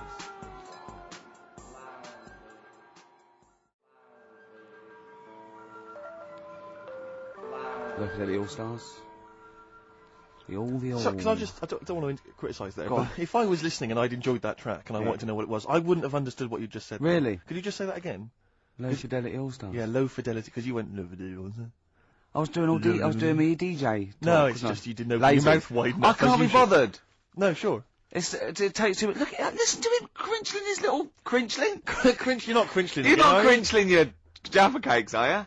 It wasn't going out on air. No one knew. I bet you're one of those people in cinemas that think you're being really quiet eating a bag of crisps, aren't you? Do you go to cinemas? I haven't been for a bit, actually. What do you do, Carl? Carl! What's an entertaining evening for you? Yeah. What would you do to occupy your time? Like... Your hobbies, for instance. Might get a video out from prime time. Right. What would you enjoy that, or would it just be a chore for you? No, I think things like that. Would you really hate doing that? That's when you really switch off and you forget all your problems and stuff. Why, you haven't got any problems? You haven't got any problems, Carl. You don't know that. I put on a face when I'm with you. You wear a mask. Are you crying inside, This Carl? is you being the happiest you can be. You're like a clown, aren't you? Oh, Do you think I'm like a hard, miserable man? Because there was somebody else. I don't think you're hard. The other day, and like I said to him, I can't watch The Elephant Man because it upsets me. God, you're the best. You don't know you're doing it. You're the best. Can you watch it? Well, I always, when it gets that bit where they're carrying him through the village and messing about with his head. Do you know, this is true. My dad watched that once, and we were watching it. My mum and my sister and that were all quite moved by it, almost reduced to tears, thinking it was a wonderful example of man's inhumanity to man and all that thing. Yeah. And my dad just went, "Wouldn't he make an amazing novelty rucksack?" And it cheapened the film for me, and I've never had this sort of. Steve was thinking he's not that ugly. Blimey, here we go. We were laughing at Carl. Can we focus on one person at a time, Rick, please? Let's destroy him first. Oh, God. Tell him what you said to me when that record was playing about the Jaffa Cakes. He bought some Jaffa Cakes, which was lovely. He went across the road and he handed out the Jaffa Cakes. And then I went, oh, thanks very much. And then what did you say? I just remember learning at school. I'm not like making fun of the illness because it's not funny. But they cure cancer. Jaffa Cakes cure cancer? Not like fully. Right. They just go some way to helping. Yeah. Do you know, it'll sort of help. If you've got it, you can't say, right, get me a load of Jaffa Cakes. Right. But I think it sort of puts a bit of a stop to it if you haven't got it. Do you know what I mean? It's like having vitamin tablets. Is this medically proven? Should we get Dr. Fox down here to confirm that? I can't. I actually can't cope. You're just play a record. Can I just, if anyone has ever survived cancer thanks to Jaffa Cakes, please call in. No, but I didn't say He that. said, and then he went, it's the orange thing in it. And then he tried to read it. He said, I wonder if it's, and he tried to read out this scientific name. The hay has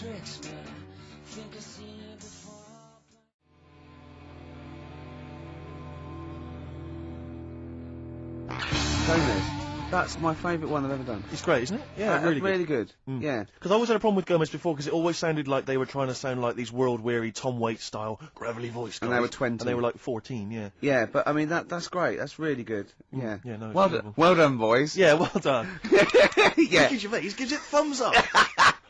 Oh dear. Can I play an Elvis Costello track? You know, I'd love to bloody hear some Elvis Costello. Why are we saying that? Well, you know why? Because we met him and he's a lovely man. We did meet him, yeah. And without wishing to show off. I remembered all the great songs he's ever done. I didn't like his spoken word much, too much, and some of his later projects I thought were a little bit, but his own songs from 1978 to about 1980 I thought were great. Why did we meet him? I can't just remember why we met him, Rick. Oh, I wasn't doing that. No, I can't remember. We won an award. Was it because we won another bloody award? Stop giving us awards, please. Oh, God.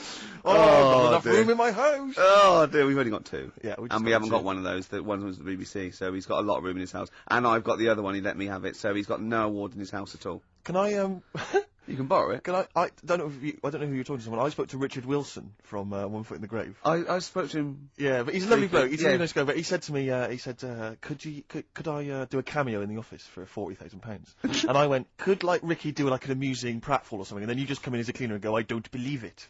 And he looked at me like, why have you said that? Why have you brought that up? I felt so guilty. Oh no! I so wanted to apologise. But why is it so? We know it's wrong to do that. I don't know why I said it. We know. Do we think no? It's different for me. Exactly. We're in the business. I'll do a new twist on. I don't believe it, and he'll go. That's the best. I don't believe it twist I've ever heard. I don't know what I was thinking. Why did you? You didn't tell me that. I know. I felt ashamed. I felt really ashamed. Oh no! I was a little bit drunk. I wasn't thinking straight.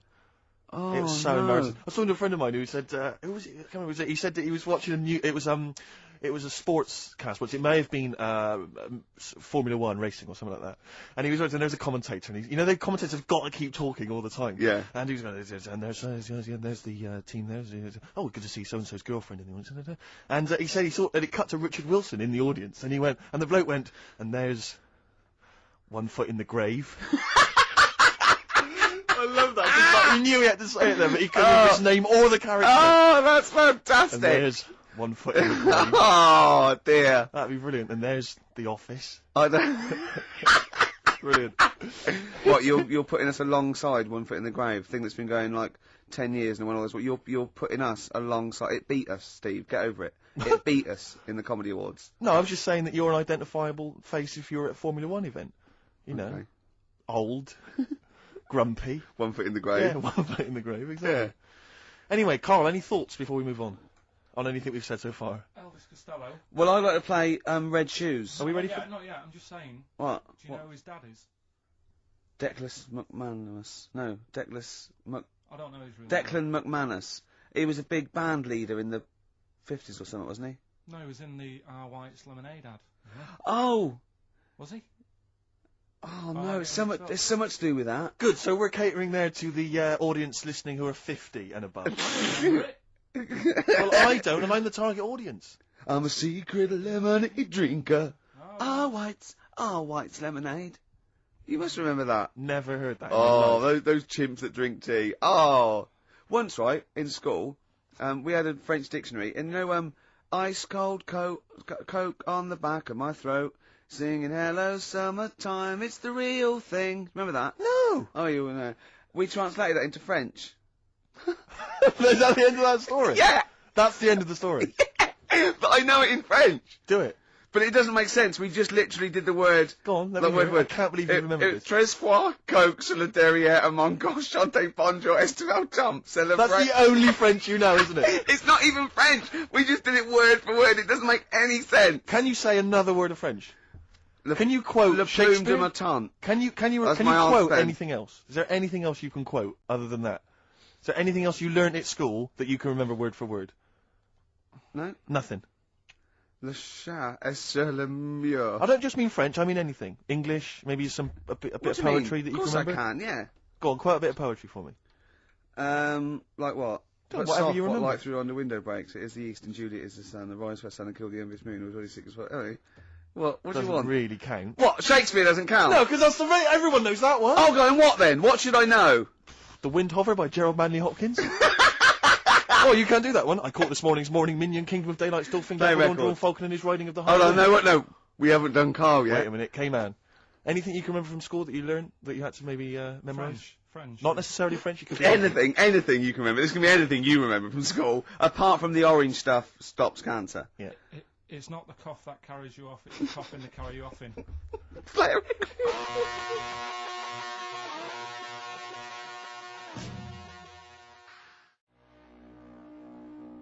Beatles, Revolution. Was that clear? Yes, it was. Yes. Yeah, Thank you. good. We got to speed this up because we know it's funny because our first link when we had to go at like the library and the playlist when we played the record, Carl went. You usually do it at the end when you've run out of stuff. Yes. What's left of off? Yeah. So we started with what's usually our worst bit of material. So I think we've got to turn this show round. Right. Carl's been holding this together, to be honest. Yep. It's Carl's beautiful naivety and, could I say it, Carl, in the nicest way, stupidity. Yes. That are keeping the listeners. I wouldn't class it as stupid. I'm only joking. I'm only joking, mate. Of course you're not stupid. Everyone knows you're not stupid.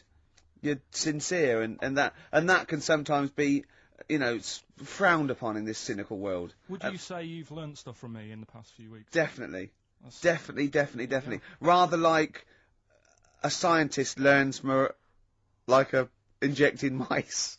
Yeah. No, but I've learnt from you about ants and stuff. I think every week, as weeks go on, I feel like we're learning from each other. I'm learning more now than I did when I was at school. And can I just clarify? Yeah. You weren't raised as an experiment and you've escaped from a laboratory.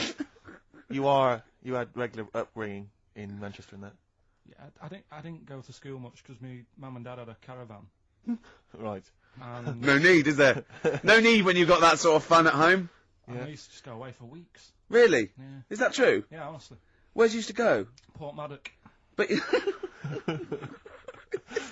And so you didn't go to school much? No, I did, but not as much as everyone else.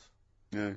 How many holidays were your parents having? Oh, what was their income that they could? No, well, my dad used to work nights, and he used to travel back because to Manchester from Wales it wasn't that far. And Manchester to Wales. He used to do 4 on and 4 off. So me and my mum were like loving it. But what Port Meredith? Port Maddock. Port Maddock. Just down the road from Port Merion, where they filmed The Prisoner. Right. Oh, so that's cleared up for me.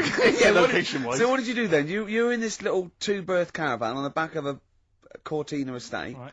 Well, what was it? What was the car? I want the. What was it?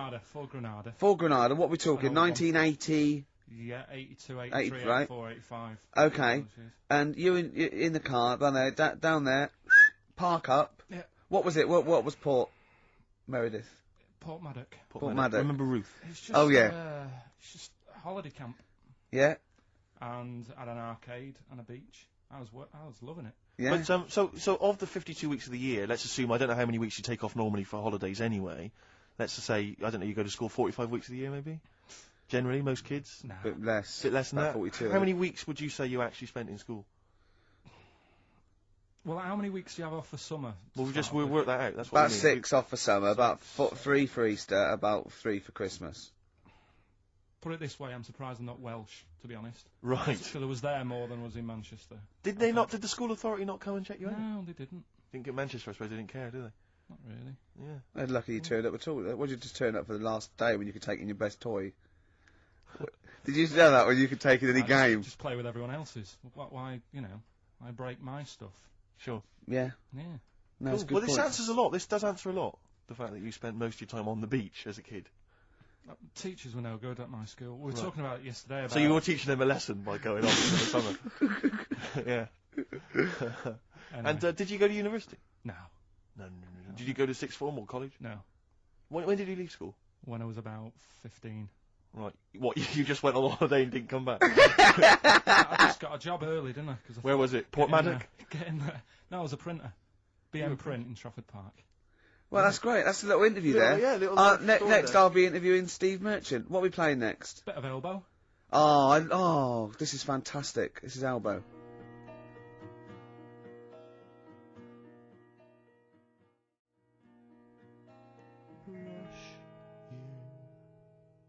Elbow, Asleep in the Back. I think that is absolutely beautiful. I think Elbow are my favourite new group. We've sang their praises many times and they've never phoned to thank us. Should they? Yes. Do they? Annoying. Really? Annoying. No, they're doing a good job there. I wonder if they found their lyrics. Because I also wanted to write a song for them, didn't I? They didn't take me up on that either, Steve. I'm not sure I'm so keen on them now. Carl, can I have a Jaffa cake? Because I've just found a lump. I think... You don't mean me, do you? No.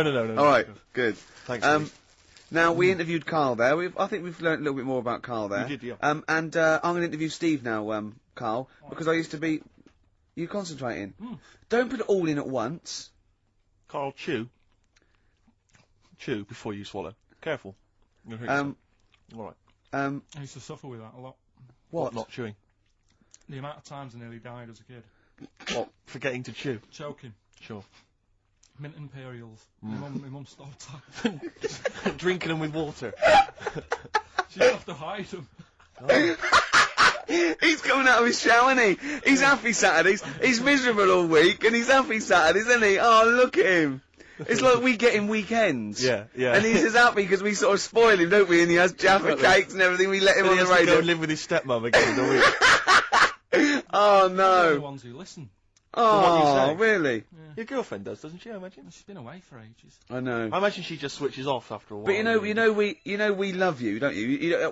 We're excited. We talk about you in the week, and we think you're great. So don't just think we're using you as cheap comedy material. I'd hate you to think that, Carl. Right. No, I'm going to interview Steve. You know, because I used to be a chat show host. Well, I am a chat show host. Well, did you see me at Ricky Gervais? No. I worked on it and I didn't watch it. No one watched True, it. that's terrible. No one watched it. What do you think, Karl? I loved it. See? Are you thinking of Parkinson? And I didn't know Ricky then, so I'm being fair. Yeah. Yeah. Well, I'm going to interview Steve Merchant now. Okay. Live on air, XFM 104.9. We should say that more often. Yes. Because Ricky Gervais. Because they might tune, I think they've got a hospital radio by mistake. Yeah, Ricky Gervais. Yeah. Okay, Steve Merchant. Great to be here. Thanks Hi. very much. Now, you're a very tall man, if Yes. I might say. You're 6'7", aren't you? Yes. Was that a bit of a problem at school? Well, yeah, a few jokes here and there. Yeah, a bit of gentle ribbing, but nothing too problematic. What's the weather like up there? Well, exactly. Skinny, all that sort of. Oh, you're lanky. Yeah, Oh dear. And that, what about the glasses? Well, I wear glasses, but again, that wasn't really a problem, you know. They didn't call you Four Eyes, No, really. really, They didn't call you Four Eyes, freaky lank thing. They didn't call you Freak Pot. Freaky the freakish. All right, I'm gimp, not sure I'm four-eyed enjoying this gimp. mix. Don't What? worry, I'm not Well, sure I'm just saying, they didn't do that. As an interview, I'm not sure that's the best approach. Okay, and then you I'm left honest. school. You left school. Yeah. You went to university. Mm. There, were you called freaky, No, my freak-eyed, stepmom never been four-eyed called git freaky, four-eyed thing? git. Are you sure? Never been called it. Were you called freaky, lanky, four-eyed, stupid hair, boggle-eyed freak face? Fish face? Is your chat show coming back?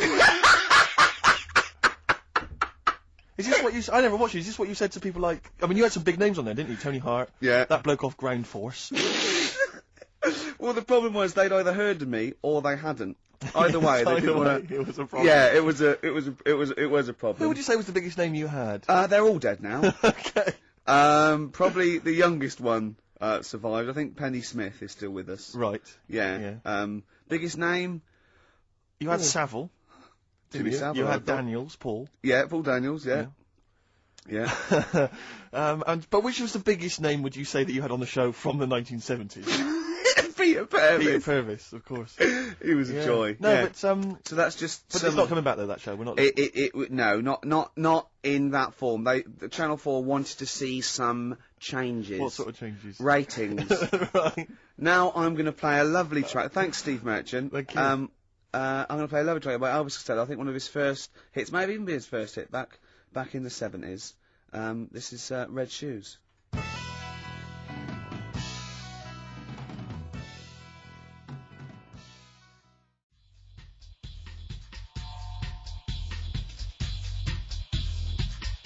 Zinger meets Spray, apparently. I've never heard of them. No. Sounds good. It's spelt Spry, though, but Carl reckons it's Spray. Song 2, a cover of Blur's Song 2. Yes. You wouldn't recognise it, In would the you? dub version. No. In an old school reggae dub style. Nice. Lee. Big 'em up. Yeah, all that. Oh, we know all that. We All the know. wording. Yeah. Oh, we know all that. Yeah. So yeah, that was quite interesting. I quite like that. Yeah, that's not bad. Filled up 3 minutes. Before that, Elvis Costello, Red Shoes. Lovely. What a great song. Debut, was it? Debut single? I think so. I might. It's the first one I remember of his, but you We'll know. probably give Elvis a call, won't we, and chat to him about it. Yeah. He's a yeah. pal now. Yeah. The celebrity. Yes. lifestyle. You what? Because you told me something else about your celebrity world that I thought might be of interest to the listeners. I don't know if you're happy to mention it. What? Your forthcoming TV appearance. Carl might be yeah. interested. Oh yeah. What I've is been it, tell us? invited. I don't usually do these things. Yeah. But I sort of quite like the show. I've watched it for a while. So I'm at Room 101. Have you seen this, Carl? Do you know that show? You don't like it? No. Bit. Is it still Nick Hancock as well? No. Who is it? Paul Merton. God, is he still around? I've seen him for ages. He's probably going to be a great pal of mine come Tuesday. No, I mean, that doesn't make any difference. Does it? No. Have you got all the channels tuned in right on your TV? Paul Merton's a huge star. He's on all the time. Yeah. No, is he a heck? Yeah, he's on there. Have I got news for you and all the rest of it? Yeah. What's the rest of it? Well, anyway, look. Room 101 is the show. Room 101 is the Yeah. show where you put in the things you hate into Yeah. this imaginary room. And I thought I'd do it because it's a laugh. Because they let you speak and it seems like a bit of fun. What are so you I going to put in thought I'd there? do it. Oh, I'll ruin it, won't I, for all the listeners? Oh, right, yeah. Yeah. Switch off now if you don't want to hear what Ricky Gervais is going to put in Room 101. I don't know, just things that irritate me. Like, I don't know, I'm putting in noisy people who make unnecessary noise, for one thing. Like, Right. Can I just stop you there for just 1 second? You I know what you're to gonna say. No. I I know was what just you're going to think. gonna I was just thinking. Is just wonder if there's a little case there of the pot calling the kettle black, because you are the most annoying man ever in the history of all things. I mean, I've met a lot of people in my life. I like to think, and even everyone.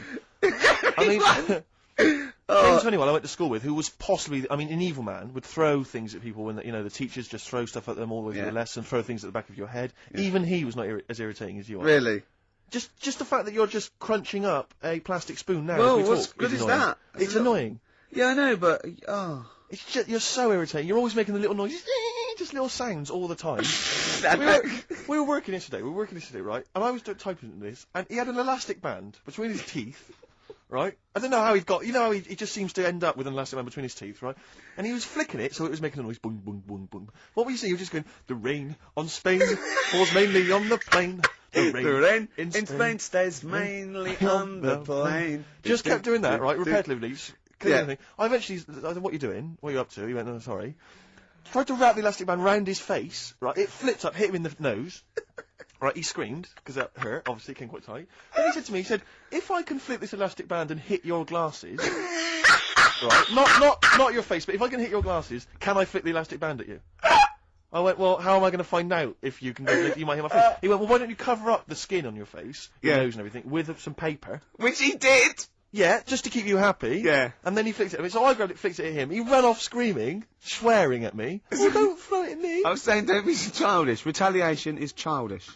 I did it first, so... It's pathetic, endlessly. Just this kind of... No, but you agree with me on that people who just, like, I can't stand noisy eaters, people who go... No, like that. I do agree with that. And people eating crisps, as I said before, people eating crisps in cinemas. Well, anyone who's making noise in the cinema. It's an I know, absolute they must be mental. They've gone to see a film, there's people they don't know there, everyone's paid £8. And they're crunching away. Oh, leaving their phones on!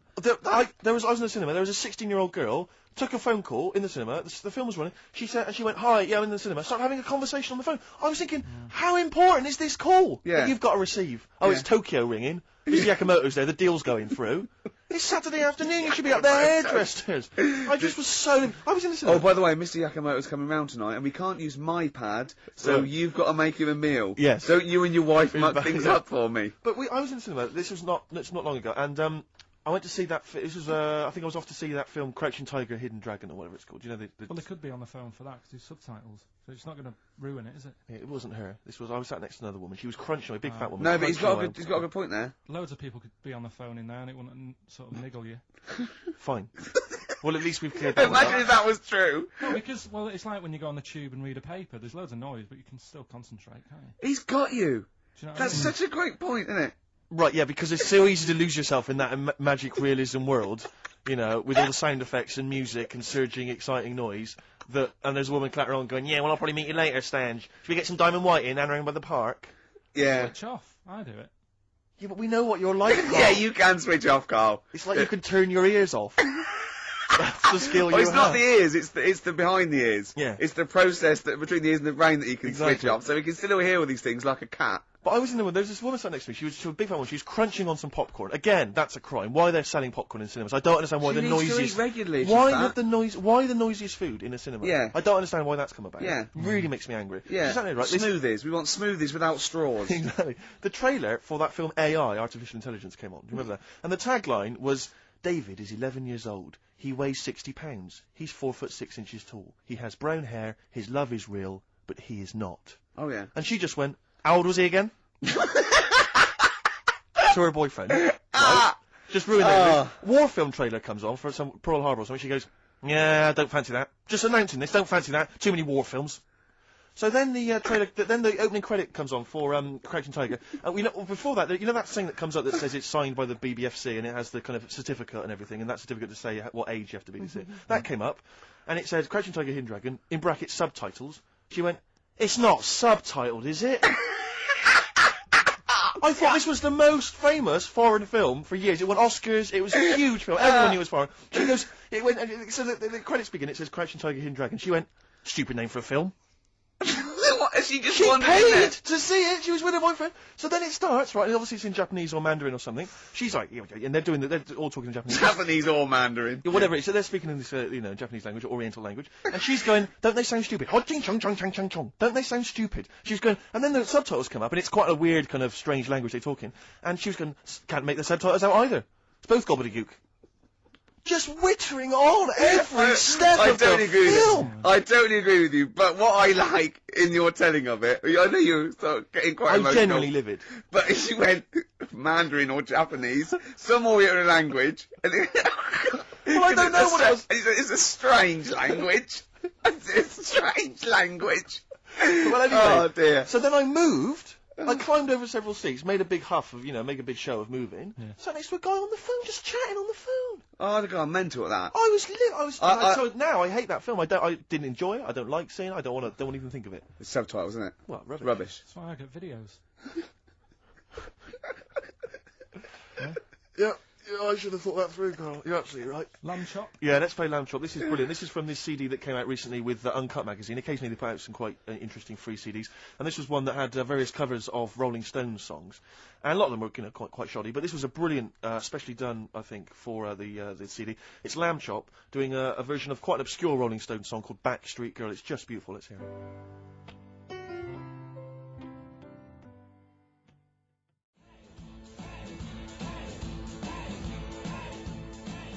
Andy Warhols, get off. Getting a little bit blasé now.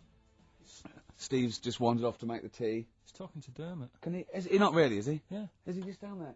Can he hear this? Nah. That is a bit shoddy, isn't it?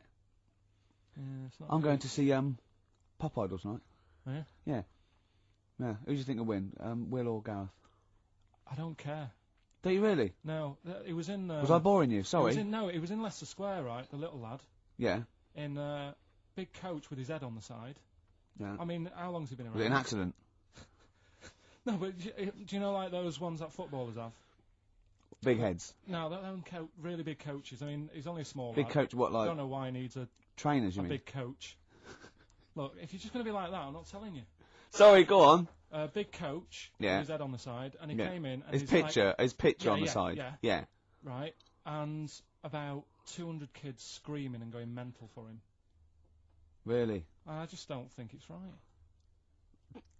No, it's not. I mean, it's been around for, a couple of weeks. And the way everyone keeps going on about his stuttering... What, you think they should really concentrate on worshipping worthy sort of things like S Club 7 and A1 and... Look... Who have been around for a year? So you pick on me when Steve's not Well, it's around. only a joke, Steve, isn't it? Here he comes. Here he comes. He can't believe it. But it's just the way, like... They keep going on about the stuttering. Yeah. What's going on here? Well, you were late. What are we meant to do? Playing on a record.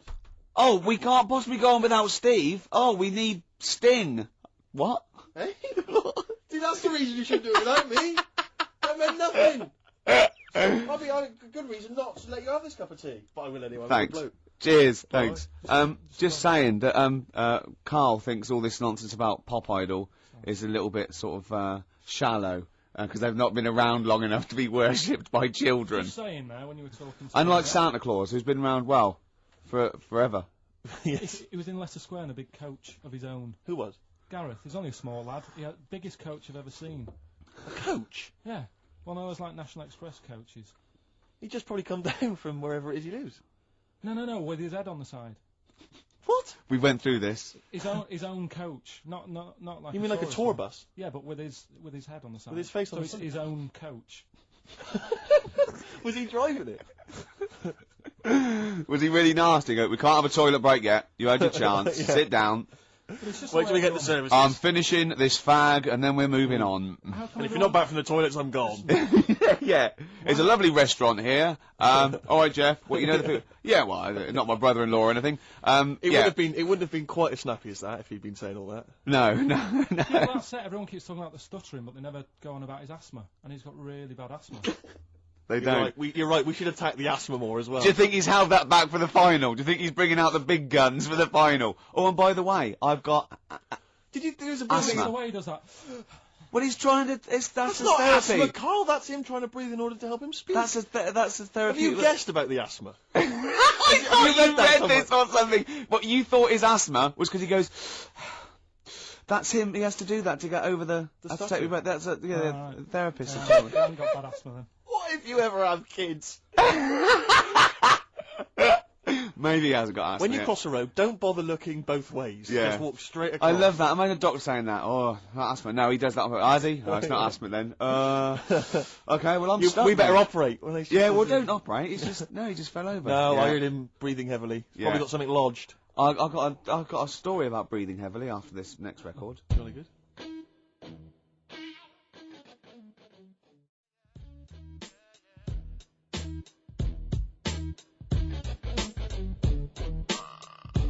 Farrah Munch, got you. Although Steve thinks it's Farrah Monk. It makes more sense, don't you think? Monch is a bit of a rubbish word, whereas monk, brilliant. Yeah, but let's not discuss it. No, let's not get into a big highfalutin. Yeah, exactly. Phonetics argument. No. They can call themselves what they want. That's up to them. And good luck to them. Yep, good guys, good guys. Now, I am going to Pop Idol tonight. Yep. This is what started it until he said there was a young kid being screamed at by kids because he had his own coach with his head on the side. Yeah. You did sort of like. I don't know where you're going though, Rick, because you know who's going to win. It's going to be Gareth, and there's no. Not necessarily. Yes, it is, Rick. Oh, it is. No. Don't even fool yourself trying to drum up some excitement. Well, look, wait. You see, they both got about the same vote, and Darius has got like 1.5 million. Now, I don't think the Darius vote was sort of like the Gareth sort of floating voters, because he's a cute kid and everything, and he sort of like looks like a pop idol. And but he's not as good a musician. And I think maybe when people went for Darius, they were a bit kitsch. But I think they might. Do you want to make a wager? Oh, I bet Gareth will win. Exactly. You see, you may as well stay home, Rick. You just want to go to meet PJ and Duncan. Yeah, they call themselves Out on Deck nowadays. Well, fair enough. They're my favourite. They'll always be PJ and Duncan to me, and they're brilliant. They are brilliant, aren't they? They're the best But it seems to me presenters. there's no one else like on TV that kind of unites everyone. I don't think there's anyone really that can honestly say, if they're being honest, that they don't like Ant and Dec. I know. It's like there's no one else like Phone it. in if you don't like Ant and Dec. And I'd like to hear your arguments for it, because I tell you, and I'm not saying about this ironically. Oh, I like a couple of kids presenters ironically. I think they're genuinely good. Yeah, they're good. They're yeah, likeable. they're They're funny. Yeah, and you can see they've got a great relationship as well. They've got that sort of Morecambe and Wise every man appeal. They're brilliant. Yeah, well, we love Ant and Dec. Did you see in the week there was what's his name? The fellow that Dominic Mohan in The Sun. He's the kind of entertainment guy. Yeah. And he had sort of 10 questions that should be answered about Pop Idol, because he thinks everyone's got a vested interest in Gareth winning. And there are various questions. One of which was, why is it that Gareth only seems to stutter when he's being interviewed live? It's because he's nervous, isn't it? Yeah. We've answered that one for you, Dominic. He was trying. You realised that he'd written a list and he didn't really have enough to fill up 10. Although you were nasty about his stutter. You said it annoys you. No, I'm not arguing that the stutter annoys me. His query was he thought that he was affecting the stutter How in order can to you win be in the sympathy annoyed vote. at someone stuttering, though? Really annoys me, because it's just embarrassing. It's cringeworthy. See, the thing is this, I know people say, it shouldn't be an issue, right? We're talking about a pop idol. Now, everyone accepts the fact that he's got to be a good-looking guy to be a pop idol. We all accept that. And I'm saying I also want him to be able to speak properly to be my pop idol. I'm not saying that there's anything wrong with having a stutter. But that's I'm not true. saying there's anything wrong with being that ugly. is true. But There this is true the that criteria. if there's a body fascism. Yeah, there should also be a vocal fascism. Yeah, but there's not a trauma if you don't look like a pop star. There is a trauma in society if you can't speak normally. So it's What a do you mean much a trauma? bigger issue. His trauma? Well, yeah, of course it is. But it's not. I'm not arguing about what we think, because a lot of people think that a lot of people get abuse if they're ugly. I mean, I'm guessing. I'm assuming that's the case. Well, I can't speak very well. I don't know if that's the case. But we'd make one great pop star between us. I don't think so. My looks and your talkie. Although you sound like some sort of weird Wurzel. I'm not trying to be a pop idol. All right. People can idolise me in their own small way as a great Oh radio presenter. dear. Oh God. Look at us three. Imagine if we tried to be like BB Mac or Light Funky Ones. I'm just thinking of like three good-looking guys. Genesis. Did I mention about when we were in America? Did I mention that last week? The Police? No.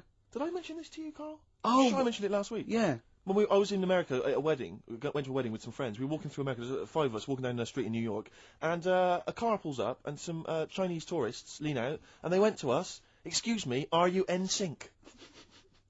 And we said, "Yes, we are." And they were taking our photo and stuff. Just think of Steve at the back, sort of like 2 foot taller than Which the others. member of NSYNC is 2 foot taller than all the rest? Don't Chinese people like tall people or something? Right, play a record. No, seriously. No, because it's... I don't think you know what you're talking about, Yeah. Carl. We're likely to get in dangerous territory. Yeah. Don't Chinese people like tall people? There's something... I'm sure. Do you know, like I was saying... Phone in if you're Chinese and you like Carl, tall people. what worries me is that when they did Chinese lessons, you were down the beach in Wales. In Ruth Maddock. Paul Maddock. Paul Maddock? Oh. Do you want to play Lou Reed?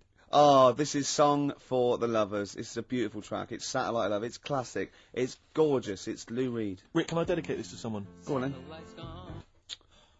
Carl, you shouldn't have pressed the button. Well, he's doing his job. You No. shouldn't have said, "Can I dedicate this to someone?" We've had a letter. Yeah. Sophie wants to dedicate a song to her boyfriend Peter. They're firm fans of the show. All Let's right. play Satellite of Love for them by Yeah, Lou Reed. beautiful. Song for the Lovers. Don't ruin it this time, Carl.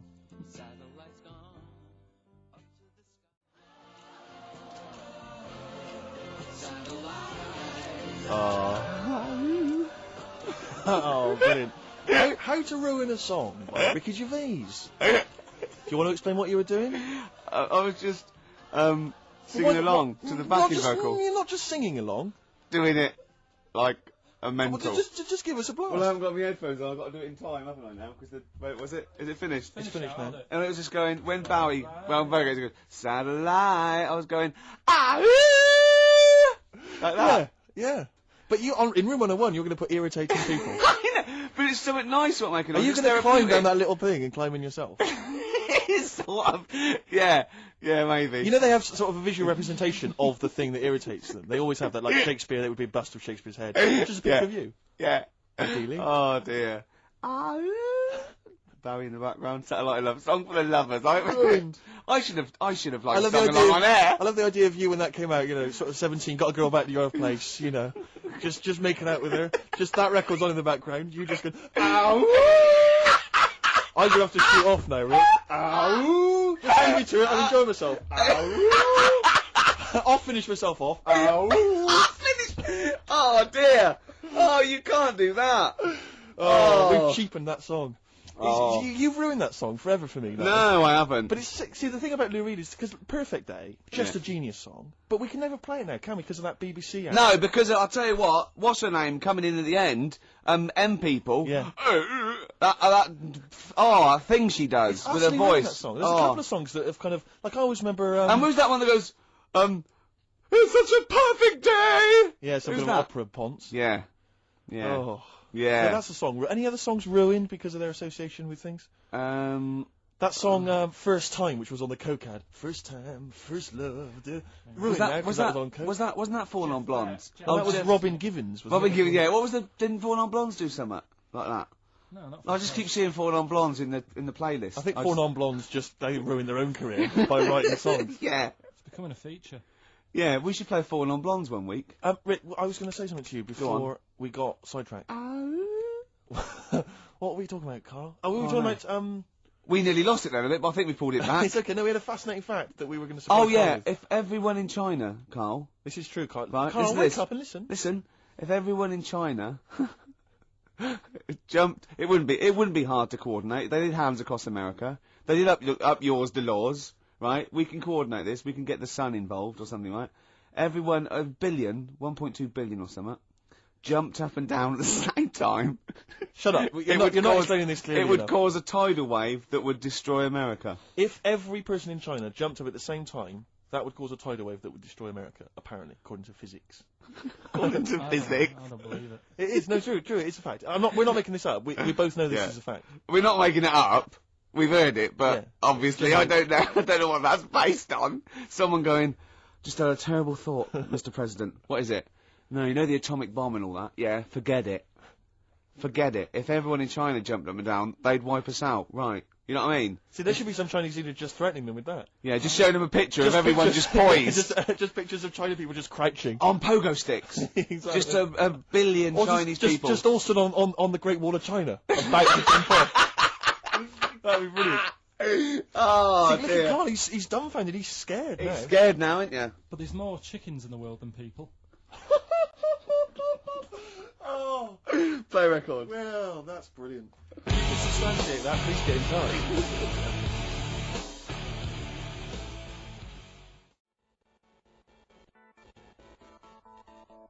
What an amazing track. Incredible. Who? No one else is playing that on a Saturday afternoon, Rick? No. Are they? No, I wouldn't have thought so. I mean that in a good way. I mean that like we're breaking new territory. Like Just playing the songs intro. from the early The intro 70s. has got one of the best. Oh no. I think Dr. Fox or Simon Bates said that about a track once. Really? This has got to be the best intro of a rock song ever. The fact that I was saying it about The Who and he was saying it about Money for Nothing is irrelevant. Yeah. Oh no. Someone made me sit in their car once with their new car stereo system so that they could play me the beginning of Money for Nothing. Oh. Just sat there, I was like, yeah. Have we Just got like, that? You've probably got that in the library, haven't you? Yeah. Is it right that Roger Daltrey in Yeah. The Who, Yeah, that's right. his kid is in EastEnders, that one who plays Robbie? Something my mum told me, and I don't know if she's got it right or wrong. What, But it does look like No, that's him. What, Dean Gaffney? Yeah. But he didn't want to go off his dad's name and that, so he's changed So he it. used his brilliant talent. And his pox-faced. do you know if that's right? Well, I don't know. 'Cause it looks like him, doesn't it? Well, I'm sure that's libelous if it's wrong. oh, right, it's yeah, not, you'd be it's- ashamed to have Roger Daltrey as your dad. Well, no, but Roger Daltrey might not want it getting round that he gave birth to Specky. Yeah, right, actually. I see what you mean. Specky? Spotty? Spotty, so I looked at you. Yeah. All right, calm down. Well, I don't know, you've got a nice clear skin. At least I didn't call you Spotty Goggle-Eyed Freak Boy.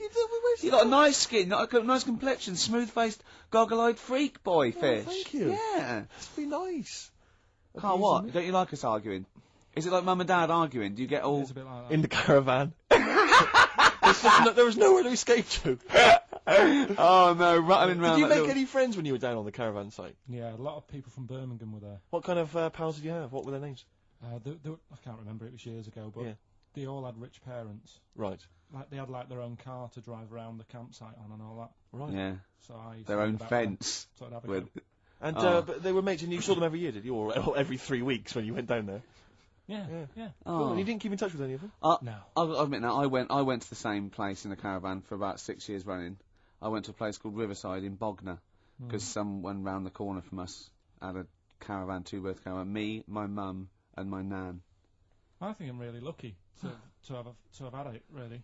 Because a lot of mates who I had didn't have enough money to go on holiday, and they just get a present for the summer holiday. Of course, they've got an education, so it swings Yeah, around but a Carl, the thing is with Carl is, right, I want to give him gifts. Yeah. I want him to have the loveliest Christmas ever. I want him to go pony trekking. Do you know what I mean? I want to just... Scared of horses.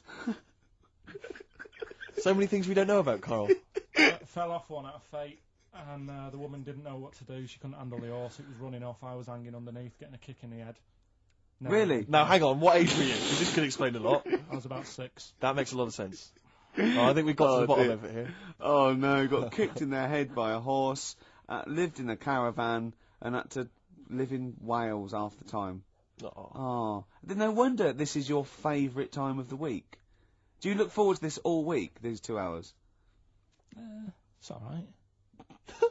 What would make you truly happy, Carl? Do you mind me just asking that? What would make you truly happy in life? I was thinking about it in a week, and I don't know. You don't know? There's nothing that you particularly want that you feel like once I've got that... Well, the easy answer there is money, innit? But I don't No, know. it's not I true. don't know if it's true. No, you just need enough money. Do you feel spiritually satisfied? Yeah. Yeah? I'd say Carl, so. have you embraced the good word of the Lord? What do you mean?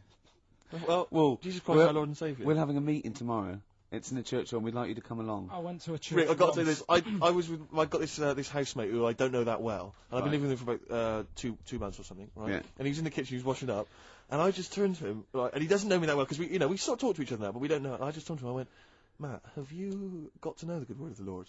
And he went, and he looked at me with utter fear in his face. And I just went, I just think we should sit down a bit and just talk about you know, the word of the Gospels, and he just looked at me, and he was absolutely petrified. I just started laughing, cracking up, and it's the sigh of relief. He was absolutely petrified. It's a brilliant game to play if you're getting a lift on a long car journey with people you don't know very well. Just bring that out. Yeah. It's so terrifying. Yeah. I went once. If you're also another good one is when you pick up a hitch. I say like, I wonder what this car would look like on fire. Exactly. Things like that. Yeah. Yeah. Yeah. Sometimes I like to drive the wrong way down the motorway. Yeah. Yeah. Would you? What does a knife feel like when it's going into your eye? What? Did you see that story in the week with a farmer who got his arm stuck in a bit of machinery? And he was going on about, I mean, he came on with a false arm, so you knew something was wrong straight away. But, you knew it wasn't going to end happily. But he was, he said, I'm a farmer, I've been a farmer for years, and I'm always telling people don't stick your hands in machines. He said, but I got off my tractor and the machine had stopped, and he went to shift some, I don't know if it was a Coke can or something that was in the field and the machine. Bloody cows drinking Coke. Oh, this is not the famous one that about 15 and he took his arm to the hospital and he was making jokes. His arm was in ice. He didn't take his no. What it was his hand went in and the machine started again. Yeah. And it started pulling at his skin. Oh. Right. So like the skin was coming off his arm. Yeah. And it was going around the rollers. Yeah. And he's pulling back like that. So he's like, oh god. Yeah. And the skin's like being wrapped around and it's like pulling it. So he can see his bone and stuff. Oh, no. And he was there for like ages going, oh, God. And he had a penknife in his pocket. So he got that out with the other hand, managed to open it. I mean, that's yeah, because they stick, don't they, after a while? I've got one of those Swiss Army knives. And well, that's what it was. I can't do it with two hands sometimes once they get all full of gunk. He managed to do that with one hand and cut away at the skin. That's not true, is it? Yeah. Has he learnt to farm again, like the drummer of Def Leppard? Has learnt to drum again. Have they got like, just like the handles? Can he farm now with just one arm? It was good because he was making a joke out of it and that. Oh, that's good. I think that's good. But that doesn't mean you can, Steve. Though. No, sure. He had to cut his own flesh off to escape a combine harvester. Yeah. He doesn't need you know. Making wisecracks. Do you know what I mean? Sure. Sure. I just always remember getting a hot plate out of the oven when I was younger, and that absolutely killed. Yeah. It stuck to my fingers, and I just thought the pain that he must have been going through. Yeah. Must have been what? You must have been worse than a hot plate. Oh. It must have been worse than maybe dropping a pie. Yeah. Yeah, I think you're right.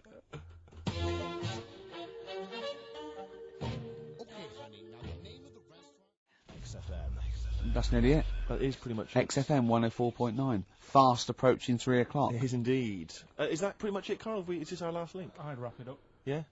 Yeah, so would I, actually. A song for the ladies' time. And this is a song you put me onto, Rick. It's a beautiful song. If you recall. Special View, a.k.a. Telescopic Love from The Only Ones. The B-side of Another Girl on Another Planet. Their only hit, maybe? Well, yeah, I think one of them. But, some great stuff on the best of The Only Ones, which it's just a band kind of... Another Girl on Another Planet. That might be up for the best intro in a rock and roll record of all time. I'll put up Won't Get Fooled Again and Another Girl on Another Planet. Foxy, he's already putting up Money for Nothing. Exactly. So maybe we'll run that competition next week. Yeah, although Walk of Life is particularly good. Here comes Johnny singing oldies, goldies, bebopalula, baby, here. Oh, genius. Oh, nonsense. Walk of Life. Okay, so this is a Special View from The Only Ones, a song for the ladies, and that's it. See you next Goodbye.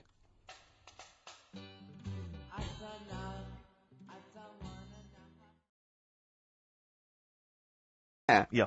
That annoyed me. That did annoy you, sure. Because there was lots of, like, shit and coffee and horrible gunk. In his hair, or? No, in the inside of the bin. Sure. But what annoyed me is he's hardly got any hair. Let's be honest, he looks like Moby. Yeah, so I said, I took the bin off. Yeah. And I was having that, and I thought, you ruined my fun, is what do you know what I mean? I said, what's your hair? I said, we could do that now in 30 seconds. Yeah. And he looked at me like I was in the wrong. I know.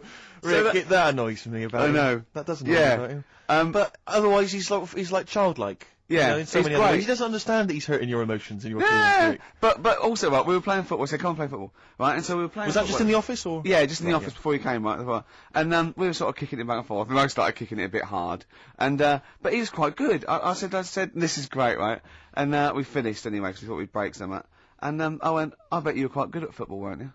And I actually thought he looked like quite a natural. You know, I thought he'd be good. He's from the north, and I thought that's all he'd have. Yeah, I mean, exactly. Right? And he went, I said, I suppose you're quite good at football. And he turned, the quick as flash, I went, I've scored once. Right? He said, and that's because I was being chased by a bee. And I went, save it. Yeah. He went, no, I said, please Please save it, because I want to tell Steve that. No, you can continue now. Please tell us the rest of the story. You've scored a goal once because you're being chased by a bee. Yeah, you've done it now, really. I was on the... There must be more to that story, K-Man. I was in the school team. I wasn't that good as a kid at football, to be honest. Mainly down to... I think it's because of my dad. My dad wasn't into football. Right. I think that's the way it works, isn't it? If your dad's into it, then you could be a footballer when you're older. Sure. Yep. Because you're into it. And so I was in the school team because I got on with the other lads. They let me in the team. Popular guy, yeah. Sure. And yeah, I was stood there doing nothing because I didn't really know what to do. I never knew which way I was meant to be shooting. Yeah. Got all that messed up. Yeah, that is a I just stood there, right, and with my hands behind my back, and something landed on me on like this part of my thumb. You can't just point. It's radio. It's this bit here. Right. Yeah. The fleshy bit. The fleshy bit of the thumb. Yeah. And I thought, oh, what's that? And I looked down, and Is it it was a bee. thumb? Oh, it was a bee, yeah. It was a bee on me. So I start running, try to get away from it, and bees. Actually, something interesting about bees: more chance of getting stung by a bee in windy weather than any other sort of weather. That's incredible. Anyway, so I'm running away. And he said there was no more. Extraordinary. I've already learned many, many things. You're being chased by the bees. So windy. I'm running. It's on your thumb. Is it still on your thumb now? It's sort of gripping onto me like a stag beetle. Clever. I love it. Oh, or a bee. Yeah. So I'm running, and I'm running towards like the goal. Yeah. Oh God! And the ball comes to me. Yes. Wallop, get it in. Brilliant. What happened to the bee? Did it sting you? They die, don't they? I mean, ultimately it died, sure, but at that particular moment, did it sting you? This was probably about 20 years ago, so I imagine. No. Once a bee stings So you. did it that's sting you? Yeah, but did it sting you? Yeah. Right, that was the question. When did it sting you? When I was playing football. No. Carl, do you mind me asking? You say you're on the school football team. Was there just 11 boys at your school? Was that how you got in the squad? Listen, Carl. Oh, what I mean is, at what point in this story did the bee sting you? Straight away? After or half time. Play a record, man. Oh, he's the best.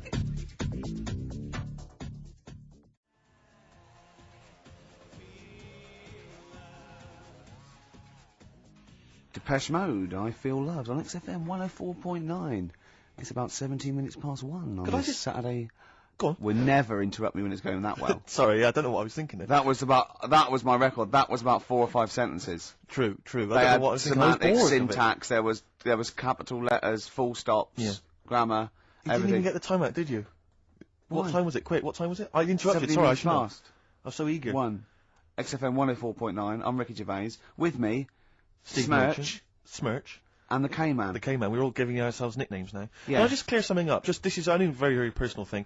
Lots of people who listen to the show that I've spoken to, friends of friends and stuff, they think that I'm the guy that plays Gareth in The Office. Because my voice is obviously very similar. It couldn't be further than the truth. That's so not the case. If anyone's listening, they think it's me. Than the truth. I don't like want to take credit for it. Mackenzie's performance. That's a guy called Mackenzie Crook. He's a brilliant actor. Yeah. Everyone's seen his performance. It's not me.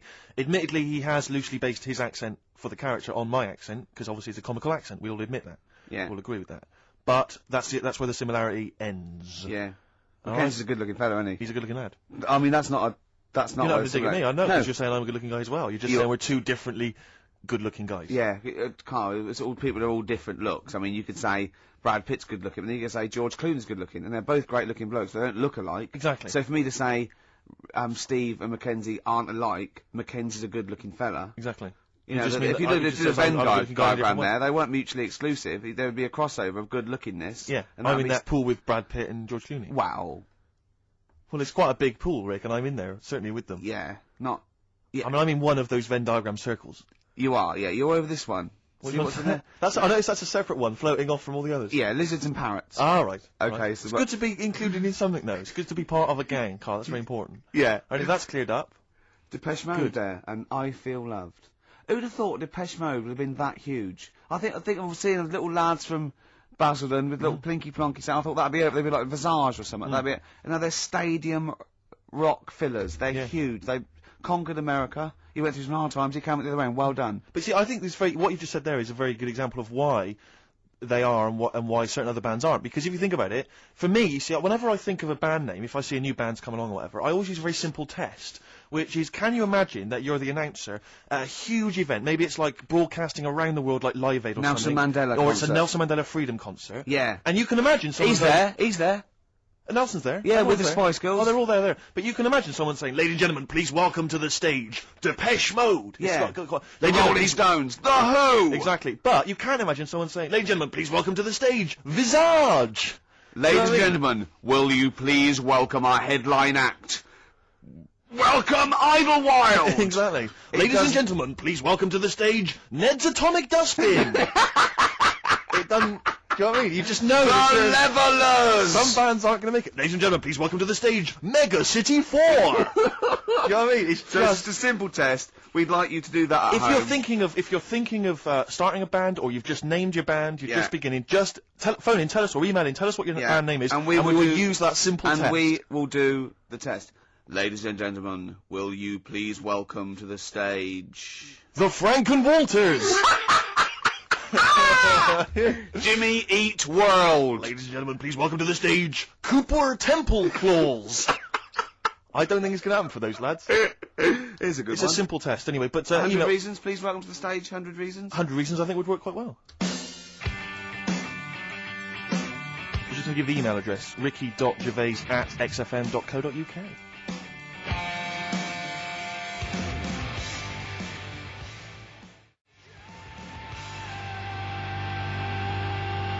Reasons, if I could.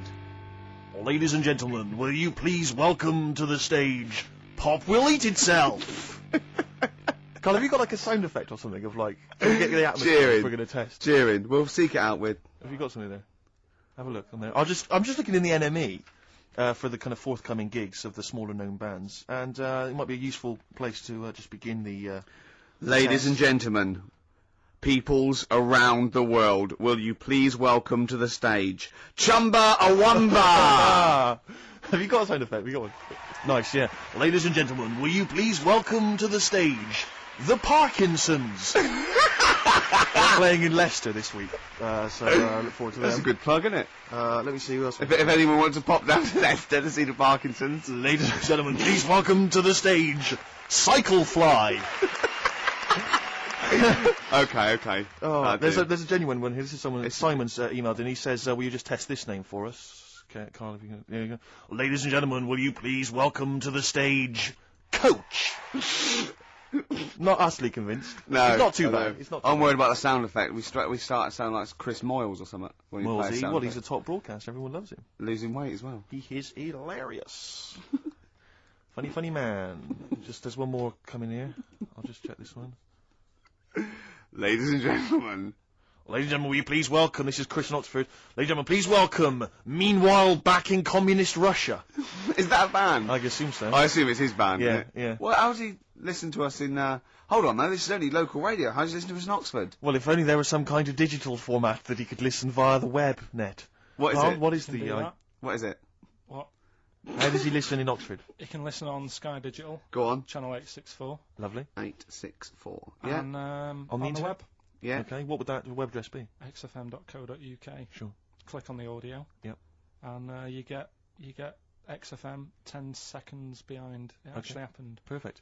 Just of interest, what's the point of saying that if they can't sort of get us in London to listen to that, because they won't be, unless they're either in London, so they won't go through this nonsense, or they're in Leicester and they can't hear us saying Sky Digital. Yeah, we haven't thought that through at all. Because you might work in London for a bit and then have a Go back and spread the word. and like leave. Yeah. Go back and spread the word. Disciples. Move back to Leicester. Yeah. Tell your mates. Yeah. Soon, There's any number of combinations. Soon, XFM is the most listened to radio station in Britain.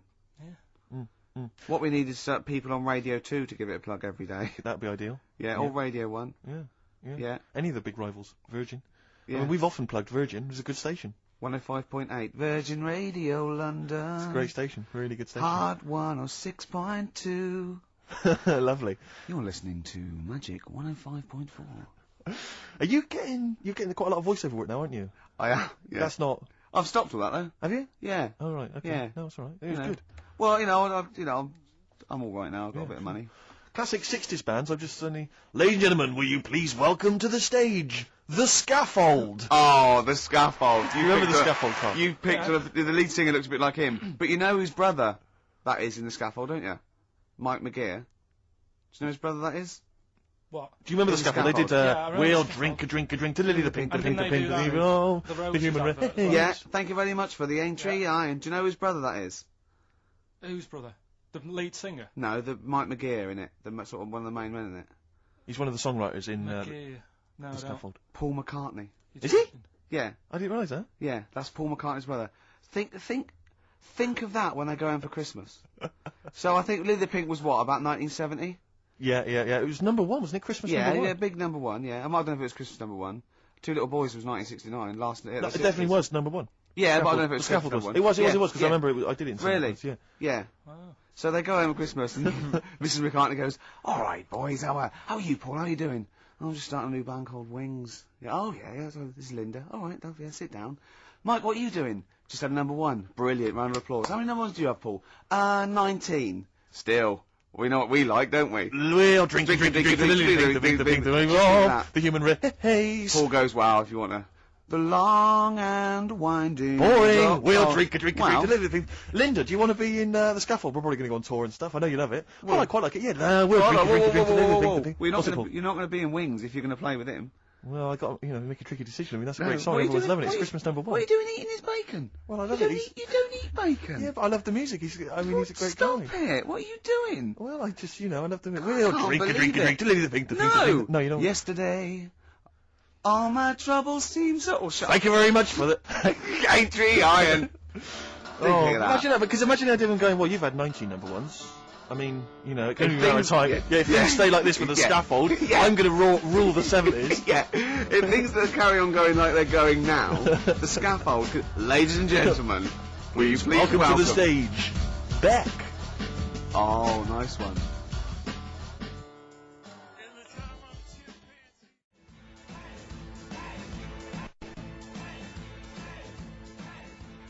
Dandy Warhols. Ladies and gentlemen, please welcome the Dandy Warhols. There you are. It's never going to That sounds like Levelers crossed with Wonder Stuff. Rubbish, isn't it? Really. I mean, Well, it's fine. It's chirpy. It's a nice old song, but it's not.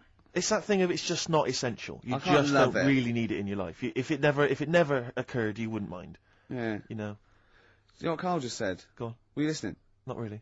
He looked out the window and he looked at me and he was looking at me and I looked over at him and I said, "See, now's that would be good to die now." Like, what? He went, "That weather, that would be good to die." And I said, "Of what?" He went, "Old age." Yeah. What's going on up there? He's a philosopher, Rick. He is, He's isn't on he? a different No, plane you to can't us. just say it like that. The other week, I came in when it was really miserable, and I said to you, "God, can you imagine dying today?" Yeah. Because Whereas today you feel it would be a much better day to die because it's you got bright. the curtains open, sun Sure. shining. It's like. I mean, the you'd world still be a is- bit angsty about the dying thing, wouldn't you? I mean, I don't suppose that would be alleviated. Yeah. Sure. Okay. Well, hopefully we'll still be broadcasting, when one of us reaches that happy moment, and we can check. Yeah. It's quite a lot of emails, Rick, coming in about band names. I think a lot of people are going wrong for a simple reason. They think it's funny to have an ironic band name. Yeah. They think it's a bit comical. And I just don't think there's any great bands that have had a comical name that have made it into stadium filling. What was that band? Where's Me Jumper? What were they I called? don't know what they were called. I mean, the obvious example of one that was never going to make it internationally. Splodgeness Abounds?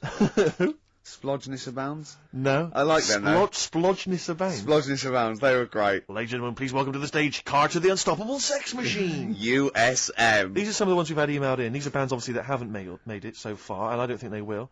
Ladies and gentlemen, please welcome to the stage, The Lazy Birds. Nope. No. Ladies and gentlemen, please welcome to the stage, The Paperclips. That's not a real band, That's what is it? someone sent in. I don't know, yeah, but no band name is weirder than the others, and also you grow into it. I mean, the Stones and the Beatles are iconic because they are iconic bands. What you think you'll grow into? Ladies and gentlemen, please welcome Shuttle Rock.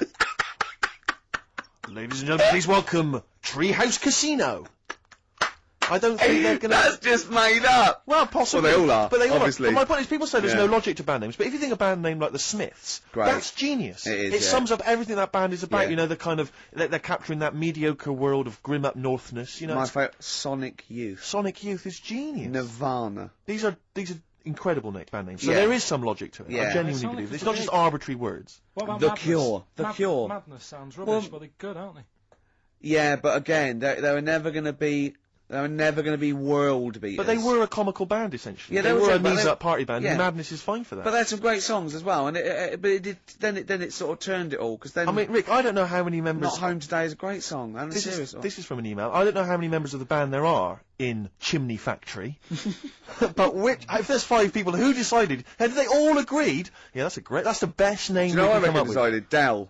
Right. Well, he started the band, and they rehearsed around his house, so Dell went, look, it's called Chimney Factory, because my granny's doing it. They go, alright, Dale, but it's not. I've got some other. But no, it's called Chimney Factory. I own the van and the amps. There's Paperclips gone. There's a band in Leicester called Paperclips. We can't. We just argue over that forever. And just all I'm saying is think before you name your band, all right? Because it's never going to happen if you've got a comical band name. There was a feminist band called Clitoris All Sorts, which is quite good, isn't it? But you laugh and then you just think, oh. Yeah. You know, I'm never going to have that on my T-shirt. Imagine that. Clitoris All Sorts. It's that time of the day now, talking of that. Yep. Song for the Lovers. Sure, it's beautiful. Now, Steve, I mean, I will play great old tunes till the cows come home. We got to give them a little bit of Dandy Warhols and Air and Athlete. I know that, and they're great, they're good, right? But I wanted to play a Cat Stevens song, but I thought I'd better not, because I've, play that a little bit. And we quite like resurrecting old reputations, don't we? People like Elton John, who had bad faces, or David Bowie. People whose names now are largely laughed at in the serious rock or people circles. that people might not have considered. I thought Cat Stevens, oh no, Rod Stewart, I thought. Was he Rod Stewart? Many people now are thinking of the leopard hot pants and the ludicrous Do you hair. think I'm sexy, and all those sort of awful stadium sort of disco things, but he wrote beautiful tracks from Maggie May and I thought, hold on, 2 birds with 1 stone. What about a Rod Stewart song written by Cat Stevens? Wow. Is there such a thing? The first cut is the deepest. Let's hear it, Rick. On this album as well is The Killing of George. Georgie Part 1 and 2, remember? About the gay bloke. Georgie Boy was gay, I guess. His favourite song. Carl's favourite song, right? Brilliant. And I was going, oh yeah, I remember that, yeah. I said about, and I said, did not intend to take his life. He just pushed it when he gets mugged and killed. Do you know what he said? I was sitting outside, I was singing, and he went, well, as I said, they go out too late. They go out too late? He meant gay people go out too late. He went, no, they do. I went, what do you mean? He said, well, they're always out, they go out when people are coming home. He said, if he'd have been in bed by 10, he'd still be alive today. That's a sobering lesson. And he went, there's one that works here, and he's shattered every Monday. Oh, if you're gay and you're listening, just be in bed earlier. Go out when sensible people go out. Yeah. You're right, we're not on the continent, Carl. If you're gay and you're not in bed by 10, go home. Yeah. I don't get it. First cut is the deepest, Rod Stewart. Song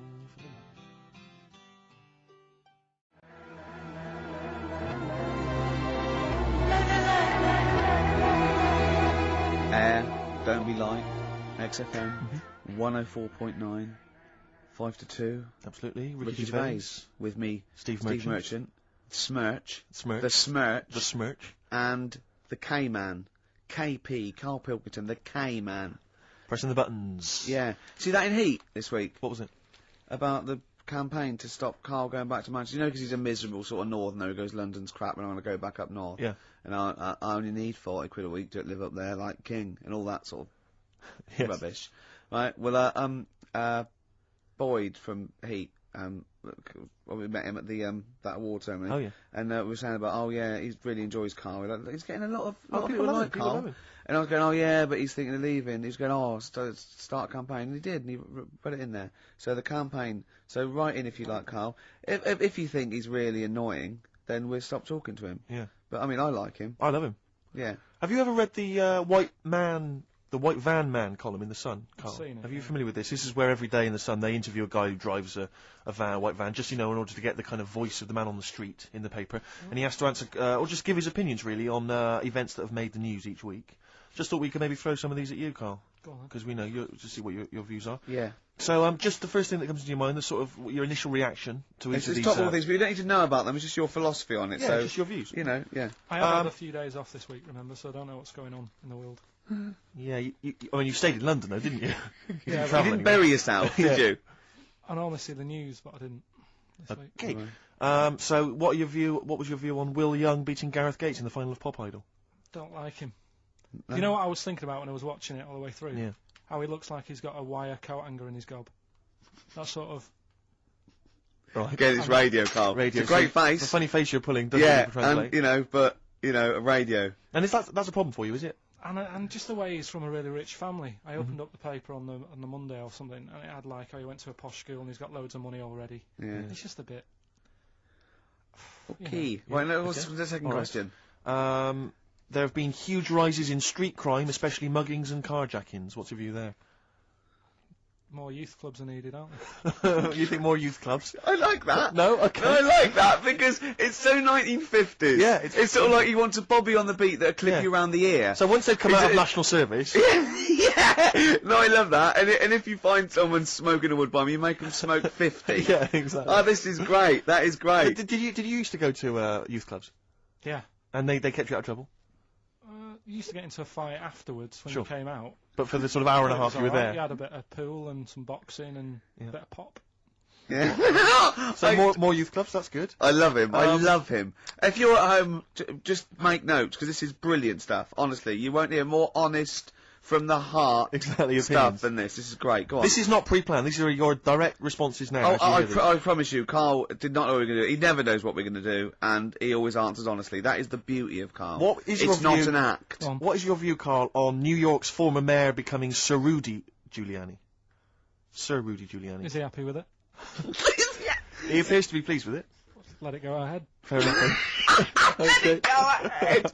Oh, he's genius. Okay. Is he happy with it? He's like your nan. Yeah, yeah. What do you make of Michael Greco's character Beppe being axed from EastEnders? Problem for you? The whole soap thing. What's it's back in Coronation Street, isn't she? What's her name? Who? Bet Lynn's. She thought she'd go off and be a bigger star. Yeah. All went wrong, and now she's coming back. Yeah. Always happens, doesn't it? Beppe will be back. Yeah. No one really cares. Sure.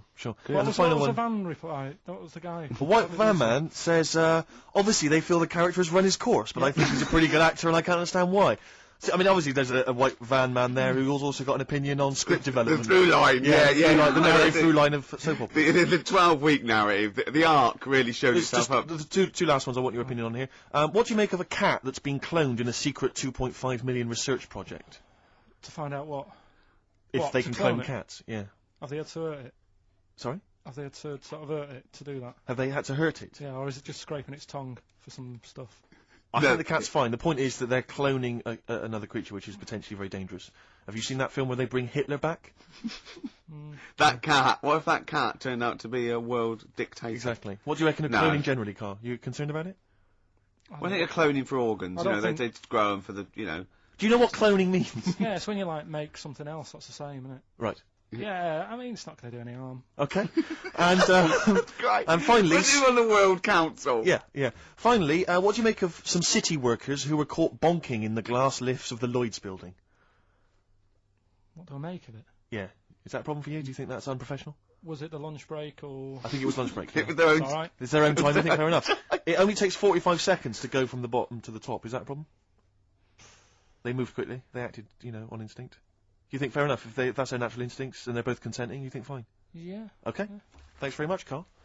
Thanks very much, Carl. Carl, we'll have more of Carl's world-weary opinions next time on the show. Listen, I want to play a track that I love. I can't wait for this track. It's by a great band. Just going to do, before Steve does this, coming up, we're going to give away a great game.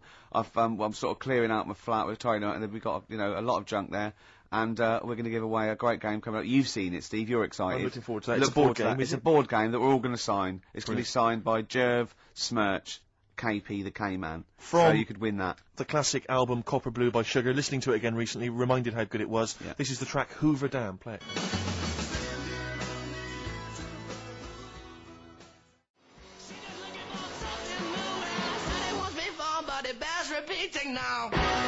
White Stripes, Fell in Love with a Girl on XFM 104.9. It's 2:10. Right, okay, that's the first hour out of the way. Next hour, Steve, I've got a game to give away. As I say, I'm sort of cleaning out my flat a little bit, and we were going to throw away stuff, and I went to say, oh, whoa, don't throw that away. Yeah. I can give that away on the show, because XFM don't give us anything to give away. No. Does anyone care what happens weekends? No. There's people coming here going, oh, he hasn't turned up, fiddling with stuff, fire alarms going off, the library... But we were looking for a track we played a couple of weeks ago on the same album, and it's gone. Yeah, it's been pinched since we last played it. This is I can't believe it. They're moving. That's like a tip out there. And I have to... No, it is a disgrace, Carl. It is. It is absolutely, it's disgusting. How It's many just- of the DJs on this station have won multiple awards like Ricky Gervais? Yeah. How many of them are double award winning? To have someone of my calibre. I hurt my ankle, didn't I? Moving a chair. I had to even move my own chair in here, and I hit my ankle. That'll teach me not to wear socks. Yeah. The socks would have just taken out the sting. I think just walking around barefoot generally is a bad idea in London. You know, there's the needles, Rick. There's all sorts. I of know. stuff. Or that. Well, Posh does it in her video. She walks around barefoot. Oh, you love My it. heart's got a mind of its own. Ricky absolutely loves the current Victoria Beckham. Yeah, film. I like the sentiment. My heart's got a mind of its own. It's sort of like, doesn't matter what I'm thinking in my head. My heart says something else. Of course, what we did for the last week was change the lyrics. Just walked as you around do. for ages. Does anyone else do that? Just going things like my wife's got a cock of her own. Things like that. And Seriously, hours of amusement doing that. just changing it. Just say my knob's got some balls of its own. We're doing that for a week. Meant to be working. Yeah. Yeah. Anyway, you were going to give away this game, Rick. Yeah, it's called Donutters. And it's a game for 4 players, or 2 to 4 Have players. you ever played it yourself? I watched. We sort of got it for a party, and I watched some people. Can I try and sell it to punters who may... Yeah, go on. Play the part of a crazy donut-loving elephant in this hilarious game of fun and fast action. Yeah. You put on a little elephant thing, and you have to pull up get up the donuts. Brilliant. Can you be the first elephant to get all your donuts on your trunk? Be the first one... the first one is... Sorry, this isn't a sex game, by the way. There's no euphemisms there. Some of this is a bit slightly damaged, the packaging, that's why I couldn't read that. You're joking? Yeah. But don't worry, because Is you're not everything in asking there? much for this, are you? We'll start at £5. Bear in mind, it'll be signed by double award-winning Ricky Gervais. No, of course it's free. And, Carl went, you got a question? I went, no. He said, well, something about the Elephant Man. I went, Something about the elephant. Yeah, man. and I went, yeah. You know what, John Merrick? He went, yeah. He went, yeah, something about that. Awful, wasn't it? I went, you know where Michael Jackson actually bid for the skeleton of that? And he went, what, would the skeleton be affected? I went, without it grows, that's what happens, it's nice. And he went, you don't see any of that about these days, do you? Anyway, I just said save it. Although, of course, you have to put on these masks when you play Donutters, so in Yeah. a strange way, that looks kind of Merrick-esque. Yeah. And the game, Rick, I should just tell people listening, is elephantastic. It is. It says that on the box. It so I'm is assuming that's elephantastic. right. It is elephantastic. I mean, you yourself. Can I say a question, actually? This Go is on. a possible question. Okay. Should we sign it first? We should sign it, but based on the Elephant Man question, obviously, we all know who directed the Elephant Man film. Sure. Don't sure. we? Yeah. Parker. No. David Lynch. Lynch, of course, yeah. But do you know who one of the people that got that film made was? He's a very famous comedian. It was his production company that got it up and rolling. He may be an executive producer. I think he was even the producer of it. And he's an famous American comic actor. You wouldn't imagine this was the same guy who is also producing a very serious, sober film like The Elephant Man, all right? We want to know who was that man. It's a bit hard for that. Well, yeah, but, I mean, that'll separate the Bit wheat after from the that, chaff. Have you seen anything else that's elephantastic?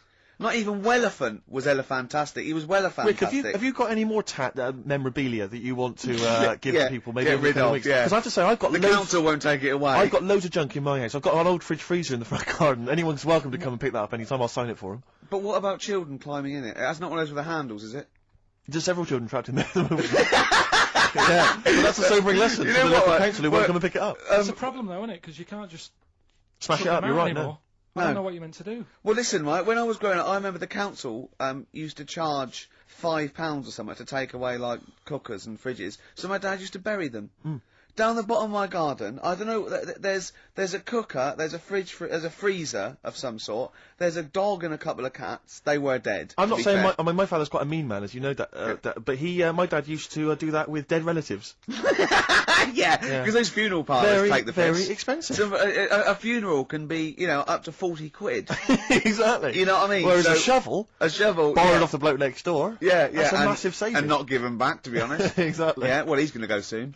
What's he going to say? Okay, to win Donutters, signed by Mr. Ricky Gervais and 2 other blokes you've never heard of. It's elephantastic. Yeah. And the question is, what was the name of the famous comedian, American Give out the comedian number, give out the number. that produced and had heavy production involvement in the film The Elephant Man? The email address is ricky.gervais@xfm.co.uk. Carl, what's the phone number? 08700 800 1234. Right, next up, we've had a lot of requests. Carl's popularity is growing. They want to hear his Super Mega Mix, the Britney Spears thing. Big it up, big it up. Yeah, it's good. No, tell us what it is. It. Alright, it's Mark being Blade, the vocals, of The Unknown over Britney Spears. Hit Me Baby One More Time. Let's hear it. It's highly illegal.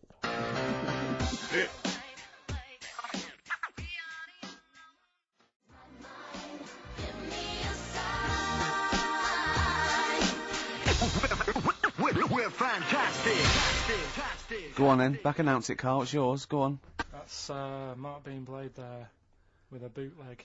And what's it called? You called it something, haven't you? You cleverly called it something. What did you call it? Nick This Record One More Time.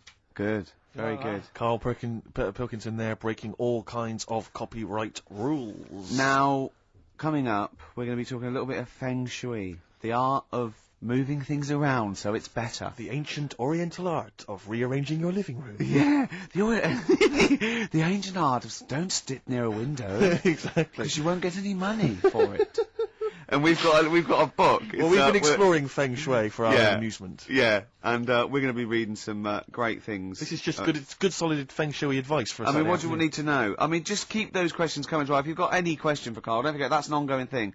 Anything in the world, any question, personal problems, philosophies, it can be out of the. Just ask Carl if you want. Just ask Carl. Okay. All right, Carl, you're up for that, aren't you? Yeah. And you give your honest opinion, won't you? Always. Yep. Yeah. Should we give away donuts? Oh, it's been won. Who's won it, Carl? Scott Hammond. Well done. Well done, Scott. He'll be loving that. He's probably going to have a party, especially to play Donutters. We've had a number of right answers, but I'm afraid Scott's the winner. And the question, of course, was which famous American comedian was heavily involved in the production of the film The Elephant Man? It was, of course, Mel Brooks. Surprising. And he's got a company called Brooks Films. Our first person that called in, I think he was a bit confused. He said, "Is it testicles?" Yeah. When what? The producer went, testicles. Yeah. What was that illness years ago? Right, there was a couple of lads at our school. Oh yeah. Had really big heads. Right. And webbed fingers. And webbed fingers. And sorry, wait. Was that? Hold on. Did you find him in a pond? Did they used to be little tadpoles? No, Carl, you're not confusing your past with an old episode of Doctor Who, are you? What were they called? These two? I didn't mix with them. Right. It was just like. Of course not. There was nobody thought anything of it at school. Cause No, it was like, sure. You used to it. Yeah, it's the north. There goes the creature from the Black Lagoon again. yeah. He's late. Brilliant at trigonometry. He's late for double maths. Yeah. But yeah, I didn't think anything What of it. is it called? What is the disease called where two fellas, are they... Not even related. Rubbish. Not related. Were you near a nuclear power station when you were growing up? Yeah. You weren't really? Yeah. God, this explains so much. This has got a I bit don't heavy. think that's it. Hey, talking of enormous heads, Yeah. you were at the Pop Idol final, weren't you, Rick? You went Yeah. down there just because obviously Rick's a huge fan of Pop Idol. He wanted to be there. He wanted to give his support. Quite seriously, there was no irony there. We were Yeah, having he genuinely great is a time. fan of it. And he was. You sort of had photos taken with various people, Yeah, didn't of you? Because course. you were a bit drunk and you wanted to have a memento of it. There's obviously Yeah. a picture of you with Fat Man Rick Waller. Yeah. Yeah. But the best one is a picture of Ricky and his girlfriend with Dr. Fox, Yeah. whose head It's twice the size of mine. any other head. It's quite remarkable. I He's don't know how like they a make barrel. He's a lovely bloke, and he was really nice to meet him and everything. But he looks like an immaculate tan, and he's always happy, and he's he's. It just looks really on the good. picture. It looks like someone you might see in a carnival who's built a huge papier-mâché head, and we're like Frank Sidebottom, just sort of walking down the road. It's just incredible. Dr. Fox didn't used to go to your school, did he? He used to hang around with a mate. They were great swimmers. They were brilliant swimmers. Oh God. Have we got another song lined up? Yeah. What are we gonna play? Bit of Pheromonge. Bit of who? Pheromonge. Let's hear it.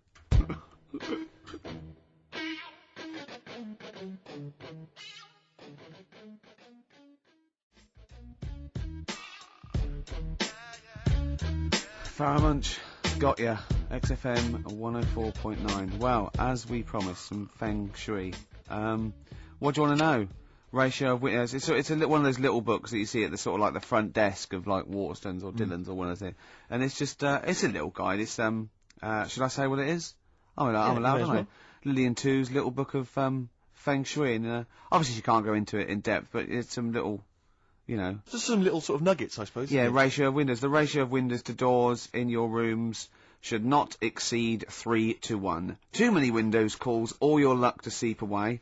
Obviously. Hello. It is also better not to have windows on the wall opposite the door. Is that the case in your place, Carl? Because you may need to brick that up when you get later. I always remember I used to work nights. Yeah. Right. And it was when my brother just sort of got kicked out of the army. Yeah. And my mum and dad went away on holiday, so he was staying with us. He's got to write a book, this bloke. And, You have got to write a book, Carl. Go I on. came back, Yeah. and there was women everywhere. There's women in every bed in the house. I thought, where am I going to sleep? Had he set up a brothel? What? So no, it's just a bit of a one. That's so- impressive, though. A girl in every single bed. I mean, He was mad. So I slept on the sofa downstairs, and I didn't sleep that well. yeah, But I slept on it before when it was facing a different way, sure. and I had a good sleep. So for you, that's So- proved the worth of feng shui. Yeah, I think there's something in it. Did you honestly think there's something in it, though? Yeah, I do. Yeah. Okay, we'll just read a few of the others, Rick. Okay, well, it's not big. I think most people know this one. Displayed a three-legged frog for luck. Look for a three-legged frog. You can buy one from any Chinese supermarket and place it in the vicinity of your front door, facing inwards as if it has just come into the house. Don't place the frog facing the door. Please. Oh, come on, people. What? Think before you place your frog. I mean, this really is. I mean, but. What's the last page? Because that will be the most important one. Do you reckon? Yeah. the last one, I The wealth vase. Make a wealth vase and keep it hidden in your cupboard. It can be made of gold, crystal, or glass. Can I just say something? If you've got a vase made of gold, you're probably all right for money anyway. Yeah, sure. Sure. But this is the wealth vase. How do you make the wealth vase? Fill it with semi-precious stones and with soil taken from a rich man's garden. So just find the soil of a rich man. Take some soil from the... This is like bury a piece of steak and the wart will go. Yes. I have a tooth of frog. This is... It's the one where with the gods. Can you find that one? Oh, where's that one? Yeah.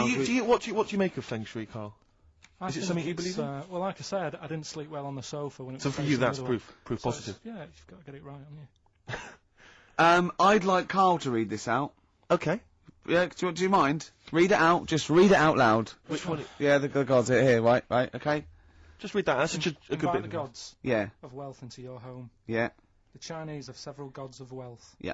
which they display in their homes to attract what? Prosperity. Prosperity. Oh yeah. Yeah.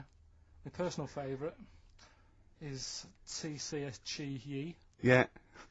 who sits on a tiger. He sits on a tiger. Yeah. Okay. Wait. It's pretty difficult to find this fella. Yep.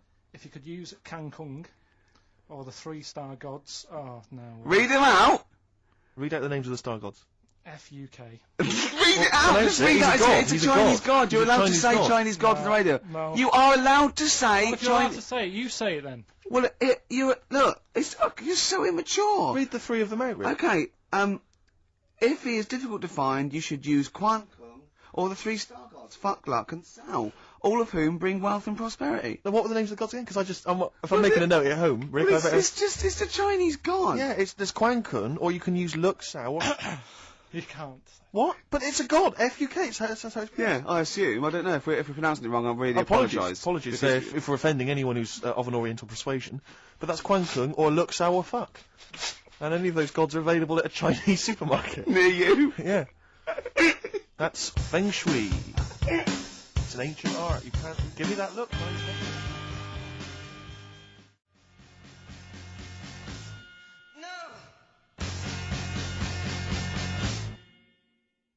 Clinic. Walking with thee. So that's Feng Shui. That's Feng Shui sorted. We've given away donutters. We've talked a little bit about band names today. With more insight into Carl's psyche. Now you during that record you said we knock everything. You saw something about the Bermuda Triangle, didn't you? Yeah, when I talked about Ghost, you sort of just because you don't believe in it. I think it's because you're scared of it, to be honest, and you can't admit to understanding it and Sure. actually believing in it. Sure. Thing on last night, Steve. Yes. Bermuda Triangle. Oh yeah. Do you know much about that? Mainly the song by what was his name? What's his name? Bermuda Triangle, where people disappear. No, Bermuda Triangle. What's his name? No, Barry Manilow. Barry Manilow. Yeah. Are you familiar with the lyrics? Bermuda Triangle, where people disappear. Bermuda Triangle, don't go near. Yeah. I shouldn't really make a joke out of it. No, you're right. Go on. But what it is, right? There's a program saying what it's about. What do you know about it? As I say, mainly from what Barry's told me, but certainly planes and various boats have gone missing within the Bermuda Triangle. Planes. Yeah. Yeah, but obviously that documentary didn't explore He it. learned a lot about that. For that. I learned a lot about American history through "We Didn't Start the Fire" by Billy Joel. Again, most So- of my knowledge of the sort of Tsarist Russia comes from Rasputin by Boney M. Well, listen. Yeah, he was the lover of the Russian queen. They put some poison into his wine. Yeah, yeah. They shot him till he was dead. Yeah. Which is, go on. Right, well, this, oh, those right. Russians. Sort of bit of an earthquake in the sea. Sure. Lets out methane gas. Okay. Yeah. And apparently, if you were swimming out in the sea, Yeah. and there was like an earthquake and some methane came out, you can't swim in it. You just sink. Okay. Even if you're a good swimmer. What happens if you're two lads from your school, and they big heads. Yeah, that's like a buoy. Doesn't So you can work. see them a mile off, No. and their webbed hands would get them into shore. Because they did actually say even if you're wearing a life jacket, if the water's full of methane, right? You just methane, sink. You just sink. So what it's saying is boats have gone across the sea, got a load of methane in the sea, and the boat just sinks. Right. What about the planes? Is it then sort of planes with little sort of floaty things Could on? be. That'll be the sort they've landed in the sea. Right. And methane's coming. Well, sorry, Carl. What did the documentary say? Not I imagine. Yeah, your hypothesis might be one Yeah. thing. What did they say on the They documentary? didn't cover that bit. They didn't cover the planes. They didn't do the planes. Something else they said about it though. Go on. Loch Ness, the monster, Sure. probably doesn't exist. Okay. What it is. Interesting. Hold on, interesting. Oh, interesting. Is- What they thought the Loch Ness probably didn't exist. Curious viewpoint. Hold on. What proof have they got for that, Carl? How can they go around saying stupid things like that? It's methane. Right. Again, in Loch Ness. And people have seen what's the lake it's in? Loch Ness. Loch Ness. Yeah.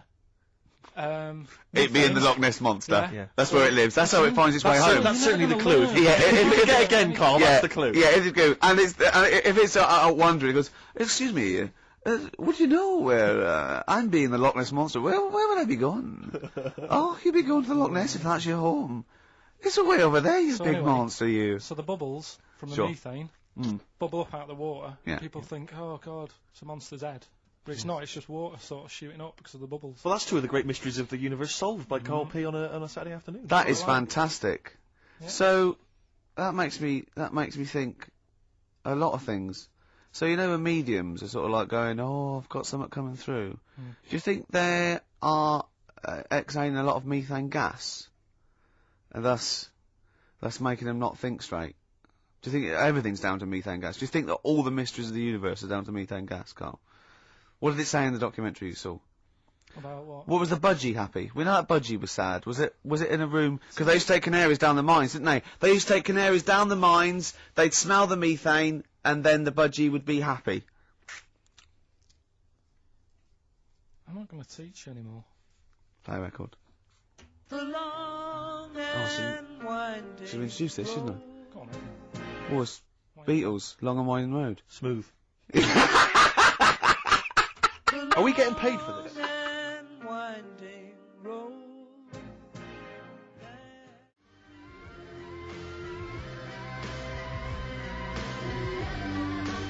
Our Freaks Electric, Richard X and the Sugar Babes on XFM 104.9. Well, nearly through. We've had a few laughs again, a few tears. Absolutely, as always. Excuse me, and don't be alarmed. I look quite frightening, but I'm merely a nice monster. I seem to have lost my way home. Could you direct me in the right direction? Nice to meet you. Yeah, Carl Pilkington. Hi. What's your name? Why do you need to know my name? Well, it might help me to find out where you come from. Oh, my name's the Loch Ness Monster. Okay, all right. Give me a second. What was your name again? Loch Ness Monster. See, this is what I mean. When you came in, you're all over me. Like a rash. Being nice to you. Yeah. Gets towards the end, you get nasty. It's the phone. Answer it. See who it is. Can you give us a second, listeners? Just amuse yourselves for a moment. We're Who just is it? speaking to... Carl's just on the phone there, speaking to someone. We'll just keep you abreast of who that is. Who is it? Time. It's The 10 to 3. listener wants to know if you're doing a live show somewhere tonight. So just a private call now. asking Ricky. if I he's am, performing yeah. later. But Ricky, of I course, don't want to has say it appeared now. recently on television. I David don't mind Brent one person. in now. I the don't want hit to get sitcom out The on Office, and often performs live at different venues around the Yeah. country. Okay. So while those two take care of business. All right, guys, have you finished that private call? That was nice. Jeez, that was outrageous. You're a fan of Feng Shui, Carl, and you believe it's all true. I just run this one past you just on the off chance. Yeah. Because it maybe that you change your opinion slightly. Yeah. Feng Shui teaches you to use your environment wisely. Sure. If your land and the surrounding area is undulating, it's said to house auspicious dragons. When land is flat and featureless, the dragon is missing, and the land is said to be less auspicious. Excuse me, they call me the Brixton Dragon. Sure. I seem to have lost my way. I know it's South London somewhere, but could you help me find my home? What's your name? Well, they call me the Brixton Dragon. Right, where are you from? I see what you mean. I see what you mean. Aye. Oh, the K-Man. So does that make you query it at all? The dragon? I'm not into it that much. Right, I'm sure. just saying that if you have your head at one end of the bed rather than the other, it might make a difference to your night's sleep. It's not so much Feng Shui though, is it, as sort of good advice? Generally. When you went It's home, like, don't sleep on the end of a spike near a cliff. Good I mean that's good advice, isn't it? You know what I mean? Yeah. when you went home and the house was full of women, why did you sleep on the sofa? Why did you not pop upstairs and sort of Into a warm bed. with a woman? Were they dressed or? Is your brother still sort of have those kind of parties or? I haven't seen him for years. Sure. Where's he really? living now? I don't know. Okay. What's his name? Mark. He's not known as like Moss Side Mark. Because that could be a clue. 10 Dawlish Road Mark. He's never out of prison long enough to get a nickname. Hey, steady on. It's getting a bit heavy, isn't it? God, is this what's motivated a lot of your anxiety? Yeah. The hair loss, that sort of thing. We always go a little bit too far, don't we? They're a bit dark at the end of the show. I know. Well, it's wow. Do a Sorry about request that. then for Pete. Oh, Pete wanting a little bit of Muse. Yeah, if Pete wants it. I mean, I'm not a big fan. I don't mind Muse. I've still not got over them doing that summertime song. What was it called? Nina Simone cover, wasn't it? Yeah. Anyway, listen, let's not bring the show down. No. Let's play Muse, and then we'll be Pete pretty in much South finished. Kensington. Plug in, baby. Let's enjoy it.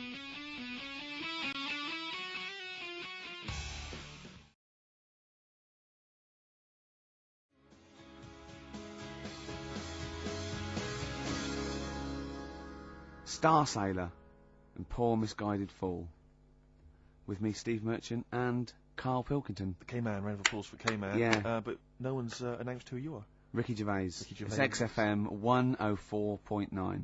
Saturday afternoon. If you didn't know that, I don't know why I mentioned it. That was stupid, really. You must know that by now. Well, we've got some great things coming up. We have haven't indeed. We've got songs and chat and things. We'll also, of course, be running through the white van man questions from the Sun again, but this time KARL will be answering them. I look forward to that. Yeah. Can we do that fairly soon? Oh, there's some good questions this week. Yeah, we will. But as I was coming in, there was like a bunch of posh lads, I think university students, trying to get in because they're doing one of those scavenger hunts that they have to get points for charity and do stuff. And one of theirs is get on a live radio show. Right. So I sort of felt sorry for them. So I said they could come on here just for 5 minutes. Who are That's they? all right. They're just Are they toffs? they are sort of like toffs, but they're trendy toffs. They're obviously Trendy toffs? I don't know Yeah. what's that. Is that like Lady Victoria Hervey? Is she a No, trendy I toff? don't mean that. No, they're both sort of like that. Will of Pop Idol. Right. They like him, sort of like trendy but posh. Okay. They seem nice enough, and they're doing it. They're doing it for a cancer charity, and they just get. They've got for what is it like? They got their sponsor to do various. Exactly. I challenges. don't know quite how it works, but they're gonna come on and because we get for coming on this live radio show, they get 17,000 points. Right. Good. If I can put that in context, Yeah. if they were to say to help deliver a baby, they only get 7,250 Well, points. but it's much easier. It is. There's lots of women just Happily gonna dropping let a couple of sprogs posh all toffs. over the place. You can't get on a live radio show these days for love nor money. That's true enough. You know what I mean? Yeah. So when are they coming in? KARL said they're going to just. 1:30. I had a word with them. Okay. What did you make of them? They are posh. Really? But they said they're going to wander about and go and see if they can deliver a baby and that, and then come back here for 1:30. And I don't know if it. How many I hope they don't points- like leave a baby sort of half out. You know, if they've got it. You know, they're push. Sorry, we're gonna have to shoot off. We've got to go Yeah, and see. we've got to play an instrument in a marching band for 8,500 points. Well, I did say be here definitely at 1:30 because I don't want you getting in the way of the white van questions. And the other thing is, right, they get 7,500 points for delivering a baby, but they get 9,000 points if they cut Peter Stringfellow's hair. Well, he's very precious about his hair. It's a more delicate operation, isn't Absolutely. it? There's more that can go wrong. That's true enough. Take an unconventional animal for a walk in a park. What is an unconventional unconventional animal? I was thinking that could be a dog that just doesn't play by the rules. Yeah, that's a dog that's into Slipknot. Yeah, that wheeze in a urinal. Yeah, exactly. Standing up. Exactly. Yeah, well, I'm looking forward to that. Well, yeah, I'm sure they're lovely guys. Good luck to them. Yeah, we'll see you later.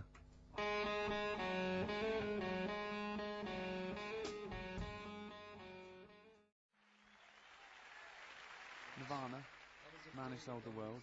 Carl's all confused because it didn't tell you it was ended, did it? What is that then? Is that a sort of glitch in the computer?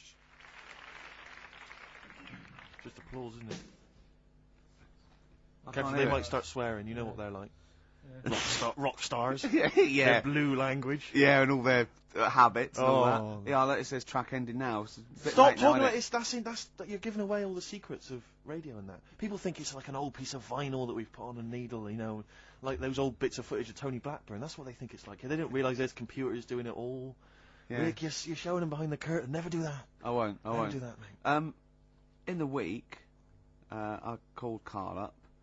I said, "How are you, mate?" He went, "Not too bad." Now, as you know, his girlfriend's been away for ages, hasn't she? Yeah. Covering the World Cup, the African Nations Cup. She's a sports journalist. Well, yeah. All right. Okay. I love the fact you're thinking, what does that mean? Like, well, she's not much of a journalist, Rick, to be honest. Oh. I've read some of her stuff. No, but she's not on air. She does stuff, you know. Yeah. Behind the scenes. Yeah. Sure. A lot of journalists do. You always want to make clear that you're not going out with Kate Adie. That's what you want to make clear, isn't it? Yeah. Now, so she'd seen none of the meteoric rise of KARL as a Right, 'cause broadcaster. she's been away for the whole time a since you've sort of raconteur, become... a wit, Yeah. a cult figure, to be honest. And he hadn't told her this. So apparently he went home and she was sitting there looking a bit grumpy. He went, "All right." She went, "Yeah." She went, "Should we go out then?" She went, "I'm not sure I want to go out with an idiot." Right? Oh no! Yeah, because and she went, "Loch Ness monster. Why don't you just think? Of course the Loch Ness monster lives in Loch Ness." And she was giving a bit of a hard time. And she went, "That's why I don't." He said, "That's why I didn't tell her. I didn't tell her really." Same thing happened when I was at school and I had to play drums in Little Donkey. I didn't tell my parents, right? But my dad turned up anyway. And what happened? He How old were you, Carl? Well, it was the school that I used to go to. Oh yeah. Like, Oh yeah. so Oh secondary- yeah. You went. secondary. Well, you used to go to the school you used to go to. No, but what I mean Go is, on. I didn't go to secondary, did I? So I missed a lot of that. Sure. But primary, I liked. Oh, it was all colouring in and stuff. Yep. And it was a Christmas play, and I managed to get a part in it. And, Did you audition? got a part in it, and I should have been playing the drums to the one about Kings. We Three Kings. Yeah. Yeah. I was meant to be doing that, but Little Donkey came on, and it was one of those. What do you mean came on? That was like next up on you know the next song. Right. And it's one of them songs that you can't help sort of Tapping along to. Yeah. Do you know like if I was to go Yeah, you'd have to finish it with. yeah. Do you know that they actually send that into space? Do they? And What, hoping that aliens will respond with that? yeah, they do that because apparently it is one of them things that you can't help. What, even if you're an alien life form? Yeah. They know that, do they? Yeah. But anyway. What, because they watch Star Trek or something? Hello. Knock knock. Yeah. No, seriously. Is it true, like, if you who's send there? out knock knock into space, yeah, they have to say that. Oggy, oggy, oggy. Yeah. Ah, So that you is do this, that but is you look great. into it. Look. Seriously. Oh, hold on, what's something out there? Was it a little green fella? That is great. Yeah. So anyway, That is Little Donkey is like one of them tunes that you can't. And I was there, and I had the drumstick, and I thought, oh god. The drumstick. I could feel myself, and anyway, Just wanting to do it, yeah. I started going along and playing Little Donkey, which I wasn't meant to do, but it went down such a storm.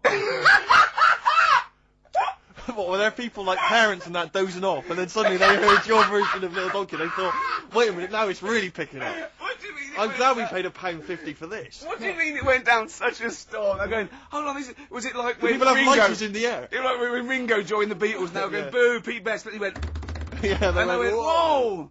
Oh, No, God. but the teacher just said, oh, it went down really well, you can do that again tonight. Right. When you're in it again. But anyway, so my dad was there, and... And you hadn't told him about this performance, so no, he I never just did. turned up I off never his own did. back. I never took the letters home and stuff to No. show my mum and dad, because it just put me off. So, anyway, he turned up, don't know why, he must have heard from someone else's dad. Yeah. He turned up, and he swore about me, which... Did he? I don't... Could you Do you use think a word it's allowed that's... to be said? The word? Of course it is. Right. if you got a kid in the car or anything, you can turn it down now, can't you? Yeah. Right? But he said, there was a guy stood next to him with a camera, big video camera, filming it, and he said, yeah, film it, but try and avoid getting the twat in the hat in the shot, because I had one of those porters, you know, the little round pork pie hats on. Right. This is so sad. What was this a nativity play? It was about Jesus and stuff. Yeah, well, there was a porter there helping him with his Of course bags. there was, I forgot. I yeah. mean, Mary and What, Joseph, managing the they got stable? there. Yeah, because Sure. it was the hope, you know, because the inn was full. Yes. But I think the porter doubled up with the inn and the stable. Right, that was nice. So of he, him. yeah, He yeah. carry bags over, yeah. Yeah, no, so yeah. You're right, though. I don't know why I was wearing one of them, but I was. And And your father said that, and how did you know your father said that? Did you told hear me it? about it later. Oh, he told you about it later? Yeah, I was talking about stuff I'd done at school, and he said, "Oh God, remember that?" And I spoke to him the other day about it. Right. And yeah, Oh, God. shame. So that was the end of your sort of drumming career, really? Because it could have been. I mean, you know, the audience loved it the night before. Yeah. You could have like been like, who knows, a whole new world for you. Yeah, Have that you is. done any stuff?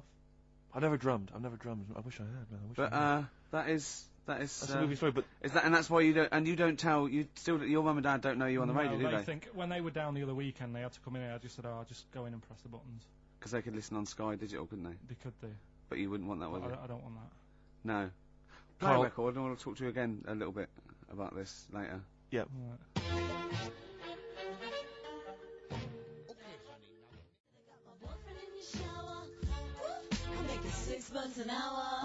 Princess Superstar, Bad Babysitter, first played on this show by Steve Merchant, by Bad Steve Merchant. That's true enough. By Steve Scratch Merchant. That's I right. mean, I still like that, but the videos put me off it a little bit, because it's just, it makes it into the novelty record it always had the potential of being. Do you know what I mean? I agree. Although I was never a big fan of Bad Babysitter was not my favourite from the album. Sure. Sure. If people want my interest and my views on hip hop, then they can always email in, Rick, of course. Or call you at home. Just give me a ring at home, it's no problem. Yeah. Or I just pop out and hang with them in the hood. Yeah, sure, You know, sure, so, sure. yeah. Now it's time for White Van Man. White Van Man. Yes, for explain those what it is. that don't buy the Sun, they think it's beneath them.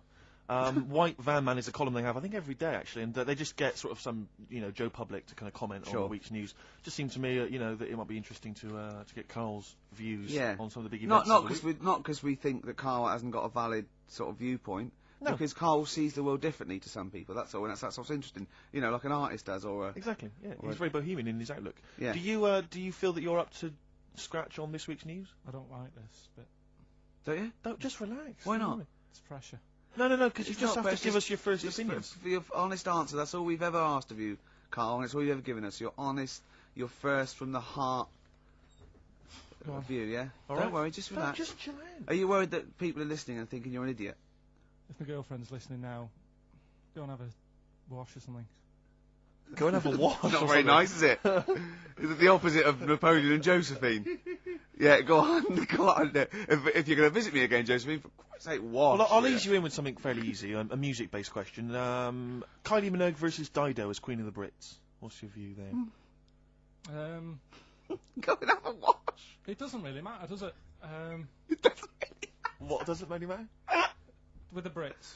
I was watching it the other night, and I think Kylie will be a good-looking old woman. Okay. Do you ever do that sort of stuff? Steve, I want to celebrate with you. Every time he opens his mouth, says something like that, I want us to open a bottle of champagne. I know what you mean. Do you know what I mean? It's sort of like we did that. Yes. No, do you ever do that though? Look at people, and another person who springs to mind, Jenny Powell. I don't think she's that good looking now. Who's Jenny Powell? Is she that girl that used to be the assistant on Wheel of Fortune? Yeah. Leslie? Yeah, I think she's a bit over the top for a young woman. But when she gets older, I think she'll look Be a bit of a nice. stunner. Mm. Okay. So for you, Kylie Minogue, whereas you don't feel that about Dido, is that right? She's alright, she's normal. I prefer Kylie's sister to Kylie.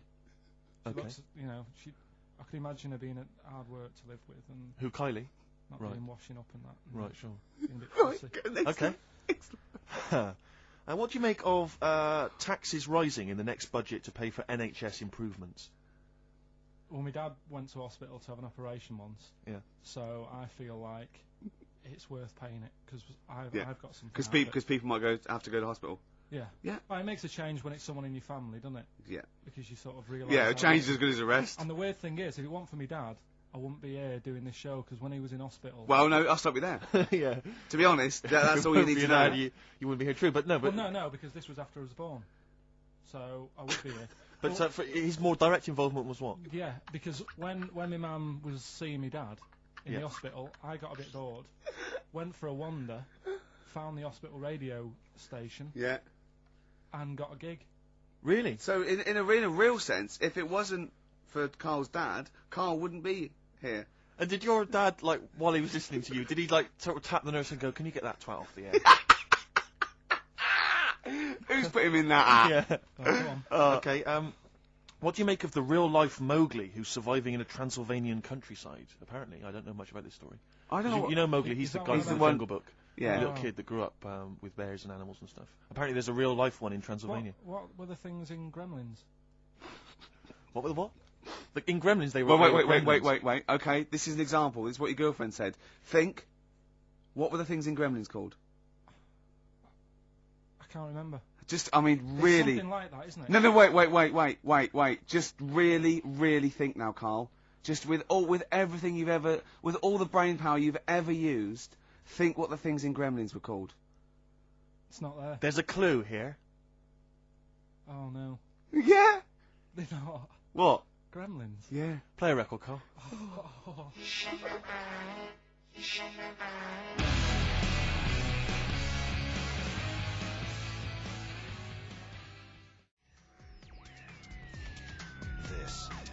This is XFM. Well, we're back, and there's a few more people here. It's Absolutely, well done. Yeah. Well observed. Yeah. Do you want to say hello? Yeah, hi guys. And what are you doing here? This is Mark and James, or Sco and Belch, and we're here. Sorry, your names are what? Sorry, say the last bit again. Or what? Sco and Belch. Sco and Belch? Yeah, that's right. Do you want to explain that? No. No, from the drinking games, I imagine. Yeah. Oh. We've got worse names than that, but it's radio, so. Sure.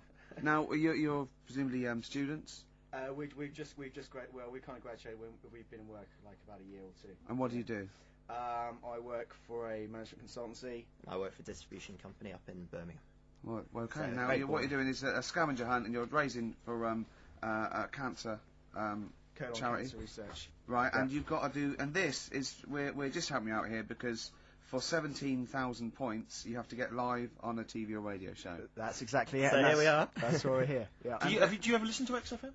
I know of it. Yeah, I listened to it a few times. Sure. What kind of music? What kind of sounds would you normally be into? I love cheesy radio, sort of school disco, sort of 80s stuff. Sure. Sorry, what was your name again? Mark or Sco. Sco. Okay. And your Belch. Belch. And what sort of sounds would you be grooving to, Belch? Cheesy. UK garage. Well, Craig David. A bit of house, just very occasionally. Sure. A bit of cheese. It depends what kind of mood I'm in, you know. Now, you don't listen much, but you I mean, kiss a celeb because Carl. Yeah, we actually wanted to do that with you, Ricky. Is that right? No. That's not going to happen with Ricky, but Carl's now got his name mentioned in Heat magazine. Is that right? Well, so that's if brilliant. you want to snog Carl, we'd love to see that. I mean, we don't want to snog Carl, but I mean, we were thinking if there was kind of a female presenter here, we might be able to do something. But What are you saying? A female placenta. Well, if you've got one. Have you seen some of the female presenters that work on XFM? Oh, presenter. Is that why they're on radio? I thought you said placenta. That's unlikely. I know. Well, now, what's the other things you've got to do here? So what's some of the things you've done already? Well, some of these worry me, like start a fire in Pudding Lane. Oh, we've done that already. For 4,700 points. Well, I'll tell you what we have done. We've been on Phantom of the Opera stage already. Have you? Yeah, we just asked the stage door guy. Sure. And, that wasn't during the show, I see. No. And that's right. He actually mentioned that. Yeah, we shouldn't speak about that too. Otherwise, he'll get sacked. But yeah, he was really kind to let us on. We've jumped in Trafalgar Square water with doing a sort of Friends impersonation, so that was right. How many points did you get for that? We got 2,000 points for that. We got 8,000 points for being on the stage at Phantom of the Opera. Yeah. And we get double that. We get like 18,000 points, which is almost the maximum for being here right now. Really? So that's absolutely great. Honestly, I wouldn't worry about the little things. I'd go for the big. Yeah, that's it. We're not interested in the little stuff. We want to go for the big stuff. Yeah. So what are the big ones? Are get on stage with S Club 7. That's not going to happen, is it? When have you got till 6 today? Well, S Club 7 are on at the London Arena at about 2 o'clock. So good luck. But I think it's going to be very, very difficult to get on there. But I think so. Yeah. Get in the vaults of a bank. Yeah, some of these are bordering on the illegal. That's 20,000 points for that. Like getting a cage at London Zoo. Don't do that. I mean, just 10,000 points, but don't do it. Unless it's a penguin cage. Well, that's what we were hoping. Just some kind of timid animal we might be alright with. You know? Yeah, sure. If anyone's got any good ideas for sort of funky things to do on air, then Okay, well, if you leave your number and anyone calls in, they can help you then. Well, maybe some of S Club 7 are listening. Or let's hope so, because I mean, we love them to bits. If they are, it is for charity, and the points get awarded into money for colon cancer research. So it'd be absolutely fantastic if we could. Yeah, so Bradley, John, Tina, if you're listening. Yeah, if you're listening. Or any celebrity out there who's a female celebrity, we need to snog them. It doesn't need to be a long snog, but if we can, that'd be great. This is good for 7,000 points. This looks like a good one. Play the organ in a church. That must be easy. Is that a metaphor? Yeah, but you know what church people are like. It says the bigger the better, so it might be. That's got to be euphemism. Yeah, it's got to be, hasn't it? Yeah. Well, thanks very much. Good luck. Good luck, guys. Get a thank you policeman very much. standing outside Les Mis looking Miz. That's going to happen. That's good. Man, a big gun type thing on the HMS Belfast. That won't well, we've happen. got the big gun. It's just finding the boat, which is the problem. Oh, so. calm down. What was your name? Bo? Poe? No. Poe? Sco. Let's go. Thanks very much. Guys, thank you Cheers. very much. Cheers, guys. Cheers, bye.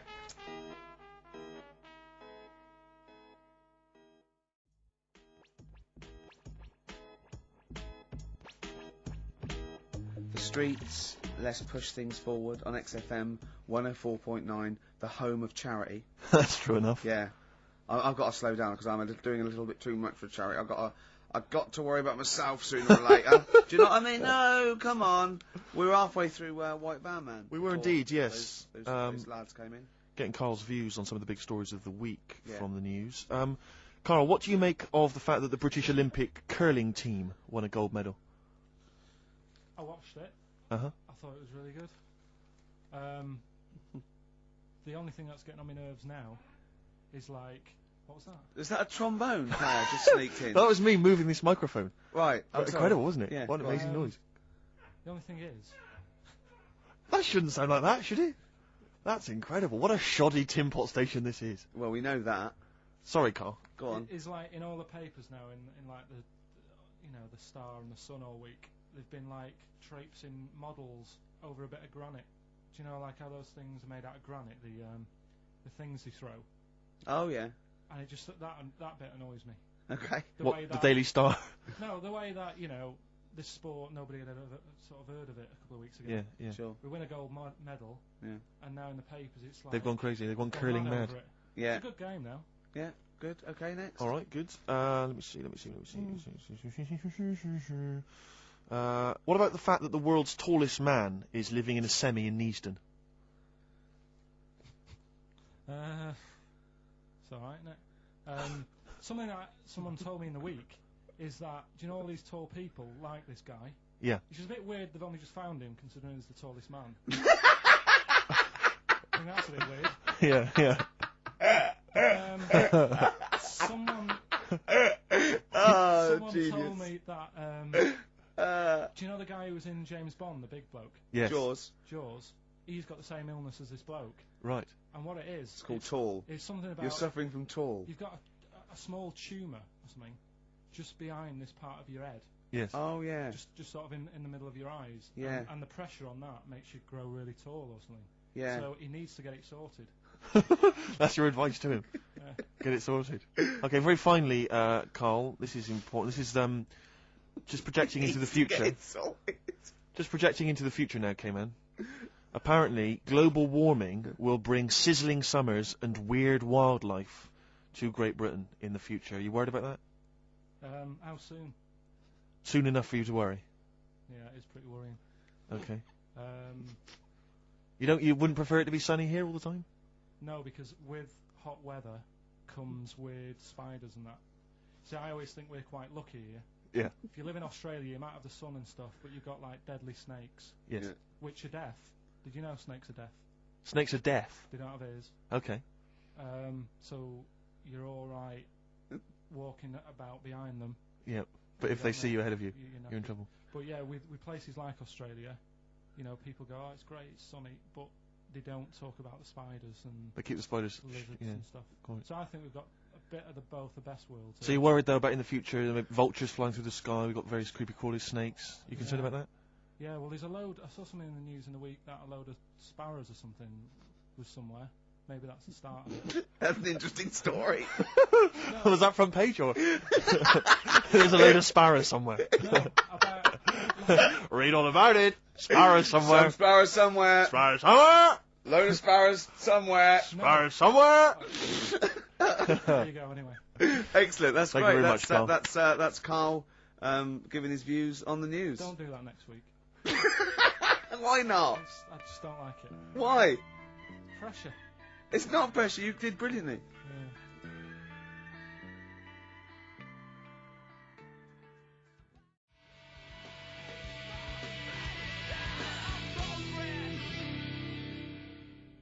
Lost Profits there on XFM 104.9. Now I like that.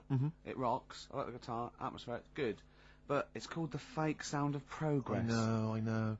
What? See, what always annoys me is when people, they dismiss, you know, say Enrique Iglesias, current #1, great song. Good video. Brilliant video. And they say, oh, it's rubbish and all that. But I think that songs with titles like A Fake Sound of Progress, Yeah. much more something to get on your hobby horse about. What I has think. happened in that Bad video? lyrics by good artists is always worse than I If think you're a recording listening, song. or if you work for the record company, or you worked on that video, because he's got the money and the girl, and then Mickey Rourke beats him up, right, he has a fight, you just see him knock him over, and then it cuts, and the next scene, it's night, it's not in the desert, there's loads of police cars, they're not doing anything. They're just standing And around. somehow he's probably eating donuts. He's dying of injuries, but I don't know what happened.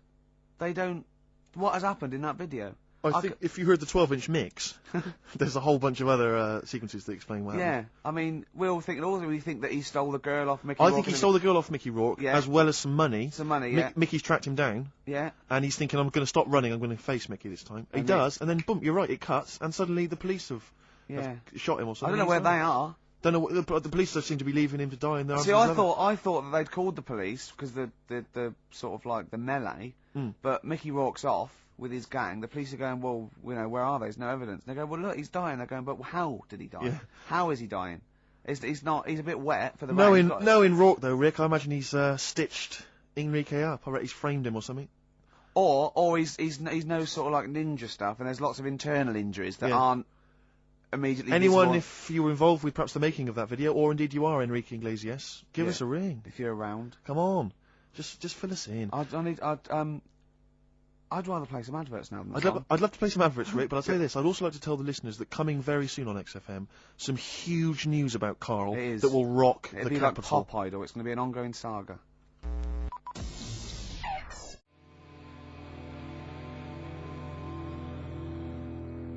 Go now, shot. Good track, good band, but I'll tell you what, in the second hour I just want to play classics. I'd love to hear a bloody I want to classic, play mate. some Cure, New Order, Smiths. Sure. Do you know what I mean? You know, we played Nirvana earlier, but it's not enough for me, Steve. No, you need your fix. I want.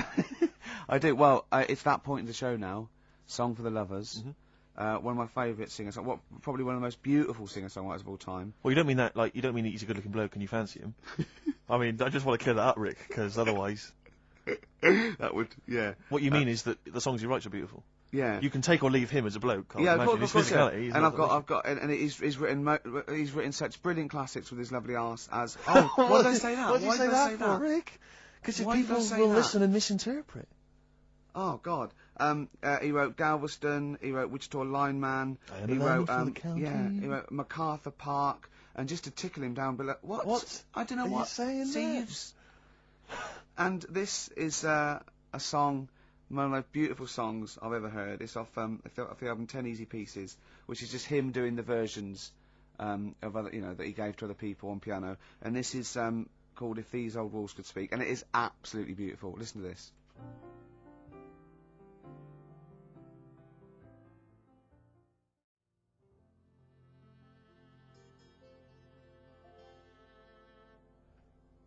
If These Old Walls Could Speak by Jimmy Webb.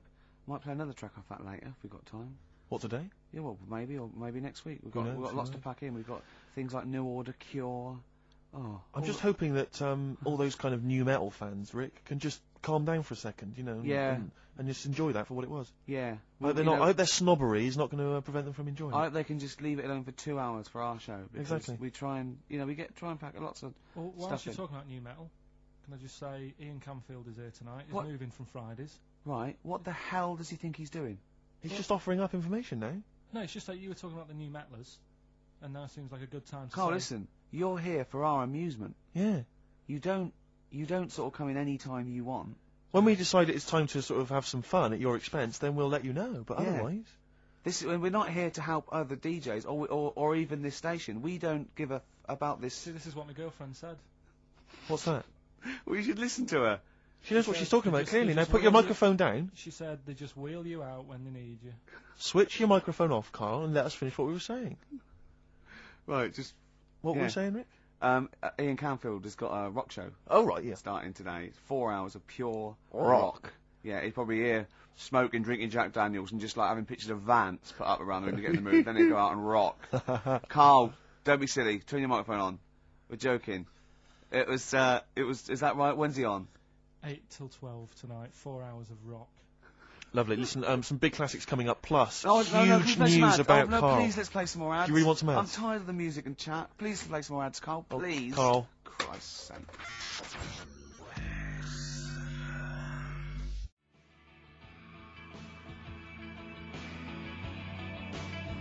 Cure on XFM 104.9.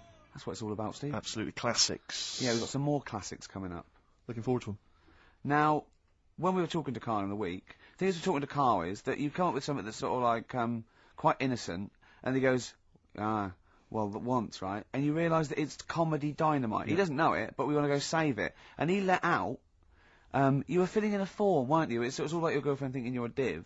And it's happened before, isn't it? Because she came home and you'd filled out a form to get a job once, hadn't you? Yeah. What was that for? Granada Telly. And on it... Well, let Carl explain. Yeah. You see, this is what annoys me with job applications, because rather than just saying, do you want the job and what can you bring to this business? Yeah. Do you want the job is a good one. Because the thing is... That's sort of the end for the boys. No, listen, right? Because if they say no, Yeah, I don't think they want the job. Yeah, but listen. Go on. I mean, I presume with what you do, you have to take people on and stuff. What, in a fight, you mean? You know what I mean? Yeah. And I think it's more important that you're willing to graft and put the hours in. Sure. Than say that, you know, you did well at school. Yes. Sure. Because if I wanted to, I could have done well at school. Of course. I just didn't want to. Yeah. So where's this going? So you had the application form. So when it came to the qualifications bit and that, I couldn't fill them in because I didn't have any qualifications. And it was also asking about your languages. And I put down English quite good. English quite good. And his girlfriend came over and seen the form that he'd sent off. This was a copy of it. Yeah. And so she went, oh, you know what I mean? So that's what started, you know, the disappointment. So they're going to get that and think that you're not English. I don't think I've got it. It was ages ago. Right. How long ago was it? Oh, well, it was when I was still in Manchester, so 5 years ago. I don't think you've got it, no. No, I think you'd... That could be a long list. I mean, there's probably a lot of admin problems in that organisation, but they probably... But what I meant by it is that, you know, I can speak English, but I don't know all these long words that people use all the time. Yeah. Oh, God. Oh, can I just tell this quickly? In the week, I'm talking to you now, the listener. Usually I don't. Yeah. Carl said, about embarrassing him on air and that, and he's worried about his education, and he was worried about not knowing long words. Like, we come up with any long words. And he said, no, I was scared you were going to ask me something about someone, and he's Eastern European leader. His surname is Milosevic. And Carl said, so I learnt it this week, and learnt it so you can't catch me out in case you start. I said, what? And he said, he thought about it, and he went, Flobodan Milosevic. Got the surname right, though, didn't he? So what's his name? Right. What's his name? That's how Bill and Ben would address this leader. How would they have said it? Flobodan Milosevic. What's his name? Slobodan Milosevic. Yeah. Well done. Anyway, Carl, look, you almost let it slip then as you were talking about your filling out that application form. There's some big news that everyone needs to know, which we were stunned by in the week, although the more we sort of talk to you, the more it starts to fall into place. Yeah. But Carl, what's the story? That I haven't got me exam results from my GCSEs. He never turned up to get his exam results. I was working. And so, how many did you take in the end? Because you weren't even sure about that, were you? You think you took maths and English, don't you? Yeah. And you think you've handed in the artwork for art, don't Now, you? art was continual assessment, wasn't it? Coursework. And what was the that you made? I made a man sort of putting his arms into a car. You made a model of a man putting his arms into a car. What was this? So Sort that of one's passed. Was We that can take that this as read. a homage to break-ins in Manchester? Was this? Was this? Oh, look, he does what he sees. Yeah. So you've what's got that. That's safe. You've definitely got that one. So you've taken art, you've taken English and maths, you think. So this is what we're going to do, listeners. We're going to try and find out his exam results for him and tell him next week. Live on air. We're going to call his school, we're going to try and track him down, and we are going to have a little envelope, and we are going to give KARL, at the age of 29, his O-level results. GCSEs, yeah. Now, KARL, so you took maths, Yeah. you think, you took English. Do you remember turning up to do those? Do you remember sitting in the room filling in the forms? Yeah. Okay, and how did you feel you did? I don't think I did well. You don't think you did well? Did you revise? No. Why didn't you revise? Because I don't really believe in it. Okay. Well, it's just that if you don't know it, then you don't know it. You shouldn't have to start looking at the book. If I went to like the hospital, Yeah. and the doctor said, "Oh, you need your appendix out," but hang on a minute, I've just got to read up on it. Yeah. That isn't good enough. Okay. He should know, and that's the way I feel about it. To be fair, though, he did do the revision beforehand. Yeah, they don't usually pass on, like, maybe, like, when they're in practice. Yeah, 7 information they years down took the in line. by osmosis. Yeah, yeah, and bloke comes in and goes, "Can I just see what you did with that?" And I goes, "You've passed." Yeah. Phew. That's a good one. Yeah. Good job I watched Casualty. I just like the way, the things that interest me, I remember. Things Okay. like snakes not having ears and stuff. Yes. I didn't have to read about that. No, you just learnt that, yeah. You saw it on the telly, didn't you? You saw it on that Ian Wright programme. Yeah. Yeah. And this is what KARL said to me. He said, it's actually, I called KARL up in the week, and Reese was with him. You know, Reese used to be on XFM, Yeah, and he took the phone, and he went, "KARL's worried, I've seen that programme." He said, "Snakes don't have ears, right?" He said, "So you can creep up on them and pick them up." And he said, "KARL's worried." He said, "How do you ever put them down again?" Because then they know you're there. I woke up the other night quite late, Worried about that. and I said to my girlfriend, I said, "How do you put a snake down?" And she said, "What are you talking about?" I said, "That Ian Wright thing, this guy managed to pick up a snake. And do you know that thing where they clamp its head on a jar to get the poison out?" I do now. Right? They did that, but they didn't show you how they got rid of it, and I thought it could really get nasty, because it's obviously annoyed that you've had its head pressed in the jar. Yeah. Right? They hate that. Now, Especially as it's in front of their mates. when you lift it off, Yeah. right, you've got hold of it. Yeah. If you go to chuck it down, it's going to turn on you. It's going to go wild, isn't it? So, I just wondered. Well, what you do is you never put it down, KARL. Yeah, that's why That's what that happens. bloke has got about 11 or 12 just carrying him. Exactly. Yeah, you never put it down. You sling it. Who cares? You just throw it, don't you, really far. That's not that. I don't think you should throw. But snakes. KARL, listen, I don't worry. We're not asking you to get involved with snakes. We're just asking you now. You've done maths, you think? Yeah. Did no revision for that. No. Okay. English. Do you remember what it was? Did they ask you about Shakespeare? Did they ask you I can't about books? remember, but I must have done it because I thought that was. It was important. English language, not English literature, wasn't it? So it was Was it like spelling and all that So sort was of it? No, was it like a comprehension? You read a passage and had to ask questions on it. Was it?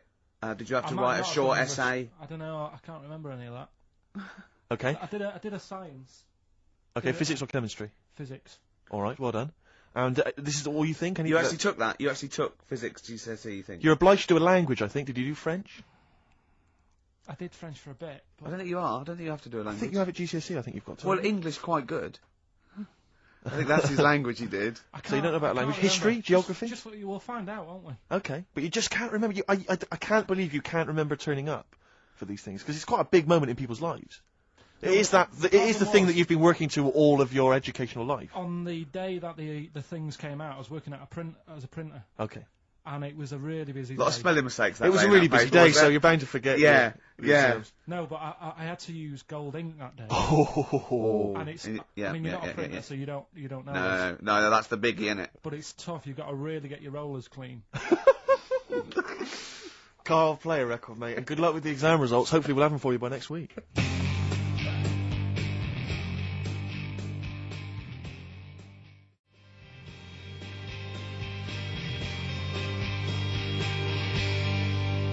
PJ Harvey on XFM 104.9, the home of the classics. Absolutely. Classics. Classics. Oggy. Oi, oi, oi. Well, we were talking earlier about this, as this book, They Died Young, right? And there's all these theories about these people, like famous people that, aren't really dead. And I remember speaking to someone about this, okay? And they said to me, Bruce Lee is not dead, right? They said he's not dead, right? And I said, well, how do you know? He's going, no, it was a whole big thing by the Hong Kong government, and he's actually working as an undercover cop in Hong Kong, I've using his kung fu powers. Now, no, apparently he faked his own death, Carl, Yeah. so that he could work undercover for the Hong Kong Yeah. police, infiltrating gangs, the triads, that sort of thing. Now, my point is this: if you're going to use someone undercover in Hong Kong, right? You know, an undercover cop, I suggest using the most famous Chinaman of all time. That would that's be a guarantee. Yeah. So, you know, when he's taking away a gang, they're going, "You look a bit like Bruce Lee." He's going, "No, I don't know. See this moustache? Looks a bit wonky. Well, it's just take my word for it. I'm not Bruce Lee, all right? Well, all that stuff he did when you punching us and kicking us and yes, but I'm not. It does look a bit like the stuff in my film, in his films. In his films, yeah. But it's not. It's just coincidence. No, yeah. The thing is, though, I'm not sounding bad here, not trying to offend anyone, but they do all look Right! same. They do all look. No. No, I've gone no. You know, we're having a serious chat. I'm not here to upset anyone. Right. And what I'm saying is, over here. I'm so sorry. No, I'm not. Yeah, but you know me. I'm not out to upset anyone. Right. You're not a racialist. No. What do you mean? Are you saying Oriental people all look alike? Well, look at the people over here, right? Yeah. With like you've got ginger people.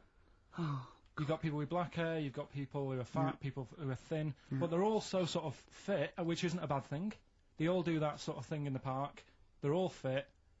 It's a place where black hair. I mean, when they come here, they take pictures of people with ginger hair, don't they? Because they don't get them over there. That's what I'm saying. So calm down. Jeez. So you're saying that Bruce Lee, the most famous Chinese movie star of all time, They can't tell him apart. Other triad members would. How are they? I mean, how are they going about the business at all? I mean, what I'm saying is, how would they even realise that was the guy? What do they have to do? Wear numbers in, because there's a billion No, but of them. when you know them, then you know. So what? Oh, I see. They can tell each other apart, can they? Well, they got signals. This is amazing, isn't That's it? how you got away with Simon, which one are you? Just raise your hand, Simon. Yep. Chang, which one's Chang? Chang, good. Yeah. Oh, it must be murder, mustn't it? Just people going into the wrong houses all the time, getting off with their mates' wives. Exactly. Yeah. It must be a nightmare. It must be a nightmare. Please don't complain. He doesn't know what he's doing. So I'm really sorry to anyone that's he honestly does not know what he's saying. XFM 104.9. Yeah, but what I'm saying is... Go on. I don't think I am offending anyone. Okay, fine, that's alright then. And you know that I wouldn't want to do that. No, I know you don't. Oh, no. I swore I on the know. radio. I said, right, if you got kids in the car, turn your radio down. So before you make any potentially racist remarks, just point out if you are listening and you might be Oriental. Yeah. Please don't take offence. Or go... Oh. You know what I mean. So Yeah. go on then. So what was this other dead person? Who's not... Carl, play a record. Ricky's having a heart attack. We'll come back.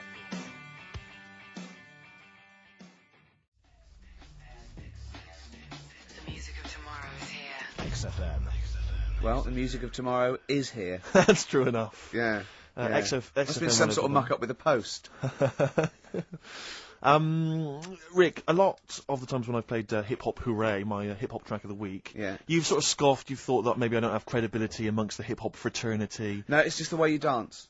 Well, it's merely the way you dance that worries me, because people can't see it really, and it's sort of like, imagine if Mr. Bean thought he was in D12. You know what I mean? It's that sort of. And I don't diss you. I mean, I know you're a hip hop appreciator. You know. I wouldn't expect you to diss me. I'm a black queen. But the point is that I just there's a little something that Carl's got on tape for you that I think might change your opinion of my whole hip hop credibility. Oh no! Now I've told you in the past. Not you a know, videotape, is it? Not at all. Not at all. Actually, Carl, just play it. Just play it. Yo, 1 2 1 2. We are the Dilated Peoples, chilling on Hip Hop Parade. That's right. With Steve Merchant, y'all. XFM 104.9. LA to London, Dilated People expanding them all day. Now, who got that? How about you that? did that, Carl. No, it was just when I was hanging out with my homies. No, did it? Did they come in the week? They were in the week, I think, and somebody got them to do it for him. You know, no, that was when I was just hanging in the crib with them. No. I was That's hanging very, with them, that's very nice. and the guys just laid down some beats for me. Yeah. You know, just laid down some vocals, and I gave them max respect for it. You know, and the place was mad deep with girls at the time. I assume you're going to play Dilated Peoples this week then. Well, Oh, maybe. Yeah. Let's play it, Carl. That's very good.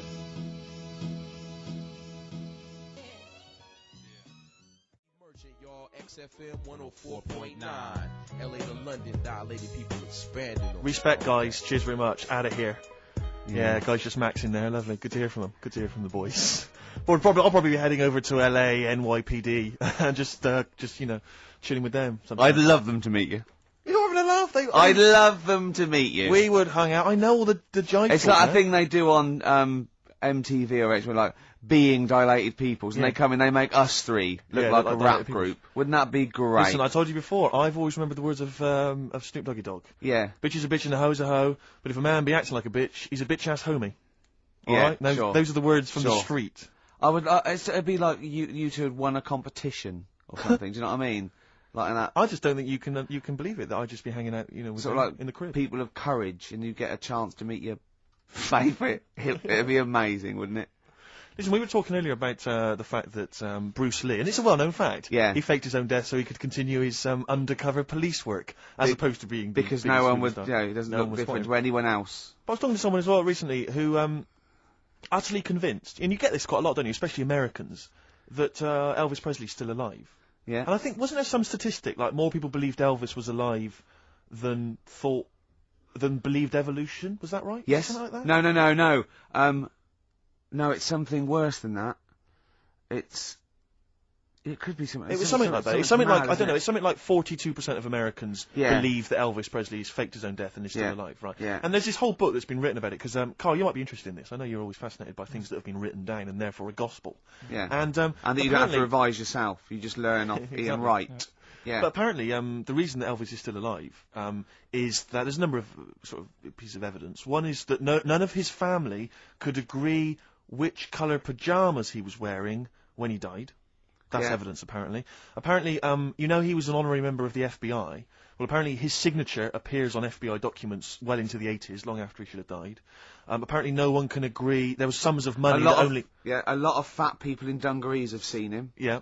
There's sums of money which apparently only he could have given authority to have transferred to other bank accounts. They've moved. Yeah. So this is all evidence that Elvis is still alive.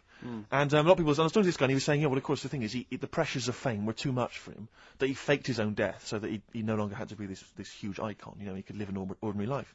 And my query has always been this: if Elvis faked his own death, do you think the method he'd have chosen is to have shat himself to death whilst on the toilet? Yeah. Yeah, but because he picked that, nobody will doubt it. Right. So Elvis went to the FBI. Yeah. What do you make of it? Well, exactly. So what we're saying, Carl, is that there was lots of methods open to him. You know what I mean? It's all like, he didn't go to his secret police and go, "Oh, I'm fed up. I want to fake my own death." You know what I mean? And they go, "Yeah, that." Yeah. And what methods have you got? I like to be found, shit myself down the toilet. You like to do what? I want to be a big fat motherfucker on the toilet, just shitting myself to death. Right. On my ankles. Elvis is a good idea. I'm just wondering if there's maybe something a little bit more glamorous. If you're in favour of death, I mean, you could take a bullet for the president. What, and shit all over him? Just shit No, we know crap at all. No, you just take a bullet for him, or you could. There has to be shit involved. Why has there got to be? There has to be shit involved. Why has there got to be crap? I want this way. Make it happen. Yeah, it's probably Carl, head in hand. Look. Yeah, he's worried about the things we say. Yeah. Jeez. We haven't offended 1.2 billion people. Yeah, a fifth of the planet. So, Carl, what do you make of it then? Are you convinced Elvis is still alive? Am I getting him mixed up with someone else? Because all Elvis, all Elvises look alike. Because that is true. A lot of Elvises do look alike. That's safe. On his gravestone, didn't they get his name wrong, or is that his brother? Who's his brother? Aaron. That's his middle name. Yeah. You're not an Elvis kind of expert, are you? Hold on, wasn't Elvis one of a twin that died? That died, and I'm sure they got his name wrong on a grave or something.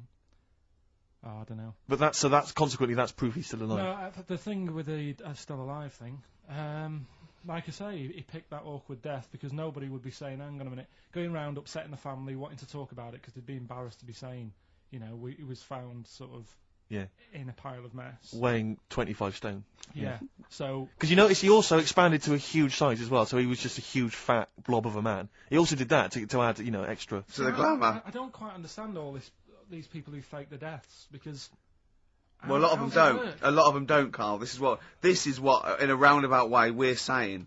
We're saying that a lot of people that say people fake that they didn't, like Bruce Lee and James Dean and Elvis Presley. We're saying they didn't fake their deaths. He did die, didn't he? His head come off, didn't he? Play a record. Who's this? James Dean. His head came off.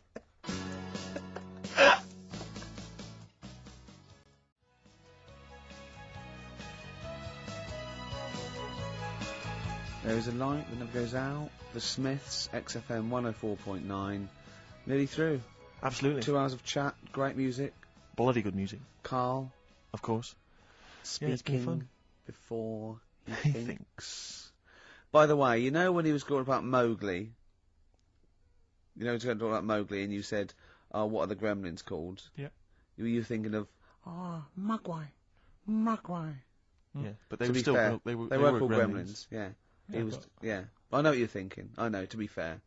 But my girlfriend won't be listening now, so she'll still think I'm a bit daft. Why would she ever think that? How long have you been going out with her? About 8 years. Well then, why would she ever think you're daft? That's the only stupid thing you've ever said, the Mogwai thing. Why would she ever think she's going out with a, to be honest, a retard? I think it's a very beautiful relationship you must have, you know, because it's odd. Like, I mean, she's a professional journalist or whatever. Yeah. You know, and she works for Radio 5 or something? BBC Sport. BBC Sport. TV. And so your man never even got her your English exams quite good. Is English quite good? Her? Really good. Yeah. So. And did she do her exams? Yeah, she's quite bright. Sure. So what do you bring to the relationship? I think take the pressure off her. Take the pressure off her to do what? You know, like when she's had a stressful day and she comes home and talks to me, I think. Yeah. You would relax me, and that's the truth. I honestly, if KARL, he can just go, wow, it's all right. Do you know what I mean? He doesn't. You don't get stressed. He sits in his little booth now. He doesn't talk to anyone. His little sound booth all the week, and you're in your own little world, aren't you? Well, it's interesting because I wonder sometimes what your aspirations are. I was thinking this. I was watching a repeat of Family Fortunes on Challenge TV last night, and it was sort of mid-80s one. And I don't know if it's still the case, but it was the aspirations of the contestants. Were so kind of. It was like, and what's your hobby? Well, you know, like to go out when it's nice weather and stay in when it's not. If you win £2,000, you'd probably be going out when it's nice, can't you? Yeah.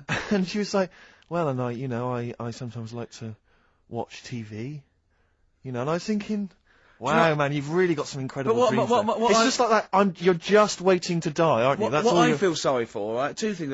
You know, in like Stars in Their Eyes, and you get a little fella, and he's gutting fish in some sort of factory in Bolton, and he comes on, and he does, something like Bobby Darin, okay, and Matthew Kelly comes out after and goes, well, I don't think you'll be going back to the fish factory. You will. You will be going back. You will. Straight back, yeah, mate. Yeah. Let's think of all the Stars in Their Eyes stars. Don't wind him up, Kelly, because that's a nasty thing to do. I'm trying to think of all the Stars in Their Eyes contestants that have gone on to great things. What happened to that little fella that looked like the little Alsatian puppy that did Chris de Burgh? He looks a bit like Chris de Burgh. He looked like he had problems. Well, now what was it? Is Ian Moore his name was? He was... well, it's interesting, my friend bought me as an ironic gift for my birthday, he bought me the live video of Ian Moore.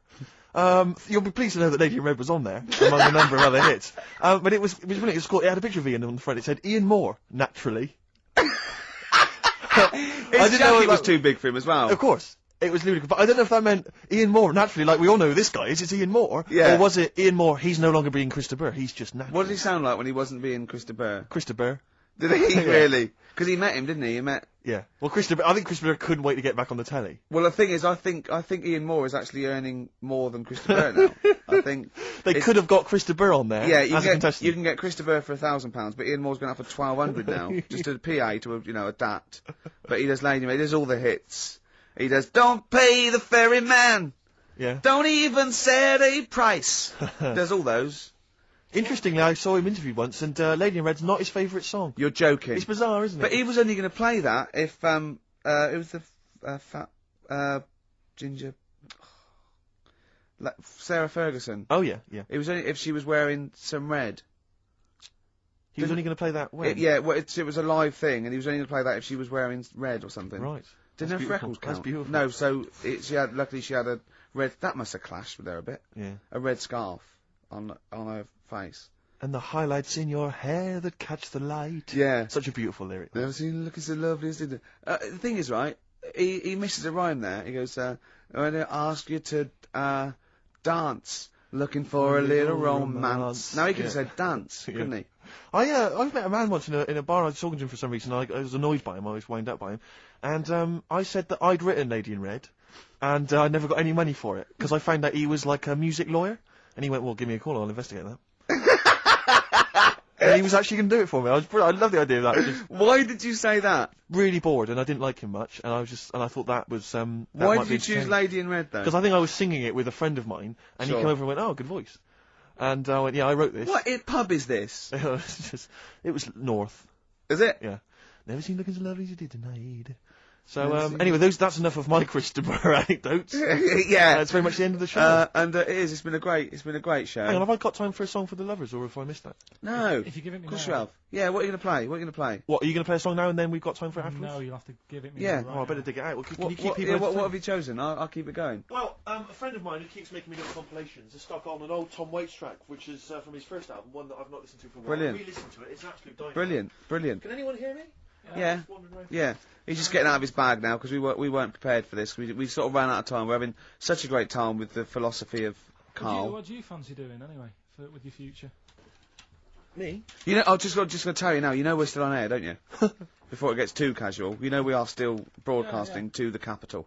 Okay. Yeah. What do you fancy doing with your future? Well, Steve? once I've made all that money from suing Christopher, no, my future. I'm living my future, man. I wanted to have some good mates like yourself and Ricky. Yeah. You know, KARL, I wanted to be on the radio. I wanted to play great songs. We're like the Three Musketeers, me, you, and Steve. We're like the original Rat Pack. We're like Ocean's 11. I'm Sinatra. Yeah. You're Sammy Davis Jr. and you're what's his name? Dean Martin, aren't you? Yeah, or Joey Lawrence. What's his name? Joey Lawrence, not Joey Lawrence. Joey Bishop. Joey Deacon. Joey Deacon. My dad said the ending on the old one's better than the new one. We should definitely get your dad in, man. That would be just dynamite. When people get tired of you, we've got the whole Pilkington family to choose The from. whole gene pool. Have you seen it? No. KARL, have we got time for this now, really, mate? To be fair. Okay, it's track number 1. Now, interesting thing This about is Tom shoddy. Waits is that, this is from his first album, and he doesn't sound like that kind of gruff, lived-in guy that he wants to He be. didn't actually sounds like smoke. something of a crooner. Yeah. But this is a track called Old 55, which bizarrely I think might have been covered by the Eagles. But anyway, I think it's a really lovely track, really beautiful track. I'll see you next week. And we'll see you next time. Say goodbye, KARL. So yeah. Say sorry. For what? For if you offended anyone. I didn't. So if I say sorry, that's saying I'm guilty.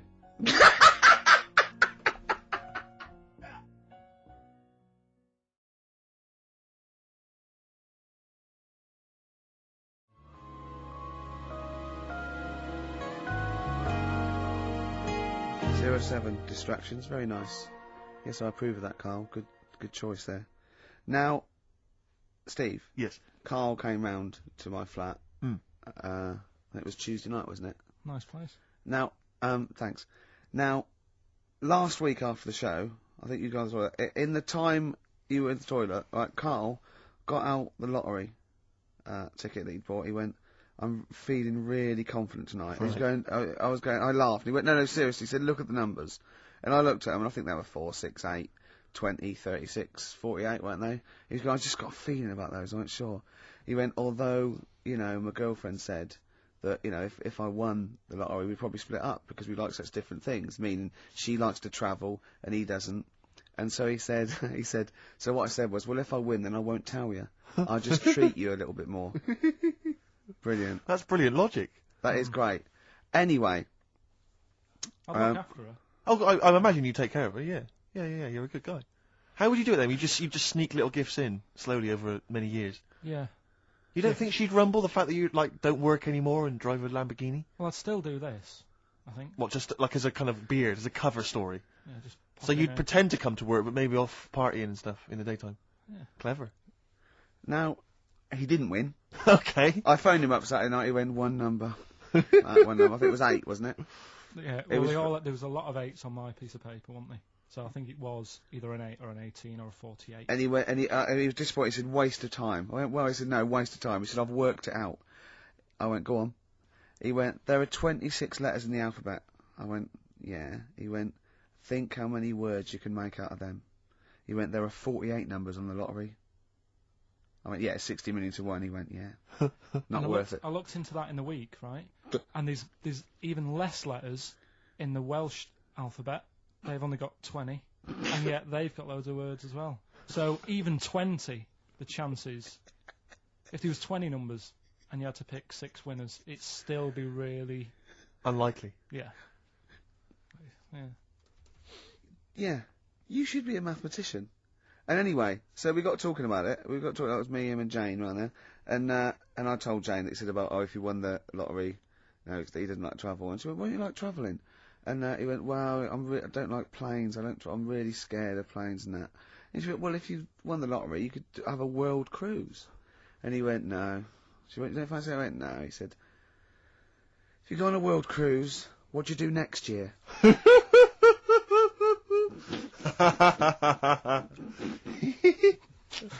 Oh, Genius. it's brilliant logic, Carl. It's But great. you know, on the world cruise, you don't actually see the whole world. I mean, you. And if you did, it's not like saying, well, I don't want to see that twice. Do you know what I mean? The world. It is the world. It's a lot. It's a lot to see. And Did it never dawn on you before about the numbers in the lottery? Is this? Have you been playing this for years and thinking that you had a good chance, and it was just like you and a handful of other people that were doing it? Just as much chance as everyone else, but then when you actually sit down and think about Sure. what you're doing. He's done it again this week. Tough one. He went off doing it one more time, and he showed me the numbers, and he went, they look a bit more healthy, don't they? What numbers are you going for this week? It's alright laughing, but we'll see tonight. Yeah. Go on then. Let's have a look. You know, if people do this and they win, if you take these out and people do these, you'll have to share it with someone. It's alright though, isn't it? Give them a chance. Tell them give people a clue. What numbers are you doing, Carl? No, I'm not going to tell them all. I'll give you 4. I've got 5, 9, 12, and 26. Okay. You're not going to give us the other 2? No, because that's a big difference, isn't it? What are the... 4's worth about 8 grand in it, but if I give them the other 2 and it wins. Yeah. What are those 4 numbers again? 5, 9, 12, 26. Also, coming up is Carl's GCSE results. He took them in 1988, I think. Was it? And we've phoned his score, we tracked him down. We've got Carl's GCSE, what did I say? How many did you get, Rick?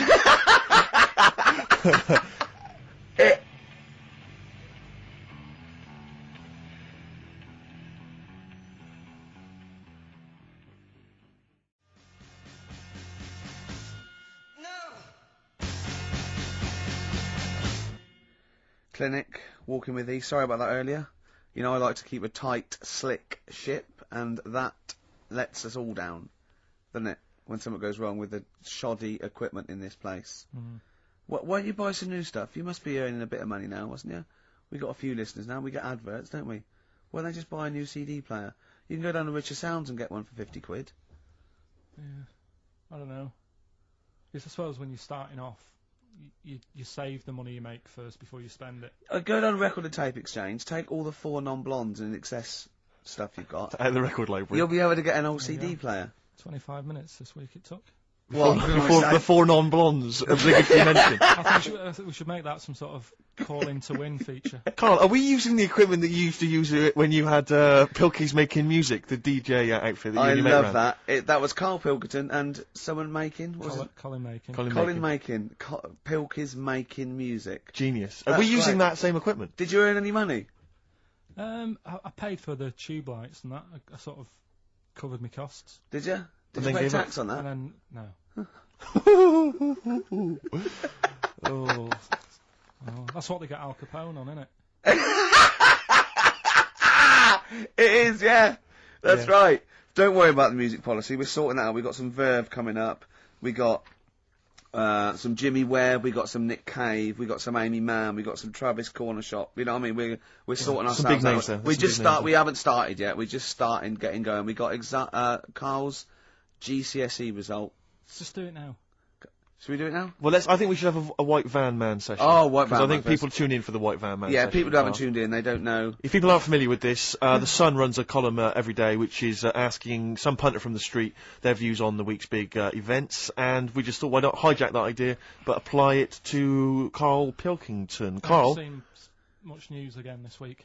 You've not seen much news. Don't worry, I'm sure you have an opinion on Just it. Anyway. give us it from your heart. So Gladiator. Okay, so, well, on the subject of Gladiator, what do you make of Russell Crowe's appalling behaviour at the BAFTAs?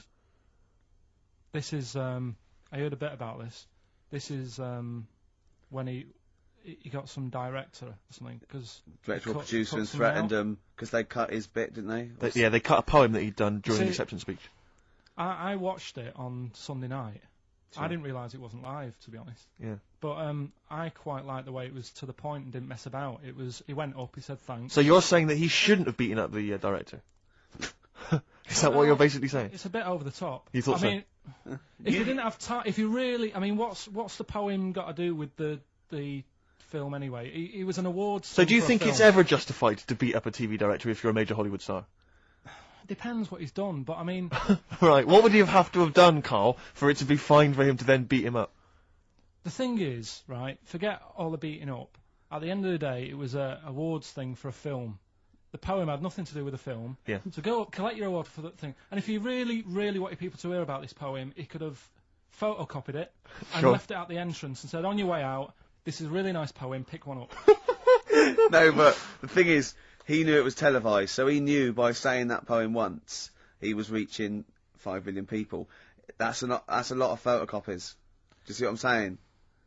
I'm not saying it was justified. It wasn't a poem award. If it was an award show for poems, you'd say you can't cut it out. It'd be like doing the top 40 and then going, number one's good, but we haven't got time for it. But it's a films thing. Okay. And he went up and he got the award for the film. Which film was it for? I don't know, but when I wanted to give you results, I said, let's give Carl his results. Steve went, no, we should introduce people to Carl again, just remind people what Carl's like. And he's so right. I'm so glad we did this first. Am I right, though? Or am I Carry on, wrong? Steve. Okay, the next topic. What about this big debate over whether Kylie Minogue's had a bum job? I'd have to see it. Next. Okay. What do you make of Will Young's single? He's the Pop Idol winner. It's going to net record-breaking sales, apparently. It's going to go straight to number 1. He's had millions of copies sold. I heard last week that you had to, if you wanted to buy it from Woolworths, you had to go in and put £1 down to guarantee you getting a copy. Wow. I think that's stupid. But what do you make of it, though? Do you think... What, as a song? Both as a song, and are you excited about Will Young and his future? No, he'll do all right. I don't think we have to worry about him. Okay. He'll do all right. It's not my thing, but he seems like a nice bloke. Okay, Good. very good. What do you final make? one? Yeah, one final one then. What do you make of our scientists getting the go-ahead to clone embryos for research? We have discussed cloning before, and obviously there's the pros and cons of that. Christopher Reeve, former Superman star, he's behind this. Are you behind him? Yeah. I mean, with everything, you have your good and your bad, don't you? Yeah. At the end of the day, if you didn't have bad things in the world, then you wouldn't enjoy the good things. I think, it's like if you didn't have robbers in the world, policemen wouldn't have a job. So it's the same thing. It's like, it's an illness. Yeah. What are they messing with? It's probably a bit too detailed to go into there, really, but... Do you know what I mean? Yeah. It's good and bad. You can't have it all. Yin and yang is what you're saying? Yeah. Okay, Carl, I can't argue with that, mate. I want to play a track now that I haven't heard for a while. It's The Verve, isn't it? Yeah. Sonnet. Lovely song. Coming soon, those big exam results.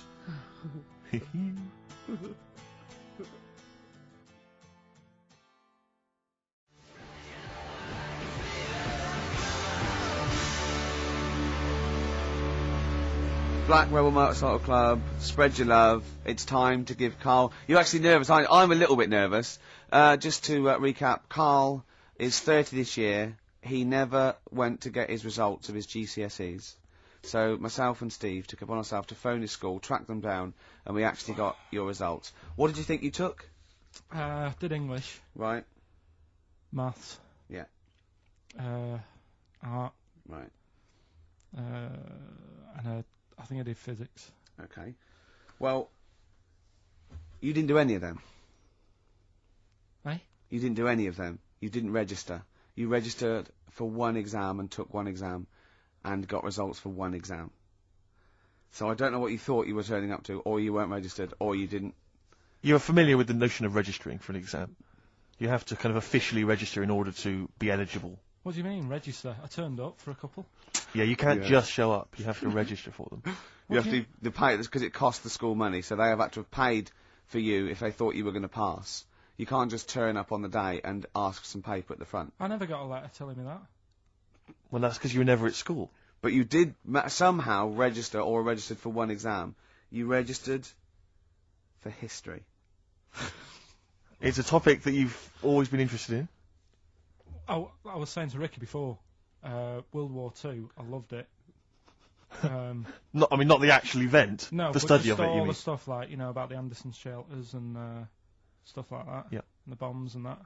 And then when I took it, it had nothing to do with that. It was more about the Tudors. So it didn't. The Second World War didn't come up. You mean there were no questions about the Anderson shelters? Nothing. That's devastating. So what are you expecting the result to be? Is that seriously? Is that it? Yeah, it's the only one you took and registered. As far as the school is concerned, or certainly in it's the terms only of one what that they told counts. us. It's the only result. It's the only one that counts. Yeah, you've got. I don't. Did you register for yours? Yeah. Yes. I have. Yeah, I've got certificates and everything. So what? Do you do that before the exam? Do you have to go somewhere and sign something, or? Yeah, you don't check your results and then decide if you want to register. It's not like Millionaire when you look at the question and go, I think I'll take the money. Yeah. You go. No. But anyway, you must have registered for one, or maybe your teacher put you in. Well, I didn't do it. So They must have been someone else confident. registered They for must me. have been confident. They must have thought your best bet was history. Right. So, what did I get? You got an E, which I think, I mean, technically, is a pass. E. It's a bad pass, but there's F, and there's I mean, you're not going to be doing a PhD. You can get an F, right, which is fail, and then a U, which is ungraded. Now, I don't know why the U exists, because F means you failed. U is like them going, you not only failed, but you wasted my time. So we're annoyed Yeah, that you took this exam. So you thought they'd register me to get an E?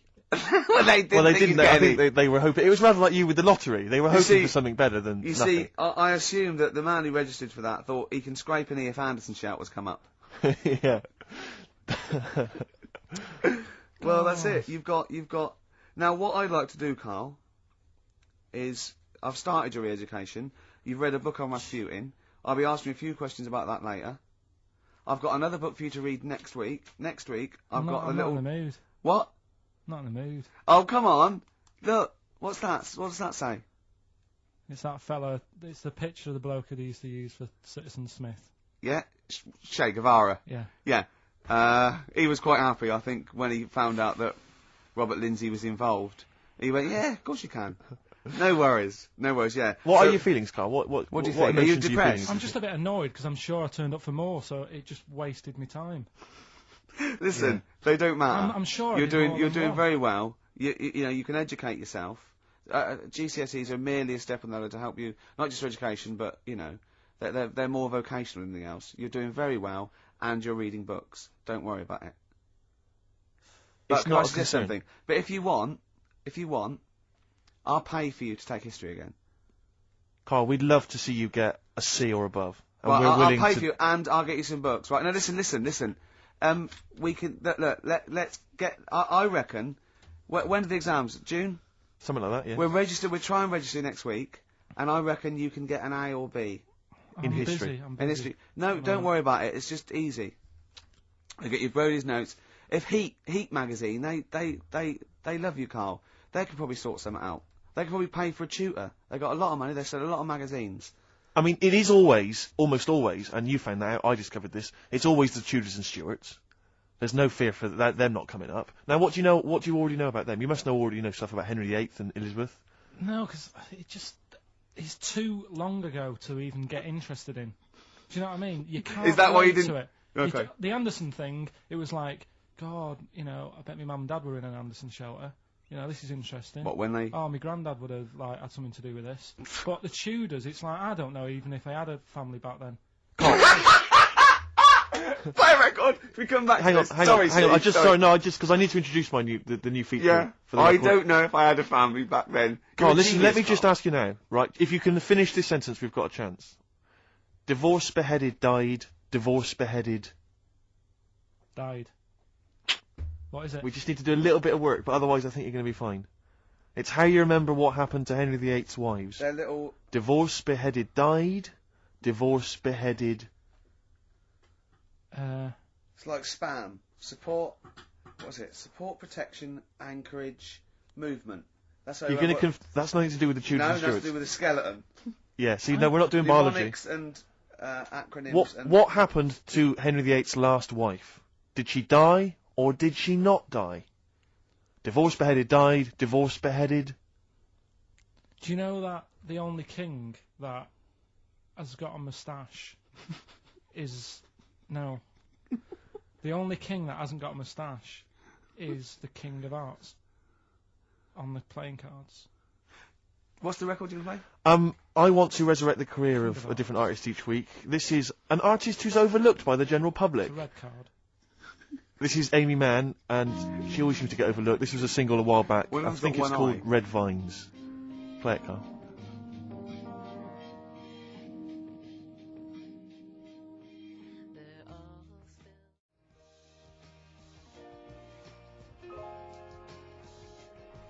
Fantastic. You see, what upsets me is the way that Amy Mann, she's written songs as good as that, she's released it as a single, she had to, I think, put the album from which that's taken out by herself over the internet. She was Oscar nominated for the songs in the film Magnolia. She couldn't get a record label, I don't know if she's now got one. And yet there's people like Alanis Morissette shifting That is shed loads of songs. I don't understand what the rules are. I don't know why she's not a household Carl, name. well, there's beautiful things like that in the world. Why do you care about epoxy, GCSE? What did she get for history? What did she get for history? Yeah. I think she did very poorly. Why do you care? See, I was just going to say, this has backfired a little bit, because Carl is genuinely... I don't know if he's actually upset or embarrassed, but it doesn't matter. Why does it matter? You were 15 and didn't go to school. If you were my friends, I think you would have just said, oh, we can't find them. Why?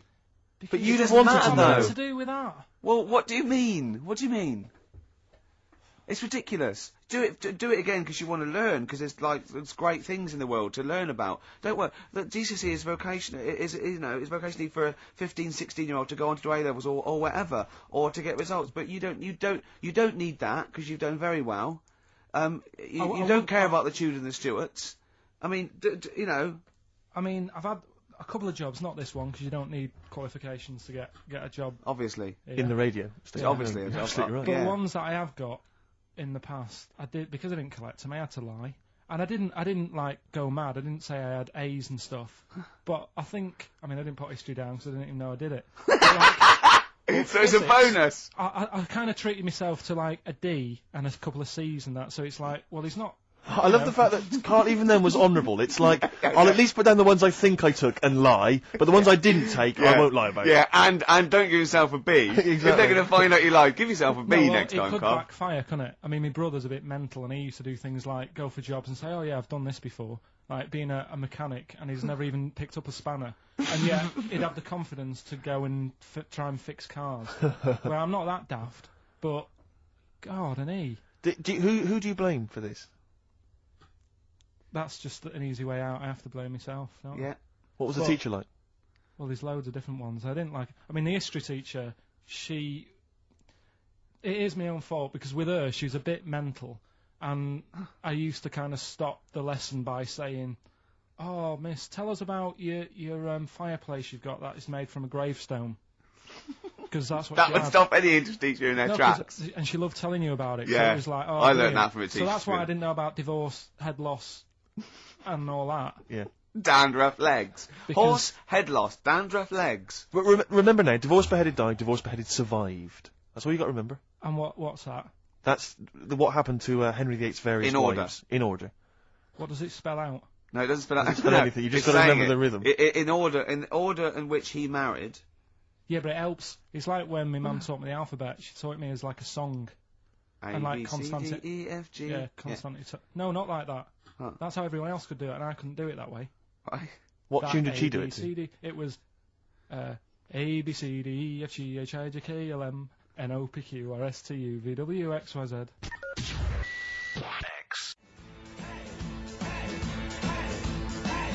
Dandy Warhols, Get Off on XFM 104.9. I'm Ricky Gervais. With me, Steve Merchant. Hello. It's 2:05 on the day that KARL, our producer, found out that he had an E in history, GCSE, and nothing else because he didn't actually register. I can't believe you registered for that. I don't know. I didn't. That's Someone the else put thing. you in. They can't have put you in because you were away. They probably said, oh, you know, you didn't register in that. Listen, obviously you're feeling a little bit melancholy because it's, you know, it's like you're hearing it for the first time, so it's like you're 16 again. But it was to be expected. But No, listen, like it doesn't say matter. that. It No, actually it doesn't doesn't, matter. it doesn't. But listen. Take it again. For your just. Is there a history teacher listening? What's the number? 08700 800 123. They can tell us the syllabus this year. 1, 2, 3, 4, is it? Yeah. Oh, sorry. What is it? 08700. And I've got maths. 08700 800 800 1, 2, 3, 4. Mine's more laziness that I couldn't be able to say that last digit. Yeah. Really, I've done most of the work. Yeah, let's not. If we get onto your problems, then we're going to be. It's a whole other show. It doesn't matter really, because like you say, right, I've done all right for myself. Yeah. It's that whole thing of like, when you get older, if you find out that your dad's not your dad, it's like it doesn't matter. He was a dad to me. Absolutely. Do you know what I mean? Yeah. Absolutely. So. Are you saying Mr. Nuttall wasn't your real teacher? Give out the number again, Rick. What we after? 08700 800 1234. Is No there a one's gonna history want to teach teacher me. out there that may know how we can? Is he too late to register this time? What's Do we the have to pay syllabus for this it? year? What's the syllabus this year? Do we have to pay for it? And does he want to earn like 25 quid cash in hand to give Carl a couple of lessons? I'll stump that up. Take it, yeah? Be great. Be fantastic. They probably won't want to do it though. We'd It's that film thing, it. isn't It'd be a documentary on choice. Heat magazine be right behind it. There'd be, you know, little clues. We could have a little question and answer, little quizzes. You know what I mean? Be Rick, great. before we play the next record, I've just been looking through the XFM gig guide, and I just wanted to let you know that at Spitz this evening, Commercial Street E1, doors at 8 o'clock, Gut Bucket are playing. So, no, just a lot of people, listeners will probably want to know that. So I don't want anyone to miss out on the Gut Bucket gig at Spitz tonight, Commercial Street E1. Brilliant, that's a good plug for the Gut Bucket boys. Ladies and gentlemen, please welcome to the stage. Now, Steve just played one of the most beautiful records. I mean, so I've got to up the ante here, and I'm gonna play another Jimmy Webb track. I played it off 10 Easy Pieces last week, and I have played this track before, but a different version. You'll know it, obviously better by Glenn Campbell. He wrote a lot of songs for Glenn Campbell, and this is Galveston, and this is absolutely beautiful.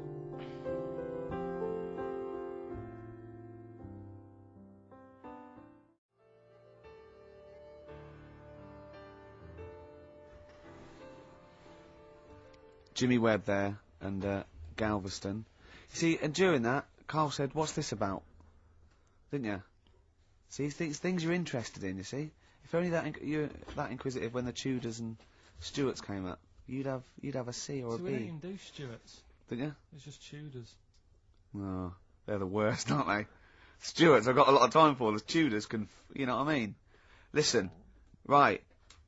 As you know, I lent Carl, part of his education, his historical education, I lent Carl Gladiator, the movie, on DVD, which he watched on his PlayStation 2, and Rasputin. Do you know last week when you gave me this, did you know my result for history? No. That's weird, isn't it? Yep. Now, right, okay, it's the film review. Carl, you just tell it from the heart, tell us what you thought about the film, what you thought the... Can I just ask, is this the first time you'd seen Gladiator? You'd never seen it before? No. Okay. And what were your thoughts? Okay. The film review. Gladiator. It's alright. Nothing great.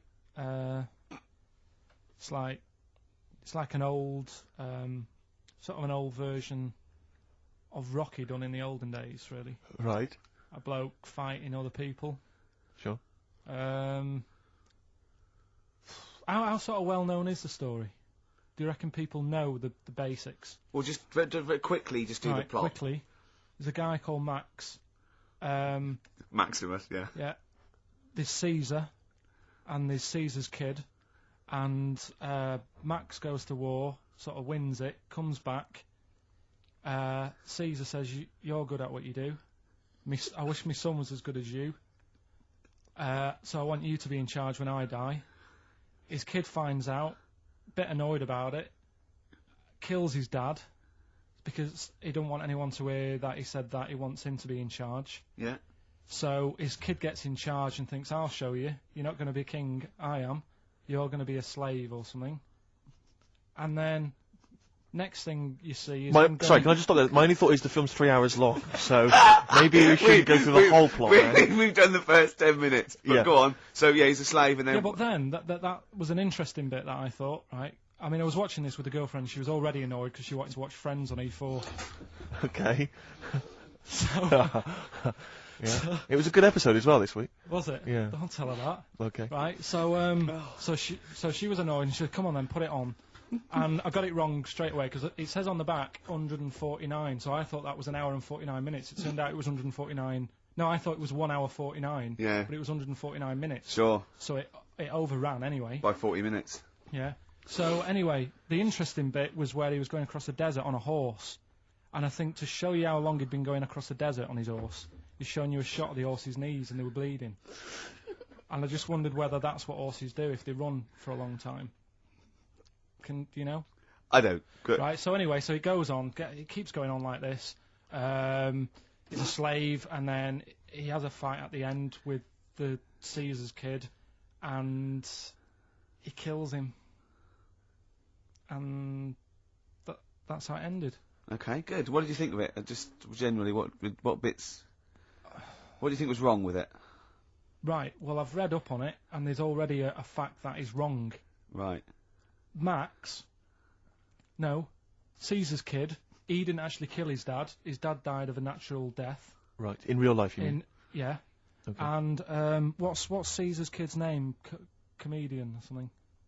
I think it's comedian. Yeah. Yeah. That's where the name comes from. When a funny person is called a comedian. He didn't actually get killed in real life by Max. No. He died by his sister poisoning him, and he didn't die. No. Are you saying that this is not a historical document? It's wrong. All over the place. Yeah. Well, next week I'm giving you Braveheart, and that is actually true. That is factually accurate. I can't handle it. It is. It was a little Australian fella that helped him out. Just for people who watched it, Go on. know that the guy, Caesar's kid. Yeah. He died. His sister tried to poison him. That didn't work. Apparently, he was a gay fella, and his boyfriend, who was a wrestler, strangled him. Where did you get this information? On the internet. I thought I'd look it up to see how much of it I actually got right. Yes. And that's what I read. Okay, so out of 10? 5. Really? Yeah. Okay. It's no good. I wouldn't get it out. And it's annoying the way it says, like, this film's got to be seen at the cinema, because I saw it at home and I don't think I missed out on anything. Very good point. I think that's probably the point they're making, but yours is valid too. We'll play a record, and after that I'm going to ask you about Rasputin, the Mad Monk.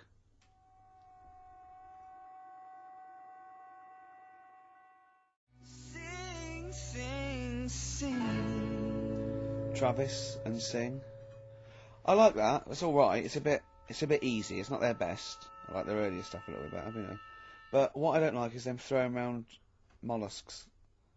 I don't like it when that poor little octopus gets flung around. I know it's dead, but there's a certain lack of respect for the whole mollusk community. For the squid and octopi fraternity. Like I said to you, when I used to go to Wales for my holidays, they used to get washed up on the beach and people used to go over them on the motorbikes. And they were cheering and stuff, and it's just like, do you realise what you're doing? Yeah, sick, isn't it? But anyway, Gladiator, just was going to add on the end of that. If you're into that sort of film, Jason and the Argonauts is probably a better bet. Is that factually accurate? Did you look that up or not? Did skeletons actually come out of the ground and fight? Yeah. I don't know, but it's a more enjoyable film. Okay. And it's shorter. Okay, now, just moving quickly on, just the last item on Karl's re-education this week. Rasputin, you read a little book about Rasputin? What did you know about Rasputin before you read the book, Karl? Could I just tell you, when I handed him this book, it was my house, I said, right, he went, is he the one that lived under the bridge? And I went, what do you mean? He went, the fella that lived under the bridge, and you had to pass him with a, and Jane went, you're thinking of Rapunzel. And he went, yeah. And I went, well, that's not Rapunzel either. Rapunzel's, you had to say, isn't that, you had to guess his name. The person who lived under the bridge was a troll in the Three Little Green Graph. I'm a troll, Foldy well. So, to answer your question, Steve, that's what he knew about Rasputin. Okay? So have you read this whole book? Can I just have a look at it, Rick? This whole book, it's about the size of a beer mat. Yeah. I'm just thinking. But did you read the whole thing? No. You didn't manage to read the whole You didn't even thing? do that. Well, again, some of the names in there are so long and foreign sounding that I just thought I can't remember all these. So I just got to the meat of the story. Go on, Okay, what did you learn about Rasputin? Right. He was a monk. Yep. And Mad? Was he a mad monk? Hang on a minute. Don't confuse him. Sorry. Right. Go on. God. You see, this is what happened in the exams. Right, it was. Oh, don't do that when I'm drinking, Carl. Please, mate. He loved his women. And that's how the story started off. He had really nice. Story started off. Yeah. He had really nice eyes, and that's what everyone fell for, especially the women. Yeah. Anyway, the people back then thought he had special powers because he could hypnotise people or something. Oh yeah. And it was about a little lad who had some sort of blood clot on his leg, and he said, "Just calm down, and you'll be all right." And people thought he had special powers, but what he was doing, he was saying calm down and he relaxed, and it stopped the blood flowing sort of as fast, and that's how he got better. But anyway, that's the only bit of special work that he did. And then he kept going on, and he was going in brothels and all that, and the people in the town thought this isn't right. He shouldn't be going about doing this. And where did he live? Russia. Right. Is that right? Yep. What sort of era? I thought you'd like now, you know, No, about 1800. Okay. All right. Okay. And then. Do you want to check that, Steve? You got the book? People got I know sick for a of fact that's him. not right. People got sick of him, and they said, "Oh, we'll have to get rid of him." So they tried to. He loved cakes as well as women. Okay. So they said, "Let's poison a cake," and they poisoned a load of Easier than cakes. poisoning a woman, wouldn't it? And he ate these cakes, and it just didn't kill him. And they were like, "God, what's going on?" And they kept giving him more and more cakes, and he was suspicious. And that didn't work. So the fella said, "That's it. I'm going to shoot him." So. Well, I imagine it was the end of his tether. So I mean, he was back and forth to Mr. Kipling's. He shot him once, and that didn't work. And the fella thought, "Oh my God!" And he started running away. And Rasputin's running after him, and he shoots him like another. I think he took 4 face bullets. full of Battenberg. Four bullets. Who's going to swear then? 4 bullets. It took to kill him, and then this fella who was after him chucked him in an icy lake, and that was the end of him. But I don't understand. Sort of. What don't you understand, Carl? Well, the fact that, he's a bit of a name in history, and I don't understand why, because it just sounds a bit like my brother. Does he love women and cakes? And do you think that'll be his downfall? Right, I want you to study. Right, if you want to do, that's the first introduction. Right, if you want to do some extracurricular, what would that stuff, there's a song by Boney M that lays it out. Suzanne told me about that, saying about Russia's Greatest Love Machine. Yeah. But it didn't say anything about cakes. No. So I think if you get the 12-inch mix, no, but they say according to Boney M, and I don't know who's correct, the bloke who wrote that or M, they put some poison into his wine. Now I don't know if M have done their research or whether they did shoot him until he was dead. According to them, he was the greatest love machine in Russia. I don't think it says that in the book, but M might know more than that fella. So what's your final verdict on Rasputin? Just a normal bloke who didn't have that much luck, really. That's what I don't understand. I was waiting for something special at the end, but just a normal fellow, really. Yeah, just an everyday. Happens all the time, doesn't it? Just an everyday mad monk. Yeah, just an everyday mad monk. You have to shoot and poison and throw in icy lakes to kill him, and who loves women and cakes. I mean, come on, do we need another one of them? Boring. So what would you say about him then? How would you sum him up? I think you've done it. I think you've done it. There you go. So next week, Che Guevara, you going to read the book? I don't know. Come on. Next week, Che Guevara. Take it home. There he is. Give it here then. Nice one. Good luck. Cheers.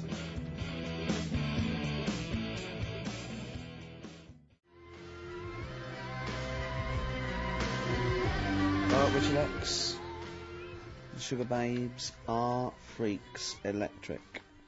Are they, Carl? Dunno. I feel like it feels like Christmas Day. What, and you didn't get the gift you wanted? Yeah, do you know that, like, anticlimax? when You've been looking forward to it for so long. yeah, you know. Well, I mean, I knew you were looking forward to it. That's why it took you 14 years to get the result, and then it was 2 other people that got them for you. Do you So wish that we hadn't done it? No, it's all right. It's all right, isn't it? What's your girlfriend going to say? I don't think I'll see her again.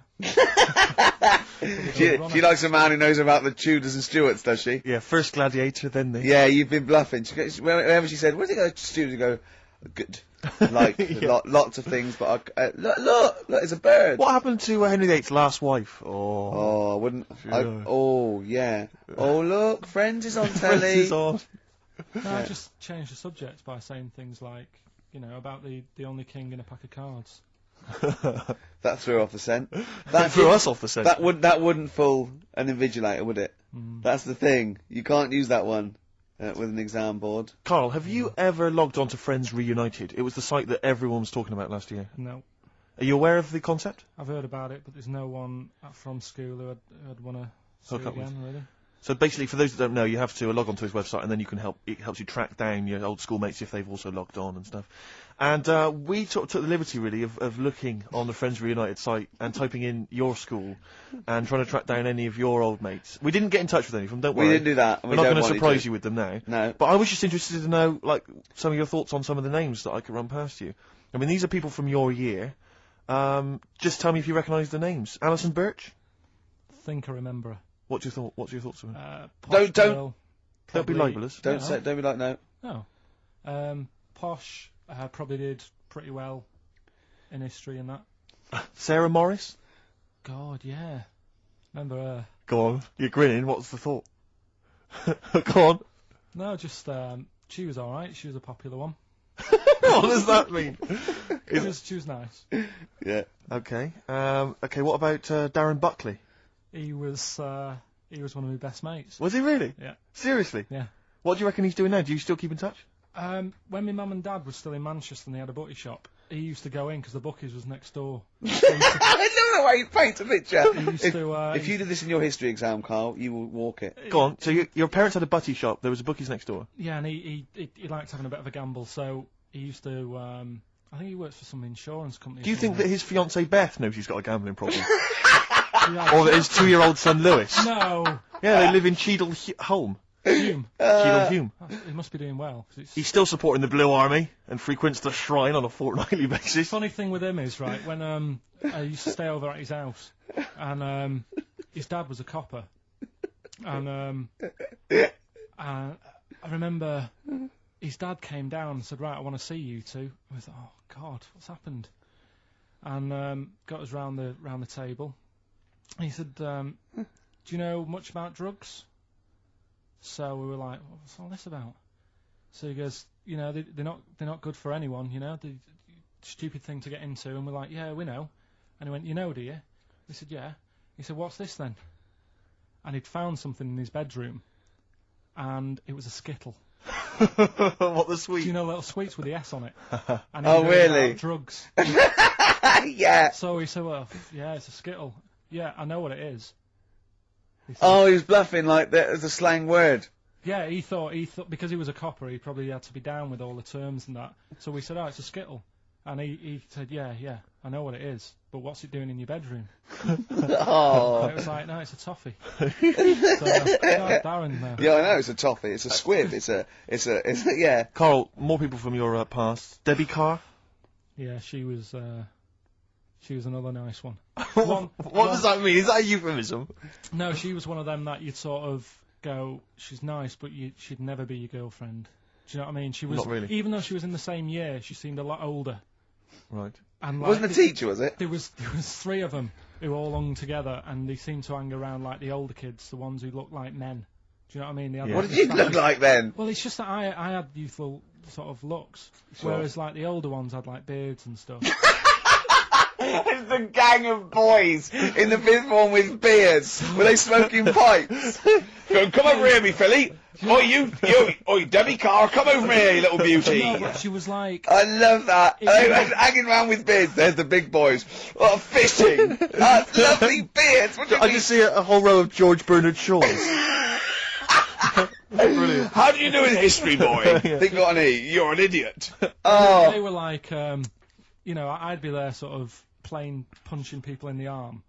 Oh, yeah. Oh, that's a great game. Oh, I love that, punch people in the arm. Is that part of the Olympics now? it's I think it was exhibition this year. Right. But it's going to be a pro next year. It's going to be the Winter Olympics because you've got to do it in just a cap sleeve shirt in winter. Yeah. So you're also playing that? She, but whilst I But was she didn't doing appreciate that. She used to go, ow!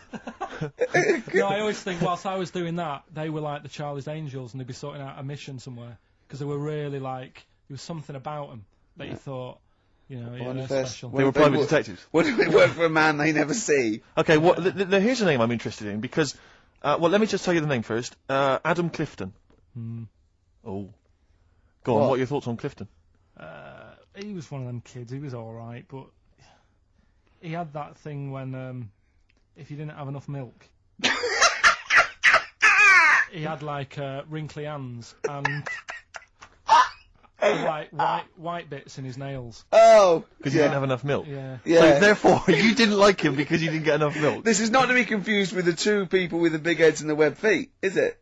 Webbed hands. Well, what's interesting... I know that they weren't related. They must have been somewhere along the evolutionary sort of trail, do you know what I mean? They must have come from the same sort of stock. But no, you wouldn't have liked him. It's just one of them people. He was alright, but... Well, before you say any more, on Friends United, you can leave a little message which explains what you've been doing and what your life's like now. And most people leave maybe 2 paragraphs. Right. Adam, I've printed it off. He seems to have printed. I think there's about 6 pages here of stuff. He keeps updating it, and he just basically lists his memories about everyone. Okay, at the school and what he thinks of everyone. And he says, I often see Simon. He's doing alright for himself. Self-employed illustrator. Mark Cooper. KARL Pilkington. Right. And your name comes up. Now, I don't know if you've told us this story. I think you may have done, but I can't remember the facts about it. It just says, KARL Pilkington, with his pet bird. Was it a magpie? I can't remember. He brought it to school to show everyone, and it flew away. Oh, God. Oh, no, they do that, don't they? You show them the love. What was the story there, You give them seed and they just leave. What do you mean? Well, this sounds like Kez. Well, that's it. I was a big fan of Kez. And it was the time our dog had just died. Yeah. So I didn't have any pets, and the cats were always getting run over. Yeah. And so we didn't want any more pets. Yeah. But there was a magpie that used to fly about on the estate, and I managed to sort of tame it. And in the end, with a chair and a whip. What do you mean you tamed it? Well, just used to sort of hang around it and talk. But how did you get hold of it? Did you catch it? Well, eventually, yeah, it used to just come to me, and the annoying thing was, it got to a point when I wish I hadn't bothered, because it used to pop me bike tyres. It used to sit on like, if I was talking to my mates and I was on my grifter. I love the way he just throws things in. It's like an Alan Bennett play.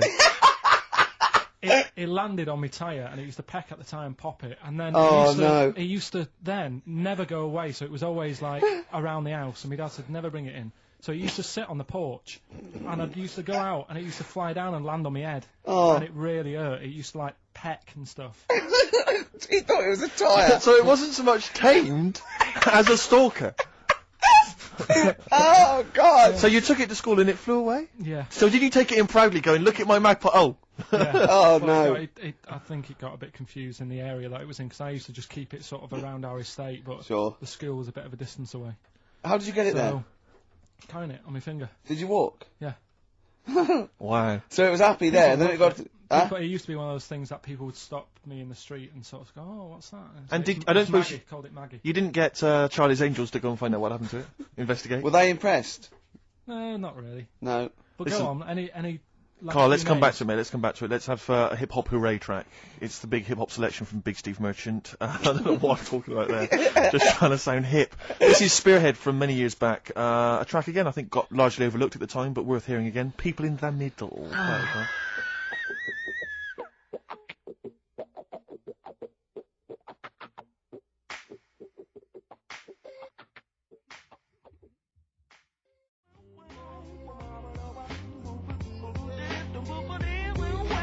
Oh, right. Spearhead, People in the Middle. Michael Franti, surely one of the greatest rappers, I think. If you've ever heard him bust it live, Rick, he's almost as good as me.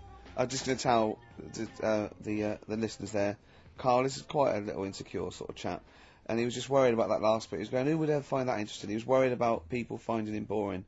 And Steve said, as I said, you know, it's It's like an Alan Bennett thing. He went, yeah, but, you know, no one would care about Alan Bennett if he wasn't such a hit maker. They wouldn't care what he had to say. And we just looked at him for a while and he went, thinking of Tony Bennett. Bless him. Listen, it's almost the end of the show, Carl. Oh, yeah. And it's really been a Carl special. This is a Carl special, yeah. Well, next week, we won't be we'll getting lay this off much next week. We have to We're know. not going to... He wants to retire a little bit, just... Well, those old lottery numbers might come up tonight anyway. Exactly. You might... What are they again? What's the 4 you've come up with? Fuck my way now. What? Come on, well, give us all 6. No. Why? Carl, while you're rummaging for that... 5, 9, 12 and 26. A few more names that you may recall from Friends Reunited. Go on. Lisa Shufflebotham? Do you remember her? Yeah, she... Was she one of Charlie's Angels? No, she wasn't that nice, but she wanted me. her and her mate Rachel, I remember, I don't know why, but it was some sort of PE lesson where it had to be a bloke and 2 girls, and they were fighting over me. Could you hear what they were saying? They were just like, I want him, and I was loving it. Stuck in the middle, and they were fighting over me. And then the next week, I thought I'll sit near them. What sort of game do they play at this school? I don't know. That's an incredible game. But I think punch me on the arm. No, punch me on the arm, Carl. They just went through it. Because the following week, I thought, right, I'll sit near them again because I quite enjoyed the way they fighted over me. But then they picked somebody else, and I don't know who I was with that week. So you didn't get any action with Shufflebotham or a friend? No. And then as she got older, she went a bit off.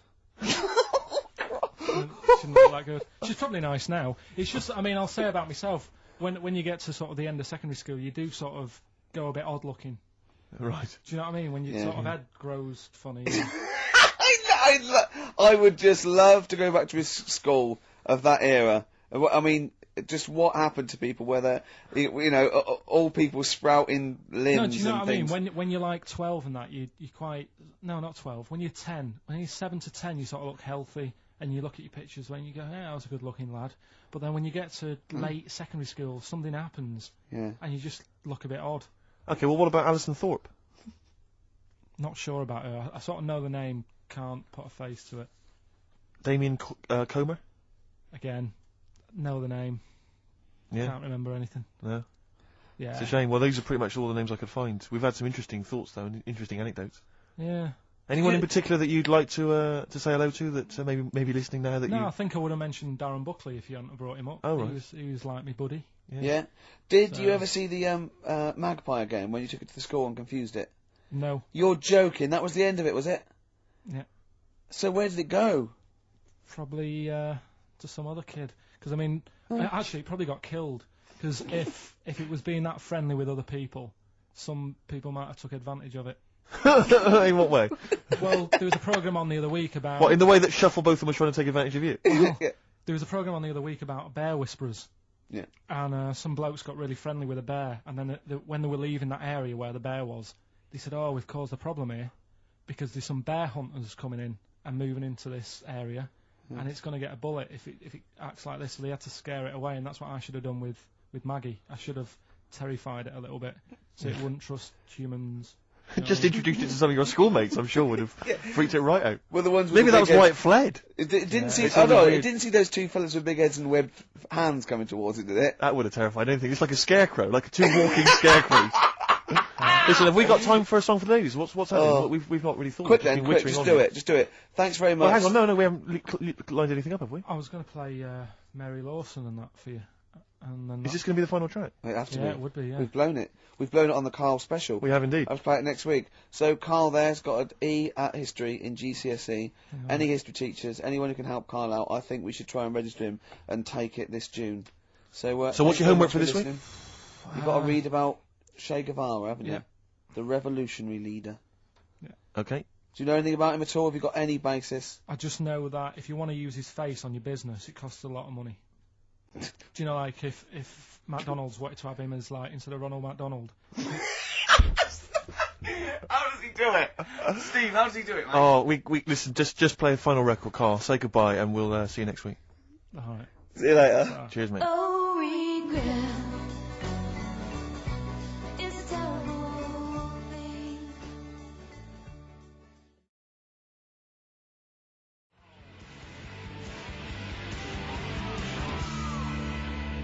Pete Yawn for Nancy. on XFM 104.9. I'm Ricky Gervais, with me Steve Merchant. Hello KARL Pilkington. Steve, you got any other toilet-related anecdotes? Rick, my life is just full of toilet trauma. Yeah. And KARL, you may not realise this, but a while back I used to host, this is bizarre, I used to host a radio show on the BBC World Service, right? Now, if you want someone who's the voice of integrity, the voice of intelligence, the voice of a nation, you're going to come to me. That's obvious. And I was broadcasting to, now they've got listeners of something like 50, 60 million people around the world. It's mental, the listenership of the World Service. And I used to host this show with someone It's a big place, Steve. The World? Yeah. You're absolutely right. And anyway, so I had to be into Bush House, where they broadcast from, 10 o'clock every Friday morning to broadcast around the world to 50 million people, right? And one week, I went to the toilet in my house, right? Everyone had left. I got there a bit late. I got up a bit late. Already against me. The clock was already against me. Had to be there at 10 o'clock, broadcast around the world. And we got 2 toilets in our house, downstairs one, right? And the door had already been a bit dodgy. It was one of those doors where you had to give it a bit of a kick as you went in. It was getting a bit tight. I don't know what the wood was expanding or something. You know, I'm in there, and same thing again happens. No toilet paper. I think, oh God, I'm gonna have to somehow kind of make it upstairs. Why don't you check first? I normally do, Rick. I normally do. It's just on certain occasions when I'm bleary-eyed or something, I forget, or occasionally I forget. Normally I do check. Right. And you've got to bear in mind that it's not like this is happening every week. This is over the course of many years that Sure. these incidents have accumulated.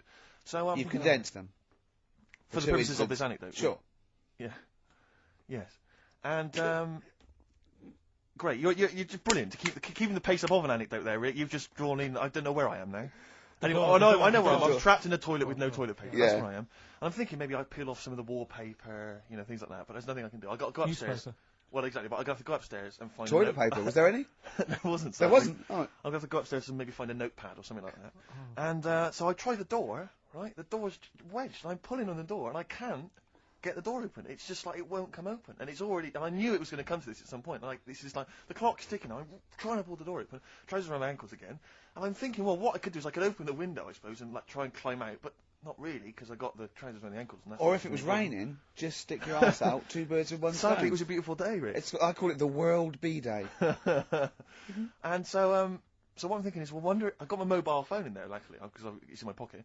I'm thinking, well, maybe I could phone. I was seriously thinking, Kleenex. Maybe I'll phone the fire brigade. By this point, I it just dried. No, it hadn't. It was. Hold on. Was that little puppy not around? Because sometimes you can call that. It's got a little bit wrapped round it. Listen. Or just use the puppy itself. There's 50 million people around the world going to need to hear my voice in 30 minutes. Exactly. And where's Steve? He's not locked in the toilet again, is he? Exactly. Oh, no. So I'm thinking about phoning the fire brigade, and I'm thinking, like, if I do that, it's gonna be the first call that goes straight on the speakerphone. Yeah. For like the entire fire brigade service. With everywhere. a butch hero carrying you down over his shoulders with your trousers around your ankles. Exactly. Can I just not pull him up? No. You've got to be taught a lesson. Yeah. But I imagine the idea of phoning up and going, hello there, I'm trapped in a room in my house. Oh yeah, which one is it? Oh, I don't need to know. It's quite small. Is it? Yeah. It's not the toilet, is it? Because we don't want to come and rescue someone who's trapped in the toilet. Which service do you require? Paper. So I think I can't phone the fire brigade. The clock's ticking. So then I think one of my housemates is still in the house, but still asleep. So I phone the house number. Right, phone rings and rings and rings for ages. And eventually, he answers the phone, right? Gets out of bed, answers the phone, yeah. Hi, it's Steve. All right, what's wrong? What are you doing? What are you doing? All right, yeah. Oh, I didn't wait. I don't know. What are you doing? Oh, I'm just in the toilet. I'm just downstairs in the toilet. Oh, yeah, what are you doing? Oh, well, I've finished what I'm... Have you got any toilet paper? Any bog roll? Yeah. So he had to kind of scrape together a few bits of paper, you know, and sort of tinfoil or whatever he could find in the house. A cactus. Come down Oh, no. Pass it underneath the door. Right, and then I said, "Can you move away from the door because I don't want you to hear me as I'm, you know, wiping the." And so you he didn't say that. Yeah, well, I didn't want him to. You know, that's embarrassing. That's embarrassing. What were you wiping it with? Not tumbleweed. What do you mean? What noise? I know what you mean. Yeah, no, exactly. Right. So then I say, right, can you smash? Why was he hovering? Why didn't he want to walk away? Will you keep your what was it outside with a glass to his ear? Yeah. Thankfully, there was a window in the door, but it was frosted glass. You could just see my semi-naked body moving around. And so eventually, I said to him, "Look, listen, I'm going to need you to sort of kick the door in." He said, "Well, I don't want to kick the door in because you're going to have to pay for it, aren't we?" I go, "Yeah, but I got to go to the World Service. Well, yeah." And he was a lovely man. He's the weakest man you've ever come across. It's like if there's one person you don't want to have to throw their body weight against the door, it was him. It's like he'll snap before the door will. So he's smashing against This the door. sounds like a fetish to me, though. He went in there, and there you were naked with lots of toilet paper. And you go, oh, you've broken the door down, and there I am naked. Again. Oh, you've rumbled me, Rick. I wish I'd not told that embarrassing story on the radio. Like it wasn't embarrassing enough, you've just got to make it slightly more seedy. Oh, so did he get it down? He did it, yeah, and I got to the World Service with, like, minutes to spare. Oh. And interestingly, I told that story to 50 million people around the world. Joking. Yeah. Did they understand? I think so. I mean, is that a bit of a problem when you're on the World Service? Like, thinking of things that everyone can understand? Yes. Because you can't. It's a bit just like talk when about- talking Yeah, to you. yeah, exactly, Carl. I think you're on thin ice there, worrying about people understanding what you're saying. No, but you can't talk about stuff that's on the telly and that, because some people say, well, we haven't even got a telly here. Oh, yeah, you're listening to XFM 104.9. Play a record.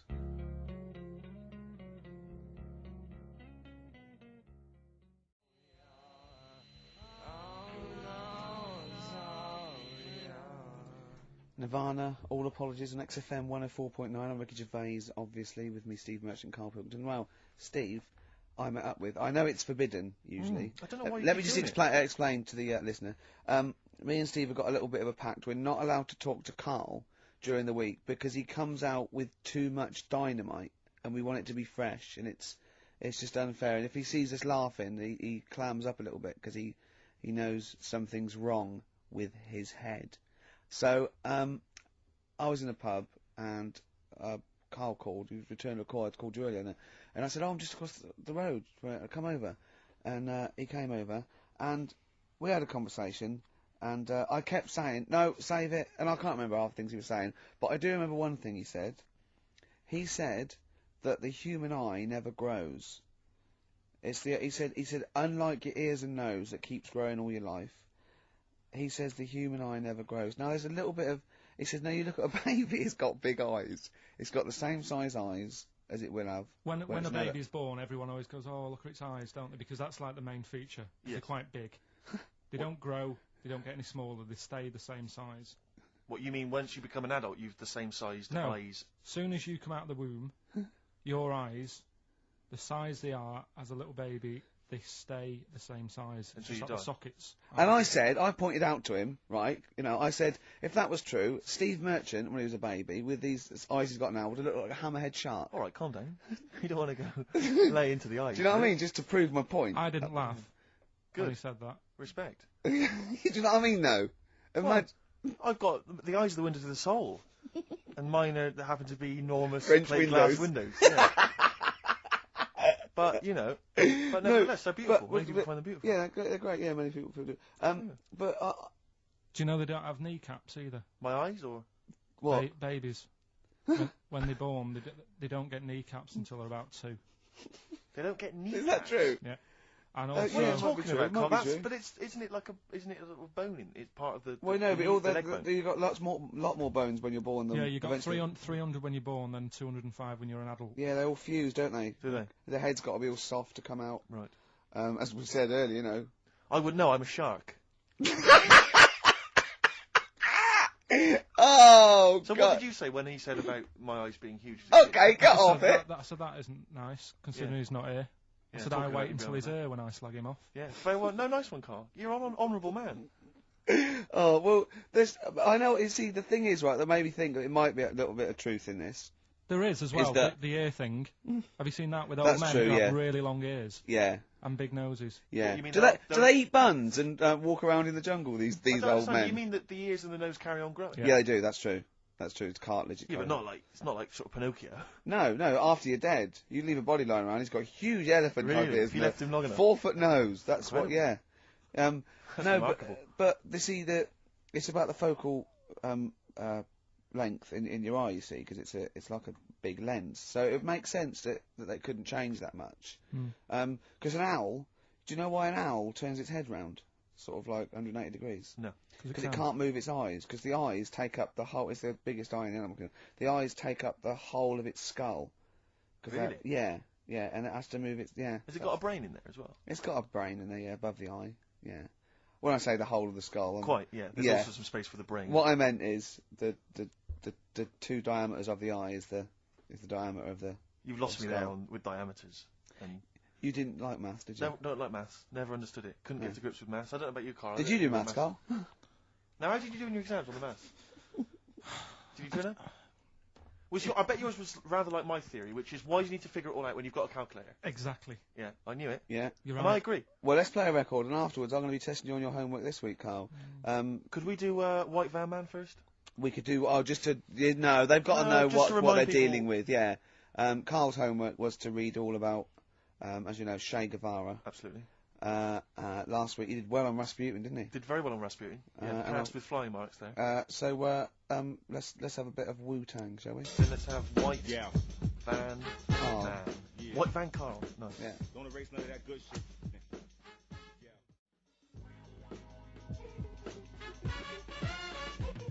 Wu-Tang Clan there, Steve.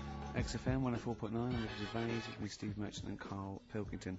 Now, I just reminded something else Carl's in the week. I know it's forbidden to talk to him, but I'll tell you this. He was very excited about the Friends reunited. He was a bit nervous at first, wasn't he, last week?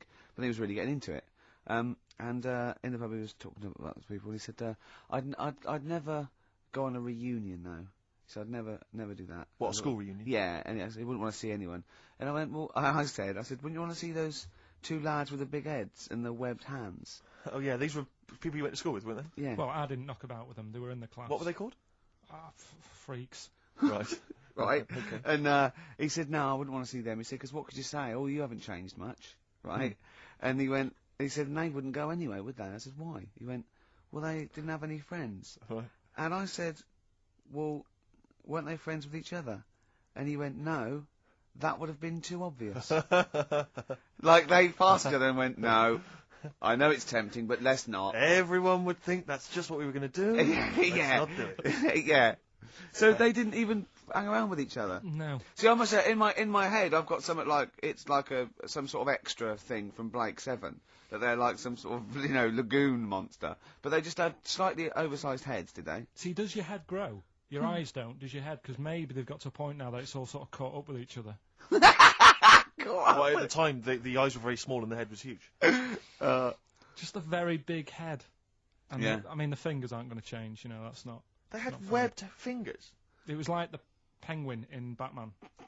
Really? Are you sure? No, honestly. Are you sure they weren't wearing mittens? No, seriously. Yeah, it wasn't home economics. They weren't getting something out of the oven, a very hot dish, were they? Every time you saw them. But why were there two, but they weren't related and they weren't friends? I don't know. I suppose it's like asthma and that, innit? Some kids have it. And it just was a coincidence. Yeah, but asthma's quite a common thing. Webbed hands, Carl. Yeah. I don't know. You don't think of it, do you, when you're a kid? You just sort of... Oh, when you first see them. Yeah. There goes the frogmen. Anyway, Carl, look, let's have a little quick session of White Van Man. For those that don't listen to the show regularly, the Sun, as you may know, has a section called White Van Man where a member of the public gets asked their opinions on the week's big political and social hot potatoes. Carl, we just thought it would be fun if you answered some of the questions. It's not so much questions, it's just your views really on these big news stories. What do you make of Olympic ski hero Alan Baxter testing positive for drugs? What did he do? Well, he won a gold medal in the Olympics, and For what? He was a skier, Right. and he won gold medal, and they've just tested him positive for some kind of illegal drug. But what... if he did, why take drugs to ski? Why? Because all you do is balance. But imagine, it'd be amazing if you were stoned, like going down a hill. Yeah, it's not like you have to... It's not going to help you, is No, it? it's not just like... gravity that's doing all the work, isn't it, with skiing? Yeah, but it's often to do with your athleticism, isn't it? It's No, to but it'd help be you. like saying, and we've just found out the people on the toboggan were on crack. It's not going to help them. You sit there and you go with the flow. Yeah. And Could you hold I on. say, the drugs he was Apparently taking... that's his defence, probably, he probably wasn't jacking up H or, dropping a few E's or getting stoned. He was probably taking more sort of performance-enhancing drugs, as opposed to him just, scoring some shit around the corner from someone, getting off his tits and jumping in a toboggan. Doesn't mean that, does it? He wasn't off his nut. Yeah. You tasted you pissed out your head. But why doesn't he just say, don't be stupid, why would I do that? It's just not going to help me out. But it is, isn't it? Because performance-enhancing I don't drugs know, do. wait a minute, Steve, wait a minute. Carl, right, look at this way. Okay, look at me, yeah? Have I got his attention? Yeah, the lights glinting off your ring there. Yeah. You're attracted to. Okay, right, now, keep concentrating. Right, some athletes, you're aware they take drugs, that's to build up Swimmers muscle. and stuff. Yeah, swimmers.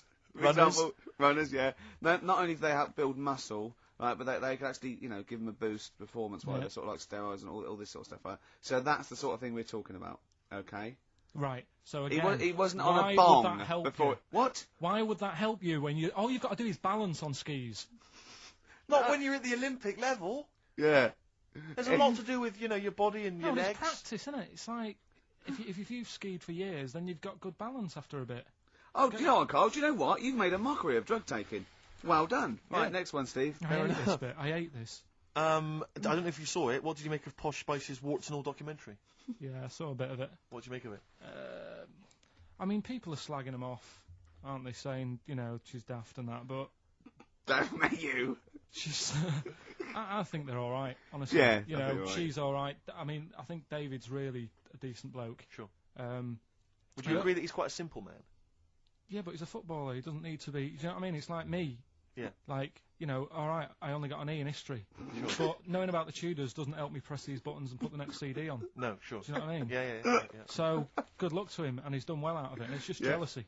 Yeah. I remember, though, when I was back in Manchester, I was in Piccadilly train station, and he was there, right? Not as big a star as he is now, Yeah. back then, but he was stood there, and I was so close to going over to him and saying, "Did you go to my school?" Because I recognised his face, but I didn't know who he was.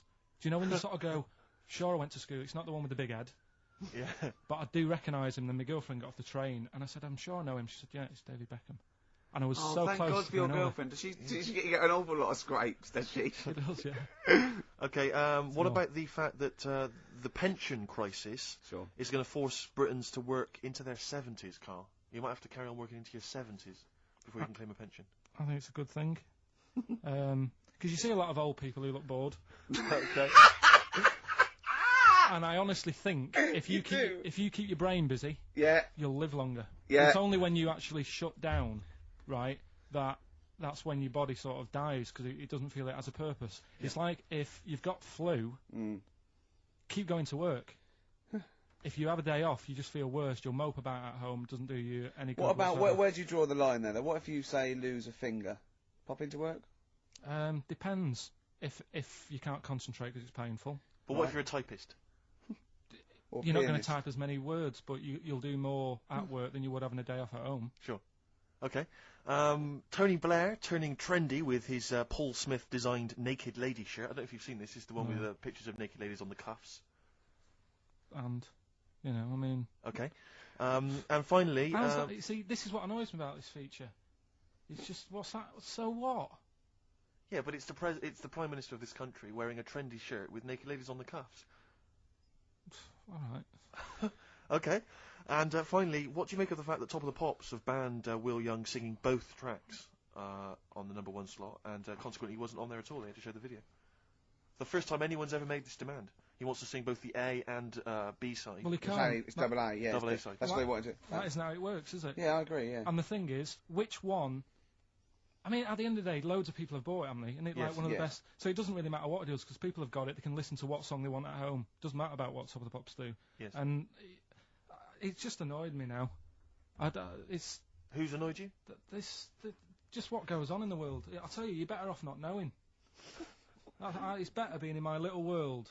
If that's what people are talking about on the streets and asking the white van man, do you know what I mean? I think you're right, Carl. I think you're right. Jeez. Shall I play a lovely song for you? Because you're getting all stressed now, aren't you? I've not had a good day. No, I know. We tell you about it later. It's not having a good day. Well, I'm going to play a Neil Young track here of Harvest. It's Alabama. It's beautiful, and this is for Carl.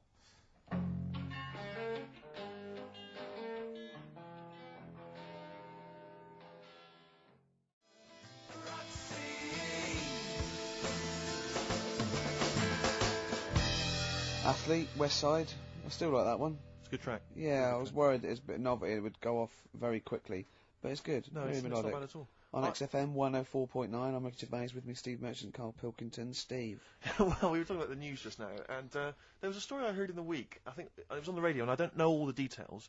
But what I heard was that a number of, I think it was Falkland, maybe Gulf War veterans, were, I think, suing or complaining to the government because they wanted compensation for post-traumatic stress disorder.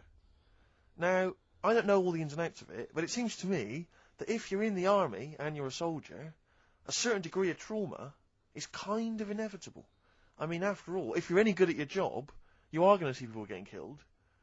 So I don't understand what the ins and outs of it are. I don't know why. No, when it came back and Tony Blair met him and go, all right, well, not really, no. Go on, what's the matter? Well, if there was people shooting at us and everything, it was all muddy. Well, calm down, don't cry. Well, I will. There was a drill sergeant just kept shouting, saying, "Look at you, stupid boy! Where's this he's gun's got a not train, clean?" And I hasn't just he? cleaned the gun, and it was fine. And now he's telling me to clean it again. Yeah, and the boots, they were shiny. Fine, he was Well, he's showing. got to do that. It's more His discipline. neck was as big as his head. Well, yeah, but you don't know what they, you know. I you don't know what the ins and outs of it are, but what you got to do is make sure you know what you're going into. That's what I do. You got to check the small print. So if I was, going over to like the Falklands or the Gulf, I'd put my hand up and go, will it be horrible? And I go, you at the back, yes. Will it be horrible? It will be horrible. Yes, it will be horrible. There will be shooting and lots of death and everything. I go, right. I'm not going to go. And they go, Exactly. okay then. Okay. That should be fine. Yeah. Should be fine. Yeah, just like that. Is anyone else scared about this? Pretty much all of us. Okay, then we won't send anyone then. My brother went into the army, right? Because he couldn't get a normal job, and my dad said, if you don't get a job by such a date, that's it, son. You're going in the army. And, so when was the Falklands? Was it about 81? Right. And he joined back in like 81 or something. And he I don't know, he was in Aldershot or something. Oh yeah. And he wrote back to my mum saying, a bad time to join, bad time in this. So she wrote. What bad time to join? That's so sweet, Carl, isn't it? That's like, dear Dad. Yeah, well done. Don't know if you've noticed. Yeah. I was on the dole, that's for sure. Thank you for joining. A month before the Belgrano. Anyway, go on. My mum called up, spoke to the sergeant, and said, "Can you leave him out of this one?" Can you leave him out of this one? What, the Falkland War? He's only just joined, and she called him Chuck, which he got done for. Like she's one of them. I think it's a northern thing, like saying, "How are you, Chuck?" Yeah. And she called the sergeant Chuck, and the sergeant said to my brother, "Your mum, she's called up and asked if you can not go," which, of course, we'll see how it goes. But can you tell What her? do you mean? Why did the sergeant even entertain this? Well, Pilkington, come here. Your mum's been giving me a bit of earache. Now listen, tell her I've told you, but can you call her, because she called me Chuck and everything. Can you call her and say you don't mind? Well, not really. Oh, please, because I've promised her say you want to go. No, please, say you want to go. Why was he entertaining this phone call? Probably because he was new. What? Because he was new to the army, I suppose. Who? No, I mean the sergeant. I don't know. Maybe they do that. So what happened? He didn't go in the end? So he didn't go, no. You can't do it. But that's ludicrous. I love that. Oh, we went over the top. Pilkington, No, I've got a note. Yeah. Is this really your mum? Yeah. Okay, no, this seems to be in order. Because I noticed it says, I do not want to go into the army, I don't want to go and fight, and it's crossed out and it says, my mum says don't go. Now, you didn't write this yourself? No, did you, my mum wrote this. Okay, You definitely wrote this yourself. Your excuse. You're going to have to fill envelopes. No, I'm sure if he was needed, he would have had to go, but I think they made a bit of a special effort. They sort of said, oh. Well, it wasn't conscription anyway. Oh, no. But were the other soldiers going around just going, Pilkington. No, he ended up being a mechanic in there, and he got kicked out for going for a packet of fags in a tank. What? Now, wait a minute. Do you mean he nipped down the shops in a tank? Yeah. I don't believe that, Carl. You've Honest made to God. That, and he went off with the sergeant's wife. So that didn't help, and he ended up getting kicked out. Sorry, your brother's a genius. I love this. First of all, he gets a call from his mum, go and let him up, and he goes, oh, God. Then he goes, where's Pilkington? His mum's on the phone. Where is he? He's near your house, Sergeant. Near my house? Well, why is... No reason. Well, when he comes back, when he's finished, tell him his mum called. And can he get me a packet of fags? Tell him to walk this time. Wow. This is ludicrous. So the sergeant found out that he was sleeping with his wife? Yeah, I don't know. I mean, Did your mum phone out and say, let him off? Let him off this time. Can he... Yeah. That's fantastic. But he misses it. I mean, I haven't seen him for about 11 years. But ever since he came out, he's just kept getting into trouble and that. And the army, people slag it off. But I think if you're a certain type of person, it's good for It you. didn't straight him in, how did it? No. He was going down the shops in a tank, he was shagging someone behind their back. It's really weird. It's like back then, he was like a proper adult, and he had a house, and he collected crystal with his wife and that. And now, he hasn't got any of that. Has he got the wife? No. Has he got the crystal? Don't think he has. And he hasn't got the I house. seriously haven't seen him for about 11 or 12 years. Oh, So I haven't even spoken it to always him. Carl's stories always start off nice and funny, and then they just leave me empty and slightly depressed. I don't know whether to hug him or shoot him, put him out of his misery. Can we take Carl to the phone in if you think I should take Carl to the vet and have him put down? Because it's just too stressful.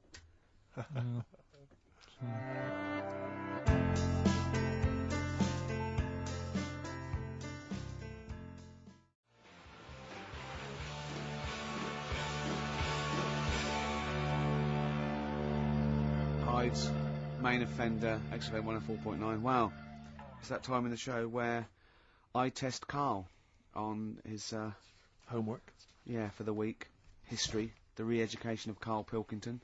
As you know, we found out last week that he'd taken one GCSE and he'd got an E, and it was history. Do you know, Steve, I haven't told you this, went shopping on Sunday, buy some new jeans, was in a shop, saw an old lad who I haven't seen for about 2.5 years, went, "You alright, mate, how you doing?"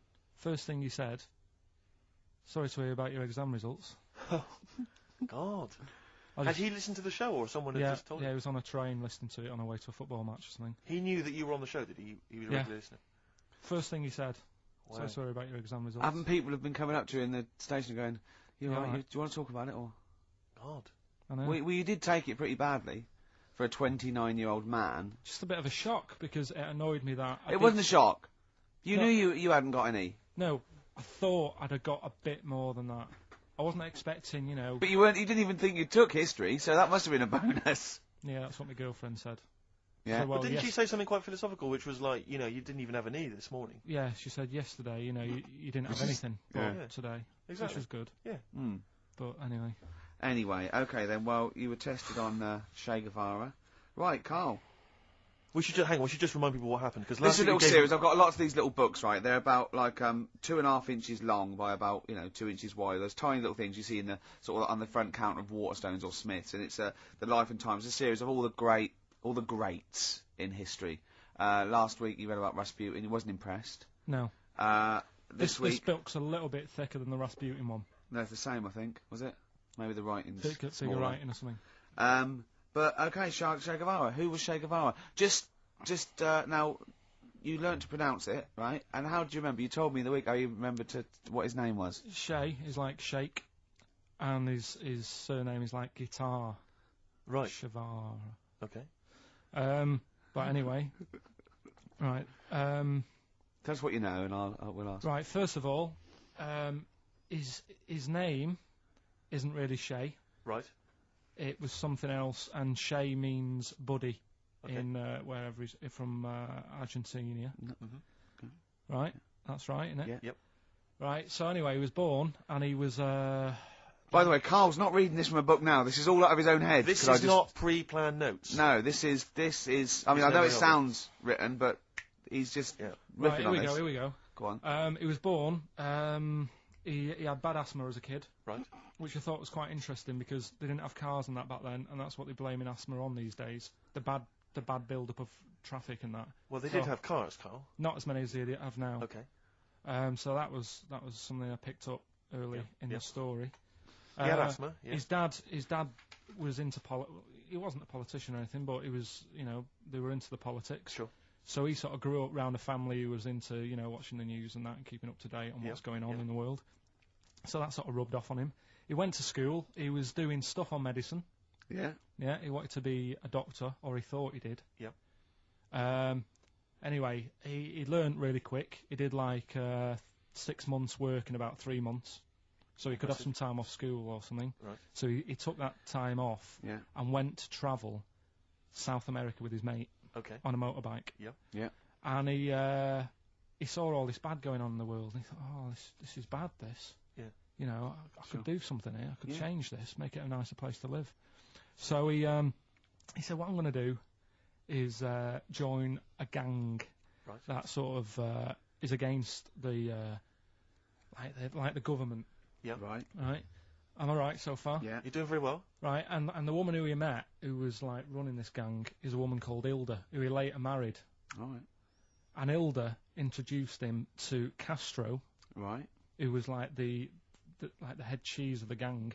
Right. Who wanted to change things. Okay. And so she said, like, this is I think his real name was Engelbert or something like that. Ernesto. What? Ernesto.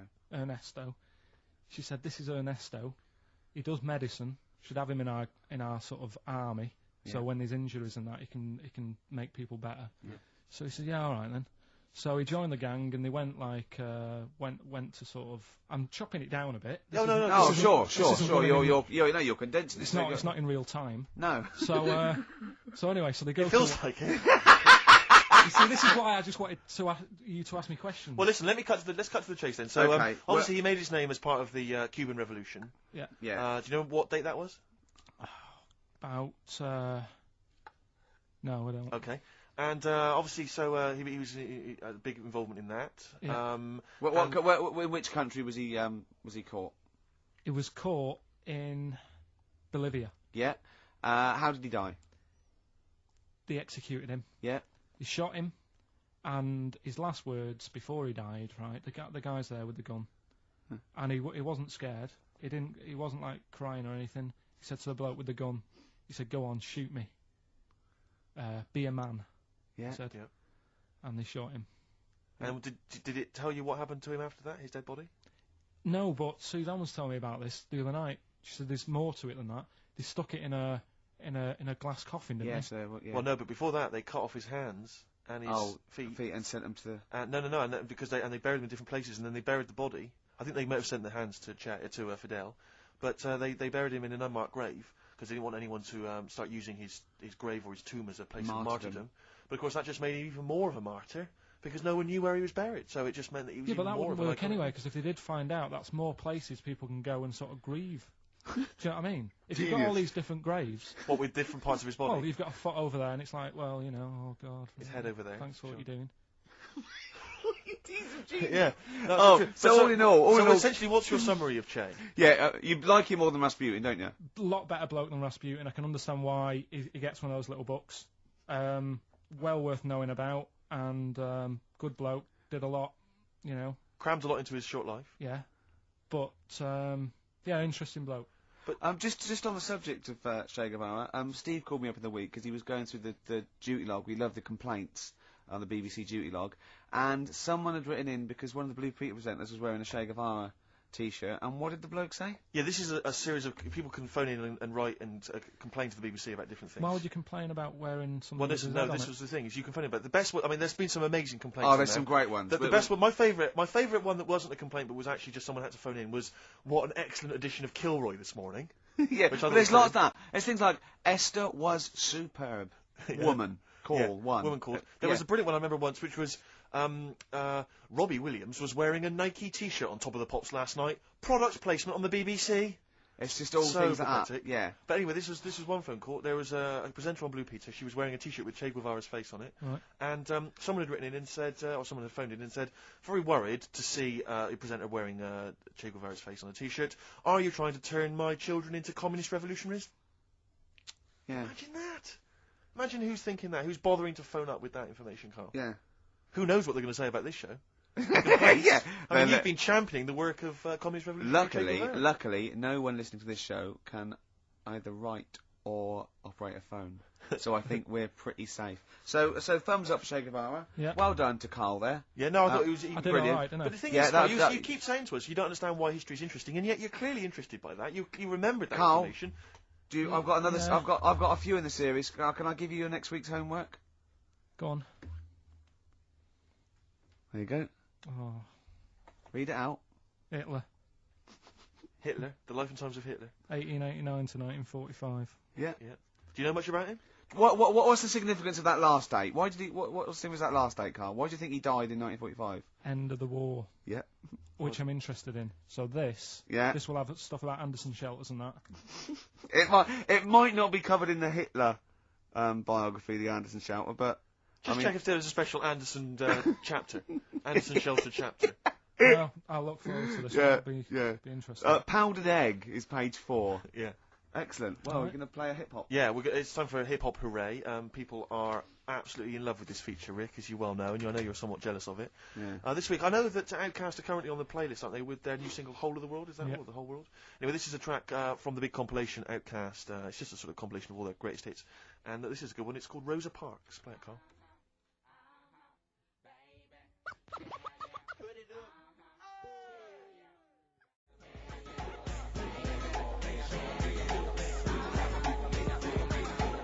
From their greatest hits album, that's Outkast, and a track called Rosa Parks. Like it. Yeah, enjoy it. Now, we just had a call from someone impressed by Karl, and Karl's very pleased because this guy has actually done a PhD on Che Guevara. So, in theory, whatever subject he chose, in theory, he's probably one of the experts in the world on this particular field. Now, hello, are you there? Yeah, I'm here. Hello, what's your name? My name's David. David, now where did you do your PhD? Did it at UCL. Did it at UCL, my old college. And what was the actual title of the PhD? It was Che Guevara's influence on class struggle in Europe in the 60s. And what did you think of Karl's performance? I thought he did really, really well. The only thing I'd never heard those last words before. So Karl actually knows something you don't know. Yeah, possibly. Although you presumably not take that as verified information. You probably wouldn't take everything Karl said as gospel. You'd probably look it up yourself, would you? I probably would have a look, yeah. Did you know about babies' eyes? Sorry? Did you know that babies' eyes don't grow? I didn't know that.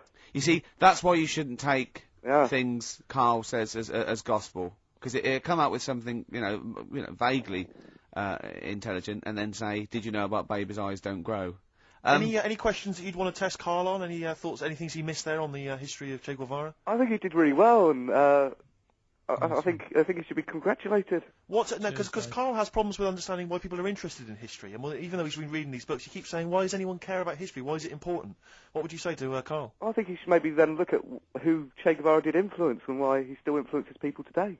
Yeah. Well, he knows that he influenced Citizen Smith, and he knows that if McDonald's ever wanted to swap Ronald McDonald for Che Guevara, it would cost him an awful lot of money. So he is trying to apply it to the modern world. He is having a go. Well, maybe you should think like why Rage Against the Machine have him on their T-shirts. Good point, Karl. Why do you think of that? Why do you think they have him on the T-shirts, Karl?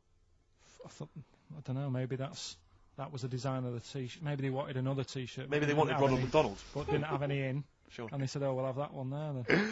Well, thanks very much, Dave. Just before you go, do you think Karl would be an interesting subject for a PhD? Yeah, very much so. Yeah. Okay. Well, if you're not. Well, hopefully one day you'll become a professor, and you can maybe set that as some coursework. I could do, yeah. Karl Pilkington. Imagine that. Cheers, Dave. Having an MA in Karl Pilkington. Thanks very much, Dave. Okay, bye. Cheers, bye. That's good. My teachers never did that. What encouraged you in that way? Never said well done. So really? Yeah. But you never showed up. Yeah, you had to be in the same room. They were really. too busy saying, "Who are you?" yeah. No, but Mrs. Matthews, me head teacher. Oh, let's not lay into Matthews again. She's not Matty Matthews, said, not Grimble Matty Matthews. I'd we used to call never her. be a high flyer. If she could see you now. What did she say? You'll never be a high flyer? She said that to me, mum and dad. Really? On a parents' evening. That was after I'd played the drums in Little Donkey. She clearly didn't know what she was talking about. The picture sold.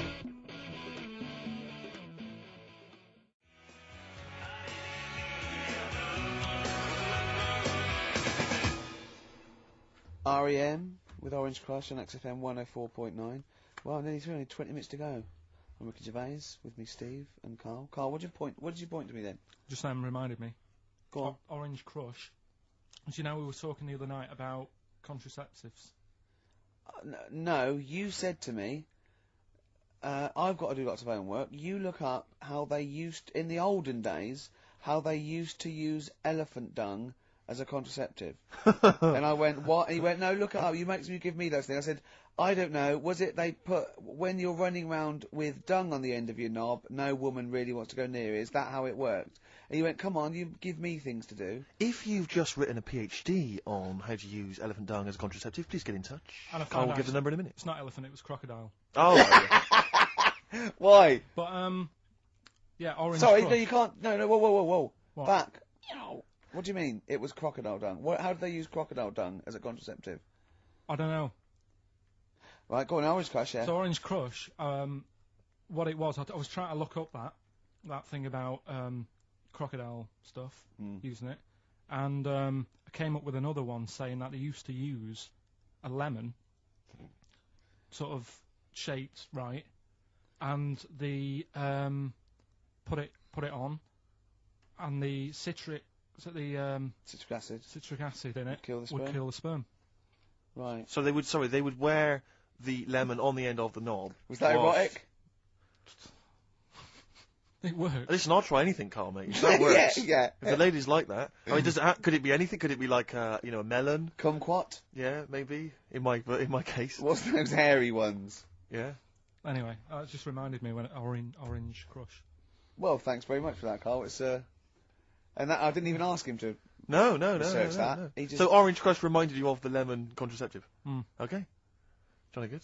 You could use it as a little lemon squeezer, couldn't you? It could be like a novelty lemon squeezer. You just stand in the kitchen, and then when someone wants to just come along and go on the end of your... Did you make this lemonade yourself? Yes, I did. It tastes funny. It tastes funny. Okay, yeah. Would you, Carl, this is a quick question to you. Would you ever sort of find yourself in a situation where you might confuse a woman's breasts with mountains? Is that a concern for you, do you think? No. Not a problem for you? Well, not if they're small and humble, I wouldn't. That's what I'm hoping. That's what, fingers crossed. If they were small and humble, then I'd pretty much not confuse them with mountains. Thank God, but I mean, if they were large and sort of pendulous. And with, like quite rocky with snow on top. Exactly. Then I'd go, hold on, love. Wait a minute. Hold on, love. I was into this, but now... Exactly. I feel like I'm alone. Carl, do you know what we're talking about? Who has done that? I'll give you a clue. One more time. See, my breasts are small and humble, so you don't confuse them with mountains. Shakira. It's a lyric that taking me the and Steve nation are obsessed by with. storm. It's quite a nice song. It's got It's very much like, it sounds a bit like Men at Work Down Under. Yeah, it's got the panpipes. Is this what's its kid? Who?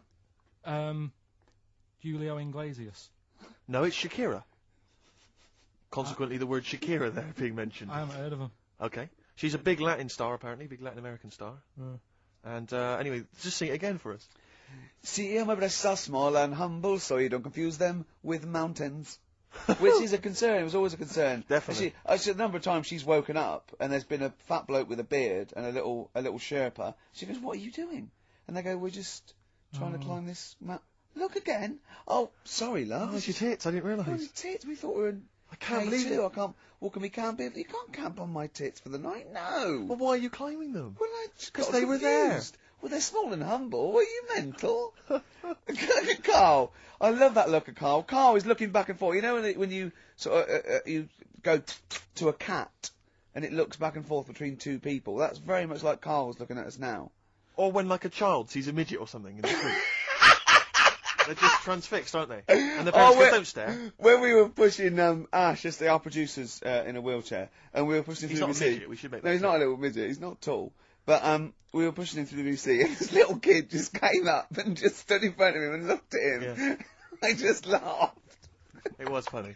Do you do that? I imagine that you get caught staring at kids. Yeah, do you go up to people with problems and go, "Mummy, is that a monster?" Well, I was telling you one about when I used to go with my dad in the taxi.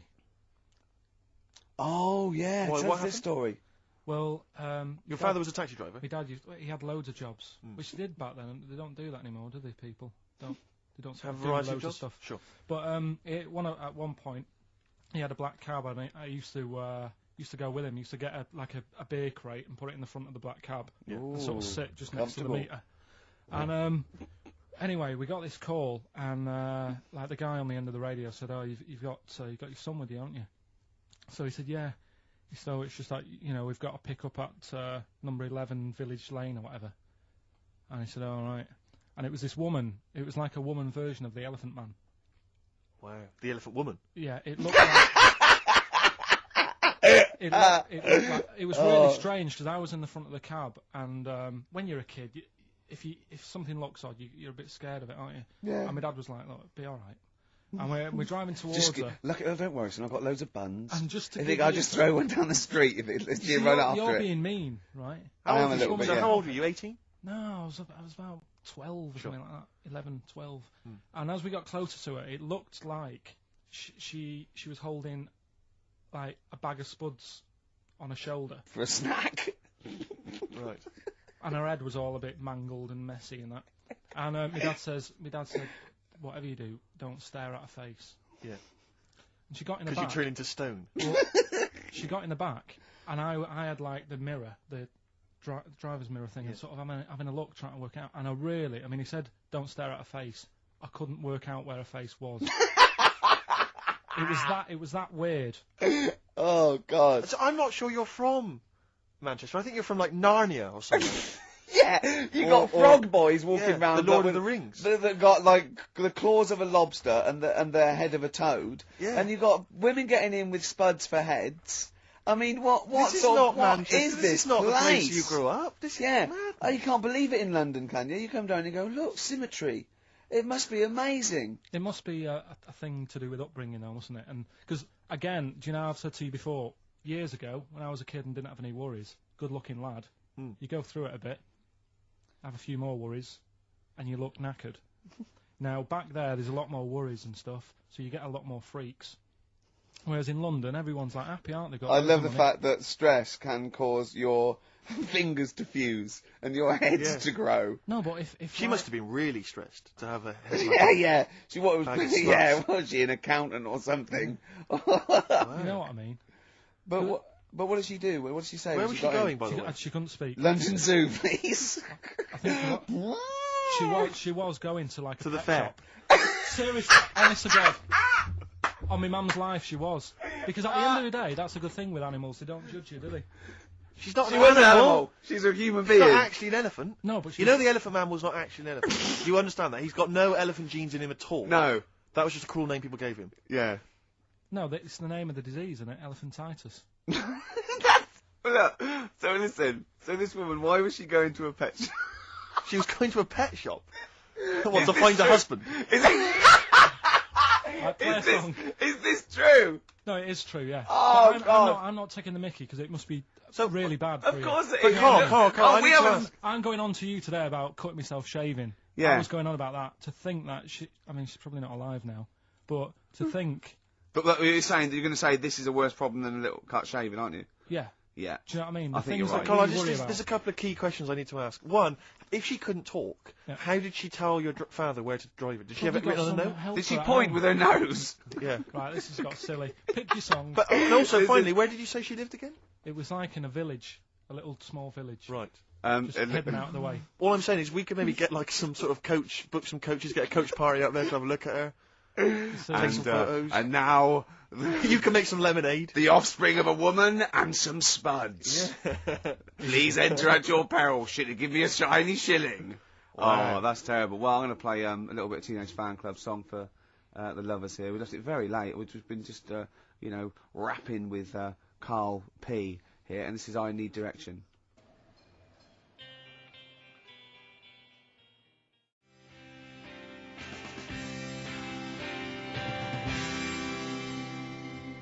Teenage Fan Club. Oh, they're a good band, They aren't are a good band. XFM 104.9. We're nearly there. So will your girlfriend be proud of you now? You performed a PhD graduate It's a there, bit annoying because she's not in London today. She's in Sunderland or something, or Newcastle, right? working. So she won't know what your greatest triumph. She saw last week's and you got an E in history, and now this week you come through Yeah. with some great praise that Mrs. Matthews never, laid upon Even you, did looked she? at. Well, No, just said you won't be a high flyer. Eh? You've shown them, haven't you? you never know. I mean, I had mates who, my mate Colin Makin, who Sure. did the disco with me. Pilkins making music, yeah. Pilkey's making music. Yeah. He was dead brainy. I don't think he's up to much these days. Sure. You Just- can't plan it. Yeah. Just goes to show. Well, I mean, you can do there's a certain amount of planning you can do. I mean, driving a tank down to the shops with some fags, Yeah. never going to mean you're a high flyer. You know? And that woman who you picked up in your black cab, she's in a circus now and she Yeah, can happy. fly, which is good. Am I confusing that with a film? You went to see a film this week, didn't you? Mm. What did you go see? The Monsters Inc. Oh, Did you yeah. have a little argument? What was the argument about? Did you have an argument with your girlfriend or something? Because of Well, the history thing took over last weekend, to be honest, when you found out my results. That was like the talking topic of most of the weekend. And, why? What did she say? You brought it on yourself. Why didn't you take it serious? Was she annoyed or upset? Well, she just sort of said, you can learn. Look, you learned Rasputin. Mm. If only you did You've that done at that. school. You've done Do you know what I mean? Rasputin. She said, you can do it. if you're told to. She said, you know, it's only because Ricky's told you to read the book that you're reading it. Does she think we're sort of like taskmasters? Does she think we bully you? Nah, she knows it's just a laugh. Yeah. What did you tell your parents about your? Nope. No. Never. Because they never even questioned where my results were, so I don't want to tell them that, you know, I didn't get any. No. How did they do it at school? Didn't have them back then, did they? Right. When was that, Carl? The Middle Ages. I don't know. Like I say, back then it wasn't about getting results and that, was it? It was just about learning trades. I mean, my dad, right? He can like put windows in his house. Yeah. Do plumbing. He should. It's dark, isn't it? He's done that first of all. Right. So he can do what? He's got a multitude of different jobs. Yeah, he can do all sorts. Do you know what I mean? If there's a problem in my flat, I can call him up and say, you know, this isn't working. What should I do? And he'll say like, "Is that our brain surgeon?" He'll say, "Oh, fix it." Sure. So what about Monsters Inc? What did you make of it? So alright, it is a kids' film. It sort of annoyed me. Is it? Okay. I was having like. What gave that away? Was it the songs? Was it the animation? Yeah, the fluffy little things that squiggled round on the screen for an hour and a half. It is annoying because like there's kids everywhere and kids don't watch films, do they?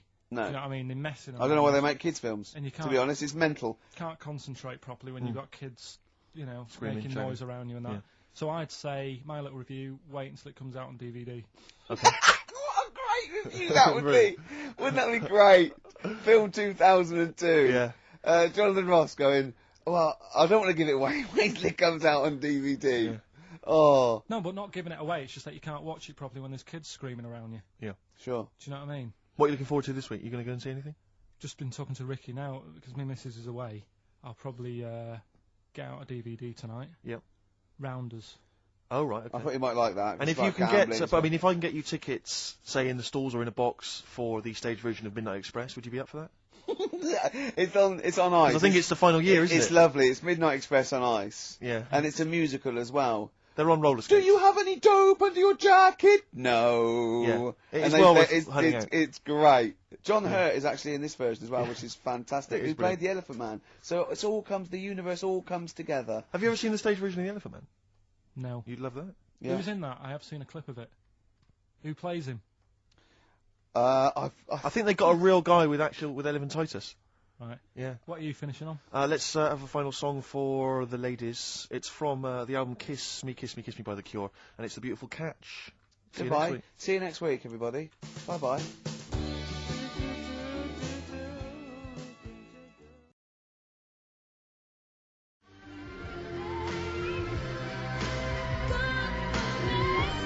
Our Freaks Electric, Richard Eccles, Sugar Babes on XFM 104.9. Steve. Absolutely. I'm Ricky Gervais. With me, Steve Merchant. Hello. Carl, the producer. 7 minutes past 1 of a Saturday, and what a lovely Saturday it is. It is indeed. Well, it looks nice and bright, but it's deceptive, because I went out, and I just had a t-shirt on, and I had my jumper on me. I got out there, and I thought, this is chilly. I had to pop the jumper on. Oh, no. So, you know, just if you're just, you know, looking out the window thinking, I'll go outside, pop a jumper on, or a jacket, because it looks nice, but it is a little bit colder than it looks. Rick, can I ask, were you wearing the jumper around your waist, tied with a knot, or did you have it over your shoulders, like maybe you just jumped off a yacht? I popped it round my waist, and I'll tell you why. Okay. I tucked my t-shirt in for neatness and comfort. Lovely. But even I know that's a little bit dorky, so I was trying to hide the belt line. Okay. So then I popped the jumper on, didn't have to worry about it. Did you go with the double knot? I didn't. Because that can loosen if you're not careful, especially if you're carrying bags or you're busy on the tube. I know, but I wouldn't mind that as long as I didn't lose it. As long as I saw it loosen and fall, I'd pick it up and then clean it. Not in the washing machine though. I'd pop it in a cold wash soak, right, and then leave it out on a few towels or something, or pop it over the radiator. So what's the problem with putting it in a hot wash? Well, it can cause shrinkage. Oh no! So coming up, we've got loads of tunes. We're going to be playing some of the best bands around, some new ones, some old ones. Might even play some Adaman. We don't know yet. Let's have Badly Drawn Boy though, shall we, Carl? Current single.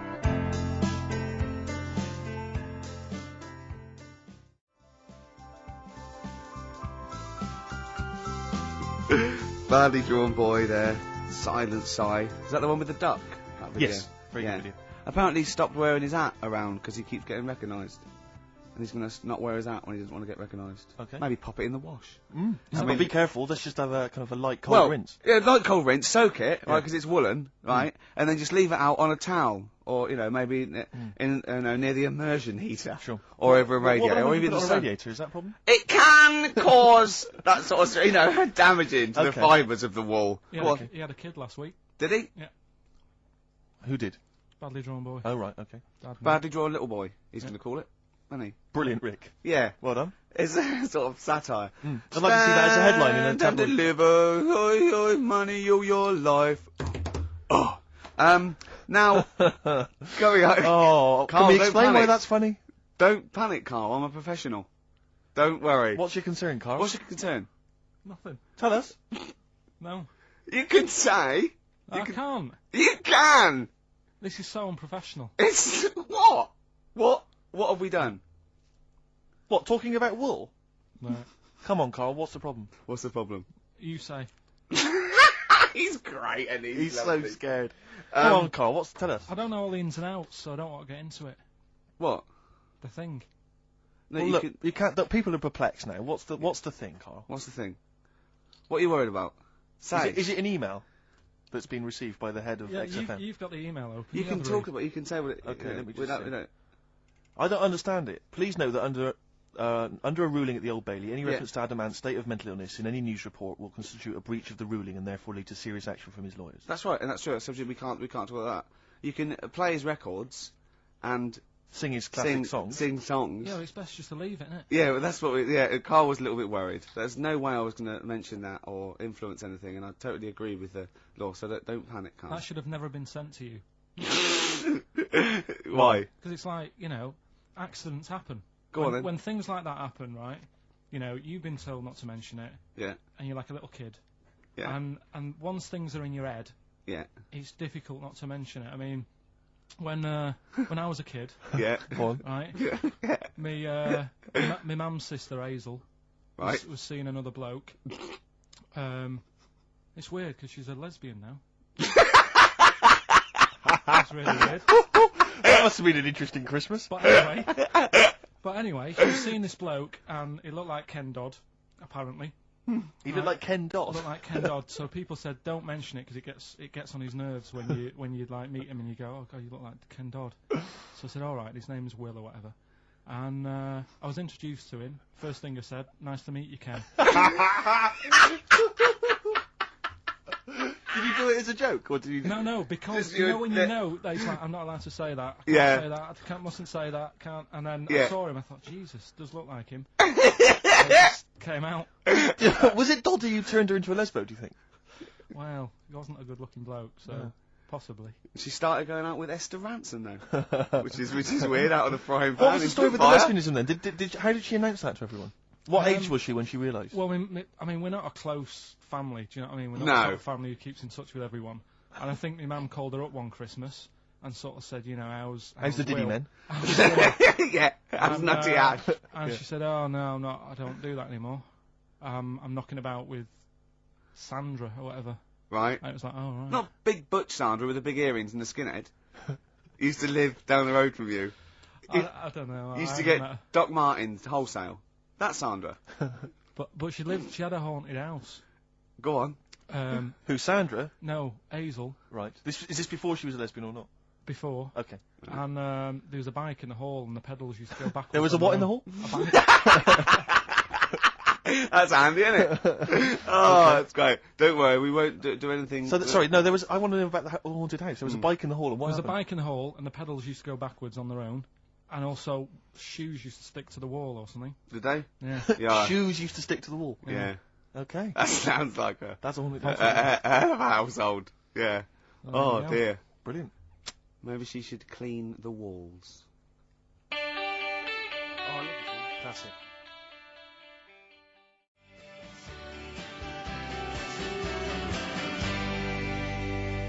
Lars, and there she goes. What a great start to a show. We've had 20 minutes of some of the best banter, chatter and music and anecdote anywhere on the dial. You're damn right. High five. Yeah. Sweet, man, sweet. Oh, what are we talking about? Now, well, I love that track. It's lovely. They've got a bit of the Liverpool gene pool, haven't they? That sort of doddy. You know what I mean? I like the Scouse sort of look, you know, the Cilla Black and the Stan Boardman. Yeah, it's particularly unique to Liverpool. It's sort of happy in teeth and ears. And, it's do you know what I happy mean? in teeth and ears. Yeah. Oh, brilliant description. Yeah. Happy in teeth and ears. Yeah, that's just 3 of my friends. Yeah. Now, we've got a great track lined up, haven't we, Carl, that I've brought in? So I'm going to go off. Now, I'm not ashamed. As you know, me and Steve aren't worried about being part of a trend or you know, being trendy or jumping on about it. Steve particularly doesn't worry about, like, looking good or, well, you know... No, I'm saying, no, as a compliment, he doesn't worry about walking along like that or, you know... Well, I'm looking good. No. But I'm saying you don't mind the insults freak boy or goggle eye or... It's water off a duck's back, mate. Do you know what I mean? Or a new phrase that's been coined because of Steve's face, water off a frog's back. Who's saying that? Just a lot of you, a lot of friends and that. But I mean... my friends? Yeah, a lot of the people. Can you name names or? I can't really. You make promises. You can't. I can't. I can't really. Anyone up. I think it's the Kagul. Looks good. It does look good. It's waterproof, Rick, and it's also stylish. I wear nothing underneath, so it's tight to the skin. It gets sticky in bad weather. Yeah. Is that why you sort of rustle? Sexy. But what's all the? Is there abuse? No, they just say. Because I'm a pretty trendy guy, but I, as you say, I cut my own trend. You know, I make my own style. You know that. Consequently, the pipe. You don't feel that's an affectation? I don't think. I think because you're young and tall, yeah, the pipe looks a little bit silly. Go on. I mean, I know you're worried about because we've already lost the trilby. Well, I'm worried because pipes are going to die out. I mean, this is the problem. That there's no young people now who are taking up the pipe as a smoking device. Is there anyone under the age of, what should we say? Oh, we've said this 25? before, and I don't think there was no one. I think there was some nutty old woman who phoned in and said, I smoke a pipe. But I'm talking about, you know, because years ago it was like an Oxbridge student, you know, you'd be at Cambridge or something, you'd have a lovely pipe, you know, tweed suit, you'd be there studying. That was, you know, and that was the young gen always smoked a pipe, but no one is now. I'll tell you this, in the year 2050, there'll be no pipes. They won't exist. Well, I think all drugs like nicotine and alcohol will be banned, and we won't be allowed to think our own thoughts. We'll have to live in the sewers like eating rat burgers or something. True enough. Won't we? Yeah. And it would have to download our memories or something. Oh, probably. God. And but I'll be a rebel, Rick. I'll just be down there listening to jazz. No, you won't. Yeah. You'll just have a little chip in the back, and you'll be going out with a big fat man with a big toga on, and you'll be touching him. But will I think it's a beautiful woman? Yeah, you will. Yeah. And I'll be fighting with the rebel underground. No, you won't. I will. No, I will. I'll be dead, won't I? You'll be dead, yeah. I'll be dead, yeah. In 2050 you will. I'll be dead. Unless because obviously you're becoming quite wealthy now. You're becoming a very rich man, obviously, from all your, celebrity endorsements. I'll have my brain put into a robot exactly. made of titanium, and I'll have it, Would you be cryogenically frozen if you could do it? I would, but I'd leave myself out on a towel. Right. Never, because if you do it too quickly, there is shrinkage. You've got to be careful. Did you read in the paper this week? This is true. Apparently the world's oldest man, who's 113, lives in some little part of Japan.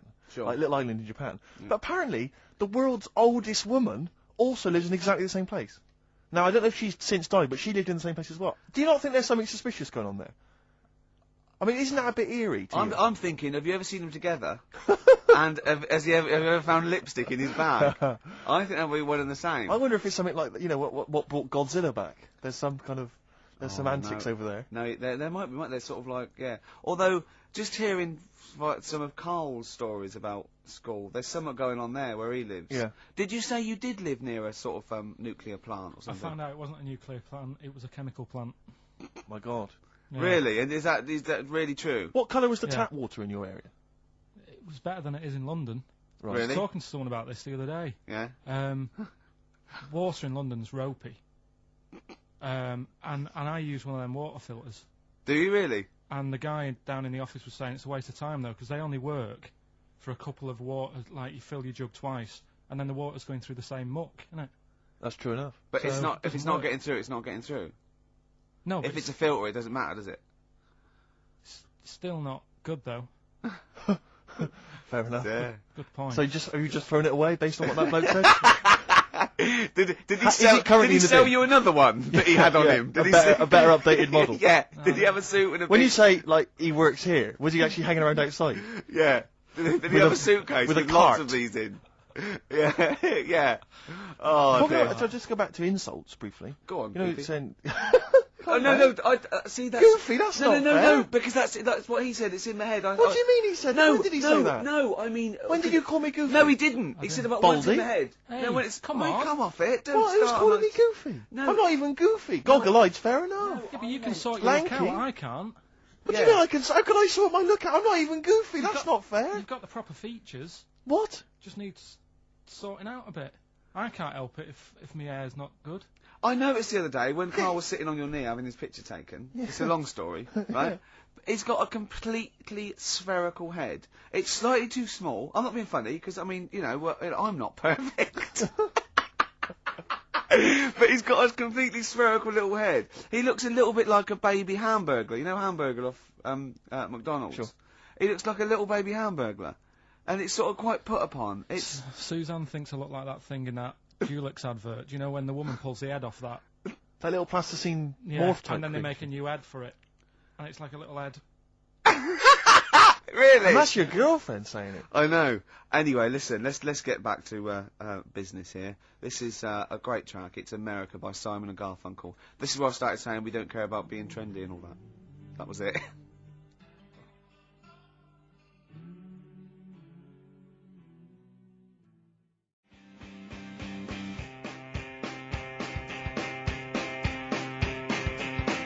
Strokes, last night, XFM 104.9, we're flying now, 35 minutes into it. No real hiccups, I don't think that Not so far. And that, it's just going really well. My name's Ricky Gervais, with me Steve. Hello there. Carl. Alright, coming up soon, White Van Man, White Van Carl. We ask Carl the questions that the Sun asked someone else. Exactly. It's a good feature. It's a great feature. I'll be testing Carl on the new re-education of Carl, as you know. He got a GCSE. It's the last one, isn't it? In history. It was the last heavy sort of one, yeah.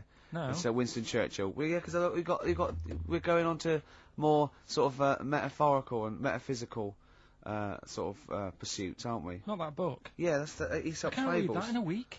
You don't have to read it. Right, Just that's choose right. out. Just choose the ones about the foxes eating penguins. You'll like that. Steve, over to you. Thanks very much. I wonder if I don't think we've made much progress yet on sending Carl into sort of into the air with the. No, balloons. this has gone a bit ballistic. I've Actually. gone off the idea. Oh no! Shut No, up! don't. You haven't gone But off the idea. we've inflamed the imagination of the capital. There's people offering left, right, and centre, and I think it's a good idea. But I think we should you know, make a day of it. I think we should send you up in some balloons, right? Maybe you know. Well, hang on, Rick, let's before we compare carry a on, show. let's explain what happened because people might not have listened last week. I don't believe that.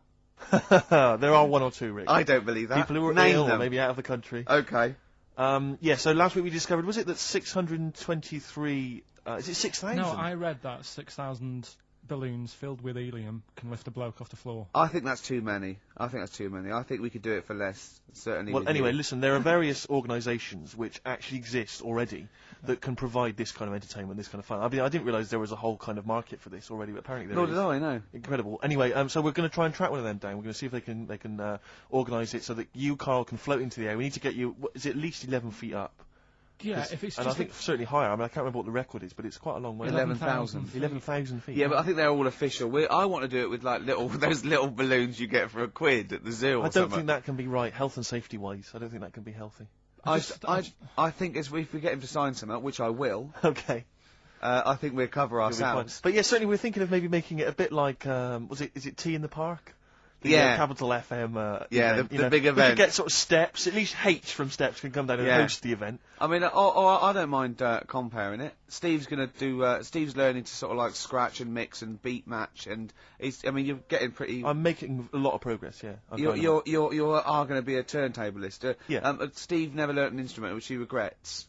You know, and you know, he's a modern lad, and he's using turntables as his instrument. I've just got 2 turntables and a microphone, and so far, I mean, seriously, I'm cutting it up big style.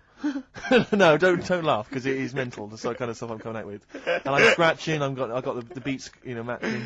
Can you imagine that? Shut up! It's that. No, if look at the Chemical Brothers, for goodness sake. If you're talking about freaks, look at those weirdos. Man alive! At least you cut your hair at Gavin. You know that whatever it's called. they used to kind of at least faintly appear in their videos. So this Yeah. one is just some shots of like what you see from outside a train. I That know. is to them that is more glamorous and exciting apparently than Yeah. seeing the lads themselves in the video. Who do you think's cooler to look at, Steve or the Chemical Brothers? Steve. Definitely, yes, you're absolutely right, Carl, and that's the first sensible thing you've said for a If long I was time. to work with Steve on some music, Yeah. if I had the choice, I think Steve would look better on a album cover. Really? Yeah. What would you do? Would you change him at all? What would you do with his image? I'd put him in the distance, so I can't believe this is. no, just so you don't look as tall. That's doing you a favour. You know, I was on the. This is true. I was on the tube, right, coming in to meet Gervais the other day, And I was wearing a suit, and my mobile phone slipped out of my pocket, and it landed on the seat. And I didn't realise this. And as I was about to get off, some bloke who was sat there like an old guy, he picked up the phone, he went, "Oi, Lanky, you dropped your mobile phone." And I was like, well, I thank you for pointing out I dropped my phone, but did you have to do the Lanky? But you knew he meant. I bet you turned round straight away. It worked. Knew he meant, Yeah, Steve. but- He's done you again. But I was the only person stood up. It was a fairly empty train. Was there any other lanky people there? No. Well then.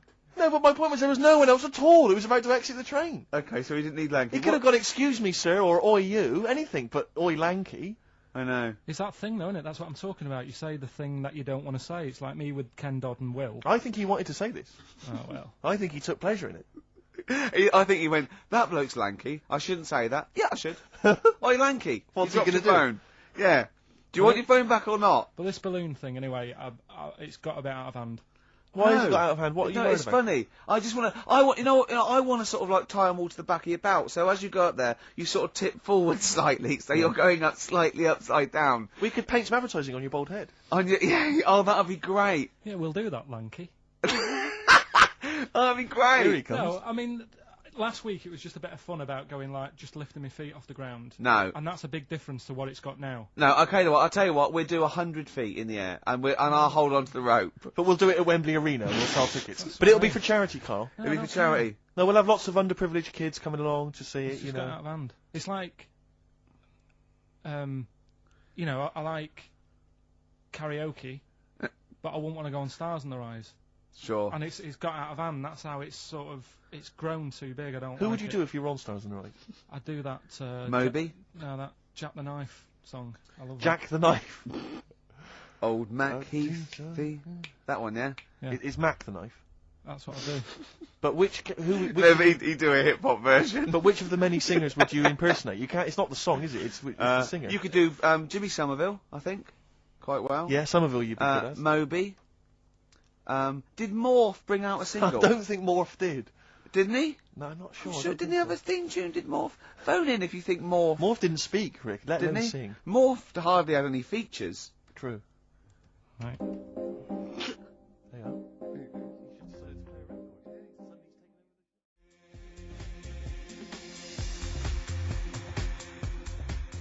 Express 2 featuring David Byrne, Lazy, XFM 104.9, 1:45. I'm Ricky Gervais. Steve's got the sun.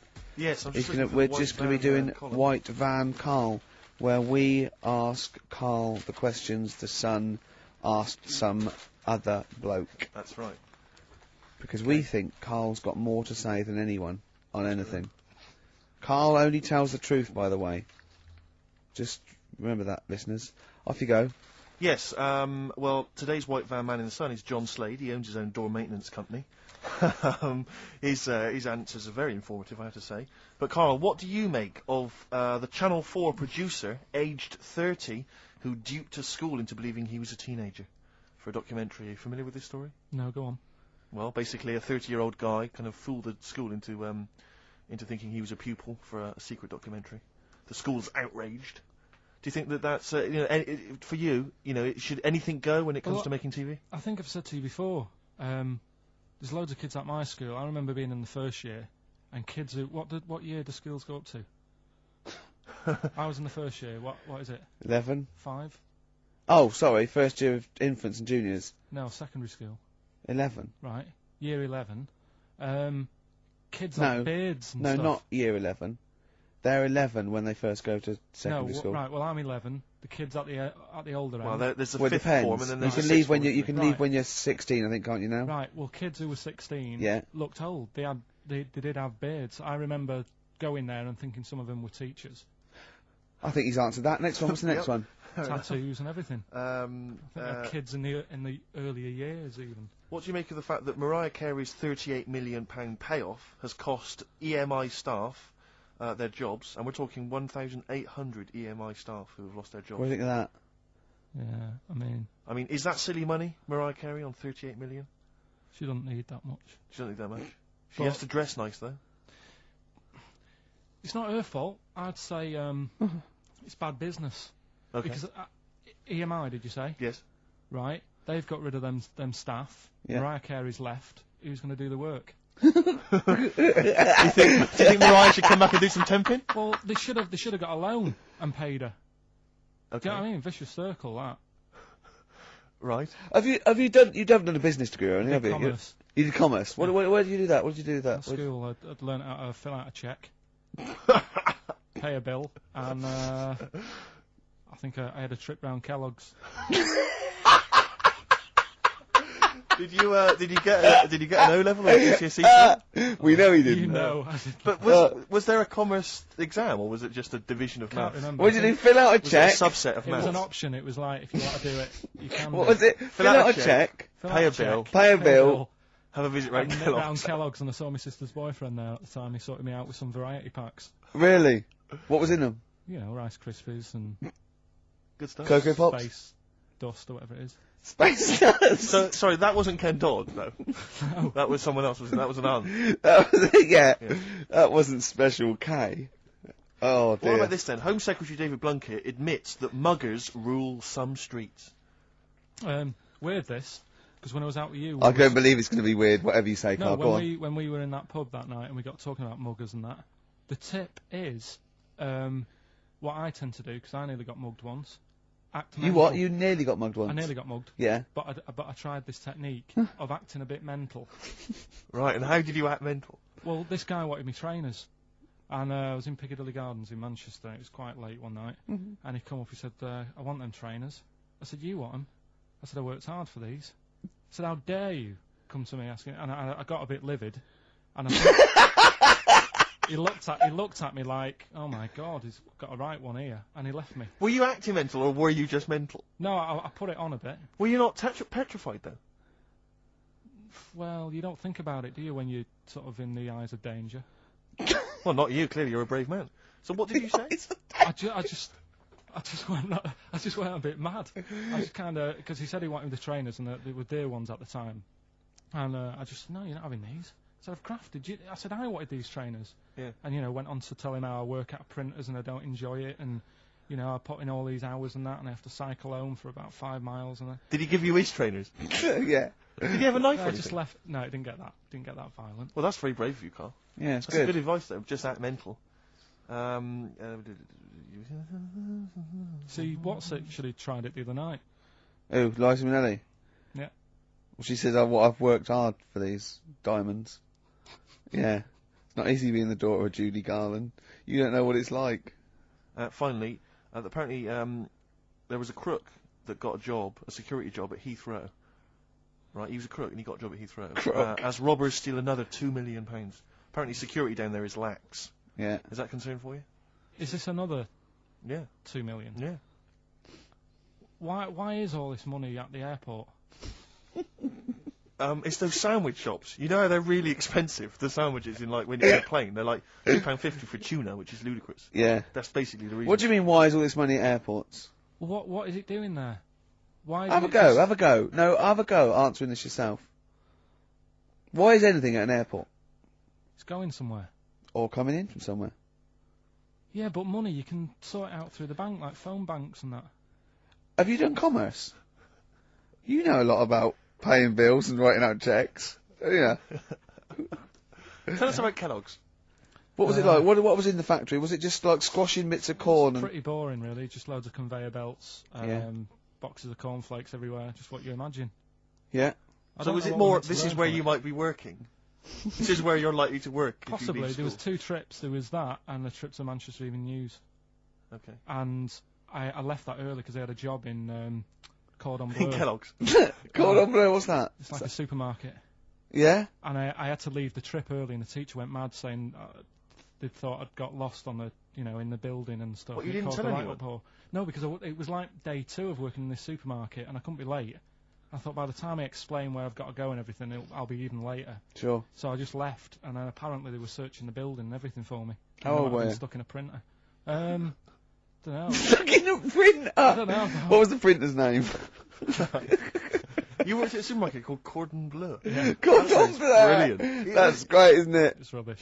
Oh. Got sacked. What did you get sacked for? Messing about in a back in the car park round the back. Yeah. Right, there was a grid, and all the concrete had gone funny. So when it rains, you got like a big lake Oh yeah. Right. And I got in. Do you know those big metal trolleys you get to like put all the food in while? Oh you know, yeah. And yeah. I got in one of them and pushed myself out into this lake. Of cement. No, Of it water. was full Oh, it of was water water, because it'd been right, raining. right. And I got stuck in the middle, right? And the boss was like, "Where's Carl? He's meant to be doing, facing up the beams." And I was like, And you were stranded in a lake. So someone said, "Oh, I saw him messing about out the back." He came out and saw me stuck in the middle of this lake in a trolley, and he said, "Get back in." I said, Would you say no? I'm filming sharks. I said, "It's too deep. I can't get out. You'll have to pass me something." And he said, "I'm not passing you nothing." He said, "You can get out of there and walk through it." I said, "I'm not. I've got my trainers on, probably the same ones." Yeah, you've risked actually. your life for them. Yeah. I said, "I'm not getting these wet." I said, "He said, what are you going to do?" I said, "I'm going to wait for the water to go down the grid." He said, "The grid's blocked. Now get out or you're sacked." I said, "Well, I'm not getting out." He said, "Right, you're sacked." So you were sacked. How long did you have to wait for the water to go down the grid? In the end, I did get bored, and I sort of did a bit of a leap and a jump and got 1 foot wet. How long were you waiting? Maybe about half an hour. Just think of it. Just think. I mean, how did he get himself into that situation? That's fantastic. Should we play a record? Oh, definitely.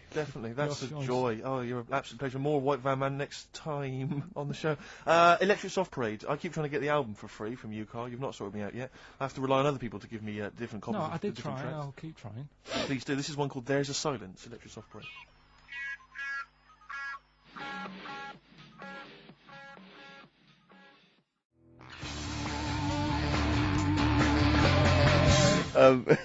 Gomez and Shot on XFM 101.9. Sorry, I was going to tell Steve something. Talk amongst yourselves. When you were out there, Johnny Mango phoned up and said to Carl, "Come on, when are we going to do this thing?" And Carl got all nervous. Right, and he went, "You don't want to do it, do you?" He said, "Well, it's going to get out of hand. I just wanted to go as high as a tree." And he went, "Well, you can.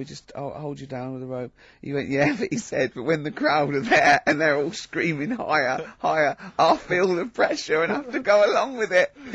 What crowd? What crowd is this? Higher. No, higher. We don't live in a medieval era. It's not going to be dancing bears and tumbling midgets. Well, I don't know, that's an idea. Hold on.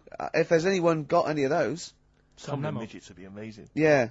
Definitely. Less balloons, cheaper to do. Oh, you're going up. No, you're going up with them. No, you're going up with them, not just, no. With a midget under either arm.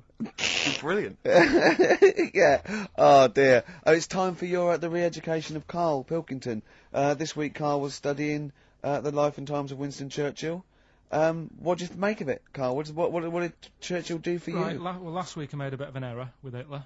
Yeah, you tried to remember too much, and it was way too much for me. Sure. So what I've done this week, sort of flicked through, got a few of them basic facts. Yeah. And what I've learned, right?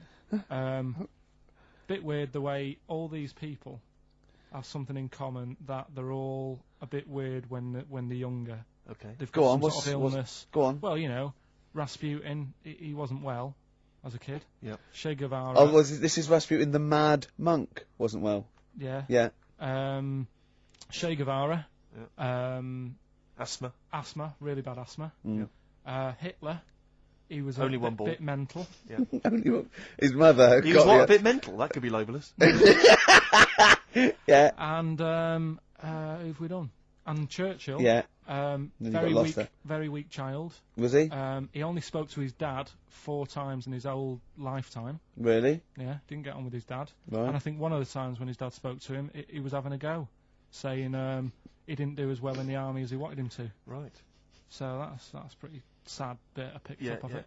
Yeah. Anyway. So that spurred him on anyway. Yeah.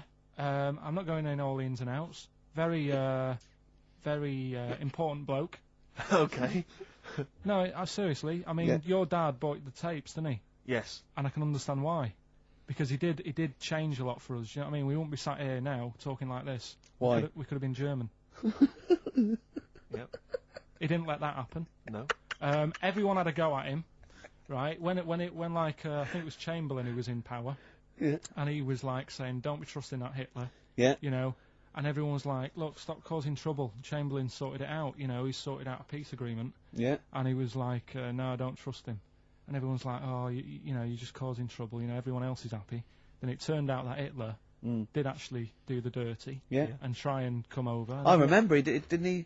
do some. He started a war or There was a something. conflict of some kind. Yeah, Yeah. started a problem, and everyone went, hang on a minute, that Churchill knew what he was talking about. Yeah. Yeah. Get him back in charge. Sure.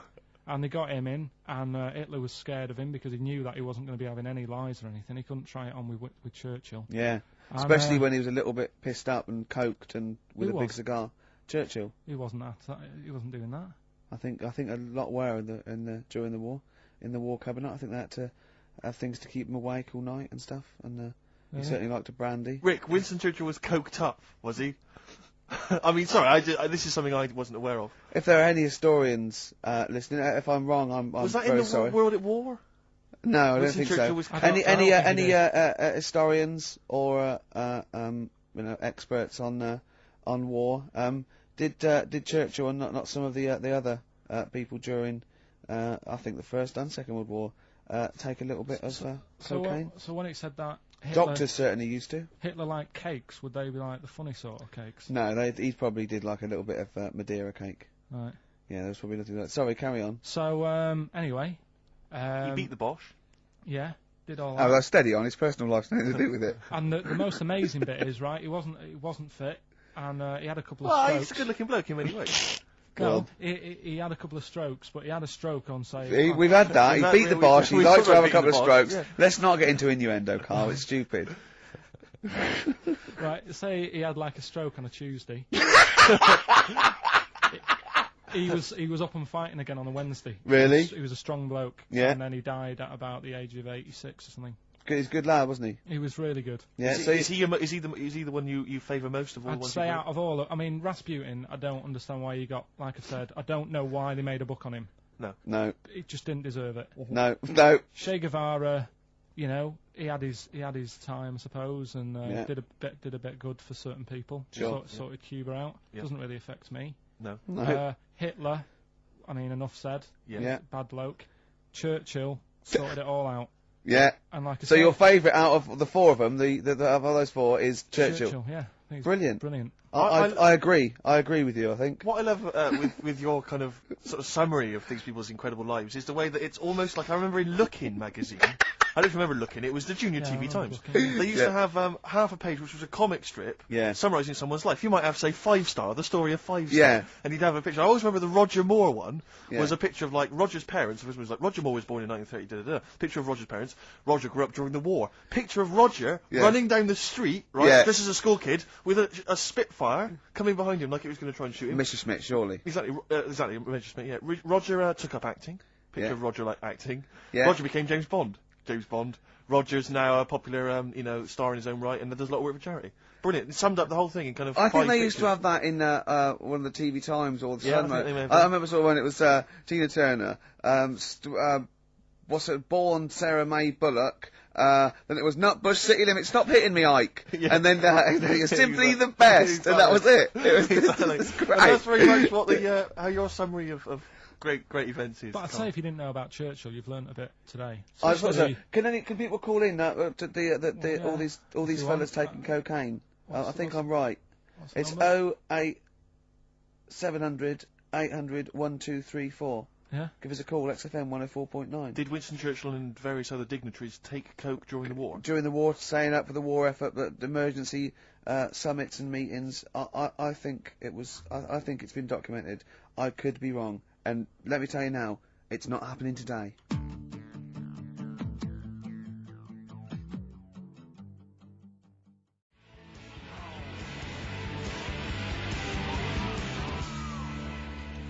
Wow.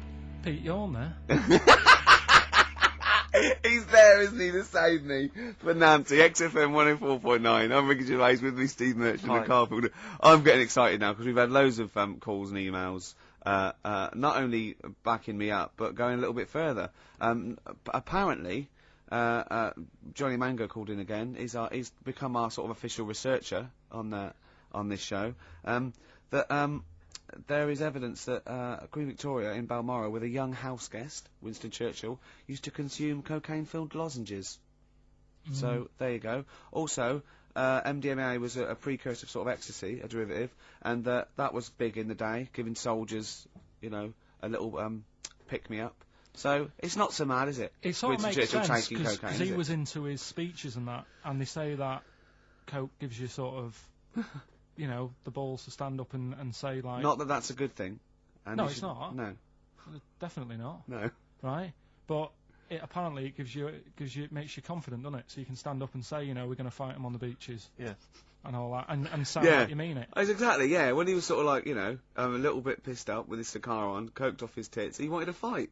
He didn't care where it was. He'd fight on a beach. He didn't care. He didn't care if he got sand in his new trainers. Exactly, he was boozed up. Yeah, yeah. You want to fight? Yeah, that's why he was coming hard. He was very much. You got to think of him as the Liam Gallagher of his day. Yeah. Oh dear. Bad. Are we allowed to talk about this? I mean, I don't mean in terms of referencing drugs, but are we allowed to, is this like libelous to Winston Churchill? One, Or you his can't family? libel the dead. Yeah, but Two, can you- it's a is lot that of it- only in America, maybe? I'm asking, and we're not saying, you know. Two, I think you'd probably going to also fair comment. Three, we say we were joking. Yeah. 4, it's a satire. Yeah. 5, we love him. 5, we're not condoning drugs in any way. 6, this is Dermot O'Leary's show. I didn't have a go at him anyway. I said he's all right. If there's any law against Rasputin, we might be in trouble. Law against against you did Rasputin. willfully Raspute. Yeah. All over You the did airwaves. slag off Russia's greatest love machine. Yeah. You didn't shoot him till he was dead, did you? Oh, put some poison into his I'll tell you wine. this, if there's any other historical questions that people want answered, then we're the men. Because really, with the three of us, our knowledge of the fact that the Hindenburg was filled with helium, yeah, the kind of coke habits and various drug habits of Britain's most famous political leader, yeah, we've got the answers to all of it. Einstein. Go on. I found out in the week that he didn't talk till he was 6. See, it's all these people who are weird. Churchill couldn't read, could he, till he was about 8 or 9? Really? Yeah. So there you go. He got a D in history apparently, Yeah. GCSE. Just one better. No, but KARL called me in the week, and he was a little bit stressed because he's had a bad week now. He got stressed about Hitler and Churchill, and I said, well, we're chill out a little bit, and I'll teach him something a little bit cosier. And I said, what about animals? No, you know, not frightening other animals. You're interested in animals, aren't you? Yeah.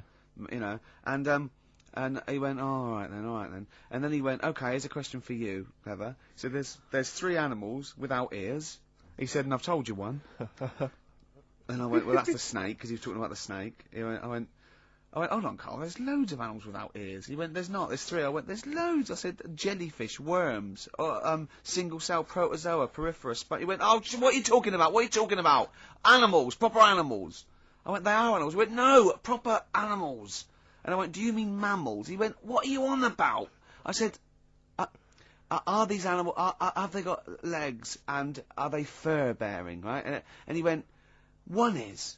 They've got legs. I went, I don't know, I give up. He went, right, the turtle. I went, right, yeah. And he went, and the bumblebee. He said, that's the one with fur. That's the one with fur. The one, what are you thinking? What is in your head, KARL? Which has got the most fur, a bee or a turtle? It's not fur. What is it? Well, it's you know. He's done you there, it's Gervais. Pseudo hairs, isn't it? It's like it's a hair. It's a keratin thing. It's not like we have, like mammals grow fur. Do you know what I mean? Yeah. He's not convinced. So go when on, we say then. that, when we say like fur, mammals are warm-blooded creatures. Yeah.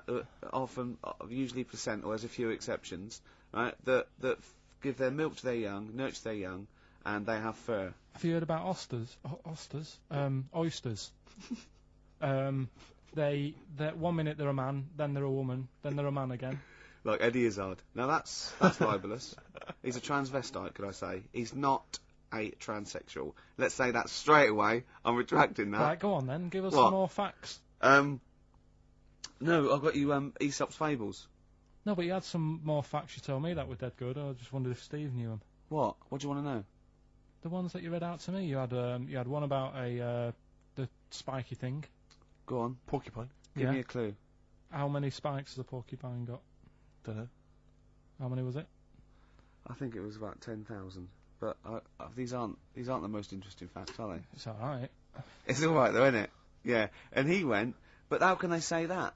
You could say that, you know, we've got a certain amount of hairs in our head. I went 100,000 average. He went, yeah, but I haven't. So how do we know that that porcupine that they've counted is the same for all of them? Might have had alopecia. yeah, he might be a particularly hairy one. You know what I mean? Right, you got to. Do you know what a fable is? I tried to explain briefly. Do you know what a fable is? I've got a rough idea. Okay, it's a thing that uses sort of metaphor, analogy, just to explain sort of morals. I mean, they're very old for a start, and it's all. I'll give you an example of one. A quick one. Oh, the one about the dog with two bones. He goes to a dog's got a bone. He sees a reflection in the lake, and he thinks, "Oh, that dog's got a nice bone. I'll have that." And as he goes to get that one in the reflection, he drops the one he's got, and that's one about, you know. I think I was told one when I was younger. Go on. I think it was one.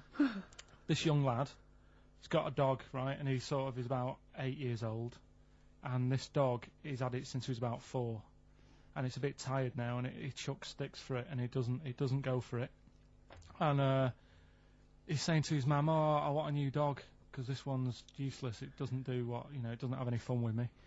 So they say, "Oh no, but Rover's a good little dog. You should look after it." And he's like, "Oh, I don't like it. I want a new one." So they buy him a new puppy, and it's running around, yapping about, and he's loving it, and he's playing around with it in the grass. And then one day he goes to the park and he's messing about and rolling about with it, and he falls into the lake, right? And the little puppy's like yapping at him, and he's going, "Help me, help me!" And the little dog's yapping, and then the old dog comes and gets his collar, and it pulls him out of the lake, and he goes, "Oh God, why did I forget about you? You're the better dog." And he loved that one again rather than the puppy. I got a feeling that was Lassie. Well, yeah, that was an episode of Lassie. What's the moral? What's the moral there, Carl? What's that telling? What's that explaining through analogy? Sort of, don't forget the old. Look after old people. I remember there was one I heard once about a young boy who got trapped in a lake inside a cage. But he loved his trainers so much. He wasn't going to get them wet. But even though he had to get out there, and even though he thought that was the important thing because it's material value, he actually drowned, and the trainers were no good to him then. I'll say that.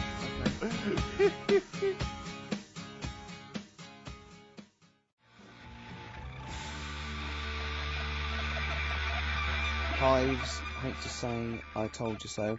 Now I want to clear a couple of things up. Obviously, me and Steve, we love Carl. This is the things we give Carl to read and talk about is not to embarrass him or stress him out at all. We genuinely like his view of the world. Yep. In fact, we did an interview yesterday with a bloke from the Standard who really liked the show and said, "Do you like Carl? Because you take the piss out of him a lot." We just like to say we love Carl. I said to that bloke, I said, "It's like I've got a new kitten. I can't wait to get in and see his little face on Saturdays," didn't I? Yes.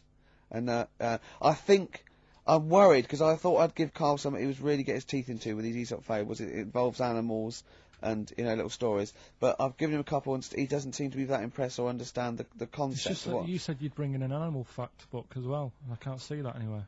No, well, you can only read one book at a time, can't you? Why didn't you bring the other one in first? Well, it's big. I've got to work my way up to it. Sometimes I'll probably have to get a cab because it's a bit big. Now listen, I'll give it this one. This is an easy one. Now just think, right? Think just what it means. They're not that hidden. They're not that cryptic. Just think what this means, okay? Okay. When the Hares addressed a public meeting and claimed that all should have fair shares, the Lions answered, "A good speech, hairy feet, but it lacks claws and teeth such as we have." How would you use that? No. What do you think that means? This is translated from the Greek or something. I don't know. It was Aesop. Where's he from? Greek. Yeah. So should I do it in my own language? Okay. So what would happen if there's hares and they have a meeting in the jungle with like loads of lions and go, "Hey, hold on, wait a minute.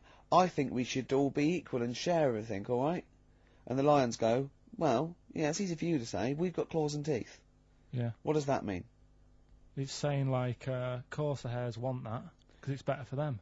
The lions get nothing out of it because they're already king of the jungle. That's right. So it's negotiating from weakness. Anyone can negotiate from strength, but negotiating from weakness is it's be lovely. It's a lovely utopian look at the animal But kingdom. the way you said it is better than the way they worded it. Well, that's because Ricky's very much the modern Neeson. I mean, many people have thought that. You know, that's why he's getting a lot of awards with the TV show. For him, that's a favourite. So look, here, I'll take that home and read ones you like, and tell me about the ones you like, ones that click. I don't care if you only come in with like one or two. Go, I'll tell you what, Rick, that's there's one thing that I've learnt from that. You know, because sometimes you can know all these phrases, and until something happens, you don't think, you know, everyone's heard, you know, I don't know, to err is human, to forgive divine. And then something, you know, might happen, and you go, oh, that's what that means, that's amazing. So, you know. Do you know any, Steve, offhand? What's that? A fable. Well, I would imagine that the most famous one I've always remembered is the, you know, the lion with the thing in its hoof. Do you remember that? Paw. The lion, yeah, with the spike in its paw, and a smaller animal gets it out for it, but it still attacks it anyway. Well, that's life, isn't it? Well, I read one the other day, actually, which was very interesting. It was one that the famous film director Orson Welles said. Oh, yeah. Which he said, apparently there was a bear going across a lake, wading through the lake, and a scorpion said, well, let me go on your back, will you? Come on, just let me go on your back, we'll go across, it'll be brilliant. He goes, well, no, you'll just sting me. You go, don't be stupid, if I sting you, you'll die, and we'll both drown. And he goes, oh, fair enough. Who was doing the stinging? The scorpion. Scorpion. Right, okay. And the bear's wading through the water. Yeah. So the scorpion jumps on the back, and they wade through the water, and halfway across, the scorpion stings the bear. And the bear goes, well, we're both going to die now. He goes, yeah, it's my nature. I thought he was going to say, I can swim. Oh, you're the best. What's the one about, Does that mean anything to you? It's my nature, i.e., you know, that's in my nature. That's the way it is. That's what I do, yeah. I'm a scorpion. Yeah. One of my favourite ones. These don't mean anything to you, do they? I mean, what I'm saying is you're not impressed by them. They're alright. What about this? not What about just this one? say Don't trust Yeah, bears or here's whatever? one of my favourites. What? He said, well, why not just say, don't trust bears? The bear's the one that was too trustworthy. Don't trust scorpions. Yeah. Right, here's one of my favourite ones of all time, okay?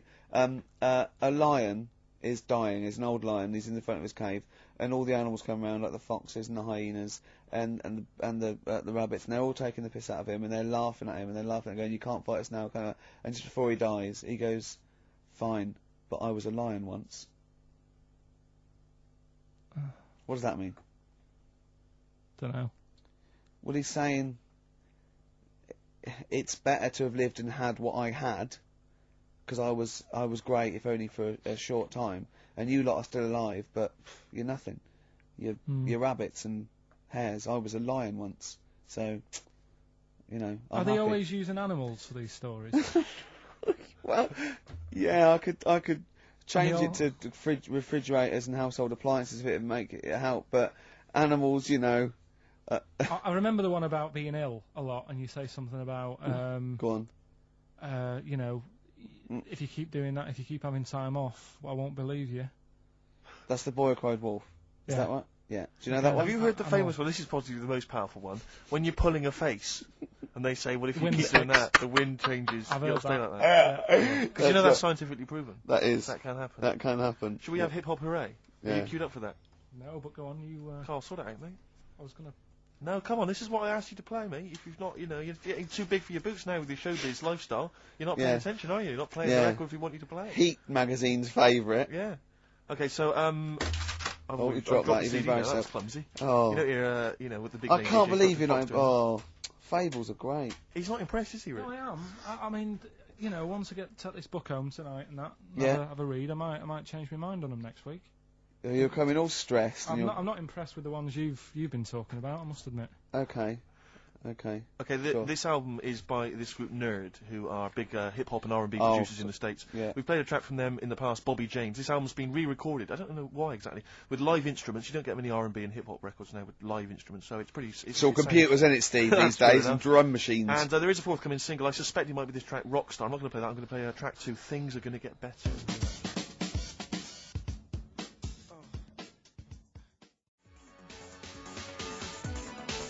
New Order, here to stay. Sadly, we're not here to stay, Steve. We've only got about 2 more minutes. That's true enough. Yeah? Well, I think that's just time for some interesting facts that Johnny Mango, our researcher from loosecontrol.com, has emailed us. A few familiar ones, favourite ones of yours, I think. Go on. Any ones I don't know, though? I think you know this one, don't you? A pig's orgasm lasts for 30 minutes. I know. And a pig can't actually look directly up. Wouldn't It have can thought look so directly after up. 30 minutes of coming. No, absolutely. Daddy, be careful here. That's incredible. Remember what happened to Tom Bins? Go on. Humans and dolphins are the only species that have sex for pleasure. Bonobos do as well. They've rediscovered, which is a bonobo. Yeah, What's a bonobo? a chimpanzee, like a chimpanzee. Right. So, yeah. So it's 3 now. Can't believe dolphins are getting They're more 3. action than me. They're all at it now. Dolphins get more. Yeah. Polar bears are left-handed. Yeah. True. Yeah. Extraordinary. I don't quite know how they work that out. Did they give them spelling tests? Or writing tests? Oh yeah, they probably just do it. It's probably the paw they use to hide up the black nose during a hunt. Of course. Yeah. Of course. Some lions mate over 50 times a day. Yeah, not every day of the year. Okay, they don't do that every day. No. Okay, because No. again, I'm worried. No. I didn't think that dolphins. What day of the year do you do it 50 times? What is it? It's coming up to it. It's April, isn't it? You'd like to get out there. I have a special day, yeah. Yeah. Maybe we could coincide that with the balloon event. It'll just be me quietly humping in the corner. Volunteers, welcome to email now. You know. And all the proceeds go to charity. If you are a desperate lioness. Exactly. Yeah. Butterflies taste with their feet. I didn't know that. Interesting. I didn't know that. That is interesting. But they don't eat much, do they? Because they only live a day. Good point. They wouldn't need to eat. An ostrich's eye is bigger than its brain. Yeah, I knew that. Yeah. That's extraordinary. That is, yeah. And the But Carl, how big are your eyes? cruel. Finally, I think we've discussed this before, haven't we? A cockroach will live 9 days without its head before it starves to death. Yeah, that's only because it can't get water and food. Yeah, it would be quite happy going around doing its normal things. Yeah. I mean, Probably to work. If you're just as good without your head as with your head, may as well not have a head. I don't see the point. Well, that was thanks to Johnny Mango there of what's his website called? Who's turned into a sort of volunteered researcher. Yeah. He's very fast. Losecontrol.com. Can I just say as well, we've had lots of emails from different people just saying they enjoy the show and offering little tidbits and things. Nick Wilson, Sarah and Lauren, Ken, Dan, Jane, she wanted to Ash, we didn't play Ash, never mind. Oh. Lee, Jez, Derry, there's loads of people there. Well, I'm gonna again. We were talking earlier about you not caring about being like a geek or a freak or not trendy. No, I'm just saying. I am trendy. I am. And I know, yeah. And I'm gonna play a bit of an easy listening. I apologise to those people who still tune in, expect to hear 2 hours of new metal or Gorillaz. And this is a very old-fashioned, lovely tune. It's Bread. I hope you enjoy it. Ladies and gentlemen, please welcome to the stage, Bread. Bread.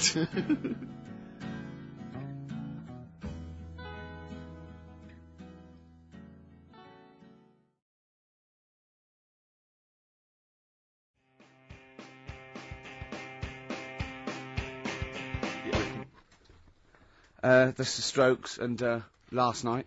We just had a call, didn't we, from Johnny Mango. Oh yeah, Johnny Mango, yeah. Yeah, oh yeah, old the Mankster. And he informed me that one of the worst was his dead, and I didn't know that. Yeah, Adge Cutler, who was the lead man, I think. Yeah, he said he died the most rock and roll death you can die. He said he was apparently driving on a terrible cocktail of cider and other things, presumably. Yeah.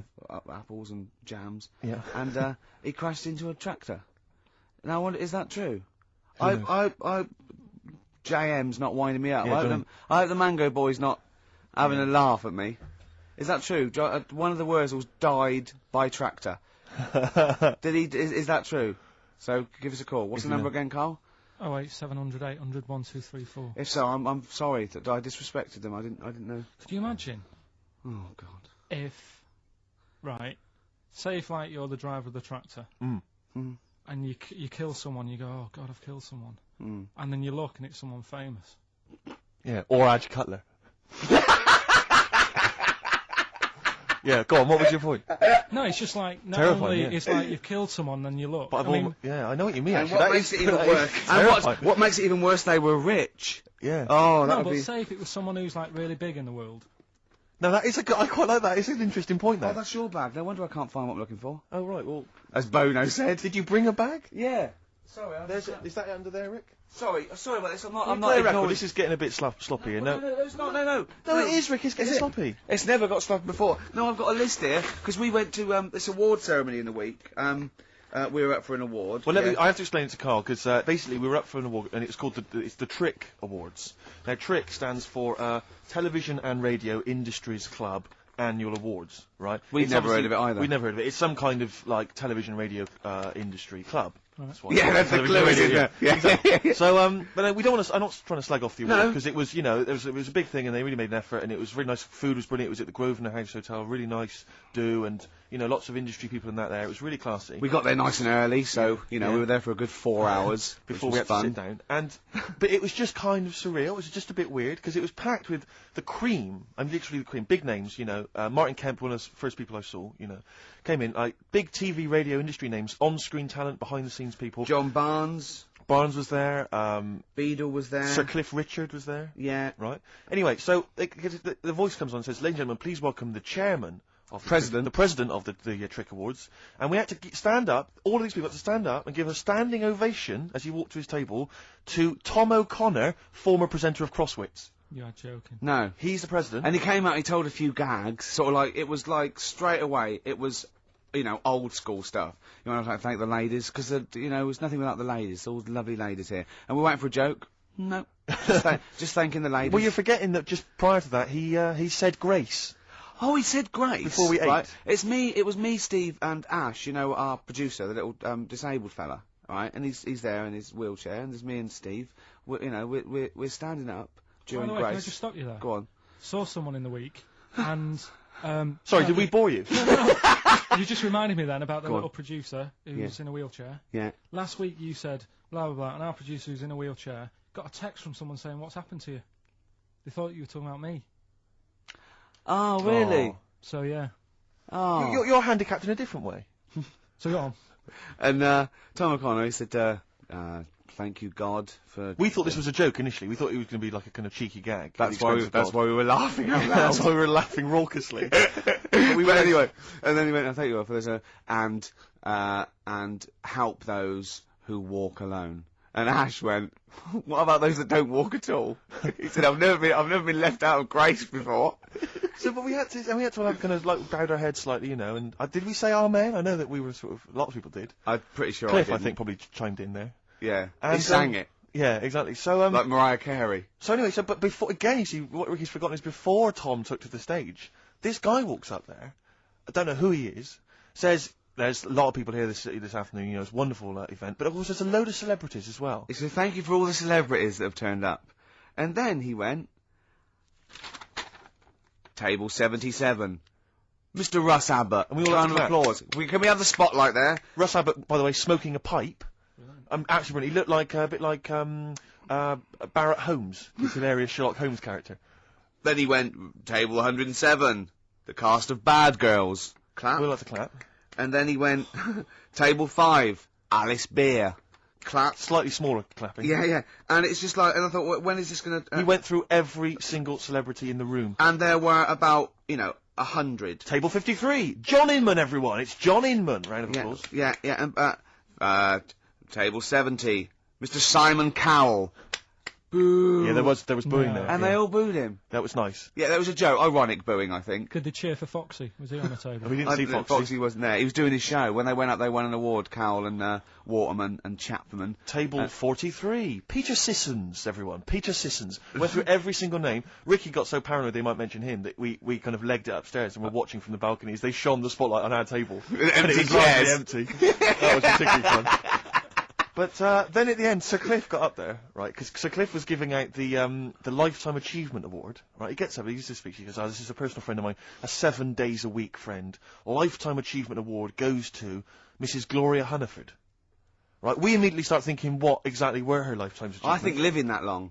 That's pretty much it. I don't know what it is she's done, I Gloria can tell you Hunniford. what she does. I don't exactly, I know she used to have a Radio 2 show, I don't think that's We're not on anymore. dissing her, we're not dissing anyone. Good luck We're to not her. taking the mick out of anyone, but, But anyway, it was just a strange event. But Gloria got taken unawares by this and started to ad-lib a speech, right? And I swear to God, about 12 minutes in, she was telling us how, and I can tell you now if you're interested, her lovely daughter Karen is currently in Australia, it's partly work, it's partly a holiday, Carl, and she's having a whale of a time, but she's not spoken to her for ages. And then she went, actually she's been there for a long time. Yeah, and it's like, I was thought she was going to go, she doesn't call, you do that, you get a blue Peter, and this is how she We thought she was going to get photos out, maybe, start showing it. It was a nice event, and, everyone there, Henry Cooper was there. So Henry Cooper. It was so good because every single element as well was sponsored by someone. Yeah. And I was looking at the menu, I've got the programme here, and the menu, right, the pudding is sponsored by Electrolux. Yeah. I don't know if you've ever had a pudding sponsored by Electrolux. I was sponsored by Zanussi. When everyone was doing the prayers, did you look at them with their eyes shut, like you did at school? What do you mean? Well, when you had Did you look at someone with your eyes shut? No, like you'd do that. You'd do your hands together. Yeah. Yep. And you sort of look at people with their eyes shut and think that's what they look like when they're sleeping. Play record. Didn't you ever do that?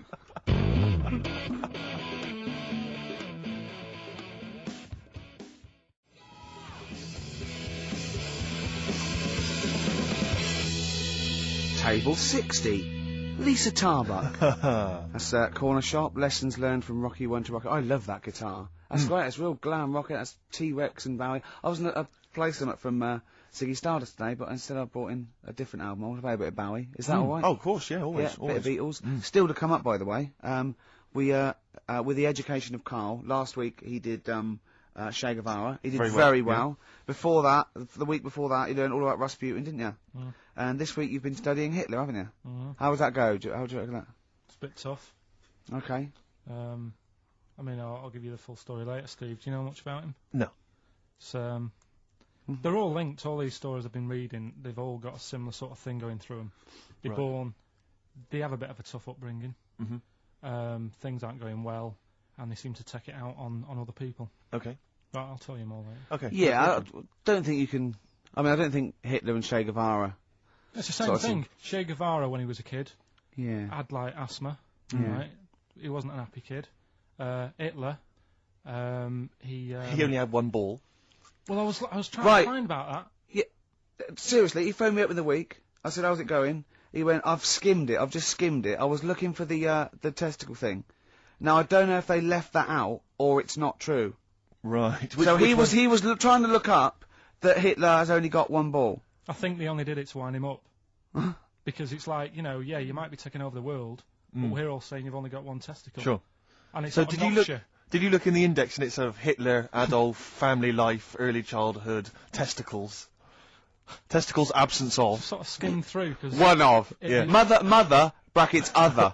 yeah. Albert Hall. Yeah. The only thing I could find was at one point in like, when he was trying to run the place, there was a meeting going on, and somebody had put a bag in the meeting room and it blew up. Yeah, and but I'm the wondering table whether it was under the protected him. table. Yeah, but... What, you're wondering if it blew a testicle? It was the testicle was under the table. No, the bag blew off the ball. No, the ball sack was probably hanging below the protective top, and so that's where he could have lost. But why would he have only just lost the one? Because the way he was sitting. Cross-legged or something. Sure. Okay. Well, I mean, again. I mean, last week we had a Che Guevara expert who phoned up. Maybe they could. Maybe there's a Hitler expert this time who could maybe phone up and confirm the testicle theory. Yeah. What's the number again, Carl? Oh wait, 700, 800, 1, 2, 3, 4. You need to have at least done a PhD or something. I don't think we should invite calls about Hitler. I think we're asking for trouble. No, I'm talking about someone who's done a study of him and who's done a PhD. Oh, okay. I'm not talking about any old nutter. And also, Carl's lottery numbers. He's a little bit more confident this week. Okay, good. He went there more like it, and I looked at him and I laughed. He went, no. Even Suzanne said I'm on more on the right lines there. Is there anyone who has done a degree in maths or A-level maths that can bear? Carl won't believe this, right? Carl thinks, I know I was partly doing it to confuse him, just see that look on his face, like a cat, right? But there is, the chances with random numbers, for example the lottery, of getting 1, 2, 3, 4, 5, 6, are no greater than any other single combination. Right. Now that's true. I don't mean you're more likely to get 1, 2, 3, 4, 5, 6 than any other combination put together, but than any other individual combination, they're all equal. It's counterintuitive, I know. I know you think that to get a run of 1 to 6 is less likely than anything else, but it's not. Any named combination... It's not, Carl. If there's a probability... Well, it's never happened. Yeah, it's never happened. Yeah, but there's any number of combinations that never happened. Every one of those combinations that have come up have happened, and they're just as likely or unlikely as any other combination. Right? It's just that you feel intuitively, right, that 1, 2, 3, 4, 5, 6 is less likely than 1, 7, 12, 34, 60. You know what I mean? Well, I didn't win. Play record. Okay.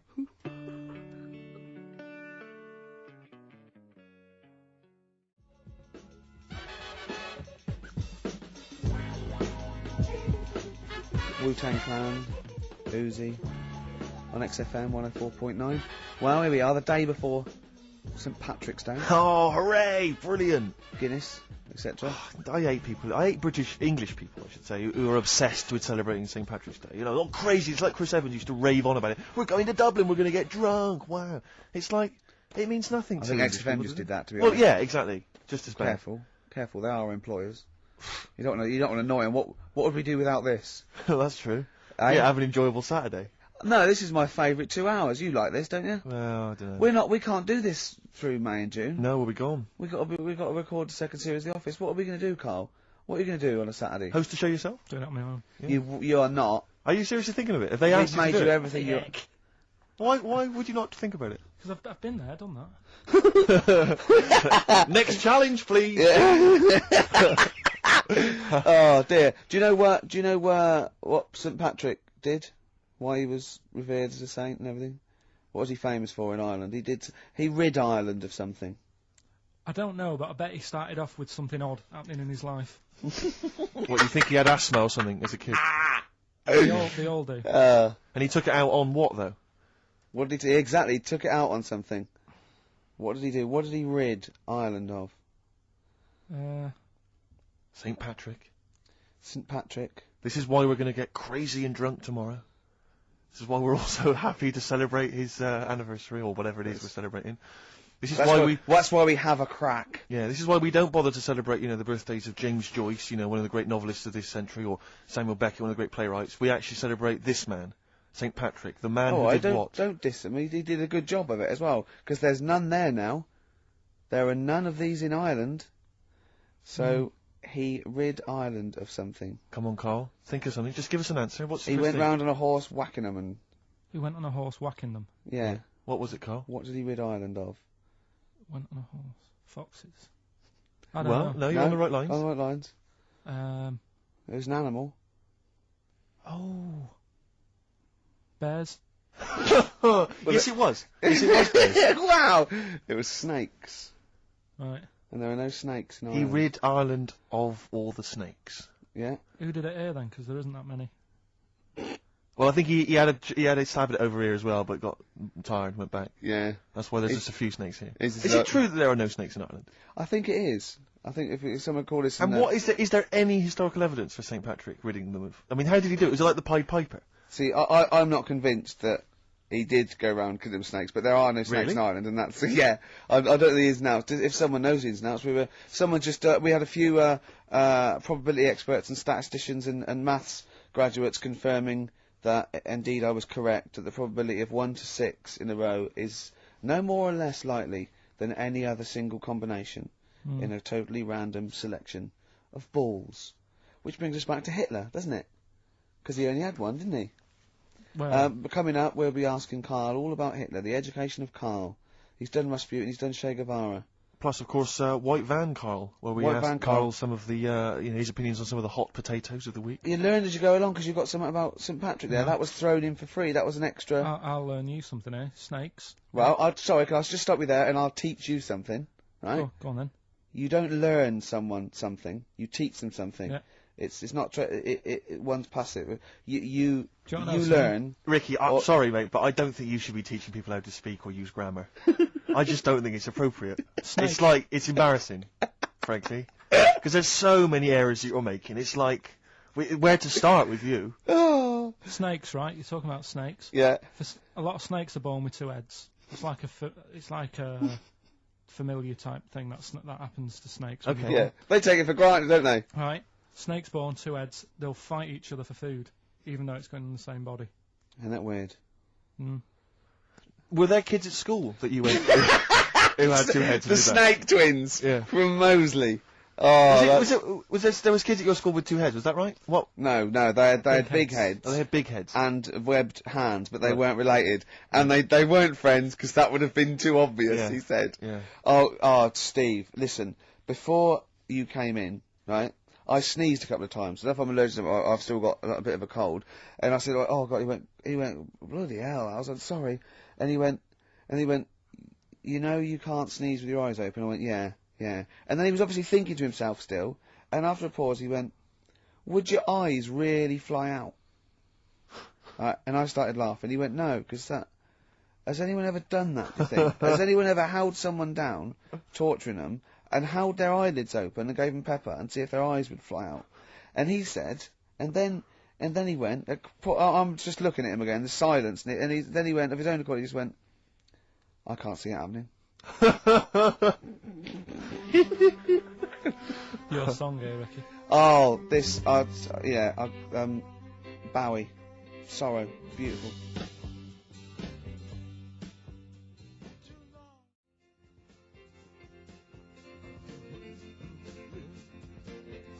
Sorrow by David Bowie. I got that on a compilation today, but I think it's originally off the Pin-Ups album, the one we did all the covers, because he didn't write that, did he? That was the one with him and Twiggy on the front cover, isn't it? Right. I haven't had that for ages. I haven't got that. So. Sorry, you lost me. I don't know what you're talking about. Are you reading a book there? No, I was just reading the brochure there, the programme, if you will, for the Television and Radio Industries Club Awards that we went to. Incidentally, we lost. We lost to Linda Green. Yeah, we didn't win an award. The best comedy. But you might be interested to know that Tom O'Connor is in constant demand